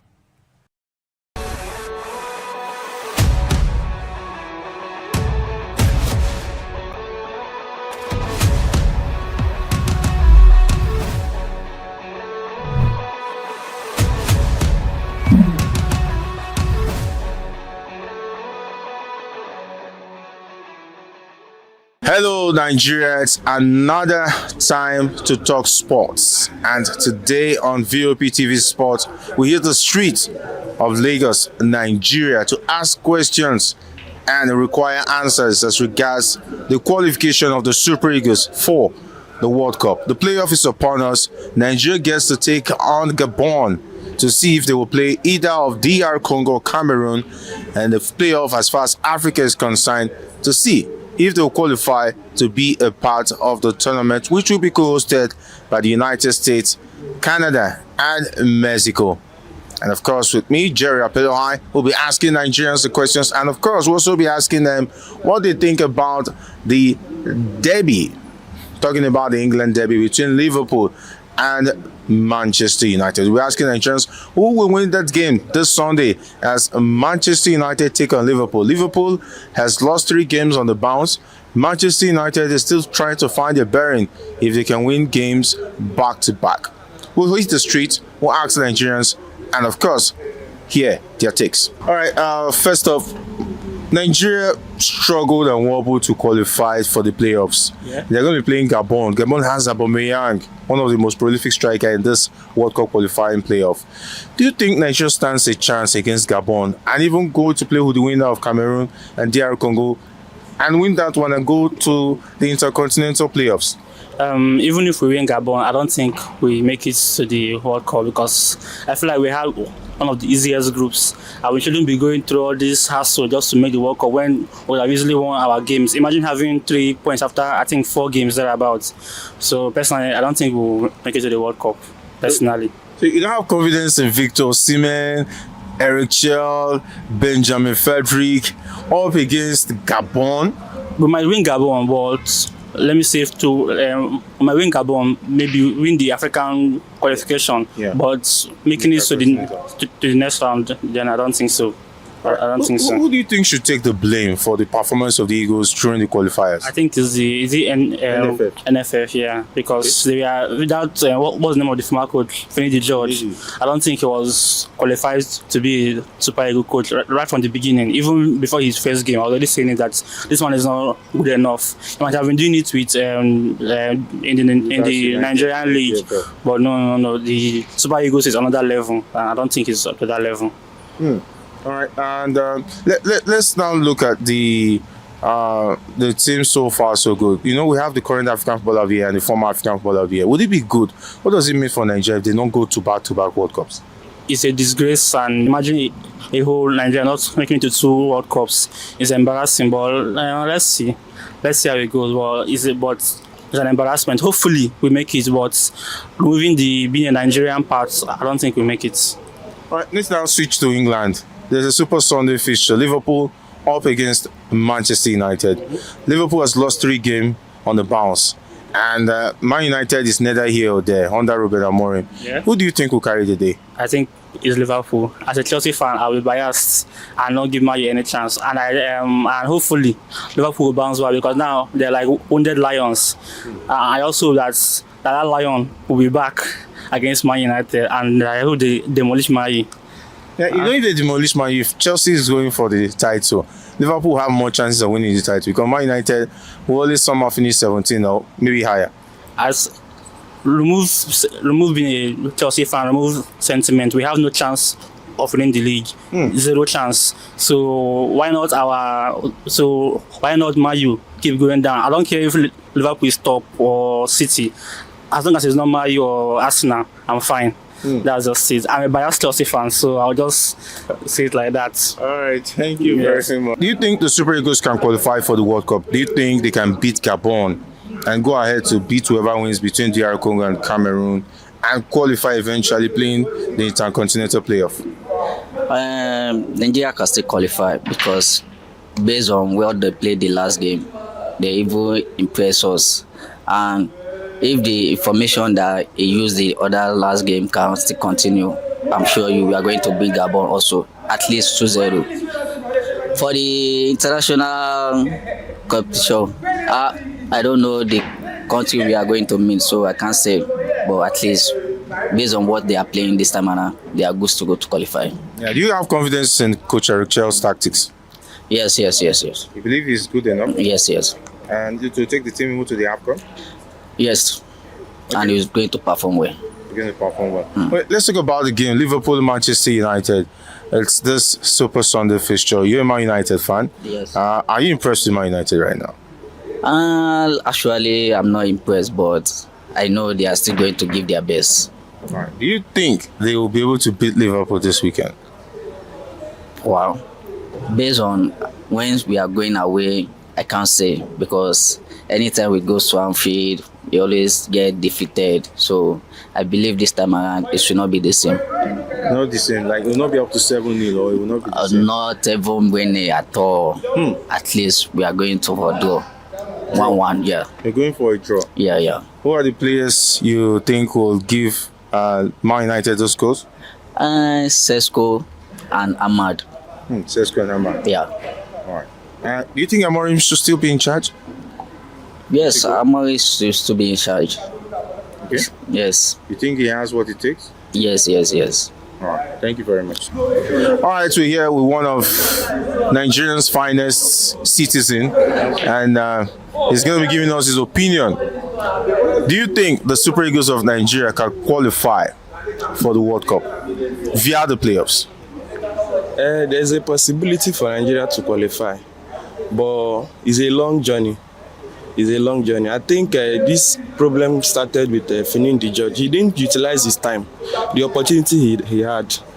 But for Nigeria to qualify, there's a possibility, but to take a lot of time and hard work. Right. Yeah. Taking a look at, we're playing Gabon. Gabon has Pierre-Emerick Aubameyang, former Arsenal player, former African Footballer of the Year. He's a prolific striker. Taking a look at our defense, do you think that the Super Eagles can stop him and win that game in Morocco and go ahead to beat whoever wins the game between DR Congo and Cameroon? Yes, I think Nigeria is capable of defeating Gabon. Football is not about names. Aubameyang, Nigerian team is not. They are not supposed to be afraid of Aubameyang. The defense, I think, is okay. That's that 20 years old boy. What's his name again? Frederick. Yeah, Benjamin Frederick. I think he's good. He's very good. You think he can stop Aubameyang? Yeah, he can. It's possible. All right. Do you have faith in Electoral? So far, so good that he has what it takes. Yes, I think there are positive signs. Yes. I'm confident in him. All right, let's now go over to the Premier League. England this weekend, Manchester United up against Liverpool. Liverpool has lost 3 games on a bounce. Do you think they can come back against Manchester United? Liverpool is a big team and they've lost 3 in a row. So I think they will come back, they will bounce back. But Man U, on the other hand, turns up in big games. So I think Man U will also be a threat, but Liverpool will come out victorious. All right. Yes. Okay. And the players to watch? The players to watch, maybe Isaac and Sesko. Players to watch out for. All right. Your prediction? 2-1 to Liverpool. 2-1. Yes. Man U will definitely score. Man U will score. But Liverpool will come out victorious. Thank you. Welcome to the locker room, the home of football talk that matters. I am Jerry Ampelon. Join us every weekday, Monday to Friday at 5 p.m. Nigerian time, as we share the hot takes and hot debates in the exciting world of football. And joining me are the usual suspects, Ukachukwu and Mayowa, as we break down all the hot takes and everything that's happening in the football. Don't just watch football, live it with us. Catch us on the locker room and Voice of the People television at 5 p.m. Nigerian time. And like I always say, if not 20 minutes off, please the sport. Nigeria qualifying for the World Cup. They're going to play Gabon in Morocco in November. Do you think Nigeria still stands a chance of qualifying for the World Cup in the US, Canada, and Mexico in 2026? Yeah. Nigeria have the capacity to qualify because see our last match that we just played. We played a massive goal. People not expect what we're going to play that last match that we played, but this, for me, I'm sure that we cannot qualify. Another important Nigerian is here to give us his take on whether the Super Eagles has a chance of qualifying for the World Cup. They take on Gabon. Gabon has Aubameyang, one of the most prolific strikers in the world. He plays for Olympique Marseille. He scored lots of goals for Gabon prior to the playoff. Do you think we have the defense to stop Gabon and even beat whoever wins between DR Congo and Cameroon? Yeah. Yes? How? Yeah, yes. How do you think the Super Eagles can do that? Because you have the champion. Champion of where? Yeah. Because we've been struggling. We struggle to even win games. We're playing draws left, right, and center before we struggle to qualify. You have champion like Osimhen is here, Okay. One of our champions, so I think we can qualify that. You think you can qualify? Yeah. Okay, let's look at the coach, Electoral. Do you think Electoral is good enough to qualify this team for the World Cup and even go as far as doing well in the Nations Cup? Yes, he's trying. So I think so. Yeah. You think he's trying? Yeah, he's trying. Yeah. Yeah, and who do you blame? Because the NFL, the Super Eagles struggled in most of the games. Who do you blame for the way the players played? Someone like Azteca attitude? Is it the coach or the NFF? Who do you blame for the performance of the team so far? I didn't blame the coach. I blame some players. Some players, some are playing like I don't even understand. But coach is trying. The coach is trying. Okay, yeah. Name the players, because some have said Trustekong scored an own goal against South Africa. He's already slow. He looks like he's old. Some of the players are playing as if there's nothing at stake. And do you think the players are to blame for not showing commitment, or is it that the coach did not really tell them how important the game is? Yeah, like the coach said, sometimes the coach is trying, but sometimes the coach is not like his communication is not going well like that, Okay. Yeah. It's a selection of players. Yeah. Do you think that Trustekong should play against Gabon? Like how? True second. Do you think he should play against Gabon? He scored an own goal against South Africa. Should he play against Gabon when we know we are facing Aubameyang? Yeah, I think he should play again. All right. Again, yeah. All right. Thank you very much. Do you think the Super Eagles can qualify for the World Cup? Looking at our chances against Gabon, Gabon has Aubameyang, former African footballer of the year, and against our defense without Shemi Ajayi, now we'll have to rely on either Benjamin Frederick, Calvin Bassey, or William Chust-Ekong. Do you think that the Super Eagles stands a chance of qualifying for the World Cup? Yes, Super Eagles can qualify. At least there's a cement there, there's a lot of players there that can let us to make us happy. Nigeria will qualify.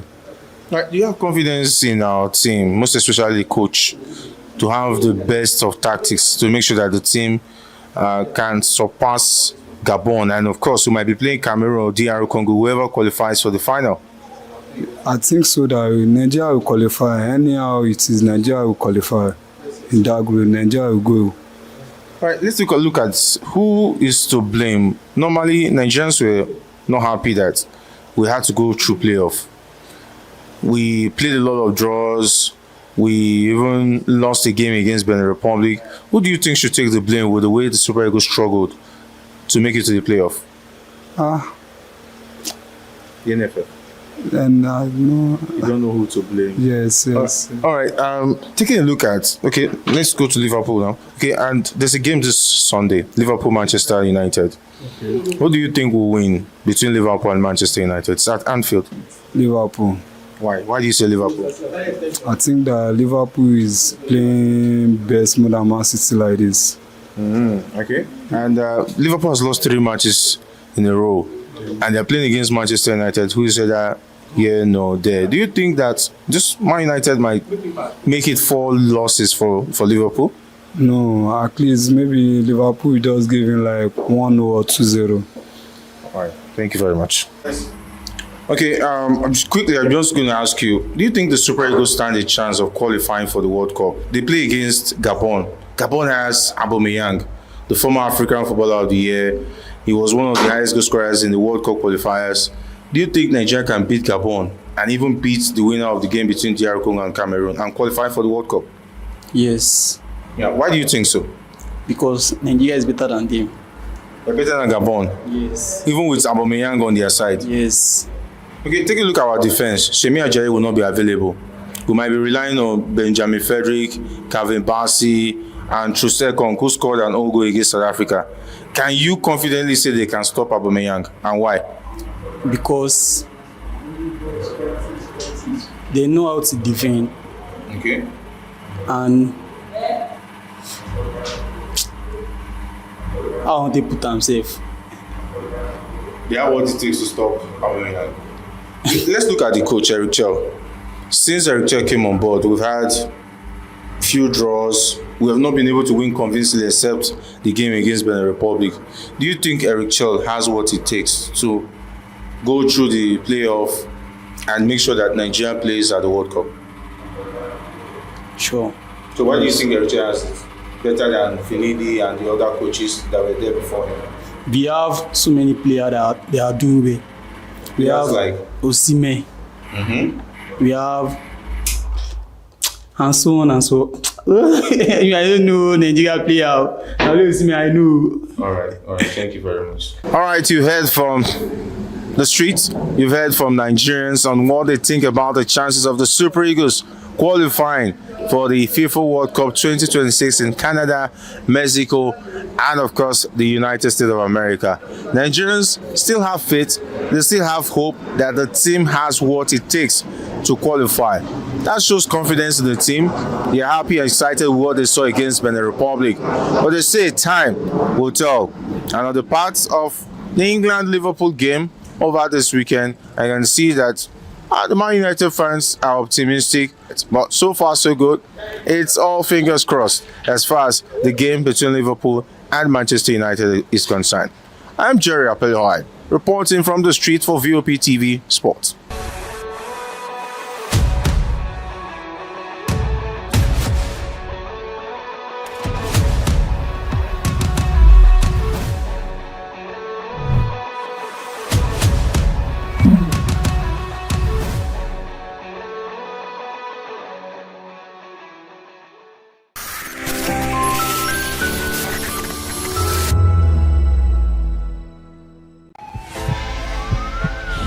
This is Health Check, your weekly guide to better living, smarter choices, and trusted answers.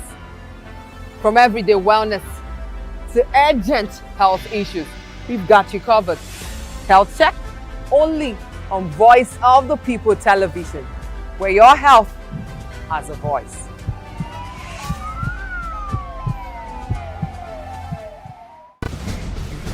Join us as we drive into the world of politics through insightful interviews with prominent political figures, both serving and former governors, ministers, senators, legislators, party chieftains, activists, and analysts. Get first-hand information into the decision-making processes that affect our daily lives. Highly engaging one-hour program that brings political discourse into focus. I am Chukwuma Okoro. Political Lens, Monday through Friday, 6 to 7 p.m. Join us. My name is Tao Familoni, and here's to VOP TV. Keep watching, stay tuned, do not touch that dial. My name is Made Kuti, and you're watching VOP TV. Keep watching. Welcome, my name is Zika Davis. Distinguished ladies and gentlemen, boys, viewers, everybody, boys and girls. This is VOP TV. Do you know what that means? Voice of the People TV. You don't have a voice, don't come here. You better make sure your voice is heard.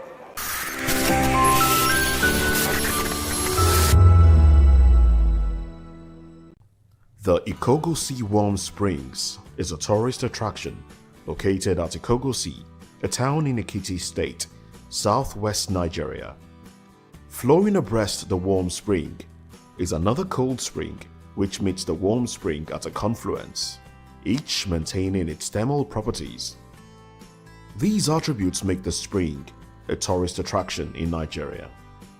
Research suggested that the warm spring has a temperature of about 70 degrees Celsius at the source and 37 degrees Celsius at the confluence.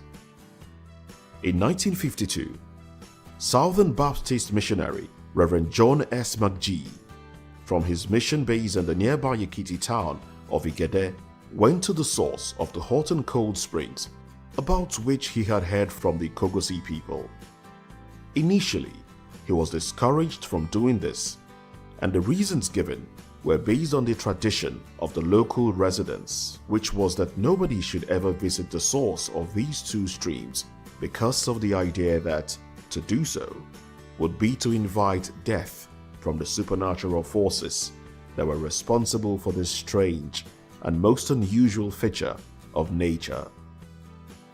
In spite of the warnings, Reverend McGee made his way through the forest, up the hill to the source of the two side-by-side springs. According to Reverend McGee's brief written account, he's quoted as saying, "After seeing it, I felt that it could be used for a good purpose. I discussed with the people. I discussed the possible use of it with some of the Mission and Nigerian Baptist Convention friends. With the growing interest of Royal Ambassador work and youth work, we felt that it could best be used by building a youth camp. I took it up with the Ekiti Association, and we decided to build a camp for our residential areas and government areas. The land was secured through the convention." End quote. Having had the water from both springs tested to ensure its purity, Reverend McGee, with support from the Ekiti Baptist Association of Churches and the Nigerian Baptist Convention, who secured 28 acres of land, which was the original camp, began planning for the building of the camp. By the early to middle 1970s, the Nigerian government took control of the swimming pool and built some guest chalet adjacent to it, with a separate entrance road from that which the McGees had built to the camp entrance. From that time forward, there was also the hope and intention of developing that area for tourist purposes.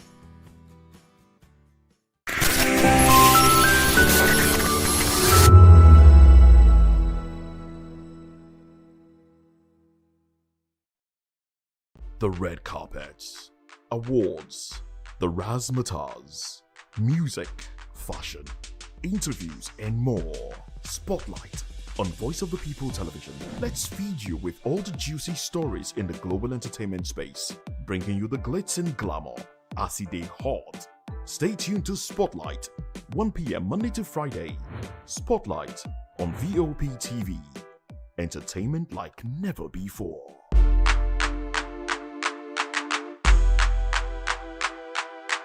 The 2564 is coming up on Barney 9, right? The 2564 Atlantic Tower. What happens in the hush behind hangar doors? Who signs the papers that gamble with lives? Which truths were grounded before they even ever had wings?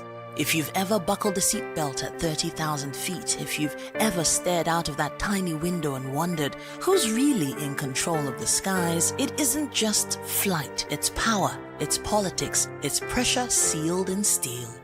We're peeling back the clouds from runway risks to sky-high secrets. We're diving deep where most dare not to look. Aviation Scope, every Sunday at 7 p.m. only on Voice of the People TV. We don't just report, we reveal. We don't just ask, we uncover. Because when it comes to the skies, ignorance is turbulence. Aviation Scope, the sky isn't the limit, it's just the beginning. In a world where power shifts with every headlines, news breaks and events happens, we bring you unbiased and explicit information on politics, economy and state of the nation. We break down the chaos. Facts, not fluff. Truth, not spin. We discuss not just politics, but a glimpse into the future. Join Moses, Chukuma and Fina on Voice of the People TM. Voice of the People Television. Now you have more than a voice. Welcome to the locker room, the home of football talk that matters. I am Jerry Arpillon. Join us every weekday, Monday to Friday at 5 p.m. Nigerian time, as we share the hot takes and hot debates in the exciting world of football. And joining me are the usual suspects, Ukachukwu and Mayowa, as we break down all the hot takes and everything that's happening in the football. Don't just watch football, live it with us. Catch us on the locker room and Voice of the People Television at 5 p.m. Nigerian time. And like I always say, if not 20 minutes off, with the sport. And it's Hakim Ziyech who puts the In a world where power shifts with every headline. In a nation full of questions. In a world filled with noise, the truth needs a voice. The policies that shapes our world and the economy that determines our future. Every hour, every day, the grapevine keeps buzzing. And together, we are committed to telling the stories that shape our world, because your voice is our focus. Don't forget, our voice matters the most. Let us come together and share our concerns.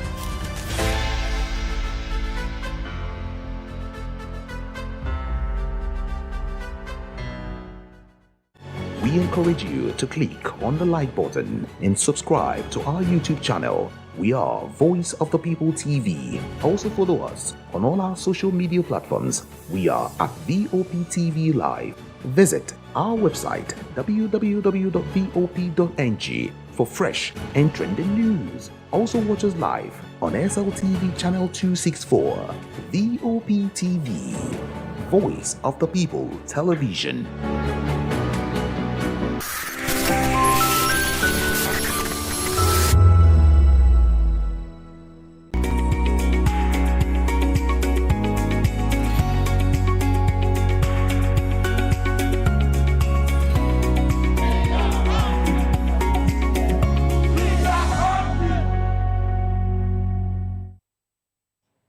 All right, welcome to the program. It is still People's Voice. And of course, you know that you have more than a voice here with us. This is People's Voice on VOP TV, where season stories shape the narrative. And of course, today we'll be dissecting a major story that is dominating the headlines and sparking conversations across the nation. Nigeria grapples with insecurity, economic woes amidst U.S. threats. Join the conversation with experts insights and season perspective. Share your thoughts with us. I am Savior Udo. And of course, let's look into other news stories for details. Senate uncovers $303 billion in unaccountable crude oil proceeds. The Nigerian Senate has revealed that some of that particular amount from the stolen crude oil transaction remains unaccounted for. According to the Senate Ad hoc Committee on Crude Oil Theft, forensic reviews by consultants showed that over $22 billion, $81 billion, and $200 billion were unaccounted for in the separate crude oil sales record. How did we get here? Unaccounted for till now? Okay, let's see how they will actually take this up, okay? And I promise you, in the coming days, I would still get back here to give you updates as regards to this particular revelation. And away from that particular one, this one is from Lagos, and Agege to be precise. Lagos Speaker's son becomes Agege local government chairman. Abdul Ganiu Obasa, son of Lagos State House of Assembly, Speaker Mudashir Obasa, has been confirmed as the new chairman of Agege local government. This follows the resignation of Tunde Aziz, who stepped down due to persistent health challenges. Aziz formally resigned in a letter read by the leader of House, Adeshina Aruna, citing health issues that made it difficult for him to perform his duties. The lawmakers and the council unanimously voted to confirm Abdul Ganiu as the new chairman, citing his contribution to the council and the need to prevent a leadership vacuum. Okay, so I'm just going to say a few things about this particular one. Okay, I have not been, enjoying the comments I've been getting on social media as regards to this particular statement ever since it happened yesterday. Okay, I think this happened last night, yes, to be precise, and the House seated, immediately. That's this morning, and someone somewhere said that it was a well-played game. I do not understand what that particular statement means, but aside from that particular one, we were told that Obasa wanted his son to come in, okay, as Agege local government chairman, but some APC chieftain, okay, in Agege revolted and they said no. So instead, they said his son should come in as a vice chairman. But picking this particular man, okay, was the only slot for him to still come, okay, back to this particular seat. These were the predictions that were told, okay, before now, and for such, okay, for such a drama to unfold, since I think this has been happening since July till date. The chairman went on health leave since July, and Obasa's son has been, acting, okay, as the chairman for that particular period of time. And for this man to come now to say he's resigning, what else do you expect? Automatically, it would become the next chairman, okay? In as much as the House are still waiting for the governor, Governor Sanwo-Olu, to confirm their decision. But all I would just say is congratulations. Whatsoever the game plan was, whatsoever the permutation, political permutation was, it actually yielded result for the winner. So congratulations to the speaker. So officially now we can say that the father is the Speaker House of Assembly, Lagos State, and the son is the local government chairman of Agege. I'm not calling it family politics. Everyone deserves, okay, to actually contest. It's his fundamental human right, so we can't stop him. But congratulations to the Obasas. And away from that particular one, yes, let's talk about the serious political party that has been going through a lot lately. That's the PDP. PDP reaffirms commitment, peace, defense of democracy. The People's Democratic Party has reiterated its commitment to peace, unity, and defense of democracy, despite a recent court ruling halting its planned national convention. PDP leader in Lagos State, Chief Olabode George, described the judgment as judicial overreach and interference in the party's internal affairs. Sincerely, I think at this point, we just have to allow PDP, to go through all of these, and let's see if they can build up, because we've had several people weigh in as regards to PDP situation, yet the situation gets to, even deepens more, the crisis deepens more. And these are matured people, in a political party. These are chieftains, elder statesmen, yet they've been unable to share their swords and to come together to build a party. Some were saying, oh, they said Atiku was the problem. Atiku left. Now, some are even saying, why would Atiku leave? So I don't know what the aggrieved members sincerely want now, okay? And the PDP-led Damangun and that of Sheyi Makinde, we expect you to look for a way to, to mend whatsoever, situation it is, and, to build the bridges again and let everybody come together. But you sacking Anyanwu because of anti-party, yet you are unable to sack Wike, don't you think that's double standard? It's just a food for thought. Wike has actually indulged himself in more anti-party, situation than that of Anyanwu. But why are you selecting some people to actually go down for Wike? And Wike is still looking untouchable. The only man that can call everybody by name, yet you are saying you don't have a substantial evidence against him as regards to indulging himself in anti-party. I think very soon the PDP would realize how bad their situation is. I know you're still giving yourself hope, but it is better that you fix this once and for all. Whosoever you need to take out or to kick out, you do it. Whosoever that you need to keep, you keep. If you want to settle, you settle. Okay, because if the PDP continues like this, 2027 is not sure. This is just my prediction, okay? I'm not saying this in totality, but this is what you are actually showing us. This is what we're seeing. Today, now you have two factions, which was what they were looking for. And now you've given them the opportunity to. Now nobody's even using the secretariat anymore. So you know what that means. So I think at this point, PDP should do something about this whole issue. Instead of everyone, living in their ego, instead of everyone trying to feel that they are God and all of that, not wanting to, come together to just allow peace to reign. But I wish you the very best, okay? I wish you the very best. But for now, if we have to say this, the APC does not really have a strong opposition party. That's just the truth. Well, let's go straight to the federal government. The federal government has actually held a meeting with the members of diplomatic corps in Abuja to address allegations of religious persecution in Nigeria and rejects the U.S. designation of Nigeria as a country of particular concern. Permanent Secretary, Ministry of Foreign Affairs, Dunoma Ahmed, emphasized that Nigeria's national laws are religion neutral and designed to protect all communities.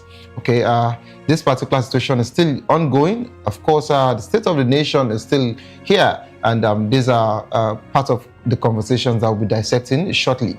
All right, a power showdown. Wike bloc defies PDP BOT, says convention won't hold. This is another situation here. The power struggle in brewing within the People's Democratic Party as the faction loyal to Federal Capital Territory Minister Nyesom Wike insists that the National Convention slated for Ibadan won't hold. Okay, this decision comes despite the PDP's Board of Trustees urging the National Working Committee to proceed with the convention. I don't know why we are still talking about this, but sincerely, if the courts in Abuja is saying that the convention should be altered and another court in Ibadan is saying the convention should go ahead, then we have to question our judicial system of government. What is happening to our judiciary? Is it like there's no synergy? Are they not communicating with themselves? That being said, this is between Sheyi Makinde now and Wike. I hope we all understand what is going on. Because if some are saying Wike is in charge of Abuja, is in charge of any court over there, and Sheyi Makinde, of course, is in charge of Ibadan. So let's see what will happen in the coming days. The convention was meant to be slated for 15 and 16 of this month. So let's see if the convention would hold or not. To join the conversation, kindly call the number 09044732605. 09044732605. Follow us on social media at VOPTV. You can use the hashtag People's Voice on VOPTV, and of course on YouTube we're Voice of the People. Kindly hit the subscribe button, and together we can make our voices heard. It is time for us to go on a quick break. As soon as we return, we'll be dissecting this conversation. Nigeria grapples with insecurity, economic woes amidst U.S. threats. You don't go nowhere, stay tuned please. It is still People's Voice.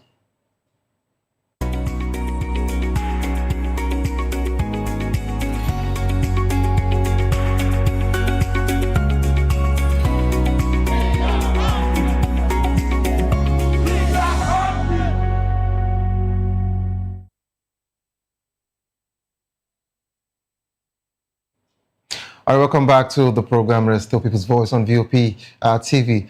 Nigeria is facing a multifaceted crisis with escalating security, economic challenges, and threats from the United States. The country's security situation has worsened, and with banditry, terrorism, and kidnappings plunging the north, west, and of course, the southeast region. The government has responded with military operations, but concerns linger about the effectiveness of these efforts. The U.S. has threatened military action over alleged persecution of Christians, with President Donald Trump vowing to take action. Okay, Nigerian's Foreign Minister Yusuf Tuga has rejected these claims, citing the country's constitutional commitment to religious freedom. The Nigerian government has expressed willingness to work with the U.S. to combat terrorism while maintaining its sovereignty. We're now being joined by Comrade Eze Okosplendor, 2023 Labour Party governorship candidate of Ebonyi State. Good afternoon, Comrade. Comrade, please, can you unmute your mic? Can you hear me? Good afternoon. Yeah, again. Hello, Comrade, can you hear me? Can you hear me? Can you hear me? Loud and clear, I can hear you loud and clear. Good afternoon to you. It's my pleasure being here again. All right, Comrade, I remember you told me, you said you'd be in transit while the show will be on, so I believe you're on the move.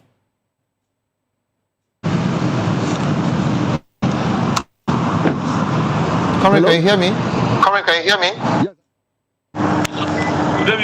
Okay. All right. Also in the studio, we have a journalist and a political analyst, Mr. Ubong Thompson. Good afternoon, sir. Good afternoon, Savio. Good to be here. You're welcome on board. And this is actually happening, simultaneously. That it's looking like we're half Safari, half South, as if it was planned. Yeah, it's good time to be Nigerian. So we must represent the culture. Okay. So I love that particular one. It's a good time to be a Nigerian to represent the culture. And of course, it's also a good time it's also a good time for us to thank the Lord that we now have international organizations, communities, different countries, looking into the situation of Nigeria for the first time. Just maybe, this would make our federal government, to sit up as regards to everything that is actually happening to us in this country. Yeah, you see, a country that actually understand what the lives of the citizenship and how leadership, the shape that leadership should take, will, as a matter of fact, be concerned about every single, the advised development that occurs in its territories. And, the situation in Nigeria has gone on for so long, unabated, and the leadership has shown nonchalant attitude or carelessness about resolving the issue. And even the community leaders, because when we talk about the situation that Nigeria finds itself today, we are talking about terrorism, we are talking about banditry, we are talking about kidnapping, we are talking about insurrection. We're talking about separatism, and all whatnot. So the communities that all these issues emanate from has leadership structure, beginning from the paramount rulers to the community chiefs to the local government chairman, and the earlier this issue would have been tamed, the better it would have become for Nigeria. But you see, everybody has sat back and allowed the issue to go unabated. And you see why it's now looking as if it's coming to overwhelm the country. And international organizations and other countries of the world have shown keen interest to see how to come in and intervene and see how to put Nigeria back on the path of safety, back on the path of economic progress. So I think in the whole, I have heard so many views where people said America is coming because of the oil that Nigeria is blessed with. But what has Nigeria done with this oil over 65 years now? Has it become a source of, the gains for Nigerians? Or in the name of producing oil, we've suffered, Nigerians have suffered from south to west to north to, to the east because of the issue of oil and total dependency on the oil. Nigeria is blessed with vast mineral resources beginning from Zamfara to other parts of the country. But what has these resources, added? What value has it added to the lives of Nigerians? So if for once we have the US coming to intervene in the situation in the country, I think the leadership should have a framework, modalities, draft out, okay, these are the area we need your intervention to come in. It's not an issue of debunking the issue that is very preeminent on ground. We Nigerians can witness there is a lot of unrest going on in the country. So we can't deny this fact. It will be an act of hypocrisy for us as this time that help is about to come in to deny ourselves and tell lies that, the Nigerians are okay, that both Muslim, both Christians. The fact is that there is terrorism against the Nigerian state. And Nigerians has to rise and embrace any support that want to come both from internal and external powers. All right, so Mr. Obong Thompson, of course, you've already, will I say, opened the ballots. So here we are. Let's just do some of the pickings here. So if we're talking about the insecurity situation in Nigeria, some people or a group of people are only talking back to the United States as regards to them saying that they only care for the Christian. They're actually saying that this situation or these killings is not just about the Christians, but of course the Muslims also have their own share, okay? But the other phase of this conversation is that the government has actually said over time that they've been in control of this situation and they've been doing something about it, okay, and there is no unrest, okay, as regards to this. So they don't also need the assistance of the United States to come and do anything. Instead, if they want to partner with us to help, no problem. But if they're saying that they want to come in to just come and, start destroying anywhere that they feel that the bandits might be or the Boko Haram or what have you, that they are not in support of it because they are actually in control. That's what some people, from the presidency and of course in the government are saying. But here we are as regards to the insecurity situation. What are the primary drivers of insecurity in Nigeria and how can they be addressed? I'm going to take this simultaneously. And of course, how effective are the government's current security measures and what improvements can be made?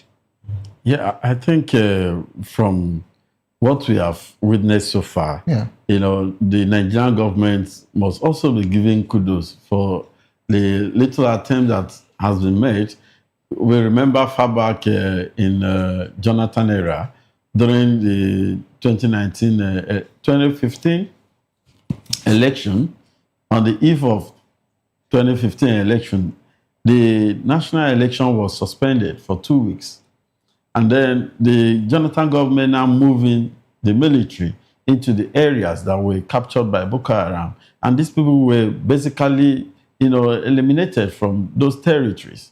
That was the political will that can be showcased by any government. But thereafter, you see the situation went back to normalcy. So government, now absorb the whole terrorism thing, coming out with the policy of the repentant Boko Haram issue or reintegration policy of these Boko Haram terrorists. Thereby giving more room, and issue of negotiation being, that was highly advocated by one of the Sheikh, Ibrahim Gumi, that instead of eliminating the Boko Haram, you should negotiate with them, reintegrate them back into the the army, as we speak, and that is what has been going on. And this has not been able to solve the problem. Rather, it has aggravated the whole terrorism. Okay. It has eaten deep into the military, strategy or the military approach, because these people that has been reintegrated into Nigerian military can now, have the secrets and the strategies and then sell it out to their fellow Okay, so I'm going to terrorists. come back to this, and I'm going to take you back on as regards to this particular topic. All right, let's go to Comrade Ezioko Splendor. Hello, Comrade, are you there? Yes, I'm here with you. Okay, so Comrade, quickly, of course, I believe you heard. Talking about here, you heard. We're talking about the state of Nigeria. Okay. So, Comrade, are you there? All right. I am told that the audio is cracking, but hopefully that will be rectified shortly, Comrade. Thank you very much. So let me come back to the studio. So yeah, I said I was going to take you on something, Mr. Bong Thompson. Shey Gumi has been, will I say, has been an advocate of peace between the federal government, the Nigerian state, and of course that of these bandits, which I remembered he was here. He joined us virtually on Monday to also talk about the state of the nation. And not only that, I remembered about 2 weeks ago, 2 weeks ago, some group of Nigerian army, the infantry to be precise, they actually cried out, talking about them being sent to go back to, will I call it war front, or to face other bandits with the repented bandits that have been integrated, to their team. Okay, so it will now become a JTF, a Joint Task Force. But they were crying out as regards to them not being comfortable, because these are the same people that they've actually been on opposite sides firing at each other. In any way, whichever ways you actually did it for them to, drop their arms, and you brought them into the community, and after a while you feel they are good, after you take them through some rehabilitation process, so you feel they are fine to join, the military to help, fight their brothers in the bush. It's quite disturbing. Very difficult task. I understand the fact that the Nigerian army, the infantry, about those sets, they actually cried out and they were not comfortable, as regards to that particular one. But is there a good logic as regards to this particular situation? And don't you think that just maybe, so that, and allegedly, so that it won't be said that this was what Savior mentioned, don't you think that this set of bandits could have been, told as a strategy, as a deployment of solution, for them to actually drop their arms, go into the government, try to get more information, bring this army back into the bush, and for them to be overpowered? I'm just thinking out loud. But of course, it is quite disturbing. So is there a good logic about it? And is it even safe? This whole situation of you get the bandits, you had them back to the Nigerian military for them to fight their brothers. Do you really think that this whole, formation is working? That is the area I have spoken on. This has not yielded effective result. And how long are we going to continue with that strategy? You see, these people, they are humans. And Nigerians, as we speak, you can quite tell if Nigerians are really sincere and patriotic about the country. Because if we have this in a normal climate, it will have been an advantage for the military. But I can assure you that there is going to be compromise from these repented or reintegrated Boko Haram soldiers. So they are bound to have that mental attachment to their former colleagues in the bandit industry. So I doubt if any result meaningfully will be gotten from this approach.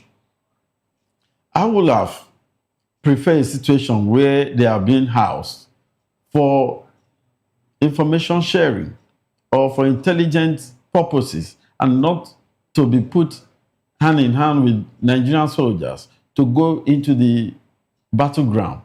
There's going to be some sort of sabotage along the line. There's going to be compromise because a repented Boko Haram, what is the measurement that they can use to measure the level of repentance? For us to be sure that he is totally repented. How can you measure that?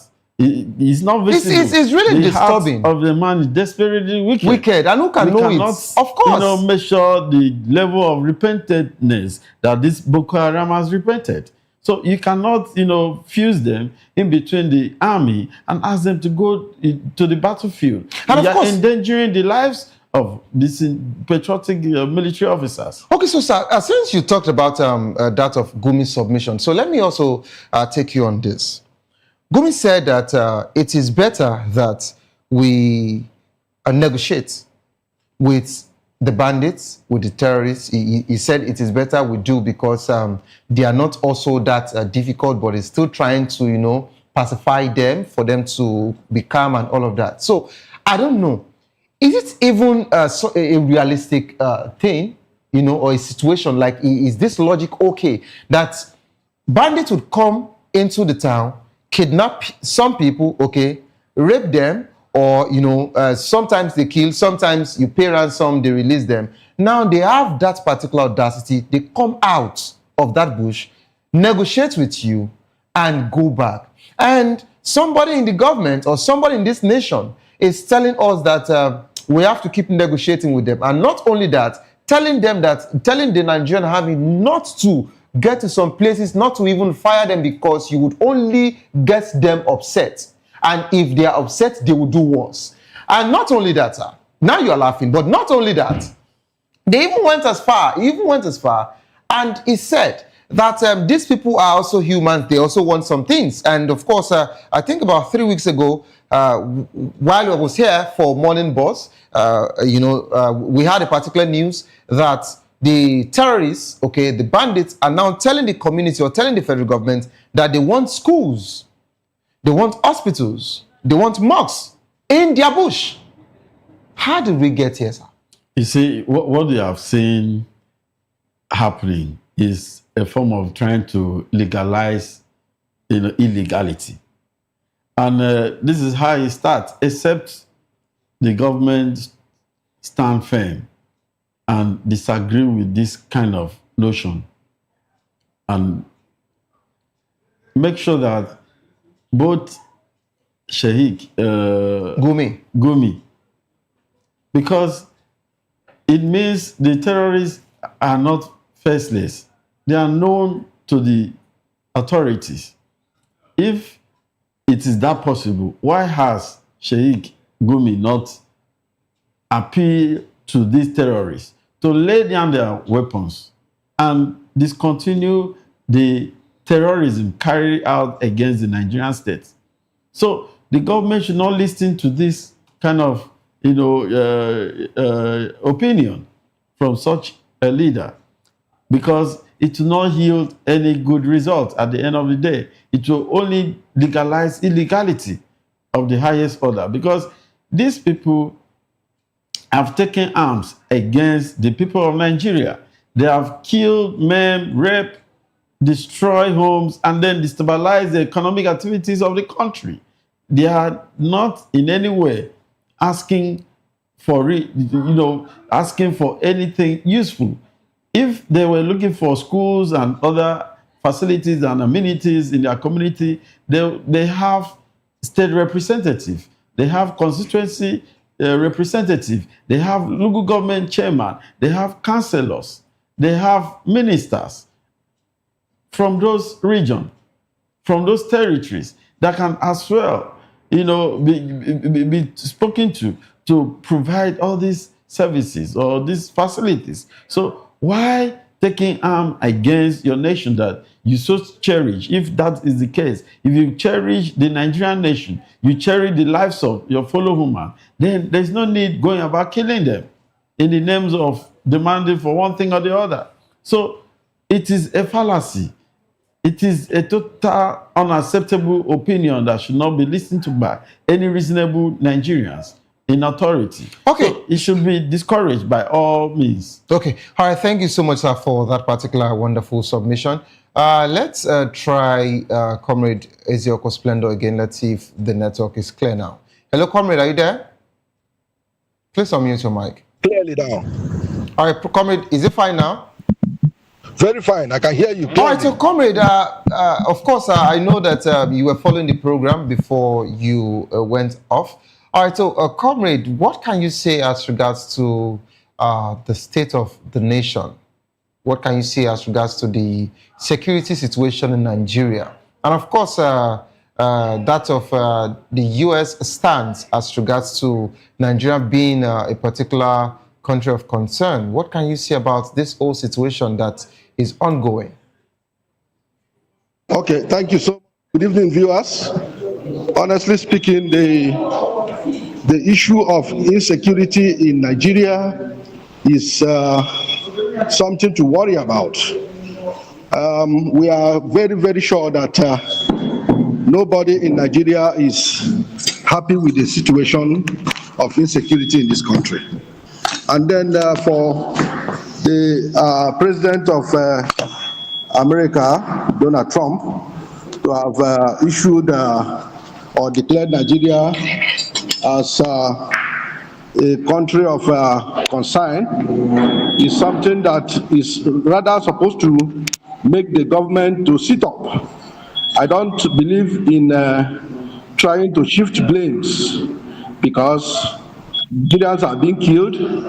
Even the other day, somebody was making argument that it is not just Christians in this country that is being killed, that even Muslims are being killed and all that.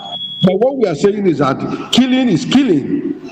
The primary responsibility of any government in power is to secure lives and property of the citizens. So if a particular government has failed to provide, protect lives and property of the citizens, then the government is already a failure. So for me, instead of trying to blame President Donald Trump, saying that Nigeria is a sovereign nation, they shouldn't have said this or that, I think Nigerian government, led by this APC, is supposed to go back to the drawing board and make sure that Nigerian lives are protected. Nigerians are not expected to be killed by any terrorist organization. Terrorism is something that is worrisome. No country is supposed to welcome the idea of terrorism. And for those of them who are saying it is better we reconcile with the terrorists and then reintegrate them back to the country, for me, you can never ever, any responsible government can never ever, reconcile with terrorism or terrorists. You can't reconcile with terrorists because terrorist is terrorist. There is no way they can, come back to say they want to begin to live normal life, because some of them, they use that terrorist act to earn their own living. So the more you want to negotiate with them, the more they are planning more evil. Take for instance, some time ago, the Chegumi you talked about went and negotiated with them. Does it mean that the terrorism has stopped or the terrorist activities in the country have stopped? If you negotiate with them, you give them money to lay down their arms. At the end, when the money finishes, they will start up their terrorist activities again, so that you can come and give them money. So as for me, the only solution to terrorism is to kill those terrorists anywhere they are found. So if the American government has decided to come and kill terrorists in Nigeria, the Nigerian government should partner with the United States of American government to see that the mission of killing or making sure that terrorists in the country are annihilated is supposed to be a welcome development. So all hands are supposed to be on deck to fish out those terrorists and then deal with them decisively. That is my own view about the whole thing. Nobody should negotiate with terrorists. This country has suffered a lot, and we need to join hands together to make sure that the act of terrorism in this country is completely annihilated. So nobody, no right-thinking human being should think about negotiating with terrorists. So this country needs to join hands with Donald Trump and fight terrorists all over the country. Thank you. Okay, thank you so much, Comrade Ezeoko Splendor. But I'd like us to, dive into that of economic situation now in the country. Since we're talking about the state of Nigeria, okay, and we have to look into every necessary angle and area that is actually affecting the nation. What are the key economic challenges facing Nigeria, and how can they be addressed? And of course, let me take this simultaneously. How can the government stimulate economic growth and reduce poverty in Nigeria?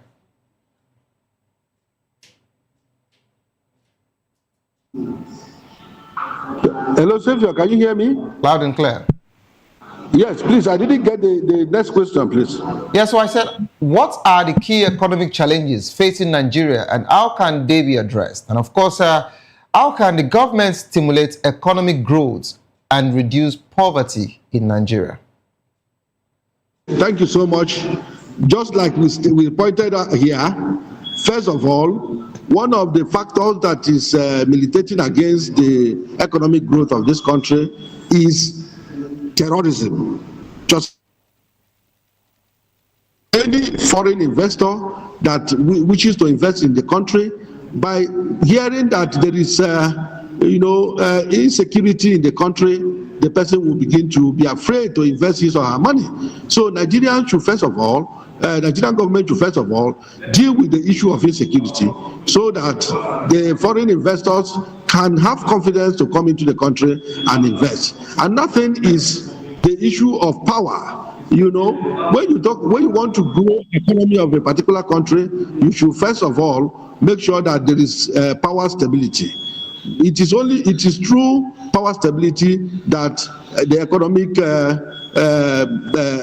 economy of the country can develop. You see, when you look at companies, factories, they all depend on this power to generate power and then go into production. There is no country that has this type of epileptic power system that we do have in Nigeria that will be effectively producing something for export. So the government should focus on the power sector and make sure that this power is stable, and also make sure that the bills paid to this power company is drastically reduced.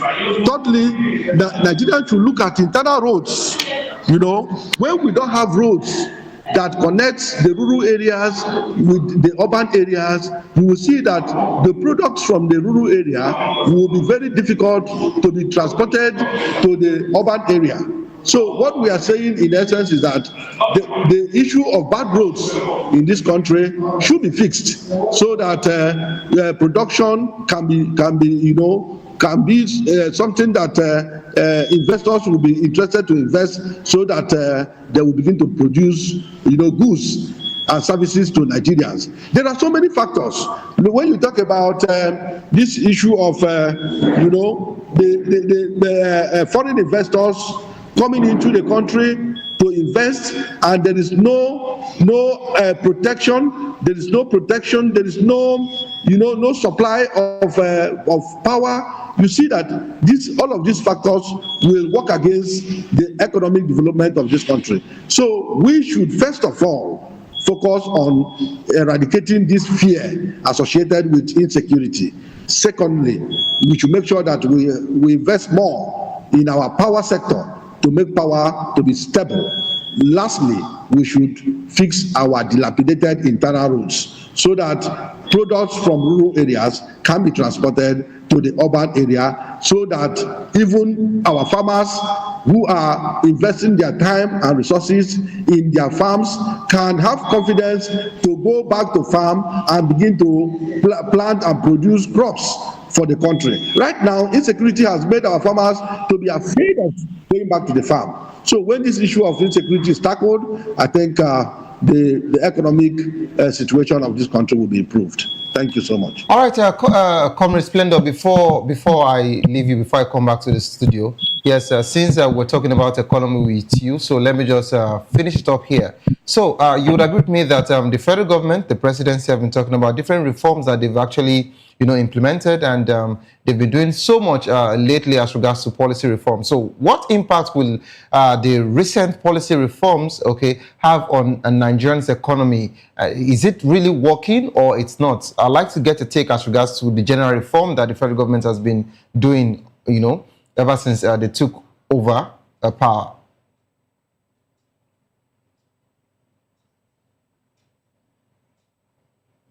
Hello, comrade. Can you hear me? Yeah, I can hear you now. Yes, I say thank you so much, Mr. Savior. For me, I am a realistic human being. I always speak what I think I observe. Any reform that does not reflect to the lives of Nigerians, to me, is not any reform. The other day they said that our economy is improving and all that. So the question is, if the economy is improving, if the reforms are working, why are Nigerians still suffering? That is the question. When they took away fuel subsidy, every Nigerian, was excited, thinking that the money removed from fuel subsidy will be plowed back to see that the life of Nigerians is bettered. But now the fuel subsidy has been removed. A liter of fuel is sold at 900 to 1,000 naira a liter, as against what we used to buy for 100 and something naira. Is that the reform that is the good reform that the present government is undertaking? When you talk about the naira to dollar, $1 is equal to 1,500 and something naira. Is that the reform we are talking about? The reform they are talking about, does it include securing the life of the properties of Nigerians? If the reform, has to do with securing lives and properties of Nigerians, then I will tell you that the reform is not what Nigerians are expecting. It's not affecting the Nigerian citizen, positively. For me, government should do more. The reform we are talking about is not affecting the lives of Nigerians in a positive dimension. So whatever reform they want to tell us they are doing, we expect it to reflect in our lives. We want an improved lives. Nigerians are suffering. Nigerians are dying every day. So do you know how many numbers that have been killed out of insecurity? Look at, every day we keep on having different names. The other day it was Boko Haram. It later metamorphosed to bandit. Now they say there's another one, Lakura. Then we have unknown gunmen. All these things are agents of insecurity. Instead of us to annihilate it, we allow it to be growing and metamorphosed into another name. Every day we have another nomenclature for terrorist group. So the reform to include securing lives and properties of Nigeria, bettering the lives of Nigerians. If you go to the market, for instance, Xavier, with 50,000 naira, 100,000 naira, you cannot buy any meaningful commodity. Before, when we were still in the secondary school, even before we entered the university, if you have 500 naira, you have a very big money. But now, 500 naira cannot even get you a data.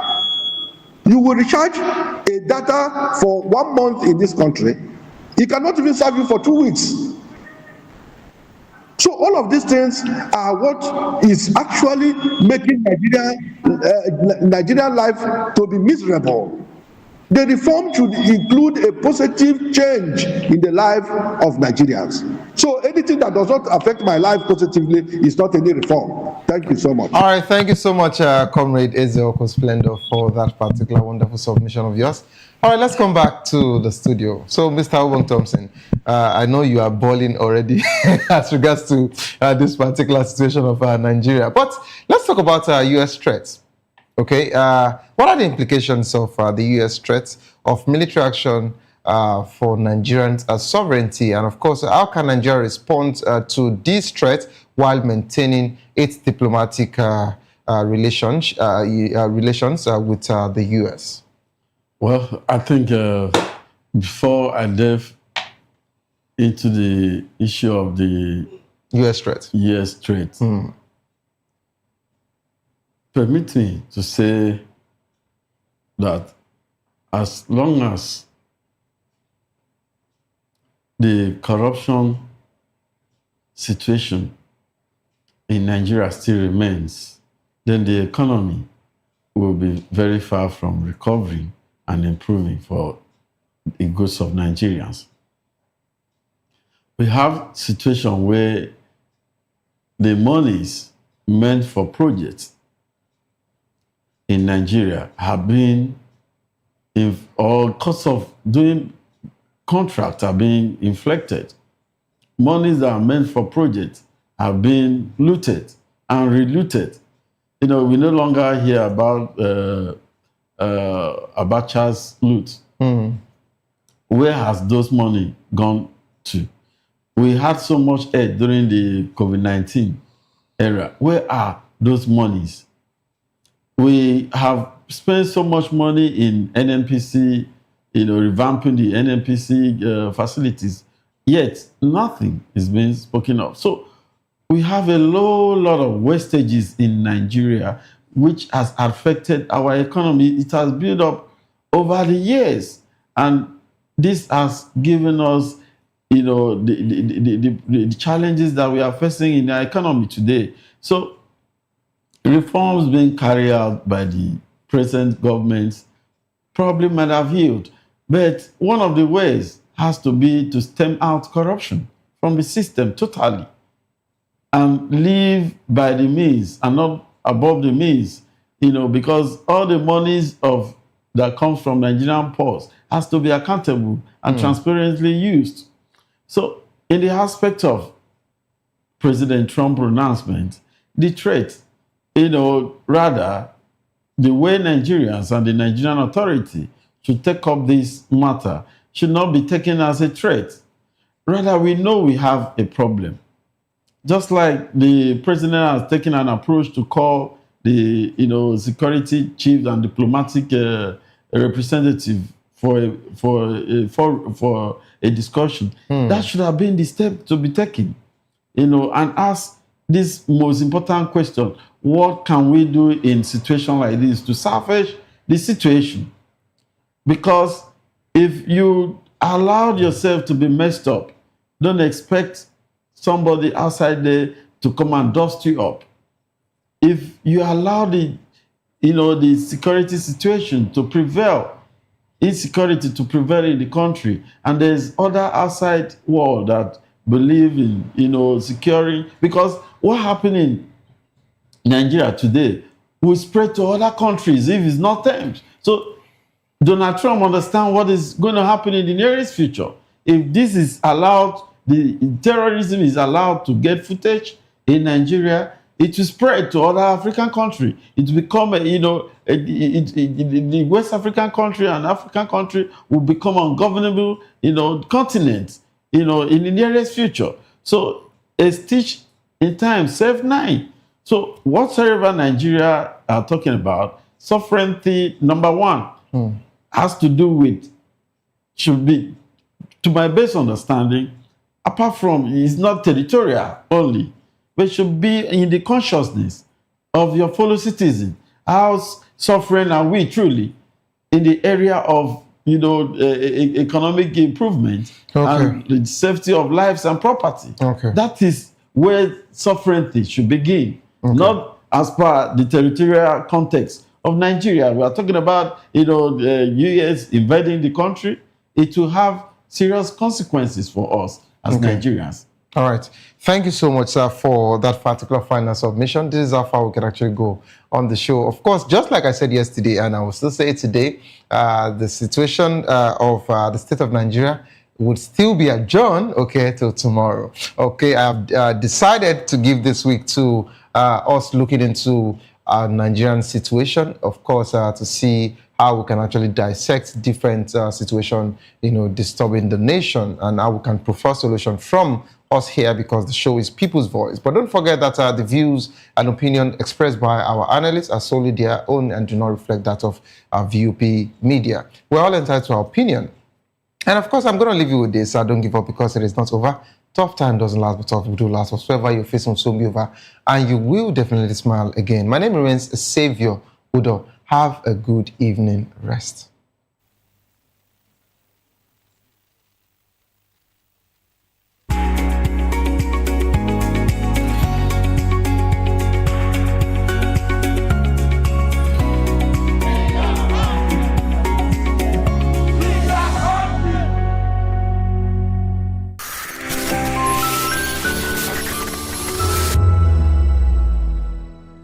Hey guys, what's up? How you all doing? They call me Ovisha Nelson One, your number one celebrity host, and you are watching Voice of the People Television, VOP. Stay tuned. Uyo Sarate is my name. I am a friend of the microphone, Voice of the People TV.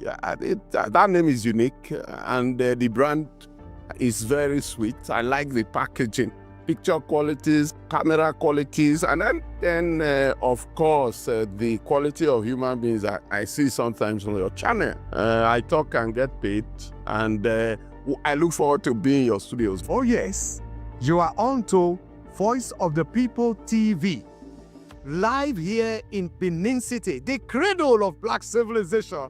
What are you waiting for? Tune in, bro. VOP TV. Now, you have more than a voice. Are you ready for the extraordinary? Something big is happening on your screen. Introducing VOP TV. Now streaming on SLTV channel 264. From breaking news to captivating conversations, news analysis, giving you all sides to the story. We bring in-depth discussions on the issues that matter, from politics to sports, entertainment, and lifestyle. VOP TV on SLTV channel 264. Join us as we redefine what television means to you. Voice of the People Television, VOP TV. Now you have more than a voice.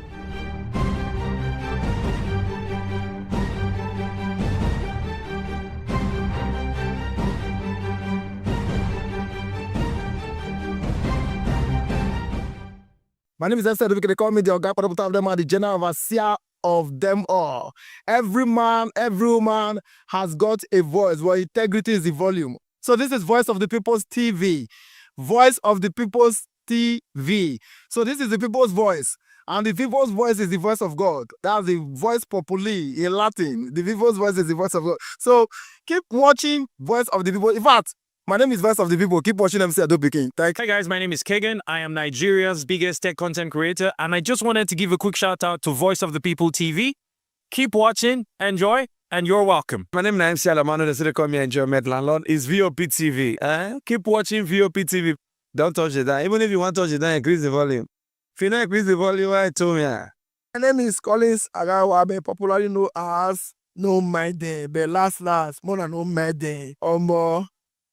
Not be all so the cook right at the fry plantain. We keep on watching VOP TV. Hey, the voice of the people, the voice of Edo. If you now want to get the authentic news for Edo, the way it be, that's why they show and all they cut anything come on. A VOP TV.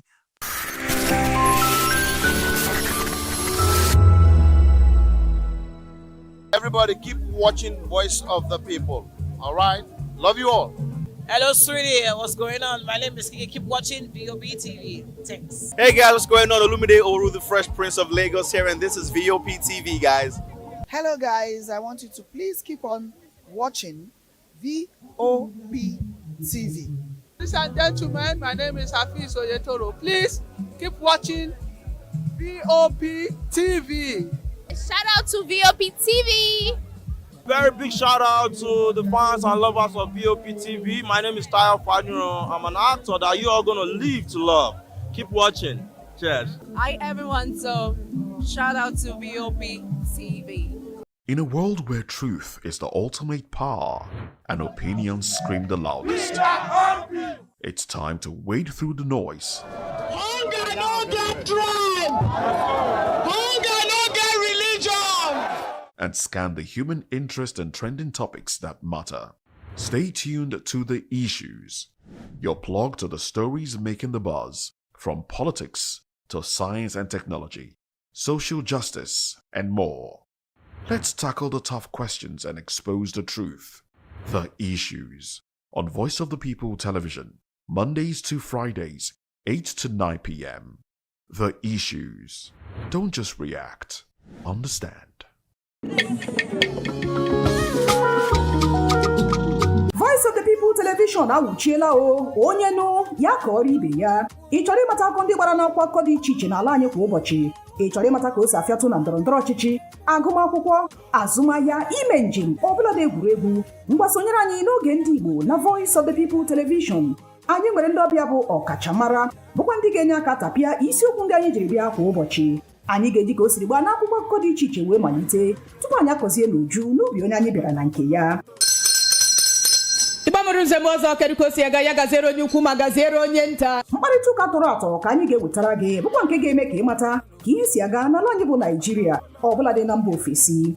Oge ndị Igbo na Voice of the People Television ga na-abịara gị site n'ụbọchị Mọnde ruo Fraịde na SLTV Channel 264. Ekwekwala ka akọrọ gị ya akọrọ. Chetakwa na ọ bụ na SLTV Channel 264 ka ị ga-ekiri Voice of the People Television. Voice of the People Television. Ugbu a ị nwere karịa olu. 2564 is coming up on Burning 9, right? 2564 Atlantic Tower. What happens in the hush behind hangar doors? Who signs the papers that gamble with lives? Which truths were grounded before they even ever had wings?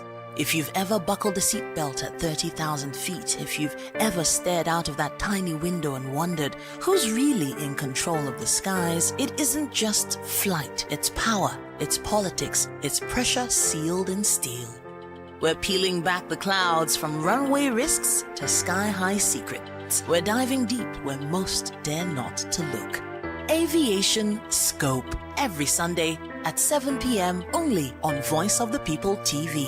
We don't just report, we reveal. We don't just ask, we uncover. Because when it comes to the skies, ignorance is turbulence. Aviation Scope, the sky isn't the limit, it's just the beginning. From the views on the street, we go to bed empty hunger, to the blaring horns of a hustling city, the loudest voices of the common man got a medium to be heard. This particular administration, they were coming unprepared. It's not a bad thing to renovate the president's lawn. Through top-notch programming, unbiased reportage of news, sports, business, entertainment, and cultural documentaries, Voice of the People 90.3 FM became a symbol for 21st century media. And now, a new baby is born. Voice of the People Television, VOP TV, youthful, full of vigor and penchant for excellence in the continent's media space, exposing the wrongs, applauding the rights, dissecting the news without fear or favor, through factual and accurate stories and contents. Corruption kills three things that makes a society.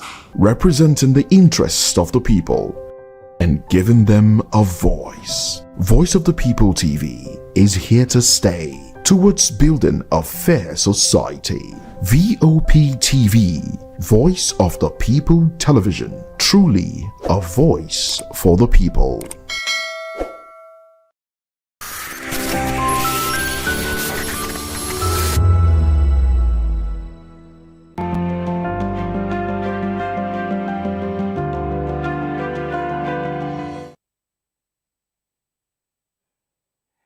Thank you so very much for joining us this beautiful evening. And yes, I bid you a good evening wherever you're watching us from this amazing evening.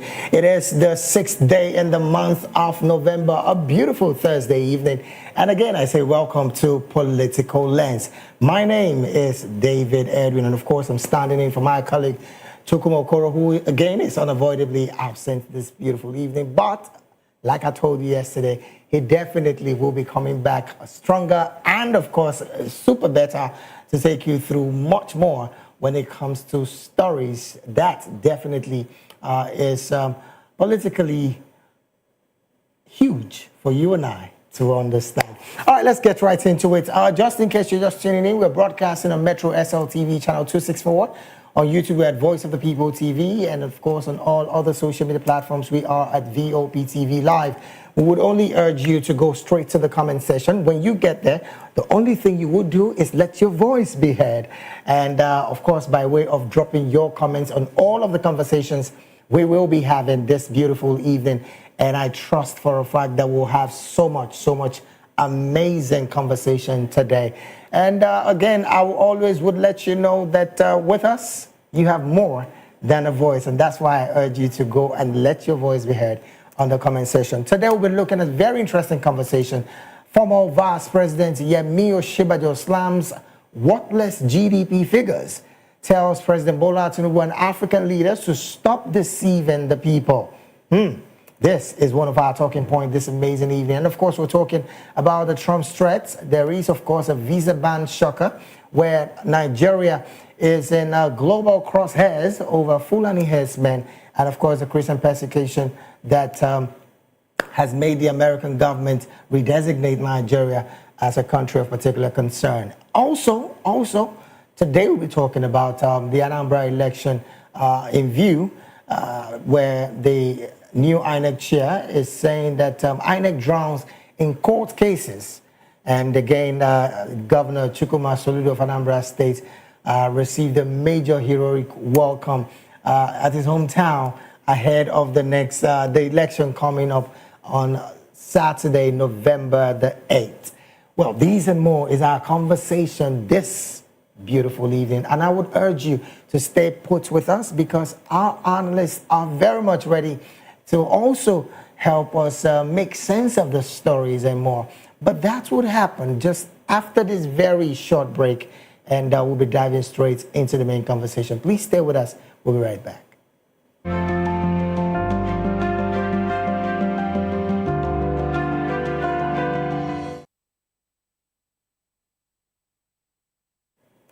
Well, all right, welcome back. It is still Political Lens right here on Voice of the People television. Let's dive into the main conversation proper, shall we?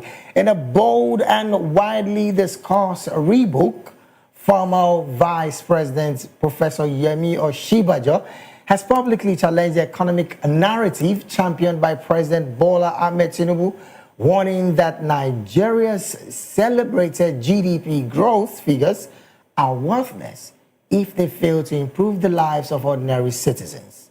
Speaking at the Ford Foundation's 65th anniversary in Abuja, Osinbajo declared that Africa's rapid GDP expansion marks a grim reality of poverty, poor healthcare, and rising unemployment.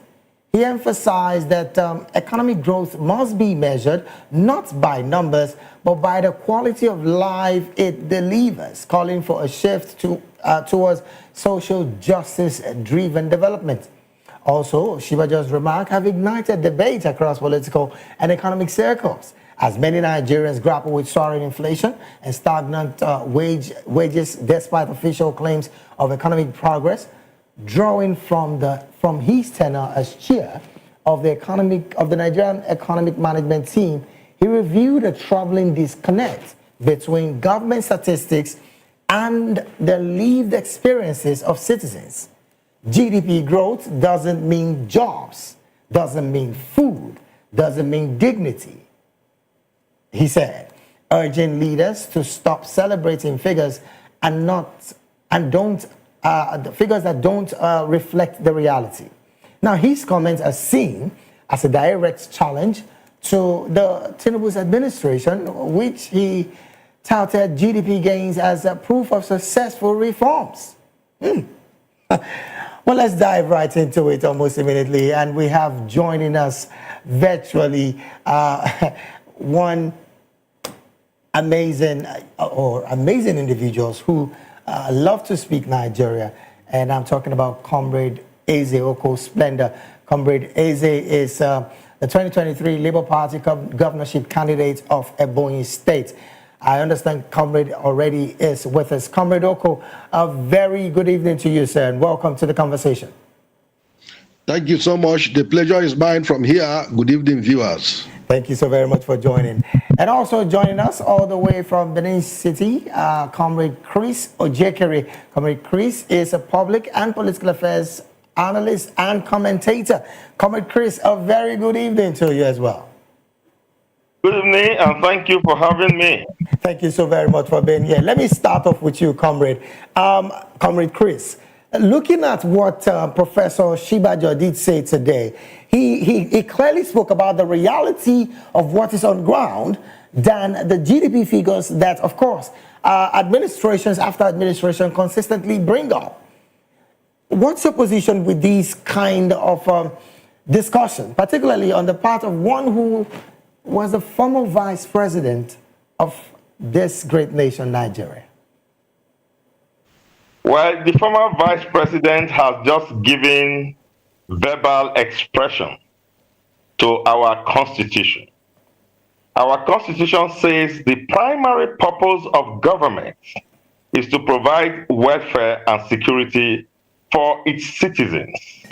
So what Osinbajo is saying is that substance must be promoted over shadows, and that lived reality must be promoted over contrived figures. After all, not every citizen has the metrics to be able to measure your GDP. Right. Now, citizens have the stomach metrics to measure when they are not hungry. So when we are talking about governance, governance must translate to the welfare of citizens. The responsibility of government is to take care of its citizens, to ensure that citizens have the basic amenities of life, basic, livelihoods, where they are able to have food on their table, they are able to send their children to schools, they are able to clothe themselves, and then they are able to enjoy human dignity, especially from government officials and from other people in the country. So Osinbajo is saying that governance should now be measured, described, evaluated by the way it is translating into reality in the lives of its citizens. That's what he's saying, and that's what our constitution says.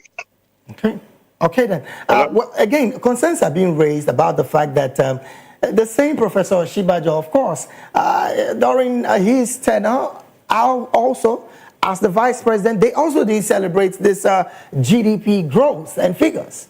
Why is he coming out to say something different or something outside the box right now? Is it because it's no more in power? He hasn't said anything outside the box. He's saying he has not said it is not right to celebrate GDP growth, but that celebration only becomes legitimate when you can interpret that celebration in concrete realities in the livelihood of the citizens of the country. So if you are celebrating GDP growth that are only understandable to your own aides and to your own paid economists, and then the man on the street cannot celebrate that GDP growth, Osinbajo says such celebration is null and void. So you celebrate GDP growth, but must be translate to the lives of the people. Okay then. Now let me take this conversation to Comrade Splendor. Comrade, again, this conversation about GDP figures being thrown here and there seem to be something that I know you are familiar with because, I mean, all of us are in this country and we know how this is being celebrated by political elites, one of which, of course, you are a part of. But now the concerns are being raised about the fact that previous governments, including this one, have consistently failed to convert GDP growth into jobs, food and security, and of course, healthcare. Why is that so? And then what's your general overview about the statement of the former vice president? Oh, I understand that, well, Comrade Splendor is that. All right, let me stay with Comrade Chris. You had my question, Comrade. What do you make of this, particularly when governments after government have not been able to translate these GDP growth figures into jobs, into security, and of course, health care for the people? Yeah, governments gone previously might not have translated the GDP growth to what you may refer to as the utopian state for the citizens. But citizens at that time in Nigeria lived, they subsisted. Now our subsistence is even taken from us.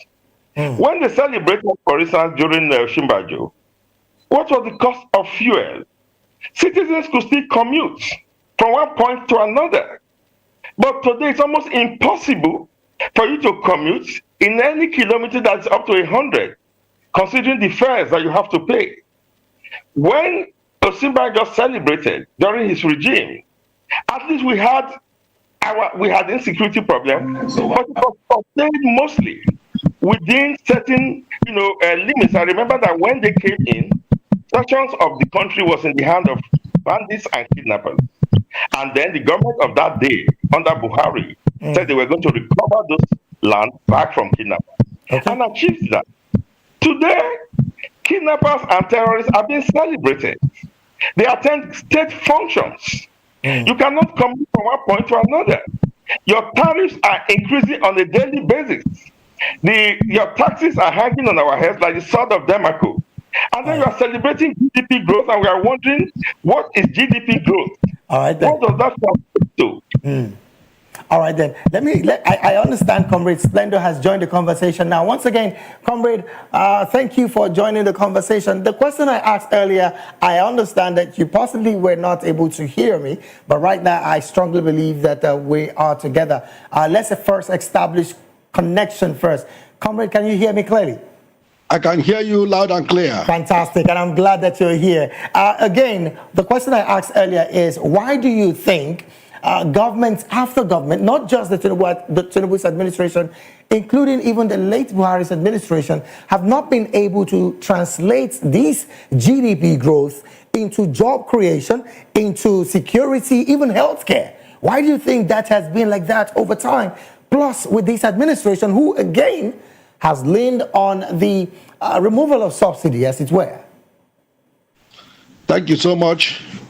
The question is simple. The reason why they have not transformed GDP growth into job creation is just leadership failure. You see, when APC came into power in 2015, they promised Nigerians change, that they were going to bring change. And the question I would throw back to Nigerians today is, has APC actually brought the change they promised Nigerians? And I will quickly answer the question. The answer is no.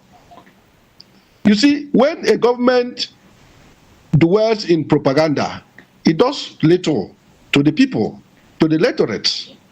You see, when in 2014, we can recall that Mr. President Bola Ahmed Tinubu was among the delegation that went to US and requested for assistance, that Christians in Nigeria are being, persecuted, are being, massacred by, these headers. And from that 2014 till 2015, when the administration of the late President Buhari came on board, may he so rest in peace, they took over. We were thinking that since they protested, because President Buhari was also among the delegation that went to US, we were thinking that since they have taken over and they have ousted former President Goodluck, that we are actually going to bring an end to this pogrom, to this massacre, But little did we expect that we will move from fry pan to fire, because what we are seeing today is moving from fry pan to fire.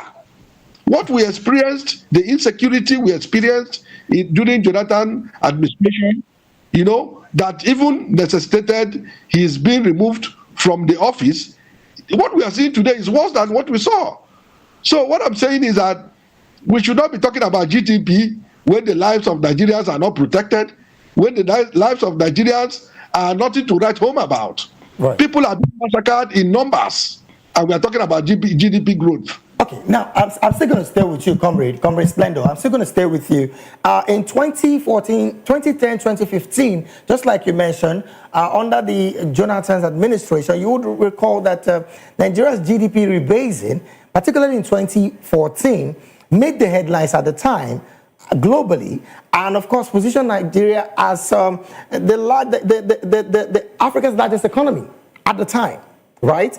And critics at the time as well, including the now President Bola Ahmed Tinubu, clearly said and argued that these figures are masked owing to poverty at the time, insecurity and unemployment. So ironically, as it were, these same people who have argued that period, that GDP growth, which at the time as well, and of course, bringing it back to economy in Africa, Nigeria is, I think, number 3rd or the 4th right now.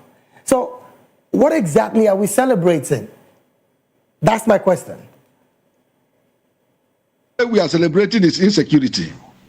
We are celebrating poverty in Nigeria. That's what we are celebrating. Because if you tell me that GDP growth in Nigeria is supposed to be is being celebrated by this administration, and it doesn't reflect in the lives of Nigerians. No job, the price of commodities in the market are skyrocketing every day. Nigerians cannot buy goods in the market. Nigerians are starving. Even the worst still is that Nigerians cannot sleep with their 2 eyes closed because of insecurity. And you only come about to tell me a theoretical GDP growth? Okay.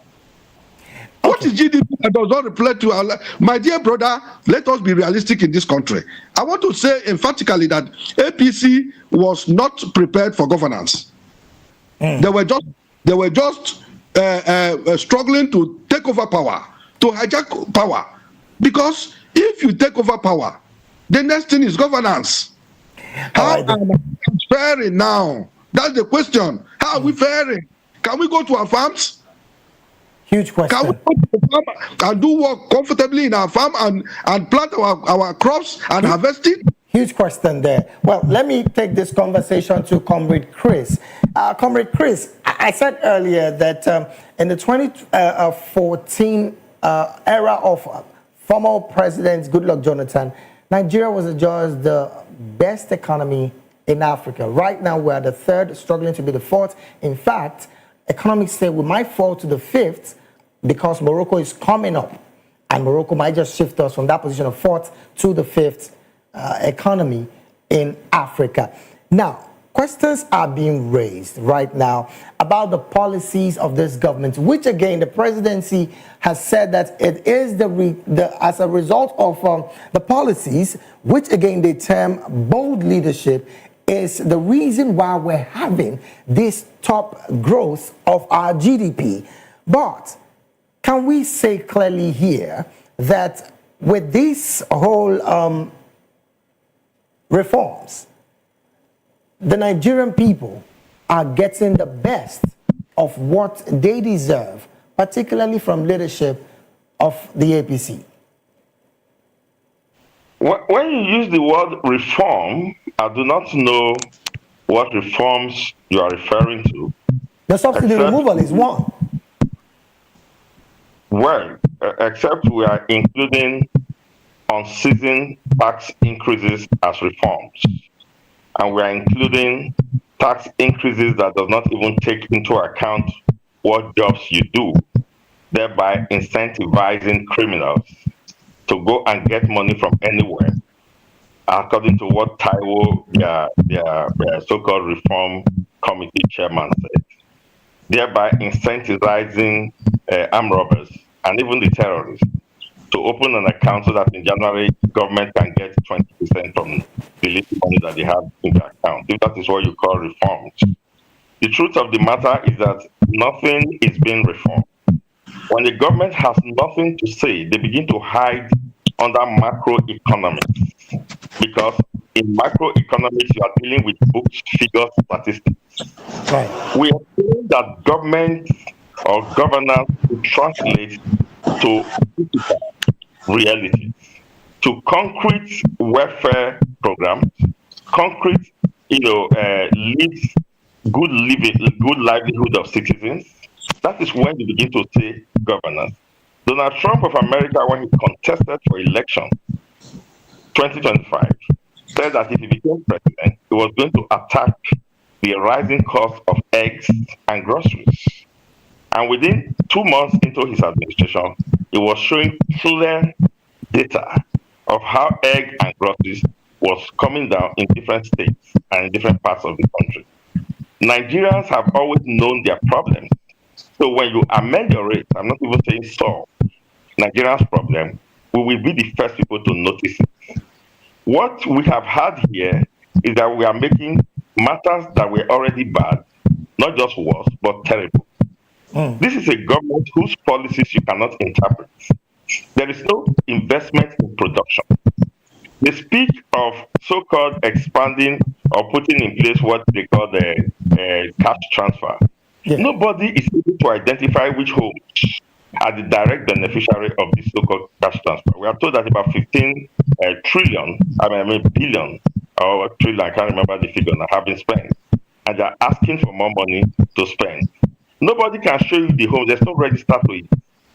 There is no metrics of how you got what you call the poorest of the poor that you are, you are transferring the cash to. So what you have is a government that continues to hide in what they call obfuscation, abstruse economic terms that does not mean any thing to anybody. We have sectors. So show me the sector in which government is investing. Is it the aviation? Is it the energy sector? Is it the agricultural sector? What investments have been made in the textile industry? What investments have been made on our steel? The government has no economic plan as far as I'm concerned. Where Tinubu is buying time for 2027. The ministers that he has, what jobs, in which sectors are they working? Is it in the Federal Capital Territory where the only thing we get as feedback from government there is the corruption of the man in power, how he's grabbing land? What investments have been made in Abuja? So they should stop talking about macroeconomics and figures that mean nothing. When you are investing in the sector, Nigerians will know. We will know that you are beginning to grow our agro-based industrial, you are growing our agricultural sector. So there is no reform that is going on. It only exists in their mind because they have to translate to concrete reality. Our infrastructures in place, the roads are still in the same condition which this government made them. Workers are on the road, but no progress is made. So everything seems to be an erased government that is just there, relying on the ability to be able to, seize the propaganda machine and seize the media and begin to reel out figures that nobody is able to relate to. Well, and that's what the people are talking about. Until we begin to translate into reality, what's going on in our education sector? What's going on in our health sector? There is no investment in any of the sectors. There's no reform. How old is the government? 2023 to 2025, that's 2 years. So there is no reform going on anywhere. They begin to talk about this and talk about that. Nobody is seeing it anywhere. So there is no reform going as far as I'm concerned. Energy has gone up, tariffs are going up, taxes are going up, and you say you are reforming. What are you reforming? I talk about bold moves. You remove subsidy, you do not have anything to cushion citizens' sufferings, and you're talking about bold moves. What bold moves destroy all the citizens before we begin to ever see them? So there are no bold moves anywhere, there are no reforms anywhere. All right then. Let's take this conversation to Comrade Splendor.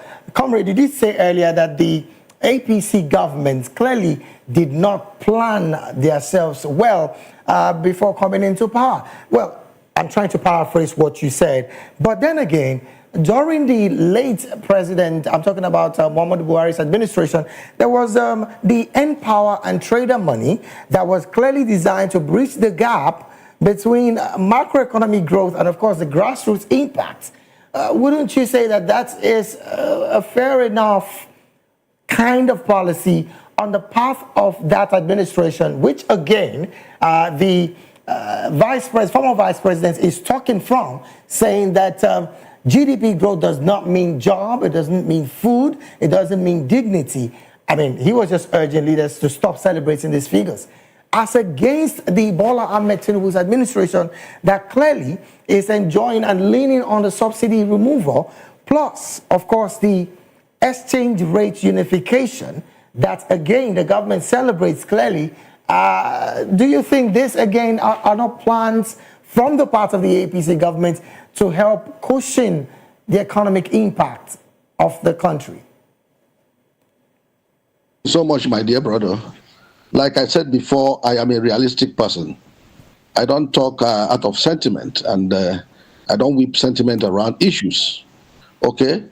When we talk about leadership, we must concentrate on the welfare of the people. Any leadership in power that does not do things that improve the life and welfare of the citizens, for me, you are practically doing nothing. Yes, when you talk about President Buhari's administration, you will see that President Buhari's administration laid a very terrible foundation to Nigerian deplorable condition. You know, a situation where you talk about leadership, and you are telling me you are giving money to people without job, specific job they are doing, just like maybe a graduate. You are paying a graduate a stipend of 50,000 naira or 80,000 naira. What can that do in the life of a graduate? Do you know how much our parents spent in training us in the university? Only for you to graduate instead of getting a job, you are being paid stipend? That is very, very funny and very unfortunate. So for me, I am of the opinion that Buhari's administration, you know, if juxtaposed with the President Bola Ahmed Tinubu's administration, I would say that both of them have failed the system. When I started, I said I made it clear that APC government never planned for governance. You know, if you watch very clearly, you will realize that President Bola Ahmed Tinubu and his colleagues were at the forefront of protesting for bad governance, protesting for against the government in power then, President Goodluck Jonathan. Yes. You know that the president then was doing nothing. That the president needs to be kicked out of Aso Rock. But it is very surprising that the moment President Bola Ahmed Tinubu was sworn in, you know, the protesters are not allowed to even be on the street. When you want to protest, just the way he protested, you will see security agencies coming all over to disperse the people. So we know that protest is a fundamental human right of the people. It's a fundamental human right of the people. They have the right to protest. And that is the only way citizens can express, you know, their dissatisfaction to any particular government in power. So for me, I would rather give a credit to what Yemi Osibanjo, the former vice president, is saying now. But I want to also remind Professor Yemi Osibanjo that his administration cannot be praised ahead of this present administration. That is APC for you. So for me, they have all failed. So what we should be talking about as it concerns Nigeria now is government that will come, put up a reform that will affect the lives of the people. Government that will come and take responsibility. You know, let me tell you, my dear brother, that the primary responsibility of any government in power is the protection of lives and property. Right. That is the primary responsibility. Right. Any government that fails to protect the lives and properties of the citizen, in fact, has failed ab initio. All right, so what I'm saying in finality is that this government should stop the rhetorics of GDP growth.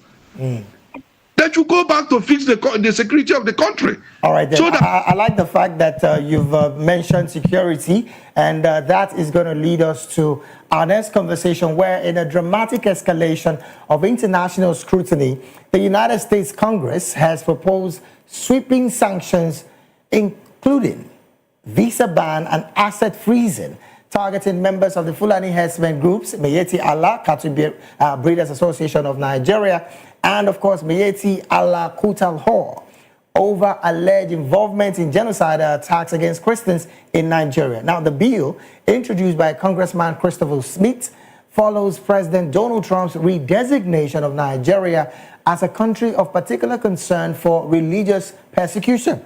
Now, this move has sparked global reactions, with Nigerian Minister Yusuf Tuga urgently briefing foreign diplomats to reaffirm the country's commitment to reforms and religious freedom. Also, President Bola Tinubu has also acknowledged the scale of the security and economic challenges confronting the nation and pledged his administration's determination to deepen global engagement and intensify the fight against terrorism and criminality. Meanwhile, China has also weighed in as opposing what they call foreign interference and pledging support for Nigeria's fight against terrorism, of course, domestically. Pressure mounts as President Bola Tinubu and some, of course, Northern elder and political figure Dr. Hakeem Baba Ahmed publicly urges him to address Nigerians directly on Trump's military threat and the growing diplomatic storm. With tension, of course, rising and global powers taking sides, Nigeria finds itself in a very critical crossroads. Well, let me come to you, Comrade Chris. As it stands with these back and forth, and of course, this new sanction that the U.S. government is clearly going to be melting on Miyetti Allah, do you think Nigeria's refusal to persecute Fulani herdsmen is a deliberate political strategy to protect ethnic allies in power? Now, first of all, let me make an observation that the furor of activities that have followed in the wake of President Trump's pronouncement in Nigeria is a big shame and an indictment on the government of the day. And it has completely, underlined or underscored the fact that they have no business sitting in our seat of power. Now, the issues Donald Trump raised are the issues that are the primary purpose of government as spelled out in our Constitution. Right. Security of lives and provision of wealth.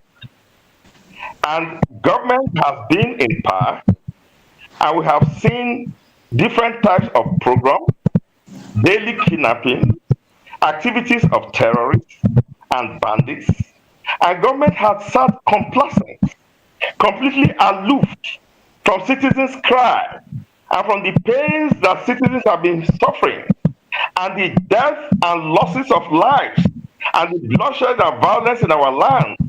And we say we have the government, and the government who has been sitting there complacent and aloof until a foreign government or foreign president had to call our administration and call our government and wake them up from their slumber.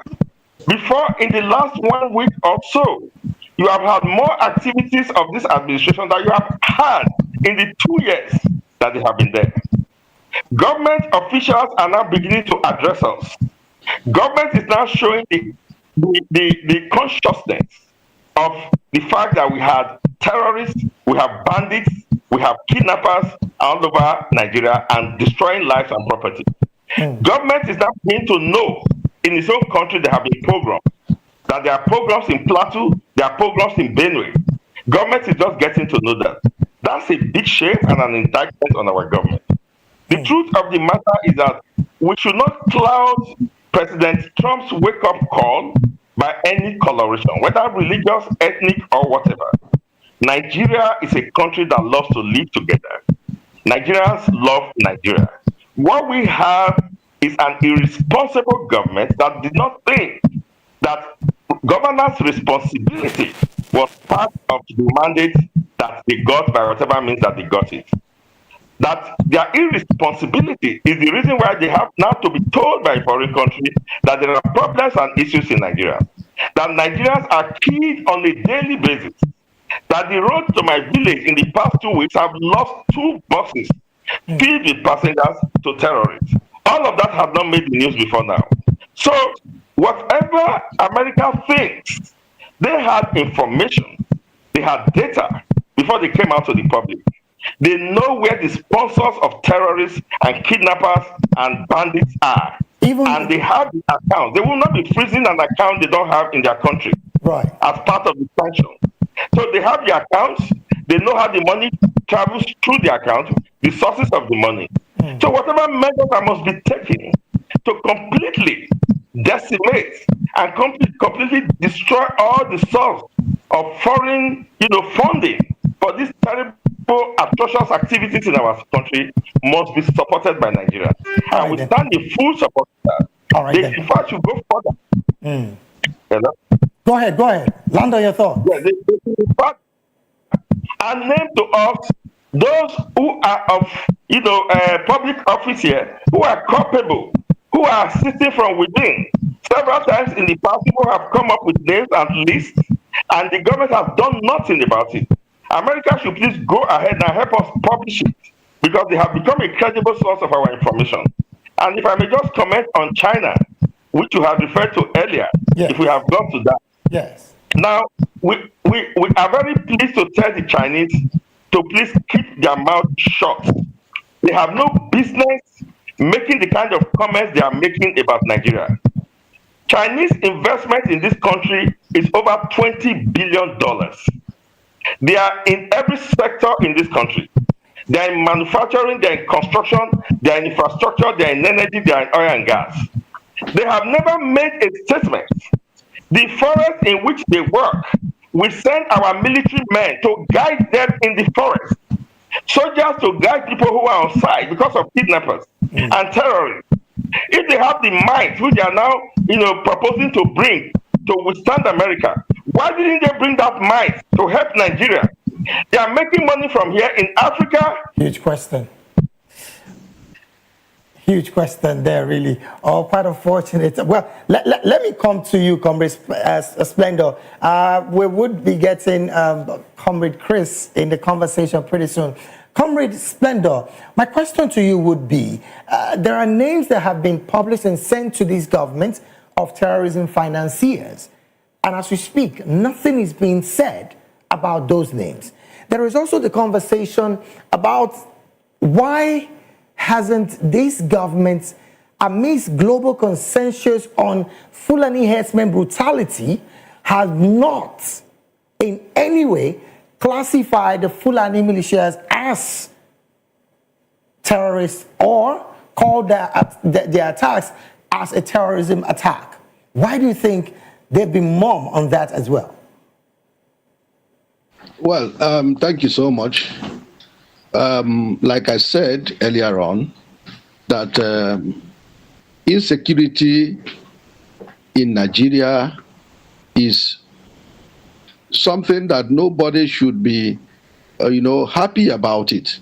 Nobody should go home, sleeping comfortably in his house while we have this level of insecurity in the country. Yes, when you talk about Metiala, there is this information that Metiala has been responsible in some of the, terror attack we have been experiencing, and nothing is done about it. And there are also, yes, names of some persons that have said that is funding this terrorism in the country, yet Nigerians are not even, aware of those names. It has not been published. And the big question anybody that loves this country should be asking is, why protecting terrorists in this country? Why giving them soft landing? Why is it that Nigerians who are citizens of this country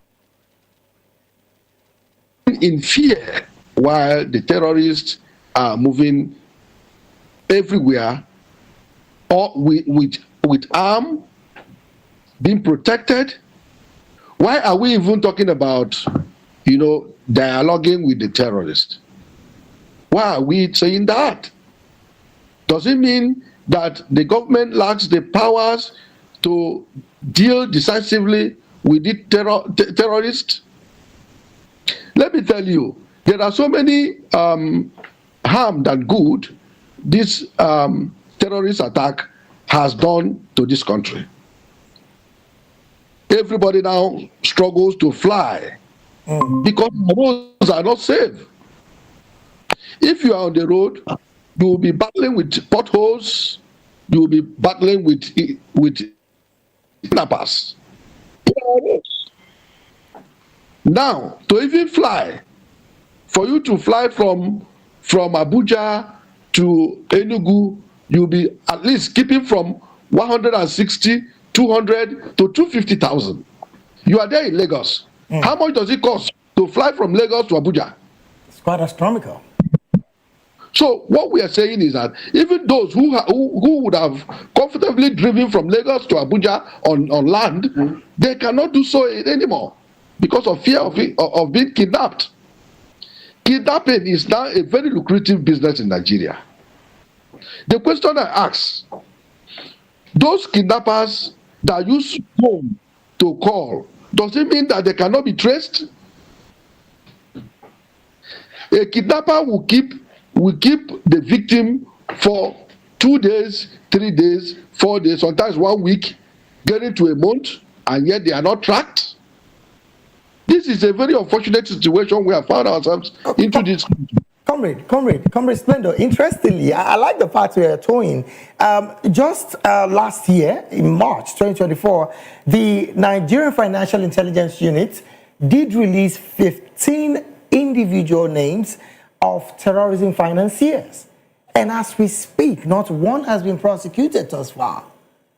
Do you think that the government is still having to carry out further investigations before they prosecute any of these names? No. What we should be thinking about is that, what we should be talking about here is the government playing politics with those names? Are those individuals whose names were mentioned, are they more powerful than the government? This is the question begging for answer.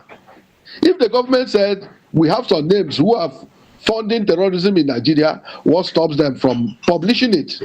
What stops them from taking them to court? What stops them from being prosecuted? That's what we are talking about. I thank God for your station. This is voice of the people.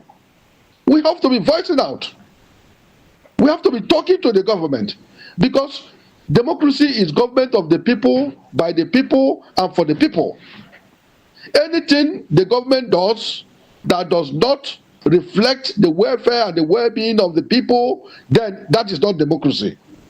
For me, Nigeria is gradually turning into an authoritarian system of government. We are moving away from democracy to tyrannical system of government.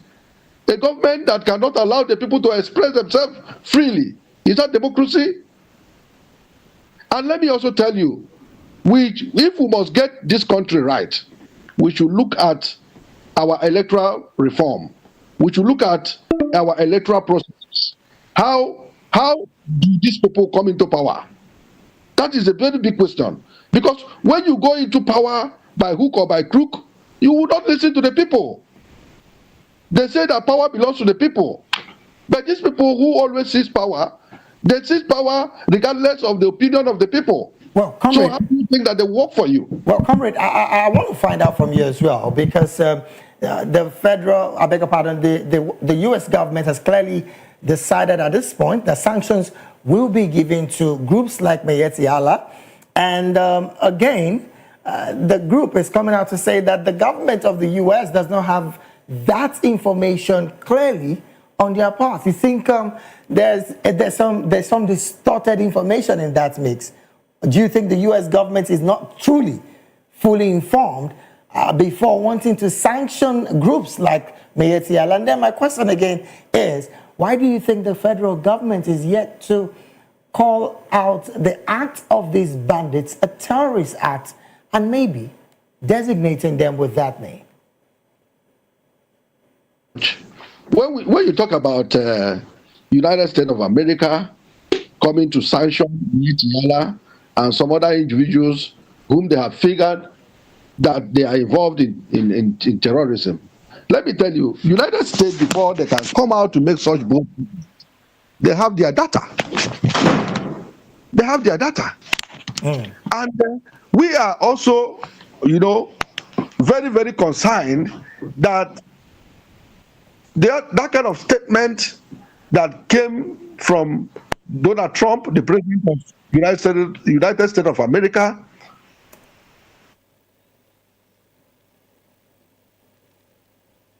oh dear.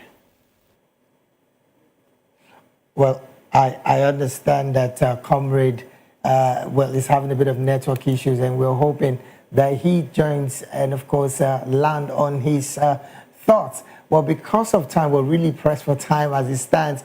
I would have loved to get comrades' concluding thought on my other story, particularly on the November 8th governorship election in Anambra State.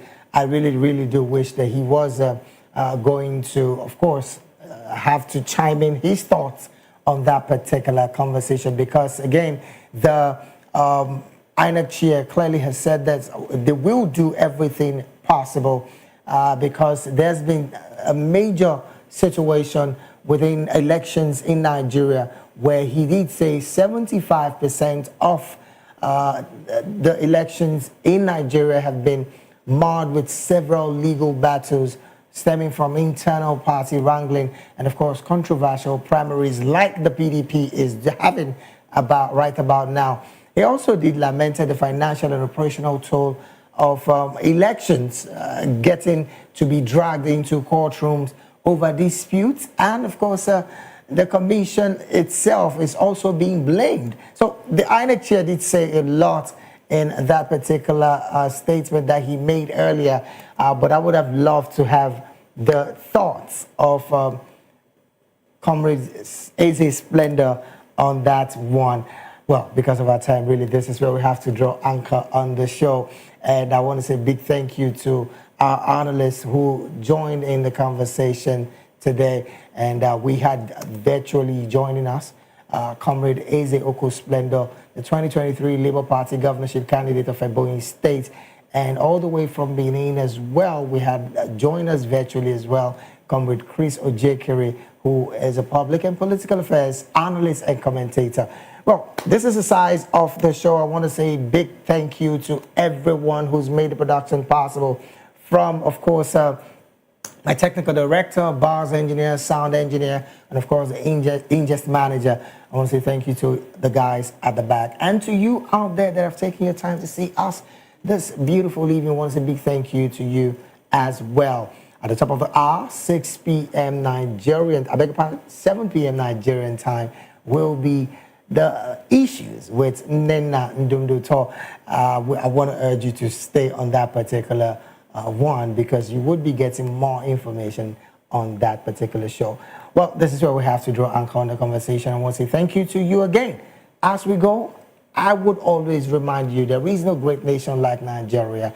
Consistently do your best to making sure that Nigeria remains one great nation that it is and will always will be. David Edwin is my name, and I'm saying do have a beautiful evening. God bless Nigeria.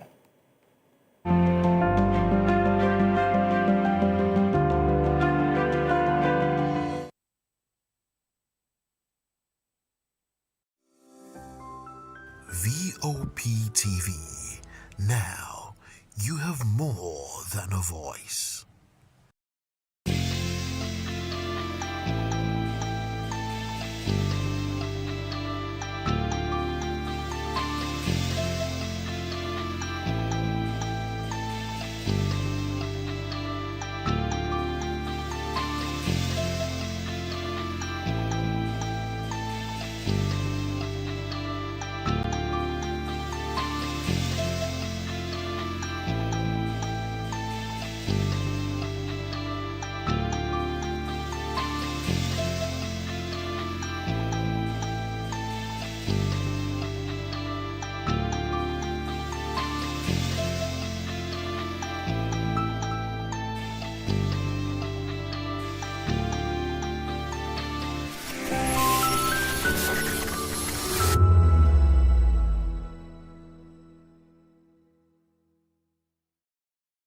Hey guys, what's up? How you all doing? They call me Ovisha Nelson One, your number one celebrity host, and you are watching Voice of the People Television, VOP. Stay tuned. Uyosite is my name. I am a friend of the microphone, Voice of the People TV. That name is unique, and the brand is very sweet. I like the packaging, picture qualities, camera qualities, and then of course, the quality of human beings that I see sometimes on your channel. I talk and get paid, and I look forward to being in your studios. Oh yes, you are on to Voice of the People TV, live here in Benin City, the cradle of black civilization. What are you waiting for? Tune in, bro. VOP TV. Now, you have more than a voice. The red carpets, awards, the razzmatazz, music, fashion, interviews, and more. Spotlight on Voice of the People Television. Let's feed you with all the juicy stories in the global entertainment space, bringing you the glitz and glamour as it is hot. Stay tuned to Spotlight, 1 p.m. Monday to Friday. Spotlight on VOP TV. Entertainment like never before.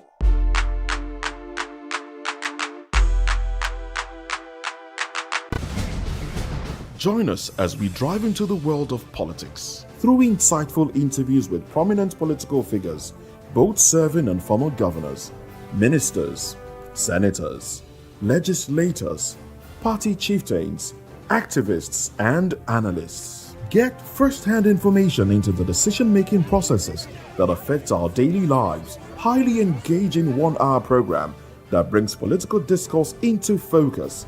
I am Chukwuma Okoro. Political Lens, Monday through Friday, 6 to 7 p.m. Join us. Everybody keep watching Voice of the People. All right? Love you all. Hello, sweetie. What's going on? My name is Kiki. Keep watching VOP TV. Thanks. Hey guys, what's going on? Olumide Oru, the Fresh Prince of Lagos here, and this is VOP TV, guys. Hello guys, I want you to please keep on watching VOP TV. Ladies and gentlemen, my name is Hafiz Oyetoro. Please keep watching VOP TV. Shout out to VOP TV. Very big shout out to the fans and lovers of VOP TV. My name is Tayo Fanyuro. I'm an actor that you are going to live to love. Keep watching. Cheers. Hi everyone, so shout out to VOP TV.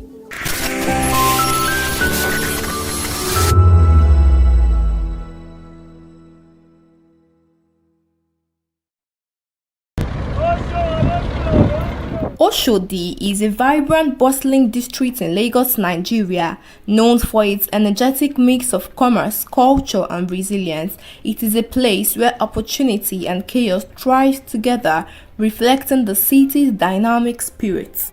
Before Oshodi became a symbol of Lagos hustle, it was a quiet settlement occupied by the Awori people, one of the earliest Yoruba subgroups in the region. The name Oshodi is believed to have been derived from Balogun Oshodi Tapa, a war captain under the famous Yoruba warrior Oba Kosoko. With Lagos' rapid development, Oshodi became a key transportation hub connecting different parts of the city. By 1970 and 1980s, it had become a bustling marketplace and a major stop for people traveling through Lagos.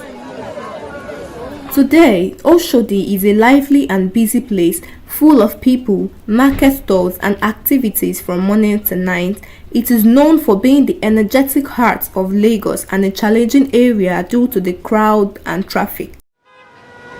Despite the chaos, Oshodi shows the strength and determination of the people who live and work there. In recent years, Oshodi underwent one of the most ambitious urban transformations in Lagos history, the birth of Oshodi Transport Interchange. This multi-terminal megastructure was designed to tame the chaos, bringing the modern transport system to one of Africa's busiest cities. Beneath the modern facade, the original Oshodi also lives on. Traders still line the side streets, food vendors still serve steaming plates of jollof rice, and thousands still rely on this place as the start or end of their daily journey. To the outsider, Oshodi might look like the unfiltered chaos, but to those who know its streets, it is an ecosystem, a place where the rule of survival, negotiation, and community are learned on the go. From sunrise to moonlight, Oshodi is a reminder of Lagos' unyielding energy, a place where the city's past, present, and future collide all in 1 square mile of unstoppable motion. Oshodi isn't just a place on the map, it is a testament to the Nigerian will to thrive no matter the odds. Welcome to Oshodi, the hustle capital of Lagos.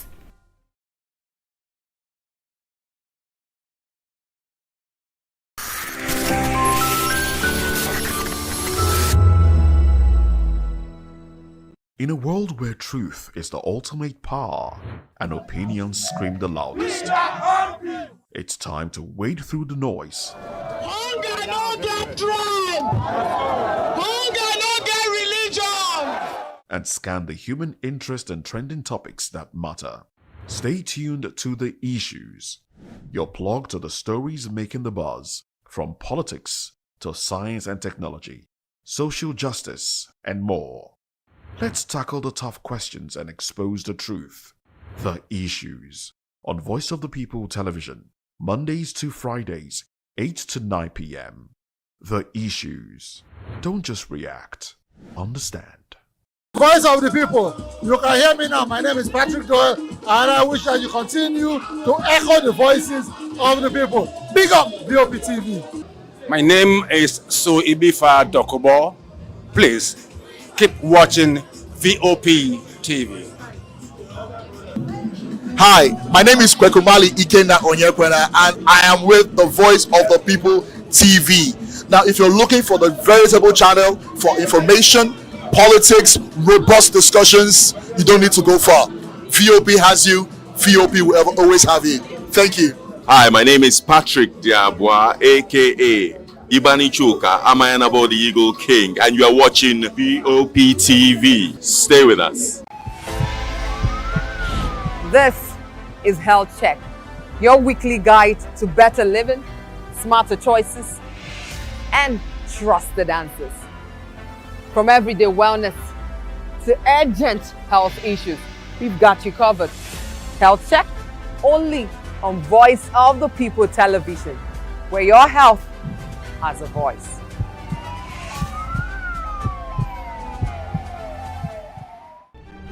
In a world where power shifts with every headlines, news breaks and events happens, we bring you unbiased and explicit information on politics, economy, and state of the nation. We break down the chaos. Facts, not fluff. Truth, not a spin. We discuss not just politics, but a glimpse into the future. Join Moses, Chukuma, and Fina on Voice of the People TM. Voice of the People Television. Now you have more than a voice.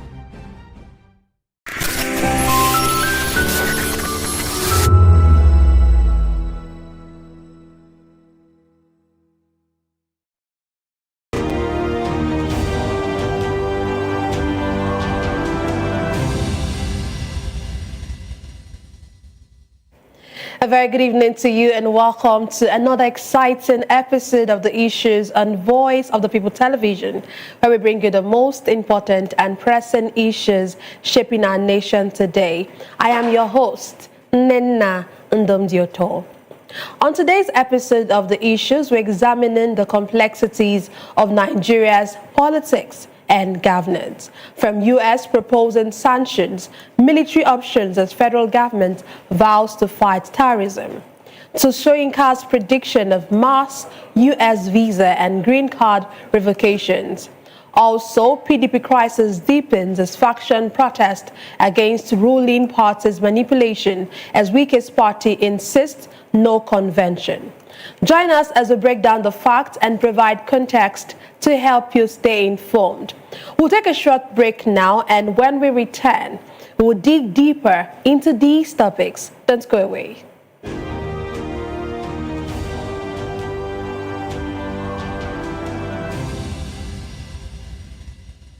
Glad to have you back. Let's dive straight into today's discussion.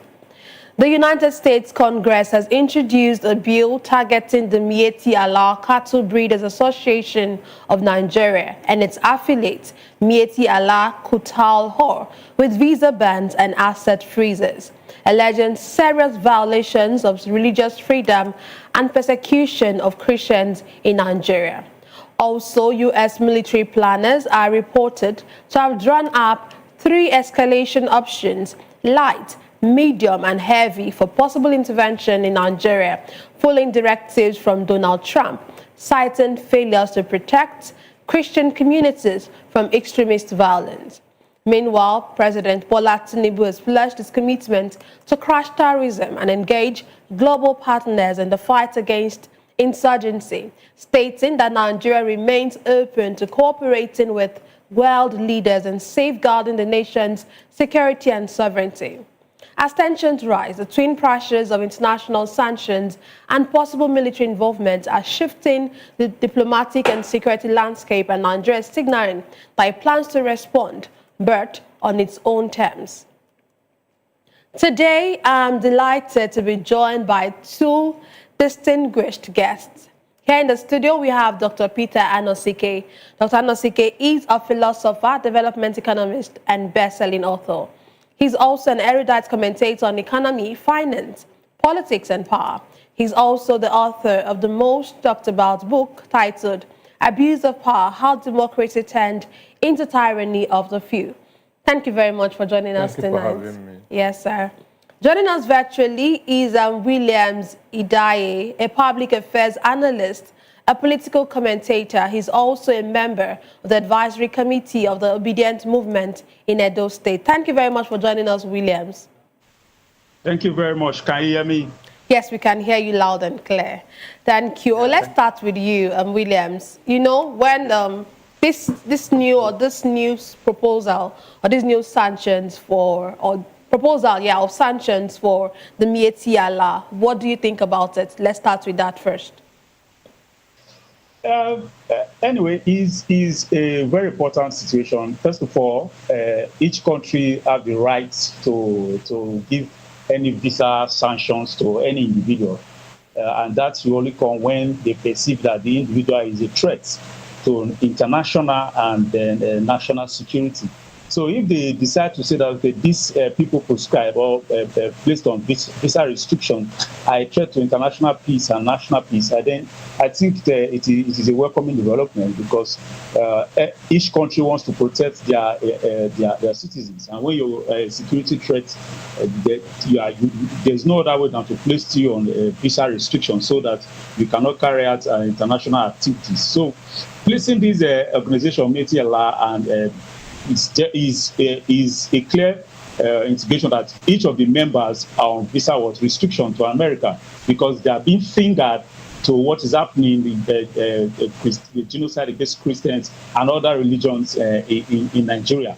But it's also fortunate that Christians, the Islamic, the reverend that has spoken, that is trying to make sure that the international community, the international players recognize what is happening. So inevitably, he's only fighting for the entire people being persecuted in the north, because from what we've heard, the Muslims and some Christians and other people are being persecuted, are being slaughtered. Because just yesterday we saw that very disheartening picture of people who were murdered in cold blood. So if these people are being fingered to be indicted or whatsoever be associated in such activities, I think it's a welcome development to place them on visa ban so that they can be in the country. Then the federal government can also send security personnel to put these people in a thorough investigation. Thank you very much. Okay, but let me still stay with you. You know, should we wait until the United States do this, really? Because we've had incessant attacks by headers. How come our government have not come out to really call this group out? You know, there was even a time that there were some names, but, you know, these names were not published. So why is it that our government haven't been able to really call out this group? Because some of these attacks in the north, in the Middle Belt, are done by headers. And we know this, and the government knows this, but nothing has been done about this all this while. You know, when you are complacent, when there is complacent issues, it's this kind of things. You know, as in Nigeria, we know how our politicians have been playing politics with associations like this, with unions. So now, say that these people, whatever you have on them, and you can't nail that to the board, they come another way to like, oh, you can say, okay, now look at what you are getting from us. If you put us in this watch, if you put us on this list, because take it or leave it, nobody wants to be on the public with a very bad image. So when they say that, okay, putting us out there is just going to put our image in a very bad approach or bad scene, then they want to hold them responsible. Because what I'm trying to explain to you is that the complacent issue, if the federal government should stop prioritizing or stop patronizing unions and allow them to be, they will come up buoyantly to prescribe these people if they are found guilty, if they are found wanting, especially when it comes to national security. Anything that deals with national security must be placed on emergency role. So if you discover that these people are found wanting as against the national peace, and then you place them on national watch so that the security personnel can go into investigation. We don't need to wait to how it is now, because this is now, if you take it, this is a form of disgrace. It's a form of disgrace, it's a form of letdown. Because a lot of people have been saying, oh, you don't need to come and intervene. You know how to, we can solve our own problem. Really, these problems have been with us for more than decades. Yes, and nothing has been done. So now you have somebody who is gathering intelligence on these people, then you should give them free hand to work. Then, if you don't want those to step in, gather intelligence from them, persecute the people, just like what Trump said. He said he's giving the Nigerian government ultimatum to go and intervene, wipe out these terrorists, wipe them out. He's not saying I'm coming to do it like in person. He's just telling you that you should wipe these people because he knows that you people can do it. And if you can't do it, we are going to intervene. Because I don't know if you can allow me to chip in more on this situation, because a lot of media, a lot of people will be misinterpreting it that as if they are coming in full force to come and take over government, to come and invade us. No, that's not what they do, what they mean. They just say we are going to do that for you, we are going to interfere, like military. Like we've seen the way they interfere in different countries when it comes to this issue of terrorism. We saw the way they handle it. So when you talk of rebels, if you want to disrupt the government, they come in form of rebels. And there's no rebels in Nigeria. We only have terrorists, hard headers, and banditry, Boko Haram, and all that in all parts of the country. In the north, they are operating in like manners. In the south, this way, they are operating in form of headers. So they are trying to seize this one. So when an advanced country in technology say, okay, I'm coming to help people. And then again, remember, we are members of UN. And America is the world police. UN can only go to them for policing.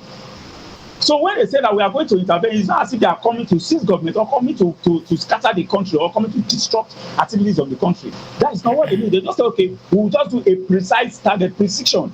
We'll target these locations. If you don't want to do it, you target these locations, because in the first place, the world governing body that belongs to the UN and saw that but does not tolerate issue of terrorism. is a national issue and is an international issue. It's something like being frowned about. We've seen the way Israel is trying to deal with the same issues, how they are being frustrated by a terrorist group from all over the world. Thank you very much. Okay, I need to ask you this. You know, you mentioned that it's not like they are coming to invade Nigeria and all of that. That you're just trying to target a particular location and, of course, you know, attack the what's it called, the bandit attack. You know, people who are causing these this mayhem. But don't you think that if any of such thing happens, there's no way we would not have casualties amongst the civilians? Don't you think that? Yes. Now, when they said precision strike, precision, the word has gone into advancement in technology that a particular location, just like this building that I am now, there's a way this building can be struck down by airstrike. It will not interfere to the next building. It's just directly affecting only this building as a target.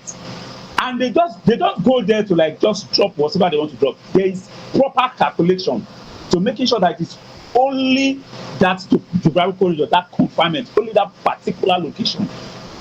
So why would we be scared that, oh, if they do this thing, it can become like the Afghanistan or become like Ukraine, the way Russia is also invading Ukraine? No, that is not what they are talking about. That is a full-blown war. Whatever happens in Ukraine and Afghanistan, those are full-blown war. What they are trying to do, this is not a war affair. It is just intervention, airstrike intervention on a particular location. That is just what they are talking about, because they are telling the Nigerian government that we know where these people are. And the Nigerian government also know. You can't say that as a country we are developed and advanced to some extent. And the Nigerian government, they know this location of these people. Why is it taking you time to dislodge them? If you don't want to kill them, because once you're a terrorist, you are a threat and you are liable to be killed on the spot. If you don't want to kill them, then why don't you just go in and make sure that you bring all of them to book, arrest everybody, and then give them maybe probably a lifetime jail, or probably the ones I know are from this country. You take them back to the country and then over them to the government to be persecuted. Because there are also claims that most of these people are not from Nigerians, they are also being imported. Okay. And that brings us to the question of our borders. How are they taking care of? How are they doing proper check of our borders? Okay, thank you for your submission there. We'll come back to you, but let me come back to the studio and ask Dr. Peter. The Mieti Allah, the proposed visa ban and all of that, do you think is a welcome development in your own opinion? Well, it's a pity that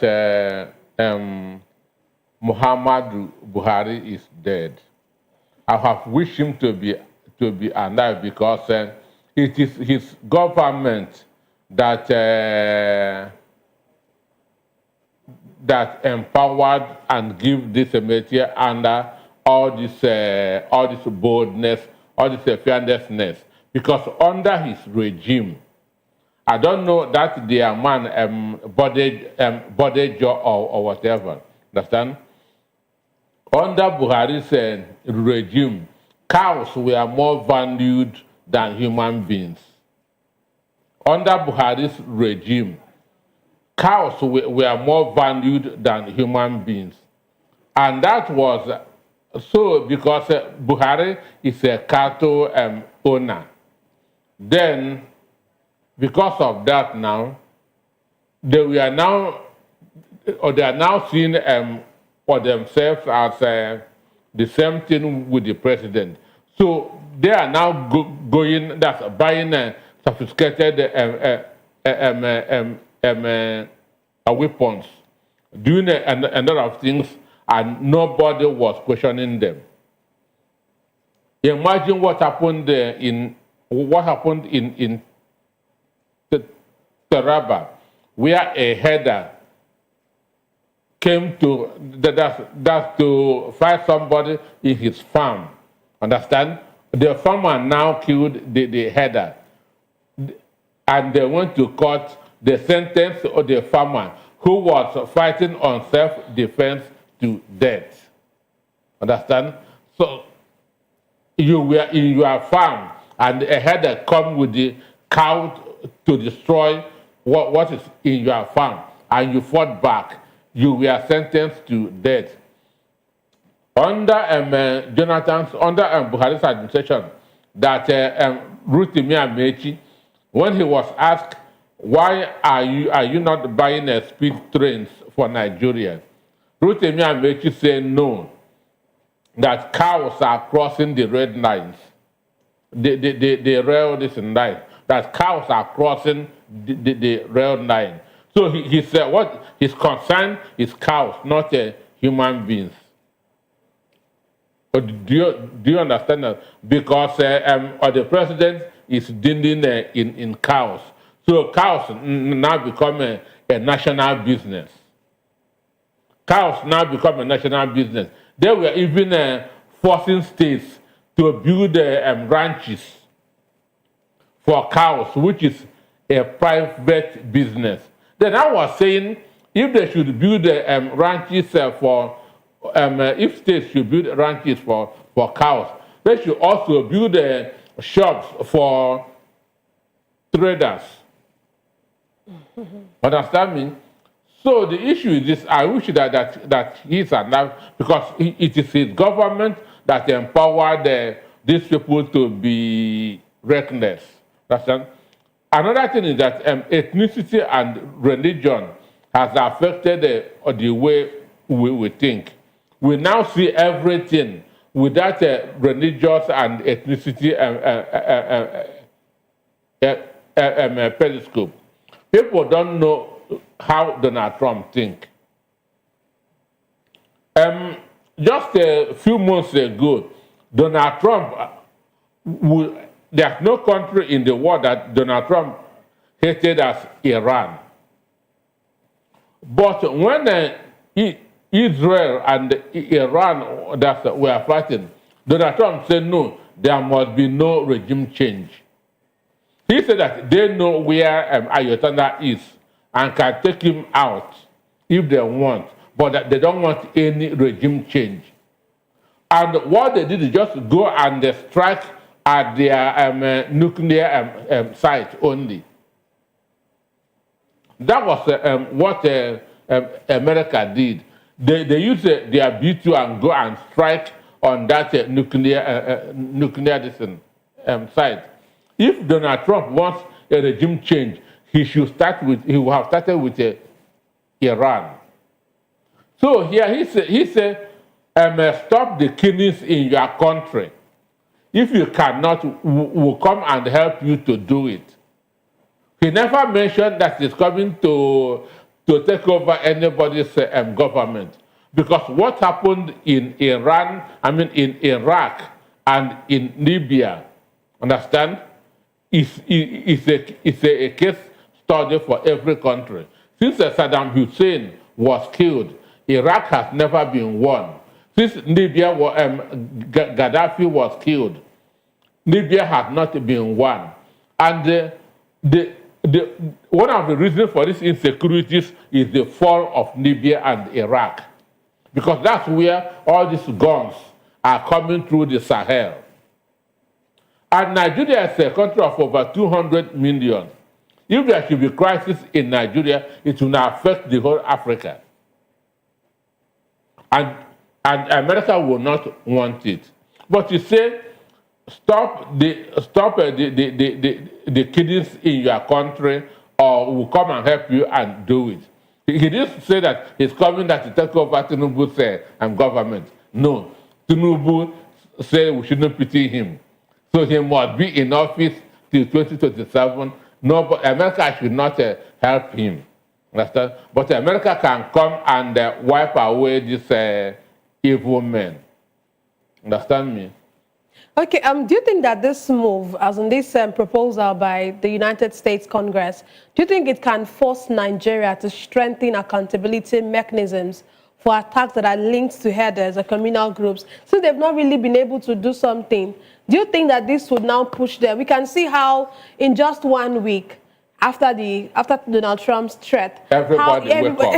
Exactly. Everybody wake It up. is like our Nigerian government. They have been sleeping, and Donald Trump has woken them up. And then, you know, ambassadors that have not been for 2 years, people have talked about ambassadors, you don't have ambassadors, and now it's looking like that will come to pass very soon. So, you know, do you think that this move would like force us as a country to strengthen accountability mechanisms for such attacks? For me, I've been saying this over the years.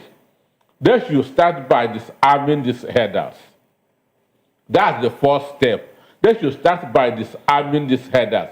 Whatever they are doing, and these headers are still walking about with AK-47, they are not doing anything. Now, whatever they are doing, and these headers are still walking about with AK-47, they are not doing anything. Understand? So, the fight against insecurity, the fight against terrorism, especially in the north central, southwest, southeast, south, is to disarm these herdsmen. Because that's the main reason why farmers are not going to their farms. Understand? That's the reason why farmers are not going to their farms. So as long as these herdsmen continue to be walking about with assault rifle, they are not yet ready to fight the killings of Christians. Oh, okay. Thank you. Let's come to you, Williams. Do you think that, how do you think this visa ban and asset freezes would affect our diplomatic image globally?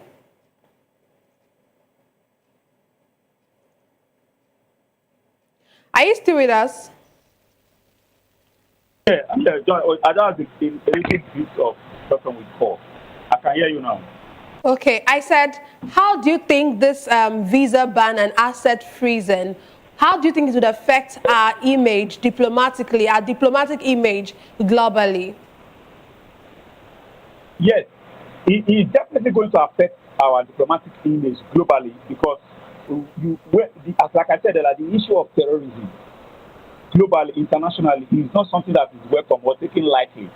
Now, this particular group, has been fingered or indicted per se with this association of what that means as relating to the terrorist activities in the country. Now, the only thing that can save us and make sure that our image is intact is that the federal government should quickly give direct instruction and marching order to the Nigerian military, the DSS, Nigerian police, to make sure that they shift into this, conduct a very thorough investigation into this organization or union as indicted.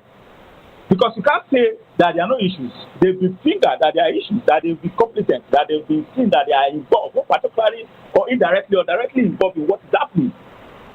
By the perceived, because I call it not like a white genocide, but a genocide to a particular group of people in the country. Because I don't wait, they are also trying to exaggerate it. It's not like a national genocide. It's just genocide to a specific body of the country. So as far as these people have been fingered to have this, then the government should also call these people to order. That will not prove to the international body that, okay, these people are not serious. So they will take us seriously and say, okay, now, these are the information available with us. Then use this information to persecute these people. If you don't want us to do it for you. And I will say, I would have even prepared as the federal government, the Nigerian government, as they've been waking up to some extent, that they should be the one to make sure that the next thing that Trump should tweet is, okay, now I'm recognizing the fact that, yes, the Nigerian government has risen up to the occasion. Not for that tweet that you have not done what you're supposed to do, and we are coming to do it. That is further exaggerating the issue and also further disrespecting us, because I will take it as a disrespect to our integrity as an independent state, as a territory that is free, a territory that is sovereign. So it will be a disrespect to us when they are coming back again to say that this issue that we're bringing up to you, we have not done any sympathy, and this issue is still occurring. Then it will be not just a disrespect, international shame on us. And we don't want that to happen. Okay, thank you. I will come back to you. Let's come to you, Dr. Peter. You know, one of the things that have come out from the report of of the attack. You know, they're saying there are different levels of military engagement that is being mulled over, that is being thought of. You know, they categorize it into different heavy, medium, and light. So the heavy option would involve deploying an aircraft carrier strike group to the Gulf of, you know, Guinea, accompanied by fighter jets or long-range bombers capable of striking militant targets deep in northern Nigeria. And the medium option would deploy MQ-9 Reaper and MQ-1 Predator drones to carry out targeted strikes on insurgent camps, convoys, and vehicles. You know, said these operations will be coordinated with U.S. intelligence to ensure precise and timely attacks. And of course, the light option emphasizes intelligence sharing, logistical support, and joint operations and all of that.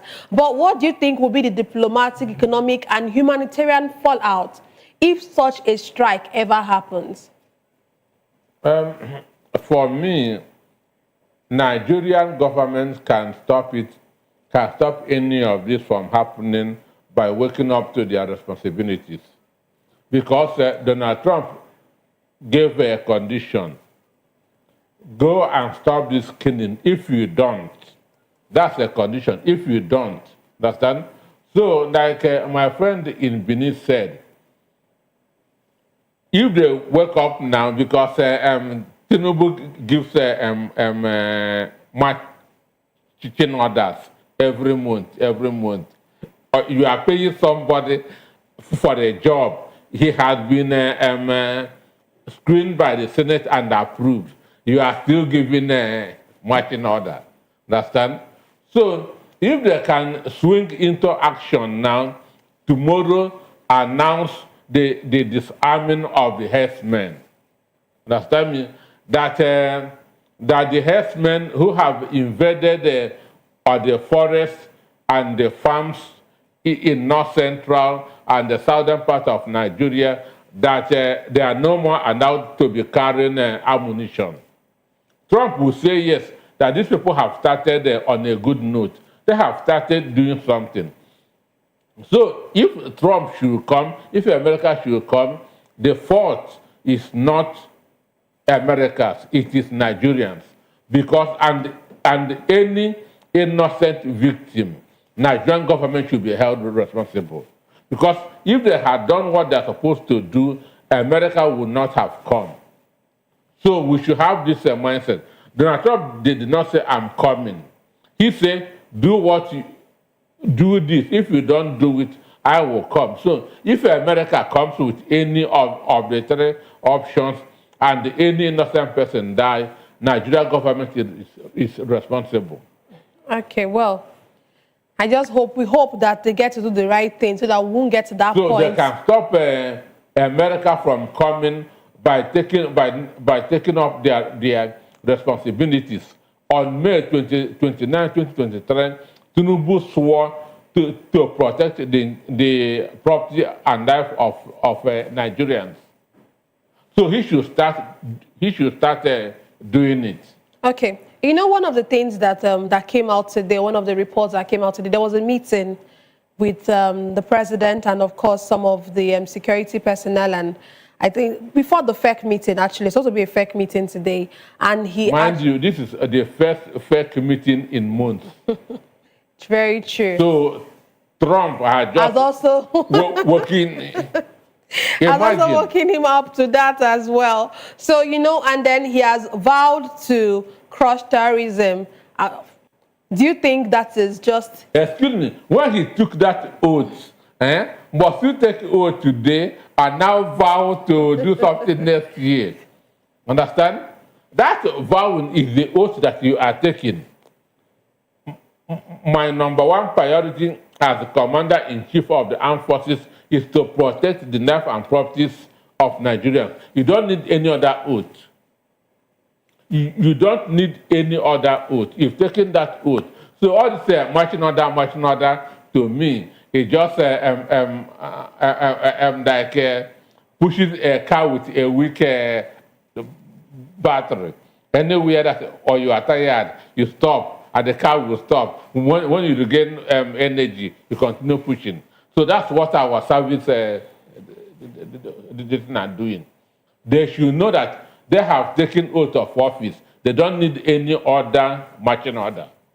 Okay, let's move on away from the conversation we just had. In a striking declaration, Nobel laureate Wole Soyinka says he foresaw a widespread wave of visa and green card revocations by the United States government, stating that this development is now unfolding. He made his remarks amidst broader diplomatic tensions, suggesting that the move may signal deeper shift in U.S. immigration enforcement and international policy.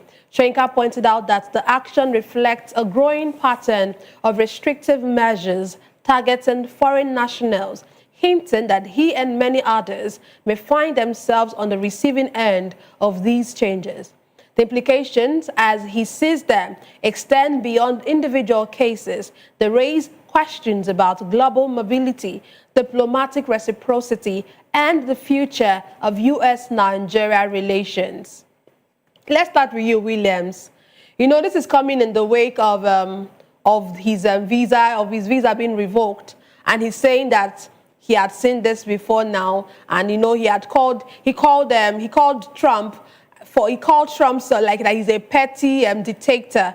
What do you think about this? Do you really think that Wole Soyinka is right, or is he just saying this because of what had happened to him? Do you see Trump in that light as being a petty dictator? Do you think that he is actually trying to target, foreign nationals like Soyinka has alleged?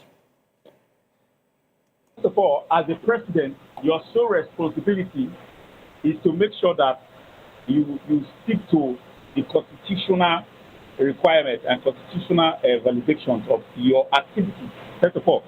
And then to making sure that your citizens are well catered for and well taken care of and are well protected. Now, if you as the president discover and say, okay, now I'm going to restrict my visa to some certain people, and if you must get the visa and get my green card, this is how you should get it. I think you should not blame the person, because it's his own country, it's their own country. And it is a privilege for you to hold a visa or a green card of any country, or let's say the green card of America per se. It is a privilege, not a right. That whenever they want to revoke, or whenever they want to tell you that you should not enter the country, they will not take it as if it's like transcending on your right. No, it's a privilege to you, and they have the right to do it whenever they want to.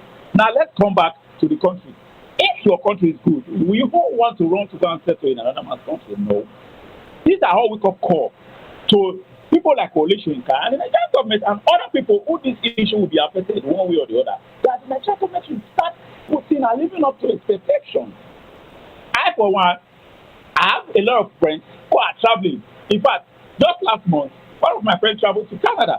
And I also have the right to have to travel, but I took that decision that I'm going to be in this country and make sure that I be part of the people that will change this country, and also part of the people that will contribute to the economic activities of this country.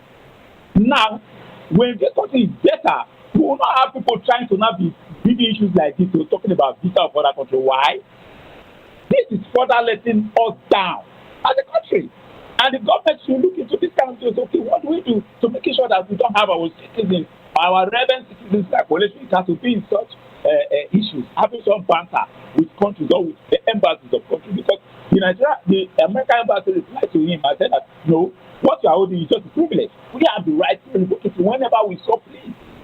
That's to tell you that they don't even care about you. Your country should care about you. You understand? So, he's trying to say Trump is somehow like hatred to black, or hatred to a particular country, or hatred to particular individuals. No, you can't blame him. Whatever he perceives doing it to make sure that it's good for his country and his citizens, he has the right to do it, and he's backed up by his constitution to do it. Okay. The Nigerian Constitution empowers the president to make sure that he defends the Nigerian citizens at all times.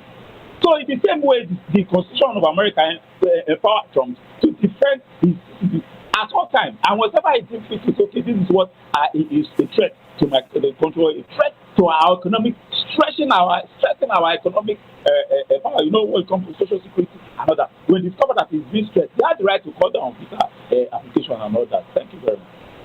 Okay, thank you Doctor, let's come to you. I'll come back to you. Dr. Peter, you know that many of our leaders, many of our political leaders, many of our elite all have these green cards. Some of them have, some of them are not just Nigerian national. They are holding cards, or they are, how would I put it, they are citizens of other countries, especially United States, and even their children.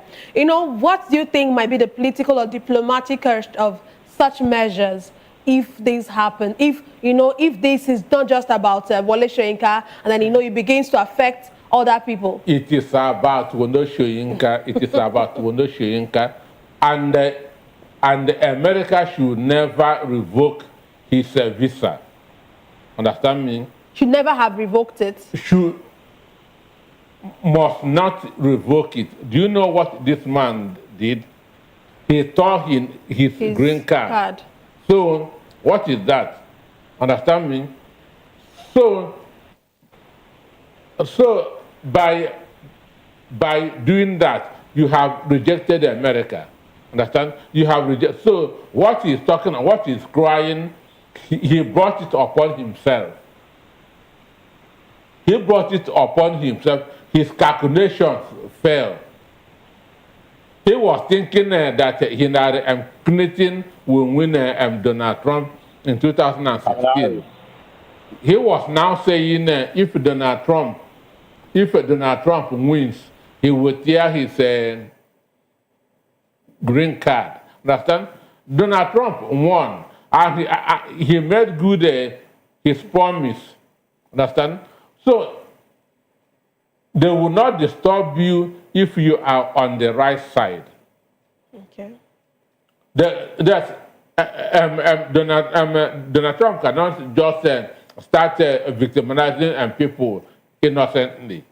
So what Soyinka is crying about, he brought it upon himself. Even this man just yesterday was saying that it's not time for him to evaluate Tinubu's administration. Imagine that a hypocrite. So somebody has spent 50% of his time. 4 years term. Understand? Then it's not yet time to evaluate him. But in Jonathan's time, you were protesting. That is the hypocrites. So for me, America must keep although he's 93 going to 94. So he doesn't even need America again. So the issue is, if they cancel your visa, you must have you must have committed offense. You cannot be on the right side, you cannot be on the legal side, and they will just cancel your visa. Okay. So he tore his own green card. Understand? So you cannot hear it today and again and expect it to be given. No. So he did not see anything. He did not see anything. And what happened to him served him right. Wow. Okay, let's move on. Members of the People's Democratic Party, PDP, staged a peaceful protest outside the U.S. Embassy today in Abuja, demanding international support to protect Nigeria's democracy. Demonstrators demanded international support to protect our democracy, warning that the country is sliding toward a one-party state. They submitted petitions to various diplomatic and justice-oriented institutions calling for intervention. Meanwhile, the party's internal struggle remains unresolved as the Nyesom Wike bloc defiantly refuses to recognize the National Convention plan set by the party's Board of Trustees. The move intensifies the power tussle within the party, with both sides standing firm amid suspensions and counter-suspensions of key officers. Let me start with you, Williams. What's your take on this protest? They're saying that the United States or the foreign, they're calling on international bodies to be able to help us with our democracy. They feel like, so much is happening. They accuse the APC or the ruling party of trying to take us into one-party state. Do you think that their protest is something is it the right step in the right direction? Should it be coming at this time? First of all, I only respond to the part of the democracy you're talking about. I can't say I should learn to stay in America or to come and fix PDP. The only thing I will talk about here is on our democracy. And first of all, PDP, they allowed what is happening to come to this extent because they refuse to have put this man to his place. Wike, they refuse to put him in his place. I've said it several times, and I will continue saying it. The very first day that they refuse to make sure that they suspend or expel him is the reason why they will continue to suffer in PDP. This is why PDP will continue to get back the issues.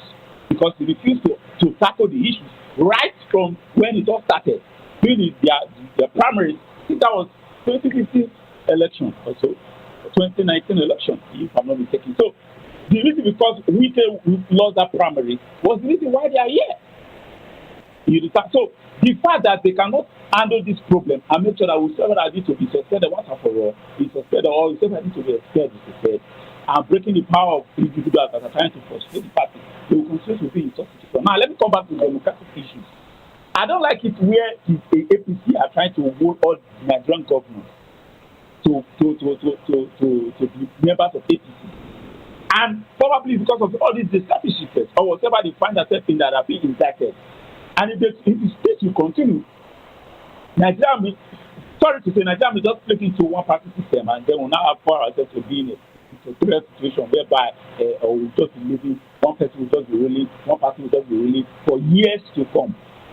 Now, when you now say, okay, let's invite America to now come and handle our democracy for us now, it means you are calling for the invasion that they are talking about now. So for any country democracy to be served with justice, it means they will have to invade your country in a way that you will not like. So calling them to come and save our democracy is directly telling them to invade us in manners that we will not like. Because for you to save the democracy, it means they have to topple the government. They have to make sure they destabilize the government of the day. And that is not what we should be calling for. And that is not what, because what they are trying to do now is what they are saying that Trump wants to invade the country. No. If they should come in this way that they are trying to instigate them, it means you want them to invade the country. And invading the country will leave us like Ukraine or probably Afghanistan or probably Libya. You understand? So we don't want it to get to that extent. What I'm saying is this is very simple. The Nigerian government, APC, they should stop pushing us or trying to push us to a one-party system, which is strengthening our democracy. That is a threat. And this is not supposed to be. Each of these governors, whosoever the ones that are left behind in the Philippines, they must stand their ground. Stand your ground.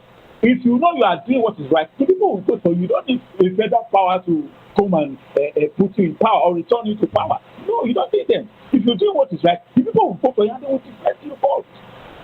So try to move it. It means you don't even trust your ideology. You don't trust what you are doing for the state, your parents. It means you are not doing anything. You just need to hide under an umbrella. You think, oh, this set of people or this party with federal might, they can win me the second term in office, or probably bring me in office. Okay. That is totally wrong. Okay. Thank you. I'll come back to you. Dr. Peter, do you really think, in your own opinion, do you think that Nigeria, with all of these happenings, with all the defections and all, and there are fears that Nigeria is gradually drifting towards a one-party state? Do you think that is what is happening? And yeah, just start with that. For me, I'm strongly against all the protests in American embassy. Understand? Not at this time. Not because they are sending a different message from what Donald Trump is talking about. Donald Trump is talking about insecurity. You are now protesting for democracy. For democracy. Women should also go and protest in the American embassy that to reduce the cost of food. Understand? So, so for me, at the protest in the American embassy, this is wrong. It's wrong timing. They are sending a very, very wrong message. And Nigeria can never be a one-party state. Understand?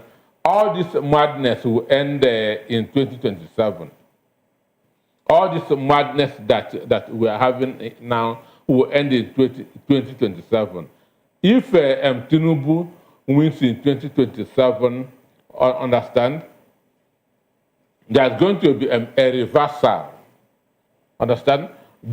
Many of those who are in APC now will begin to look for other platforms. If Tinubu loses in 2027, there will still be a reversal. Understand? So Nigeria cannot have a one-party state. Even for 16 years, PDP was a dominant party. From 1999 to 2015, PDP was a dominant party. So from 2015, as a church goers say, power changed hands. Understand me? So power has changed. So for now, APC is the dominant power, is the dominant party, but no champion stays forever. No champion stays forever. So Nigeria can never be a one-party state. Okay, just in 1 minute, just give us your, or in just a statement, just give us your final thought before I move to Williams for his final thought. Tinubu has every power to stop Donald Trump and America from coming. It is in his hand. But if he fails to exercise his power and Donald Trump comes, he should be held responsible. Okay, thank you. Williams, can we have your final thoughts, please? As it is, we have all the intelligence, we have all the powers, we have all the weapons, we have everything that it takes to put an end to all these terrorist activities in Nigeria. It all happened gradually and now is in full force. The president is the chief commander in the armed forces, grand commander of the armed forces. So he has the right to put the marching order and then military, everybody will receive on action, and this thing will end. In a day, it will end. If it's too much, it will take 48 hours. They will put it to an end. And if they don't want to do it, I'm sorry to say, you may just wake up one morning or just one afternoon and then you hear that there is a strike on social location in our country. A social number of people are put to death. And let us not pray that it comes to that, because it will be a very, very disgraceful issue to us. We have what it takes to put an end to all these issues and give Nigerian citizens in all these troubled region peace. For kind of that people can work freely and exercise their freedom of activities and freedom of religion. Thank you very much. Okay, thank you very much. Like you said, we pray that the government or the president does the right thing. Thank you very much, gentlemen. Thank you very much, Williams. And thank you very much, Dr. Peter, for being with us on the show today. That's all for today's episode of The Issues. We explored the challenges facing Nigeria's politics and governance. Thank you so much for joining us. Don't forget to tune in next time for more in-depth analysis and discussion. Follow us on social media to stay up to date on the latest news and insights.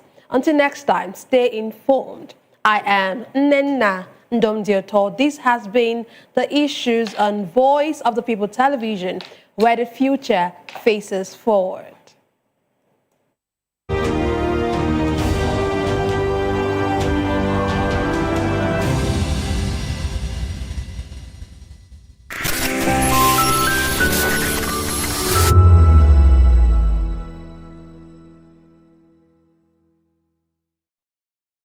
This is African News on Voice of the People Television, where we don't just bring you the news, we bring you Africa's heartbeats, the policies that shapes our world, and the economy that determines our future. African News on Voice of the People Television. Stay with us. Join us on People's Voice, where we amplify the voice of those that matters the most. Join the conversation. Share your thoughts with me. I am Xavier Udo. Weekdays, Monday through Friday, from 4 p.m. to 5. Don't forget, our voice matters the most. Let us come together and share our concerns. Thank you.